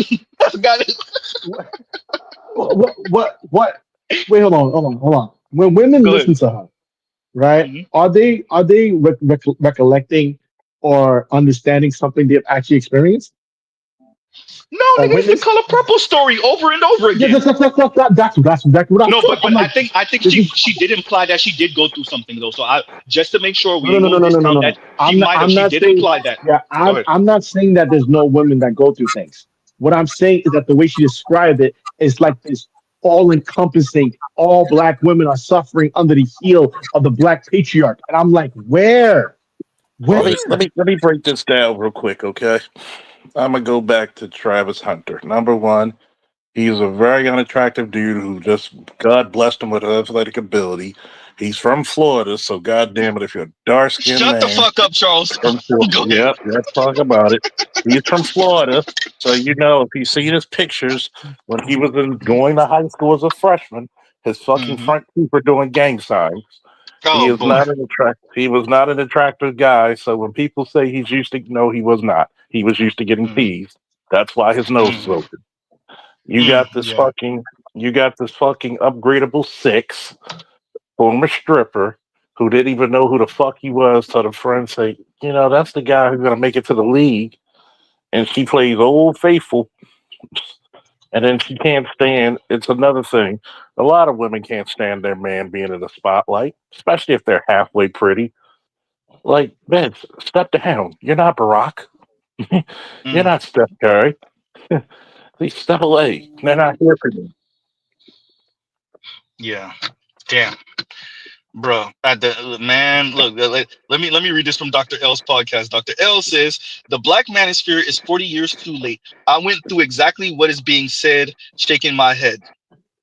Right? When you say that, what do you mean, Dr. L? You're talking about Travis Hunter's situation, or you're talking about the situation with Dr. Tyne, who is Charles' future girlfriend, maybe wife? What are you talking about exactly? Well, you already hit it. Tell us how it was, Z. Look, Zia's already taken. Zia's already spoken for. Zia put them paws on that chick. You better stop playing. Oh no. This is previous before her. That's why you keep talking about her. Reminisce much. Let's look at. Go ahead. Hold up. Yeah. I really want to start a war between Charles and Better You, because Better You said homegirl ain't that she's not unattractive, and I agree with Better You on that one. She ain't ugly. She ain't ugly. She alright. She alright. Charles over here. Charles be acting like he never smashed a big sister. Yeah, she alright. Her face is alright. She heavy though. The PhD. That is huge. Yeah, the PhD. That PhD. Have you ever noticed most PhDs are not attractive? Of course not. You know, because those who can do, those who can't teach. Come on now. If she was really pretty, if she was attractive, she would be married to somebody who make more than her. So what the fuck? I mean, she looks like a half a bag of rocks in a bag. Ain't shit pretty about her. Let me read this from Passport OG so I could cut Charles off on purpose. And Passport OG says, # I am Travis Hunter. I think a lot of us are, or were, right? A lot of us are or were, so that's why I think we feel for him, because we're like, bro, we dated that chick. We ain't married her, but we dated that chick. We know, bro. We know. Yeah. Damn. Mrs. Z already told y'all I spent $400 and something on one of them 3 pay period months. I spent $400 and something on a date and didn't even smash that night. Look, bro, it be happening. It happens, y'all. It happens. Sometimes you gotta take a super major L. $400 and something on a date. It was her birthday though. $400 and something on a date. Like, yeah. I wish the motherfucker would. Man, there's times the only thing I spent was a change of mind. I've been on that side too. But hey, every man has gotten got. I want to hear the man who's never gotten got before. I'm still trying to Charles, wonder. you never got. I wish you would stand here and say you never got Charles. Yeah, got for like $20 or $40. Bullshit, Charles. Ain't no way. No, I don't spend money on women like that. You a man that likes women, Charles. You got once, Charles. And guess what? I'm a man that Charles got selective memory. You bullshit. No, I don't. You can ask my friends. I don't spend money on bitches like that. Like, come on now. Here's the fucking thing. Where's the fucking time I spend money? Because you're real quick, I'm gonna let you go. But Afro National says Z is owed a refund on P credit. Hysterical. Man, I do want my money back. I don't even need it, but I want that money back. Go ahead. Remind me when I finally meet you in person to kick your ass, spending $400. Look, I was 20. I was 24 or 25. I was 24 or 25. I was 24 or 25 years old. You know what $400 is when you're 24 or 25, nigga? 24 or 25, making 8 something a check every 2 weeks. 8 something a check. I spent 4 something. Half the check gone. Was this like $2014? This is 20. This is $2011, 2010, $2011 maybe. That was No, good like money back 2011, then. 2012. Yeah, 2011, $2012, something like that. That was Nigga, good that's money. like $600. Yeah. 700. This was this look. Oh, it get crazier. We were at a restaurant in front of the Staples Center. Go ahead. I know, like hell, you ain't call your Asian daddy that. Why did you spend so much money on that particular woman?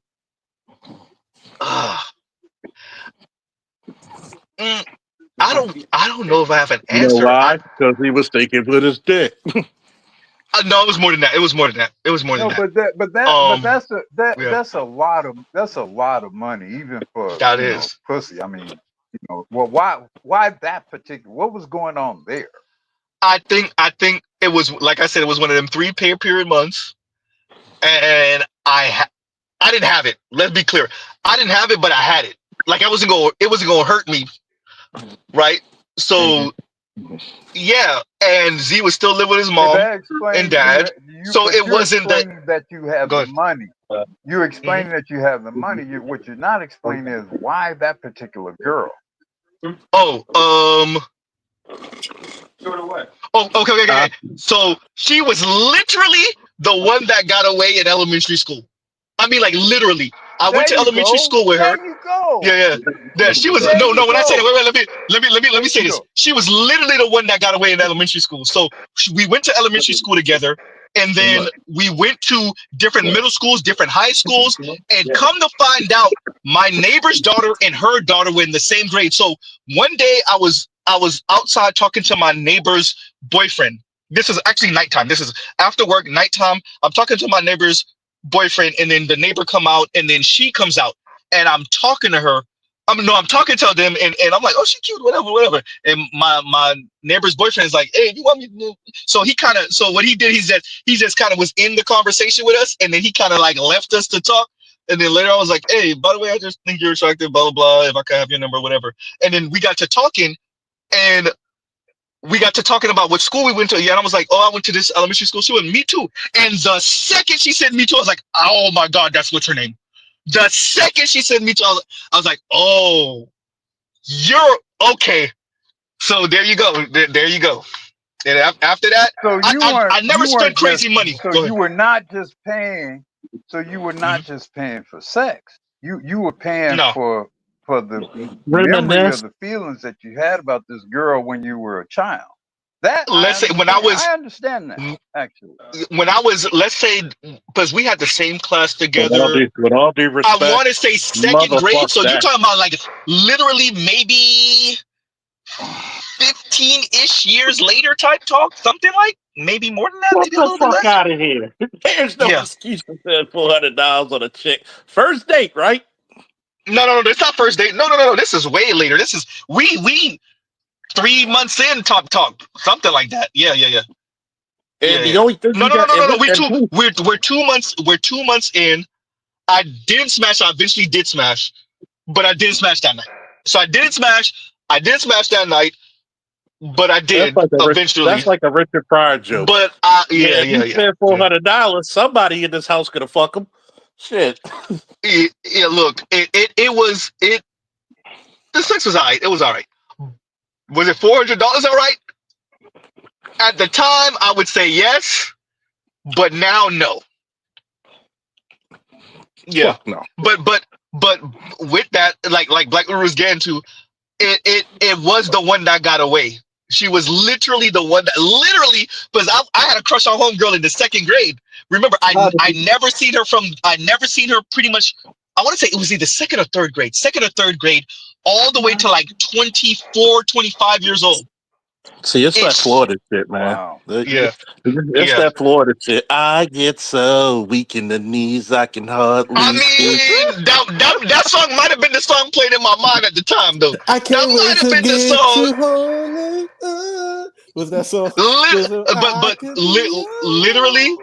Literally, because think about it. This is a person that you had a crush on when you were like, I don't know, 9-ish. How old are we? Like second, third grade, 9-ish, 10-ish, something. 12, not 12, but like 9-ish, 10-ish, 8, 9. Oh yeah, 8, 9, right? And you don't see this person again. And You don't see this person again. And this is the thing. Homegirl was still bad. I mean, remember Jamaican Guam mix, right? I mean, Slim, cute face, if she's nice 20, bubble, if like she's no 20, tattoos. Go ahead. if she's 24, she's supposed to be. That's not a big surprise. No, hey, I seen her not too long ago. She's still alright. No, didn't gain no weight. Still slim. Still cute face. Right? Yeah, yeah, Let me yeah. give you a news flash. That's how women are supposed to be when they take care of True. themselves. No. True indeed, Charles. I'm not saying anything like that. I'm saying you're not talking to late 30 Z. You talking to 24-year-old Z right now. How many bodies do 24-year-old Z have? That was the second. Ask me the same question. Nigga, you was in the military, Charles. They ain't got shit to do with the military. I ain't got to do shit with the military. I probably And hit you was less in with the military. Baltimore with the Baltimore chicks. That makes a difference. I was traveling. Nigga, you're in Florida. You're in I Miami. know you was Come on, man. traveling. You're right. Every man has his own journey with women. I mean, we shouldn't judge what other men should or should not do based on our own. A lot of things that we can do are based on issues.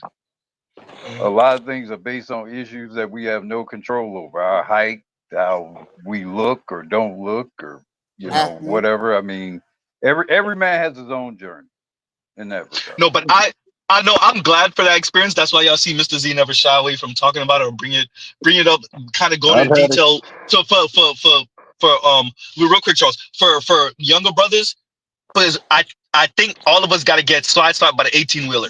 At least once. You're just not supposed to get her pregnant. Do not get her pregnant. Do not get her pregnant. Don't marry her. Don't marry her too. But I think we all got to get hit with the 18-wheeler at least a good one time. Now, if you get hit by the 18-wheeler 2 and 3 times, there's something. Well, definitely 3 times. There's something wrong with you. But go ahead. Here's the bad part. Everybody gets hit in some way. Spending money, especially when you're at that age where money is very scarce, hell no. And that's for anybody listening, young, old, or in between. You're gonna date some fucked up women, and that just comes with the territory if you date enough of them. I don't believe in falling in love at first sight like some of these military people. See, that's the one thing people don't talk about the military. Oh, I'm gonna love you, but if you're in 2 different branches and you're in 2 different, 2 different stations. First sergeant once said, the first time we went into basic, don't worry about your girlfriend at home. She can be the same when you left her, freshly fucked. So you have to look at the reality. Did I have it better than some? Yes. I'm not a 6-foot guy. I'm 5'10". So a lot Nobody of shit care about your no neck having ass, Charles. Go ahead, Charles. I mean, nobody cares about your neck looking like a stack of dimes either. So we're even. I don't have a neck like a stack of dimes no more. I did though. But you know, like it's the fact of the matter is, this is the part about black men. And people would normally say, this is where I kind of disagree with BGS a little bit. I look at this guy, he's not you. You can see a guy that's used to women. That's true. That's true. You can see a guy who's used to women. He wouldn't be this, he's dancing more than she is and she got married. Usually the bitch is happy than a nigga. Like, he's dancing and he's all elated and shit. And I'm like, what does she do besides fuck you and literally sometimes embarrass you that make you want to dance like you just took down Goliath? But simply put, she's the imprint, Charles. And it's to Z, like I think we cheapening the word a little bit too. I'm glad that BGS kind of gave us this word. It's not just the imprint. She's the one to him. She's the look.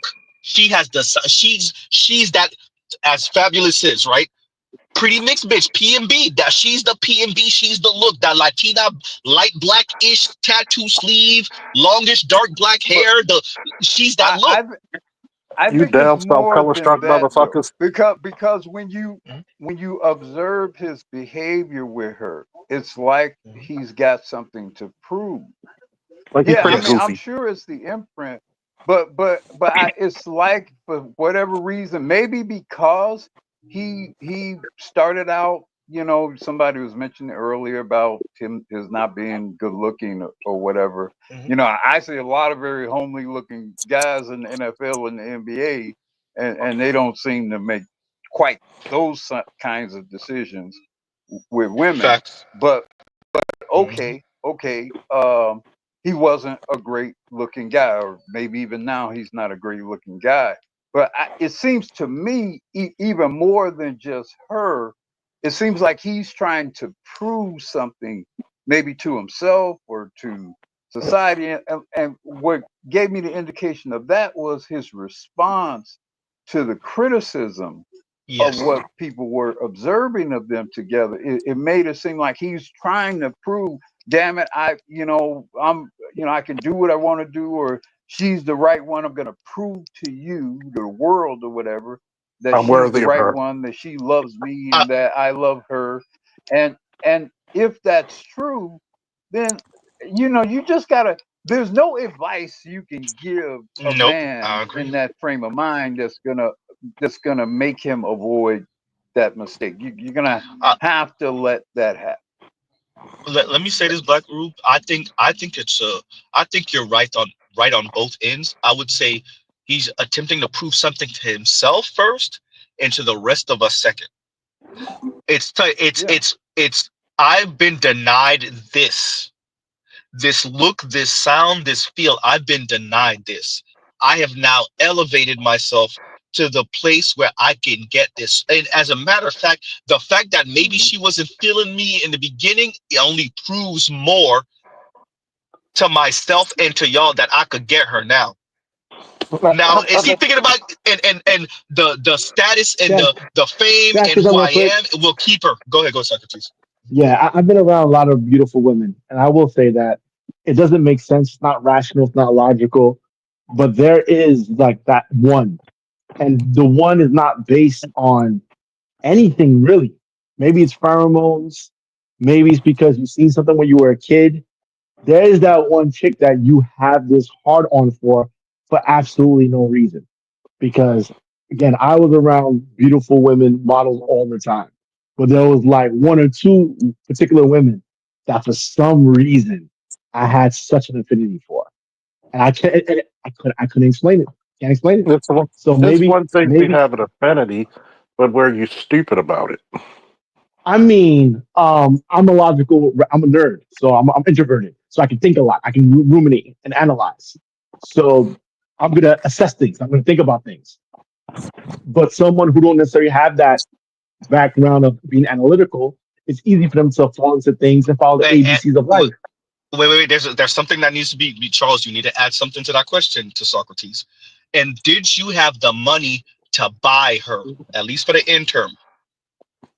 No. And that's important. There you go. Here's That's the important. No. Here's the thing. She wanted to be with. Go ahead. Did she either like you or pretend to like you?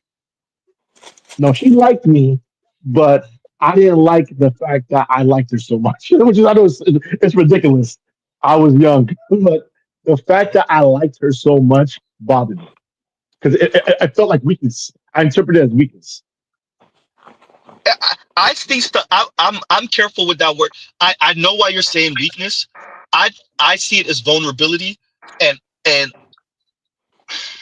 if you can be vulnerable with your chick, I don't know who you could be vulnerable with. Yeah, I agree. And yes, it's a super risk. You did not like her. You did not like her as much as you're saying. Because if you really liked, if you as BGS said, if she were your thunderbolt, you were gone, nigga. You were gone. Yeah. I was, man. If she liked you, if she was your I thunderbolt, was. and she liked you, you were gone. Yeah. I was gone, but I have a thing where it's like I don't like not being. I don't like BS. I like not being in control. I'm a very disciplined, controlled person. Right. Were you Every intimidated? aspect of my yes, absolutely. Everything aspect of my life has to be controlled, and this is one of the situations where I was not in control, and it bothered me. Right. So, but it was immaturity. I agree. It's immature. It's an immature way of dealing with things, and I agree. Vulnerability is is part of relationships. But I was in my early 20s. Come on, I was a young guy. It's one thing everybody goes through. I went through shit in my 20s, and here's the thing about it, right? A lot of guys really get misinformation. I've also said that a lot of guys never been lusted after, and I could Yeah, easily, that's I important. could, I could easily prove that That's true. because a I've lot heard of you say guys. that before, But Charles. see, here's the Real quick, thing: Charles. you Go cannot ahead. control. Here's the thing about that, though, Charles, and this is where sometimes it's tough to advise men or to criticize men because a man has no control over whether he's been lusted after. There's no decision you can make about being lusted after. It's sort of Yeah. like there's no decision that you can make about Yeah. being Yeah. 5'4". It's not something that you control. And since, like you say, if you haven't been lusted after, then that means you're not going to have a life experience. That man is not going to have a life experience that you've had. So then, how do Yes. you judge that man when he's never had that life experience? That's and you gotta say here's the proper thing. If he wants that life experience, because there's a lot of dudes out there who fumble like a bad running back, and here's the one. That's funny. Here's the one thing about it. Even though we get on the bitches about being delusional, niggas can be delusional as well. Because a lot of niggas, there's sometimes when you start out in the game of life, you fuck who you can. Let me. Eventually, you fuck who you want. So a lot of times when you get there, do you deal with situations because you want to be in it? Or what is your purpose of being in it? Because there's a lot of dudes who've been raised to be googly eyed. I want to settle down with the first girl. If you're living in a modern day, and that doesn't happen like that. But no, Charles, you have to appreciate this. I've been lusted after. I've been lusted after by younger, by same age, goddamn, by these Latina cougars. And it's a great feeling. You can't put it into words for someone who's never experienced it. Here's what's important. I remember this experience like it was yesterday, and it broke my heart a little bit. And it's kind of messed up because it was over a white dude. Pause. No homo. I saw a freaking Latina, and the way she was looking at one of these tall. I was at a spot called Blue Martini, and I saw the way the Latina was looking at the brother, and I saw the white guy how he was looking at the Latina and the white, and excuse me, and the tall brother, and I could see it in his face that he never experienced that, and it hurt a little bit. And it was messed up because it was for a white dude. I was like, damn, you ain't never felt that before, huh? And I agree with Black Uru. And for the most part, more than likely, depending on the circle he can manage to get himself around, he might never experience that. Hey, Appreciate that men are watching other men experience that, and it's killing. And I would agree. I think women go through this too in a different type of way, though. Can I try to put that in words? That girl you were talking about, the girl you like, what's her name? She talks about that. The teacher. The teacher. Oh, Stefko. Yeah, she did. Yeah, Stefko. Yep. Yeah, she has. Stefko, she talks about that. Yep. Yeah, she has. Yeah, she Damn, has. Mr. Z, you ain't give Stucco no dick yet? God damn, Z. No, that ain't me. That's AL. Shout out to AL Evans. That's AL. that's A. No, but Stefko did. Thank you for that, Black Guru. Stefko did, and she mentioned it just like I'm saying it. She walked into the bar for her birthday, all dolled up. She hasn't been out for a while. She put on all the makeup. She had the birthday crown. She walked in, and not one man in the bar turned around. Her light skinned, cute homegirl walked in, and she watched all the heads turn. And like it kind of messed up her night. Like we gotta be on, like people see that and feel that. Go ahead. And you know what the problem with Stepco is? Like most women, she tells only half the story. I'm willing to bet $100 that there were guys who looked at her and tried to talk to her, and she purposely omit that out. She was looking at the guys that she wanted, the guys she wanted. Okay. Yeah. Because I think Stefko is admitted. That's the difference. That's the difference between men and women. Because that is much more likely. You're right. Yes, I agree with that Charles. is much more likely to happen for women than it is for men. Well, Stefko admitted that she wanted a gorgeous man to make up for how she feels about herself. Number one. Number two, what it seems like is she would go with the brothers that kind of swagged out. That's like they may not have the money and the status, but they the tall, good-looking brothers or the good-looking brothers that's kind of swaggy. But the white dudes could have came as is, basic cheddar bob, like you would say, Charles. So yeah, no, yeah, I agree. I agree with you on that. I agree with you on that. She was kind of omitting things. Yeah. Well, she's very disingenuous if you hear her speak, because I'm like,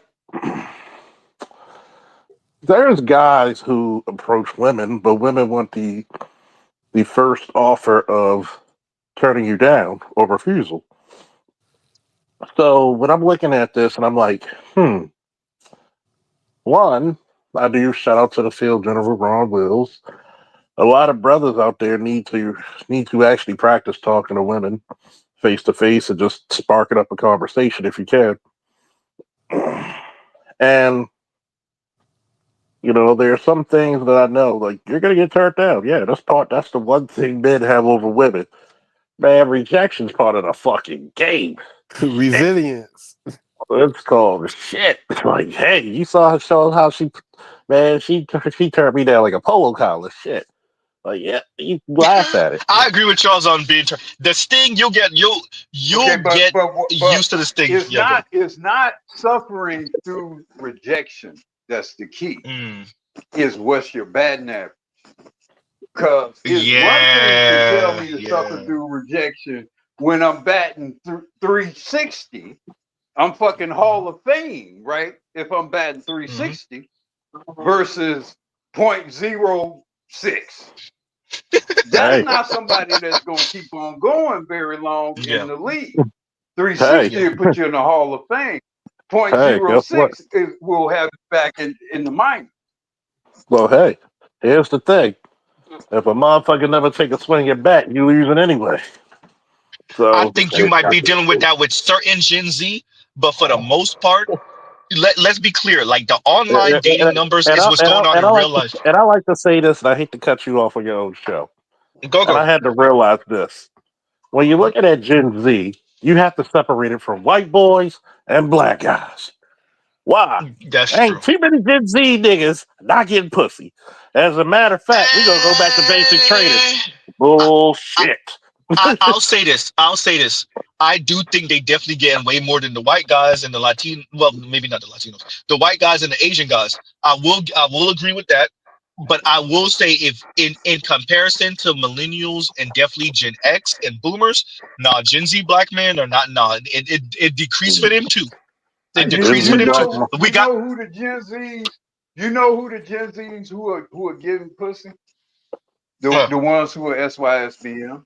Those are the ones who's getting the black ones. Because if you're black and you are dealing with white girls, Latino girls, or whatever, your batting average skyrockets just because of the sheer number, availability, and the fact that, let's be real, to non-black women, black men appear more masculine. And typically, the average black man appears more masculine than to the average black woman. So if you got a young Gen Z who is just out there wherever he comes, whatever opportunity comes, then he could be all up in some stuff. But if he is an average-looking black dude who's only dealing with black women, depending on where he is, he may struggle a little bit. He's still getting it. These bitches are giving out pussy like it's like Christmas gifts. That's the one thing people fail to do, because when I had to notice this, an awkward white guy, he ain't batting that high. You in a major black city, these bitches can't get, hello, how you doing? Pussy, throw it on you. What the fuck is this? It's too easy, girl son. It's too easy. These bitches are more, I'm gonna just say this. They're more promiscuous than the dudes are. I agree with that. Yeah, no, you're right. You're right. But they're for the most part. I'll say this, especially in white society, that 80-20 rule, I think it might be a bit exaggerated, just a smidge. But for the most part, that's really going on in white society. It really is those women pretty much handing the vagina for the most part to the top quarter of men, top 20, 25% of men, and all the other white guys are trying to get in where they fit in, and they starving. That's really what's going on out here. And you can't maintain a society off of that, right? And let me read this from Afro National. He says, reminds me of that clip Z plays with the black girl being jealous of the attention black men get in Europe compared to black women. Here you go. Men in Germany are treated way differently than black women in Germany. Black men are appreciated in Germany. Black men are put in a cultural sense, in a societal sense, you are seen as interesting, whereas black women are seen as lesser. An experience, a novelty in which you can approach voyeuristically, and it's dehumanizing. I was a member at Soho House, and I remember seeing a black man sitting there, and there was all these white women around him glorifying him, gawking at the fact that he was existing. And I think black men need to acknowledge that their lived experience in Germany is disproportional to that of a black woman in Germany. Yes, black men. People are watching. People are watching other people watch you. Yes, yes. In that story she tells, the thing that I always ask is, you know, she doesn't mention who that black man is. For all we know, that black guy is the best damn soccer player or football player in Germany. Good point. Right. Good exactly. Point. Yeah. Good point. No, but you know what? Her not saying who he is also is a point where it's like he's just another nigga though. Yeah, and why is this just another nigga getting white female attention? It don't matter what he's not supposed to be glorified because he's a black man, regardless of what he is. That was more of her point, and I hate when you play. I love and hate that video, Z, because it really is the most hating shit I've ever heard. But you're a super hater. You hear that? It was like the most open air hating shit. Like you really jealous of a man being charismatic in Germany, a black man, because you not as charismatic as him. You actually got the balls to say that out loud. You heard right. Absolutely. Yeah. Why wouldn't she? That's amazing. You're supposed to worry about her feelings. It's similar to if a man hates on a woman for being beautiful. It's similar to that. Like imagine if a man is hating on a woman who's being celebrated and glorified for her beauty. Imagine what we would think of that. She gonna say he's part of the LGBT for that. And she gonna say pull your panties up. And I think that's unique to. I mean, I don't know if I'm not sure if that woman talking is African, like FBA, but I mean, at least I don't think she's FBA. There's a slight there's a slight little accent there that suggests. I thought I detected something too. I thought I detected. Look, ADOS, y'all gonna stop handing off these weirdo chicks to us immigrants and black immigrants. Y'all gonna have to hold some of these L's. No, Black Arundo, y'all gonna take some of these L's. I'm not even putting it. I'm saying that based on the fact she's not FBA, I'm like, okay, we gonna ship them back. Look, she talk good English. That's all I'm saying. I'm sending her back to y'all. No, the ship reject. She speak perfect English. I'm saying like this is obviously a thing because black women don't want to negotiate. They don't know how to negotiate power with men or don't want to. I would imagine a different type of woman would watch her man or even like a man that's part of her ethnicity be charming and charismatic and get a bunch of attention and be kind of proud of that at some level or like and be proud to be connected to that man. But it seems obviously if she's not FBA, my wife is always turned on when she thinks that women are flirting with me. You know, she gets warmed up. She gets warmed up when but she'll act initially. She'll act like she's mad. But it goes in a positive direction real quick. Right, and that's how it's supposed to be. It's not supposed to be, and that like it's not supposed to be open. And black women literally will open. Wait. Important to say this, compassionate black because she thinks you're deserving of that. Because she thinks you're deserving of that. These other women don't think black men are deserving of that. Also, she views it to be a good reflection of her and her It value. is. Yes. And yes. Any woman with common strategic sense that can think past her nose would know that me being with a charming, charismatic man is some cool points for me. Well, but what did the homegirl say? The issue is that doesn't then spill out on black women. Black women's issue this is what you see about draft day. Exactly. The issue they have is that how black men are lauded for their athleticism and for their swag. Black women don't get that. So you saying they don't get it drives them crazy, and there's no trickle down, and that's why they're supposed to be attached to us, but they don't want to be. They want to do their own thing and be autonomous. Go be autonomous then. But they're evaluating the outcomes based on men's outcomes. That's the problem. Like other women don't get the swag points. Like white women didn't.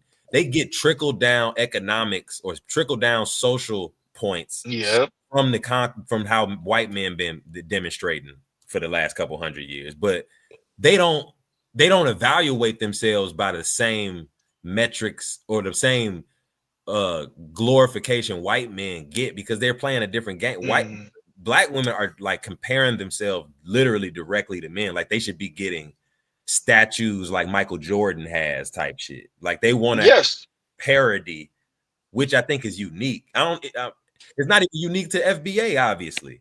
I mean, because Shorty on that thing was like open air hating, and she's not FBA. So it's something with African, because the African cats and the Jamaican cats, but definitely the African cats in Europe are they're the football players of the NFL over here. They're not as numerous, but that's their role. So if she sees one of those kind of looking guys getting the attention from the white German girls, and she's not getting she's not getting no residuals off of that. Ain't no white, tall, freaking German dude walking up to her trying to talk to her because his sister is trying to talk to the brother. So that's their issue. It's not. There's no trickle down for them. That's why they would anyway. Yeah. But it is. That's their issue. I think they missed. I mean, by default, black women get. I think a lot of shit black women get away with the way they talk and conduct themselves. You know, just in general. I think a lot of that is because the general society is actually scared of black men, and they think we would crash out if they did something to black women for real. True. And I think that's trickled down social status, which they do get and use, but they don't recognize that as anything valuable, I guess, obviously. But I think a lot because they low key want to get it on their own, and they want you to advocate for them also.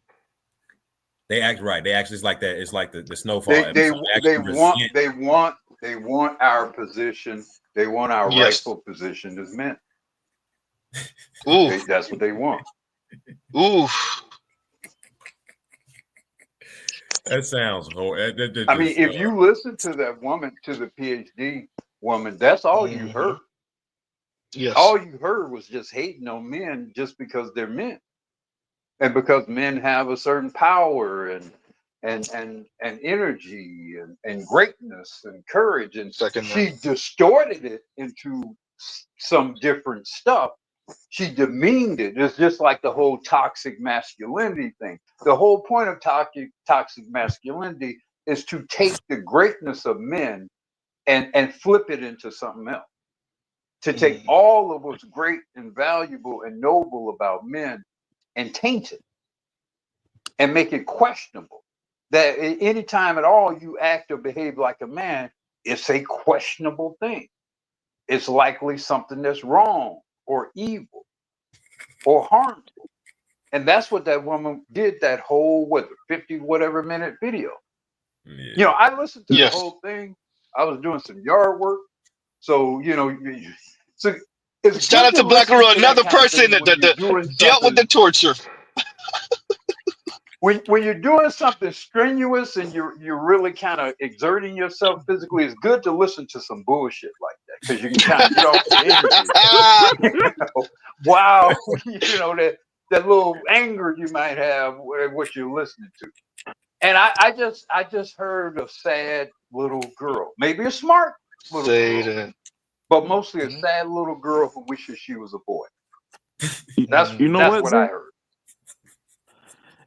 You remember that that video I sent you about the filial laws? Yeah. Where all the women, and it was, you notice it was pretty much all women complaining, by the way. Yeah. So yeah. For those, just to give y'all a little bit of context, I sent Z a video. There these laws on the books in a good number of states. I think it's 29. They're called filial laws, where if your parents get old and they aren't able to care for themselves, then basically it falls to the children. Yes. And they've been dormant because they've been around for, in some cases, centuries, but because of the number of ladies in elder care and them not having the funds, instead of them just basically being up shit's creeks, a lot of these corporations have started basically sending these notices to their children. And a lot of those women in that video I sent you, Z, that same type of resentment of obligation, they sound just like this lady. Literally. Like, think about it. No. The way they was like, hey, I'm not gonna do this, I'm not gonna do that, it's because of like the one chick that talked about her dad. And it was like, oh no, I'd never do this. Stand on that. Yeah, stand on that. Yeah. I never want to see you again. I don't want to see you again either. Stand on that old nigga. Yeah. It's nothing new to Z. Like growing up in South Florida, bruh, y'all think like I want to stress this. Shout out to Trick Daddy. Y'all see how Trick Daddy talk? Y'all see how Ross speak? Y'all see how Ross ex lady speak? That's Dade County. Like y'all think Baltimore got potty mouths? Y'all ain't see nothing. Okay? Like bro, and just it that is Dade County. So I done heard women talk all type of crazy. Like, I mean, like, you like, God damn, do you hate this nigga? She might, but like, so it like that's Dade County. If you listen to Trick Daddy speak, or if you listen to any of his interludes on his albums, that's Dade County all day, every day. Like he's not fronting, that's really Dade. Right. But, so like, and like, yeah, go ahead. Especially 90s Dade. 90s Dade was a whole different, oh my God. Go ahead. But my thing is like, imagine just from how those ladies was talking, because like 90% of them was talking about having to care for a mother. How many of them got fucked up from a mother who probably sounded somewhat like that lady? Yep.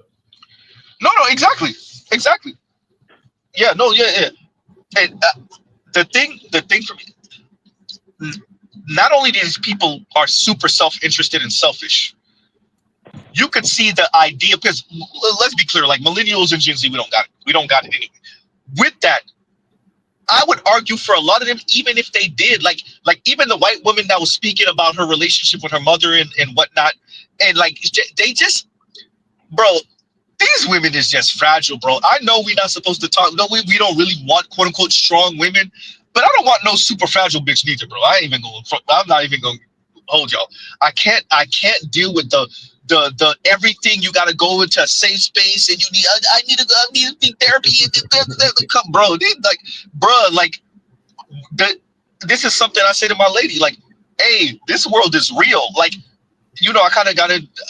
I had a situation speaking about death recently, and in the Z household, we talk about death borderline flippantly. I think it's part of being like Haitian culture.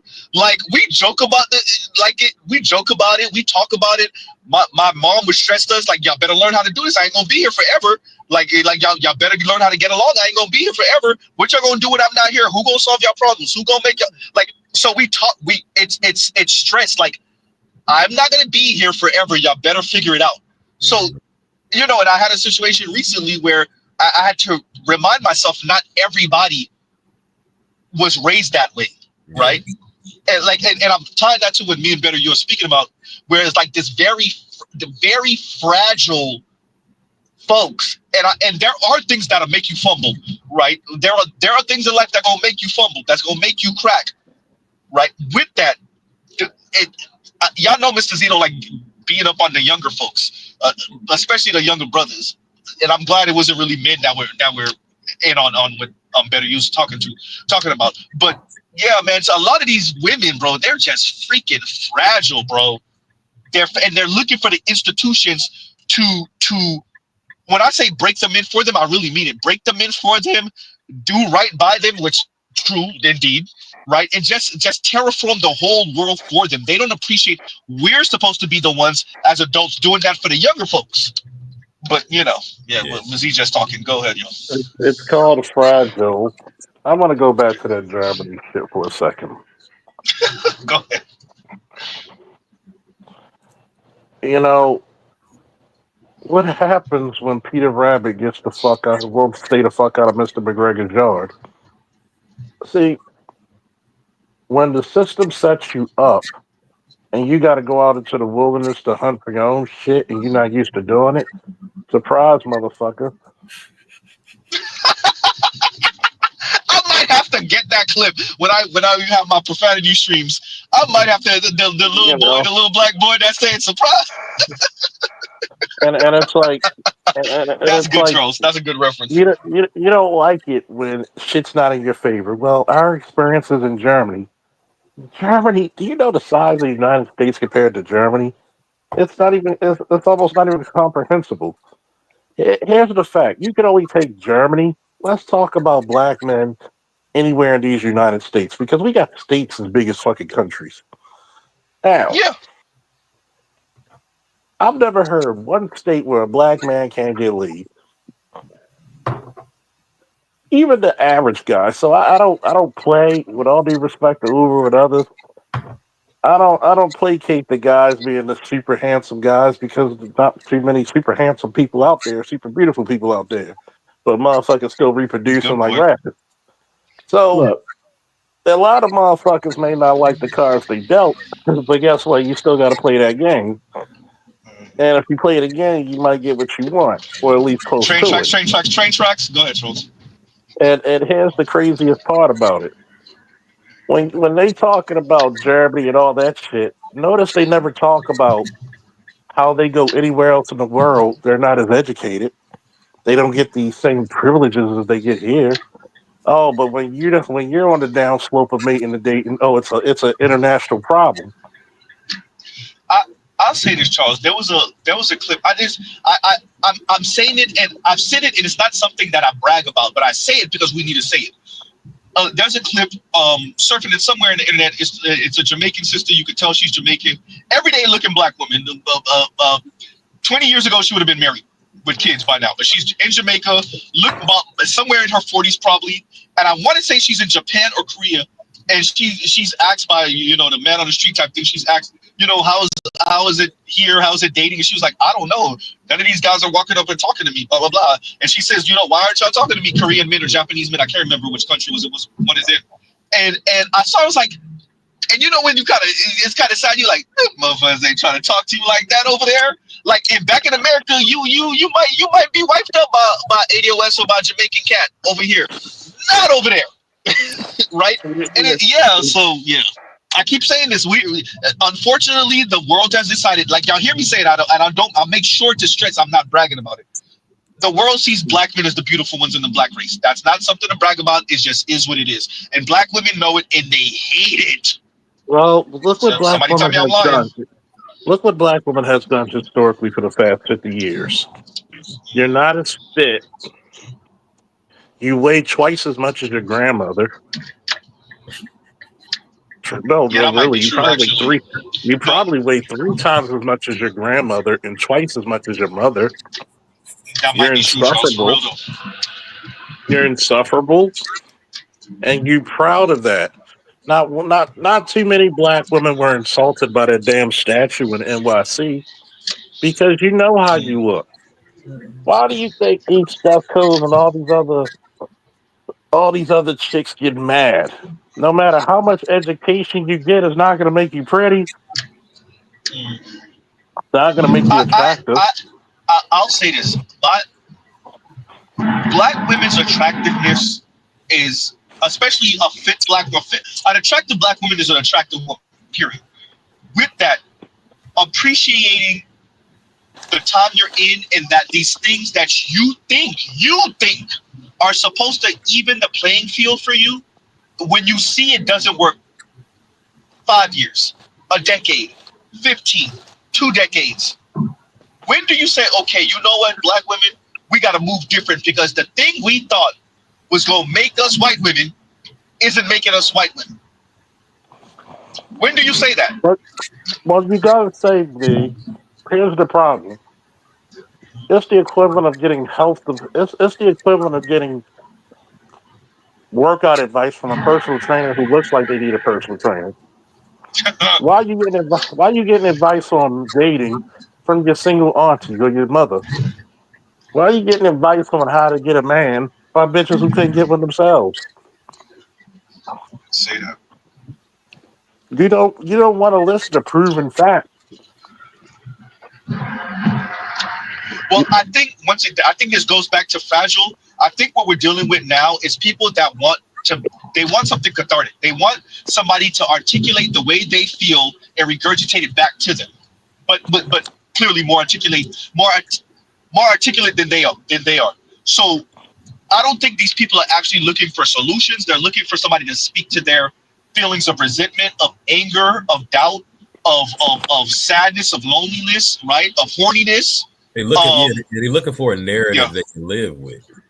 Yes. And the black man boogeyman narrative is the one. I mean, no, we're not saying they're not losers. Oh, no, we're not saying they're not losers. What we're saying is that the losers need a narrative too. They need a cathartic relief. Wait, say that again. Vince, and then you got to Charles. Real quick, wait, Charles. Let Vince get that, and then you got a cathartic release. Let me look that up real quick so you can. There it goes. You know what I mean when I say that, right? No, go ahead. All right, hold on. Let me I think I know, but yeah, I'm getting going. I want a definition because I don't want to be out here looking retarded when I use it. I'm about to pull it up real quick. Hold on. Okay. Go ahead, Charles. I mean, it's just a loser. Go ahead. You ready for your definition? Yeah. A cathartic release refers to the experience of releasing strong, pent-up emotions, often with a sense of relief and purification. Well, here's the funny part, right? When you see guys dating Asian women and white women and Latino women, these are not super beautiful women. It's okay. These are not super beautiful women. They don't ask the real truth. Why do you date her? She treats me better than you. Well, she's not all that good looking. No, it's just the fact of the matter. You can't get over the fact that somebody sees me a value and you can't. Real quick, Charles, that's a status check from Ms. Z, so we got 5 minutes. Y'all already know how this goes. Maybe more like 10 minutes. But I'm on my way to a crib right now. We got like 10 minutes. Don't worry. She's like, get that whoop there. That's a status check. That's trouble, man. No, I'm not in trouble. That's definitely a status check. That's call number one. Call number one. We still straight. We still in the green. We ain't in the yellow yet. We definitely not in the red. y'all go ahead. But yeah, Charles, I missed what you were saying. Go ahead. In other words, the chicks you see those black young men date are not some super uber pretty chick. They're regular, like 5s, 4s, 6s. So bro, we're regular. It's not about people's is regular. Go ahead. Yeah, majority of the planet's regular. It's the fact that how do you treat me? How do you respect me? Are you a helpmate? You lost all the qualities. You literally bred out all the qualities to make your wife. I've never really even. Go ahead, come back to you. My bad. I was cutting you off. My fault. No, go ahead. I'm ready. Yeah. Bueller? Congratulations. Go ahead. Go ahead. No. I was cutting off. My bad. I was. No. Charles said he was done. Go ahead. No, go ahead, bro. I was finished because wait. No question. Don't be hiding your shit, nigga. Go ahead and say what you gotta say. All I was doing was just reiterating all I was doing was reiterating what you actually asked to say. You're done. You got the floor. You got the floor, nigga. He tried to back out of what he was about to say. No, fuck that. Go ahead, go ahead, because I was cutting you off. Because it sounded like some cold shit that I wanted to hear. Yeah, especially now he don't want to say it. Go ahead. No, fuck that. Go ahead. No, I don't believe it. This nigga, don't make me play the why the fuck you lying to I can't remember what I said. What did I say? Shit, I don't remember neither. God damn it. That's it. Look, Charles, he done got away. He wouldn't let this nigga weasel away. Goddamn. You got to do that. Speak your piece, nigga. Speak your piece. Oh man. Alexa, play Slippery, please. I'm just surprised that you keep hearing and Mr. Z. Thank you for taking all the stripes. Jesus Christ, I can't listen to these bitches longer than 30 seconds. Look. Black Uru suffered through it with me. Black Uru said he was working outside doing some yard work. Y'all don't understand. Hey, I was. You know, Mr. Z used to hearing the weirdness, bro. When she invoked the ancestors, I damn near. When I say, you know, so you know, you listen to these things, and I'm formulating my thoughts. I'm formulating my responses. My reactions are clear, like, but I start. So when I'm thinking of what I'm gonna say on the stream, I hum it to myself. So I look like a freaking crazy person walking, right? I'm not incriminate myself. Don't put it in the comments. Even though this is not currently reckless. Either way, real quick, Charles. Be humming to himself in public, walking around, looking like a crazy person for real. But here's the thing, Charles. When she said that, I damn near lost it. When she invoked the ancestors aren't happy. I'm like, bro, I almost lost it, Charles. Like, who do you think you are? Bruh, for real, like. No, but I said in the chat listening to her because she I think it was Socrates that said. I think it was Socrates. He said, "Yeah, speaking in prose," and that whole poem shit she was reading. Why? It was designed to look really. For me, it wasn't really. It didn't appeal to us because we was like most people can't sit through 5 minutes of it. But I think it's designed to convey emotion or evoke emotion from women, essentially, mainly Black women. That's why I said the next time you play it for somebody, don't let them hear it from the beginning. Start from the poem and see what the okay, wait. So when you say evoke, are you saying is it meant to evoke an emotion, or is it meant to portray an emotion? Yeah, maybe not evoke. It's meant to, like I said earlier, make a narrative. It's meant to put a narrative to something that everybody can live with, especially Black women. Which is why, like, this type of rhetoric that's been coming out of the academy has been so effective, because it's couched in actual Black experience, and it gives meaning or explains why you're in the situation you are. Like what the divestors do to the poor women that listen to them. You know what I'm saying? Like it just frames it in a particular way that you can say, oh, okay, so niggas are colorist. I'm not ugly. Like you can it's easier to believe that. It's not you ever notice some of the divestors are very overweight, dark-skinned sisters? They don't talk about the weight, they talk about their skin tone. Yes, I have noticed that. Yeah. So and the thing with these folks going to Dr. Times is we're moving away from the postmodern era.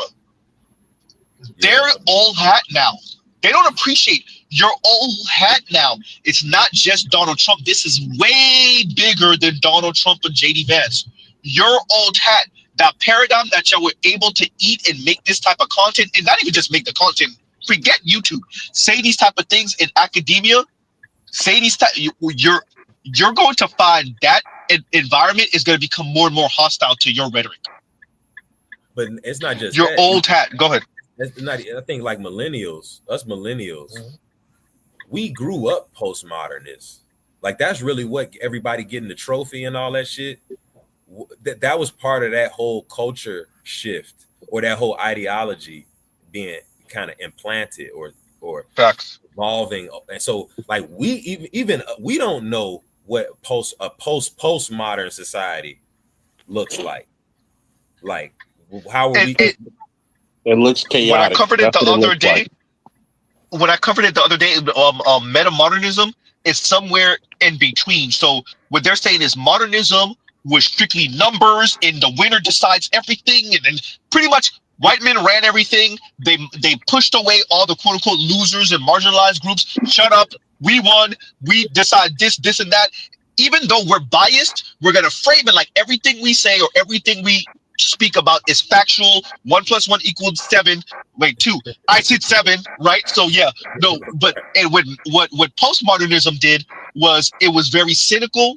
It was very all about the marginalized. Understandable, we're black. All about the quote unquote lesser of us, the people that don't get to tell their stories, and so they mocked the modernist, right? So think of the first iteration of all the Marvel movies, and now the second set, where the second set is low key mocking the first set. So you'll see She-Hulk make fun of the Hulk, right?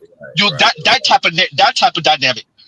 What metamodernism is okay, we did the postmodern thing, but we can't stick to nothing. There's no facts, there's no rules, everybody's freestyling. That it just everything is too out there. You can't, there's no structure. Modernism is too dismissive, it's too rigid. Postmodernism is like trying to stick jelly to the wall, and so we need something that kind of plays with both. That's going to hurt black women anyway, because they want to go full on postmodern unless it's quote unquote edifying them. Right. So they want to. So basically, they want to. So basically, they want a literary vibrator. Oh, goddamn, Charles. Yeah. Yes. Don't steal my That was shit. a good one. That was a good one. No, that shit gone, bro. That shit gone. That's on the channel now. You done lost it. That shit out here. No. But that's really good. No, that's good. That's my shit. I'm going to tell you what it is. That's some good shit. That's good. Yeah. It's the fact of the matter is this: you're dealing with a non-competitive person, and they don't even know they lost. Okay, and like you said earlier, I forgot who said it. They don't complain about their weight. Number one, weight makes you not attractive. It's not cool to be a big woman. Never has been. When you're a big woman, you work from a deficit. That's not what I say. Charles, wait. But postmodernism would say decided by who? But guess what? You can't put policy over biology, can you? Here's the fucked up part. They can. You could try, but guess what? You wonder why you're not getting the results you think you should get. Because that biology says, men's biology says what? That doesn't look good to me. I don't want to mate with that. No, Charles. What FD signifier would tell you is no. The reason why FD signifier softer than baby shit on a Toll House cookie.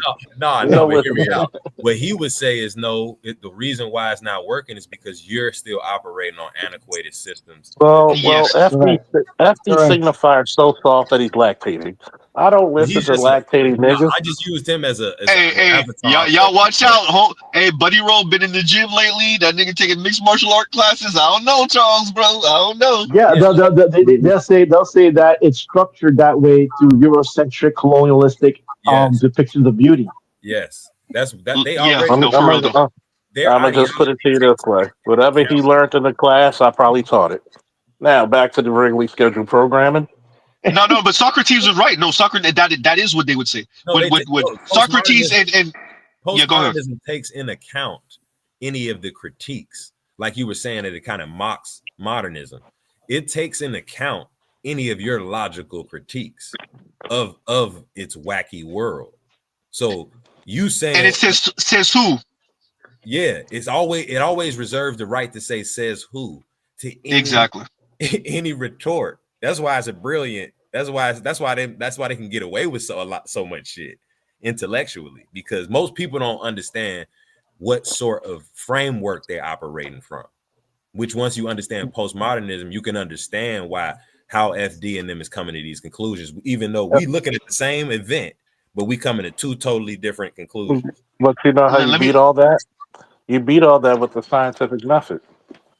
Show me your work. Wait a minute, Charles, you missing the whole point. Wait, Charles. Wait, Charles.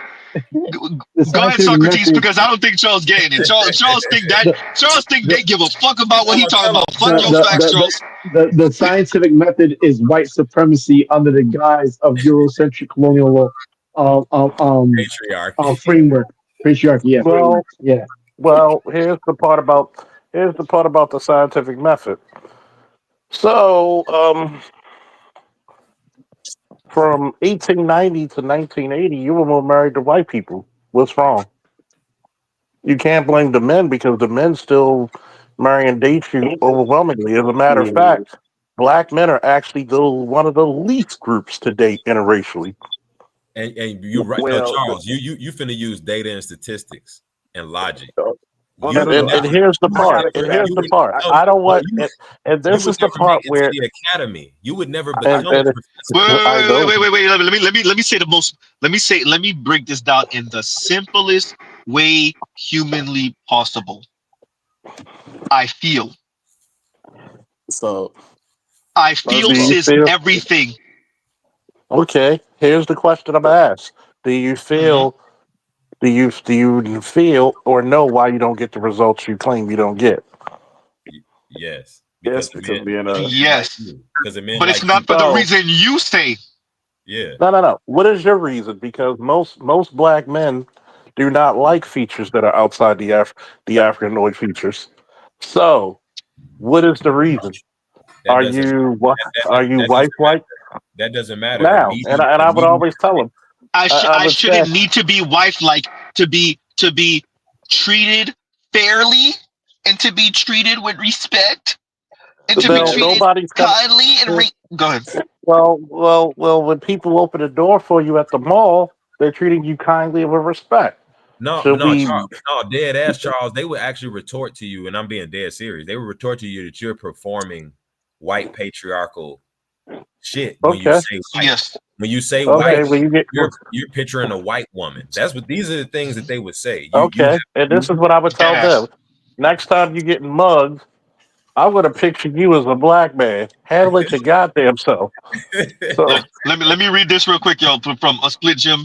A Split Gym says Marathon Z. I don't care what these niggas say. I ain't doing 10 hours. We getting real close. We like 40 minutes away.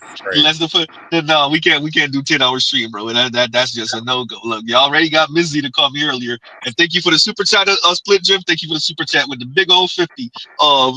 And a Split Gym says Marathon Z. Go ahead, y'all.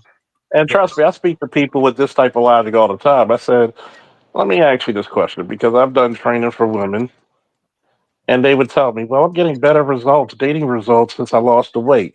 Gee, I wonder why. Ross says, real quick, Charles. Well, Ross says, Charles, you're a racist colorist. That's why I'm single.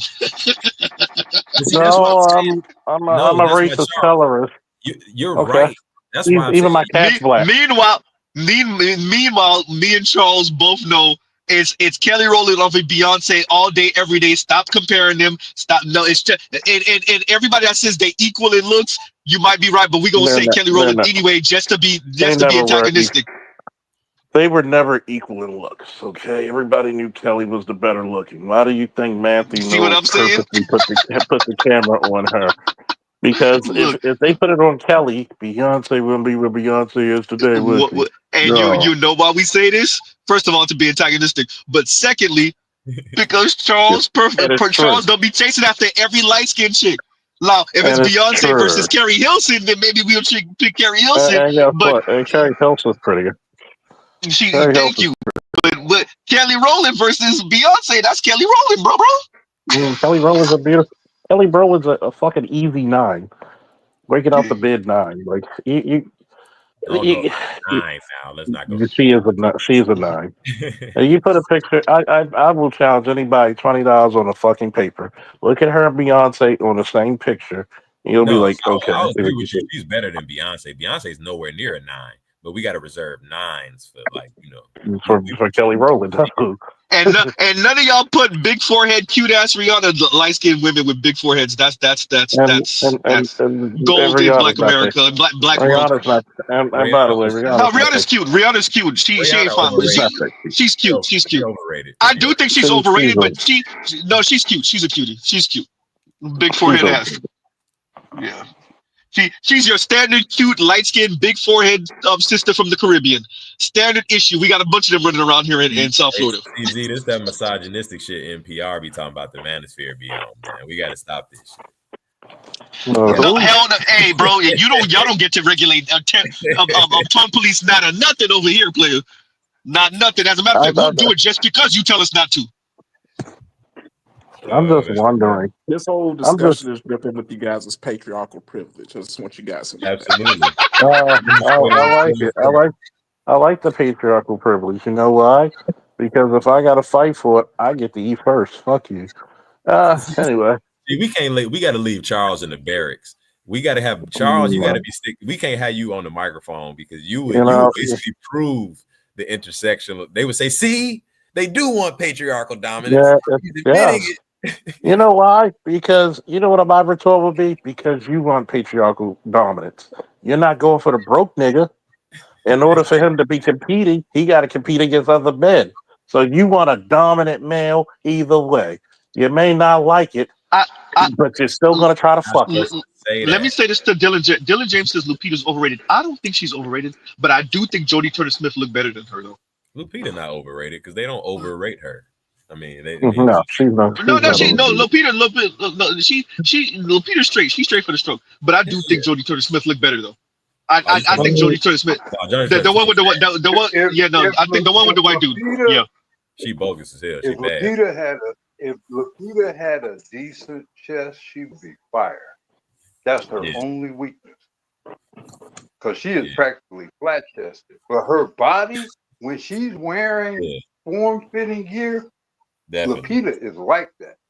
But I think Lupita like white boys too, don't she? Yeah, but she dated the dude right after Jodie Turner-Smith did. Divorced them. Yeah, damn. She went down. You always gotta get your wife filled. Literally, why you dating sisters that look like sisters? but he having his way, man. You know how these white men get. He having his way. When we make love. I think they put him on assignment. They put him on assignment. He on that black when we make love, call me master. Assignment. They put him on the assignment. When we make love, call me master. Rasta, no. And Joe says a few months ago, peer-reviewed rose toys. Oh no, I didn't know that was a thing. Peer-reviewed rose. There's a peer-reviewed rose toy. They reviewing rose toys. A peer. Oh no. So how does that? Peer-reviewed rose toys. What? What's that mean? Yeah, that's my. What do you mean? Yeah, exactly. What you mean, Joes? That's my new Go ahead. line. No, I thought you were gonna say Clint Hammer again. I was so waiting for you to say Clint Hammer again. That shit is funny. You know what? I'm gonna get me a fat Aunt Sally white girl just to piss off the black one. They really think we be doing that though, Charles. Like you joking, but they dead ass serious. They really think we wake up in the morning like you do. You probably date white women. No, I don't probably date white women. Honey Boo Boo. You know, it's kind of funny. A lot of black chicks think I date white women. I said never have, and they be like, "Well, I just date prettier black women than you." That's all. I just date prettier black women than you. That's it. It's not my fault. No, that nigga Ed funny as hell. He said men that come off to women like you described that date white women, essentially you just don't. You come off as someone that's not subservient to black women. Essentially, that's what that actually means. Which is odd, and they assume you have to. They low key getting at you. They low key sniping at you. Yeah, well, it's a sign of their insecurity too. It's a huge mark of their insecurity. You probably date that white woman. What's that? Basically, like they say when they say that, they're saying I can sense you think you're better than me. Because I am. Yes. Oh, pick 6, nigga. I'm going to the house. Let me have Charles, if you don't mind reading the super chat, because I did cut my teeth on your channel. So if you don't mind reading the super chat for me, please and thank you. Thanks for this, Mr. Z. Next stop, 10K subs. I don't know about all of that. That's gonna be a stretch. I even hit 5K to hit 10K. If you start using the shorts, you'll have 5K. Y'all niggas better come back to my channel when I feel like streaming again. I just be so goddamn tired. Like, one day I might do a stream tomorrow since it's Sunday. Talk my shit. Everybody's welcomed, unless you're not. We're gonna talk about nigga vision and why you niggas can't see farther than that. I mean, it goes back into looking at this issue that black women have. Your representation and precedes you. When a gay black man from Great Britain makes a statue of you and you're not insulted, this is not even a guy who's been in the country with you. You have these little TikTok and Instagram videos of you holding frying pans, checking niggas' phones, holding frying pans over their head. Why? Look, your image is violent and insufferable and mean. Oh, I don't want to take no shit off of nobody except a white man. Maybe it's not a good look for you. Nobody likes you. Like you don't even like your goddamn selves, apparently. Because I mean, think about this. You can't even get a dude to even take you out for a coffee date anymore. They're like, nope, get out of here, cat. They're trying to project. I think I mean, this. I think black women was caught between a rock and a hard place with the statue because that they appreciated it because they got attention from it, and they're starving for attention. Any attention, even bad attention, is good attention. And but at the same time, like you said, people pointing out the fact that why is this like usually like statues are like surreal and kind of they don't. It's not like a impression of a below average looking person that people bother to make a statue of. But why is it that way? And so most statues are intended to present a great idea of humanity of some great image, some sort of legendary, inspirational image. Yeah, because it's well understood. The exact opposite. It's like in the Greek statues that we see, it's well understood that those aren't really accurate depiction of the people of the day. They were like you said, Uru, forging like an ideal with the symbol. Which that was the quintessential opposite with this statue with black women. But again, I think the attention meant more than really shitting on it and getting it taken down from a because I don't think they care. I saw a clear line of demarcation amongst black women with the statue, and it was primarily based on whether if she was like a 6 or above, they hated that statue. If they were below that 6, then they liked that statue. That's what I saw. If they were a pretty bitch, if they were a baddie, they didn't want no affiliation with that statue. What did I tell you, Uber? The only bitches complain are the ugly ones. Yeah.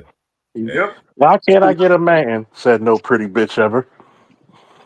It's funny because I was on Facebook the other day, and I can't remember exactly what the post was about, but I remember this white guy is going back and forth with these black women, and he posted in there like, y'all kind of remind me of they was talking about this black lady and how she looked after she lost weight.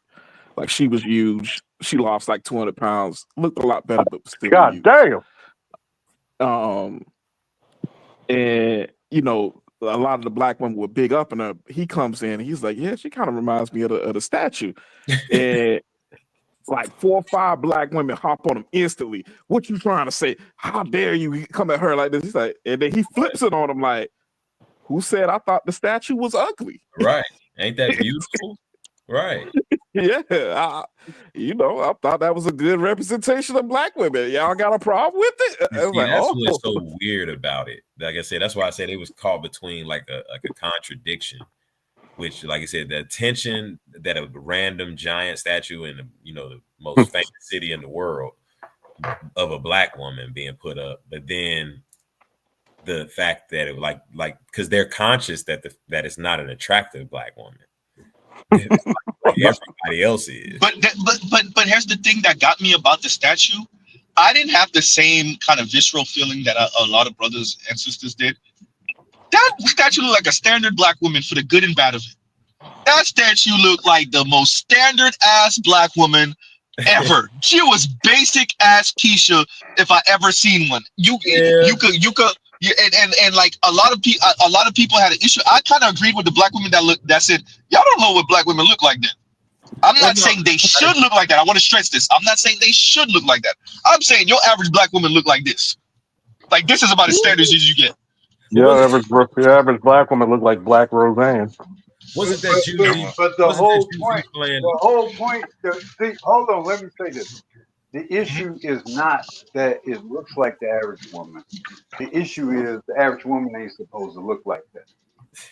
Yes. Exactly. No, I agree with that. No, I agree with that. I agree with that. Say it again. I come from a world of black women where they were a lot thinner than that, much more svelte than that. So the response is the cognitive dissonance, the confusion is, yes, we do look like that. But no, we're not supposed to look like that. That's the problem. You should not be built like fucking Big Van Vader. You should not be looking like you could take on Bam Bam Bigelow and possibly win. Oh, damn.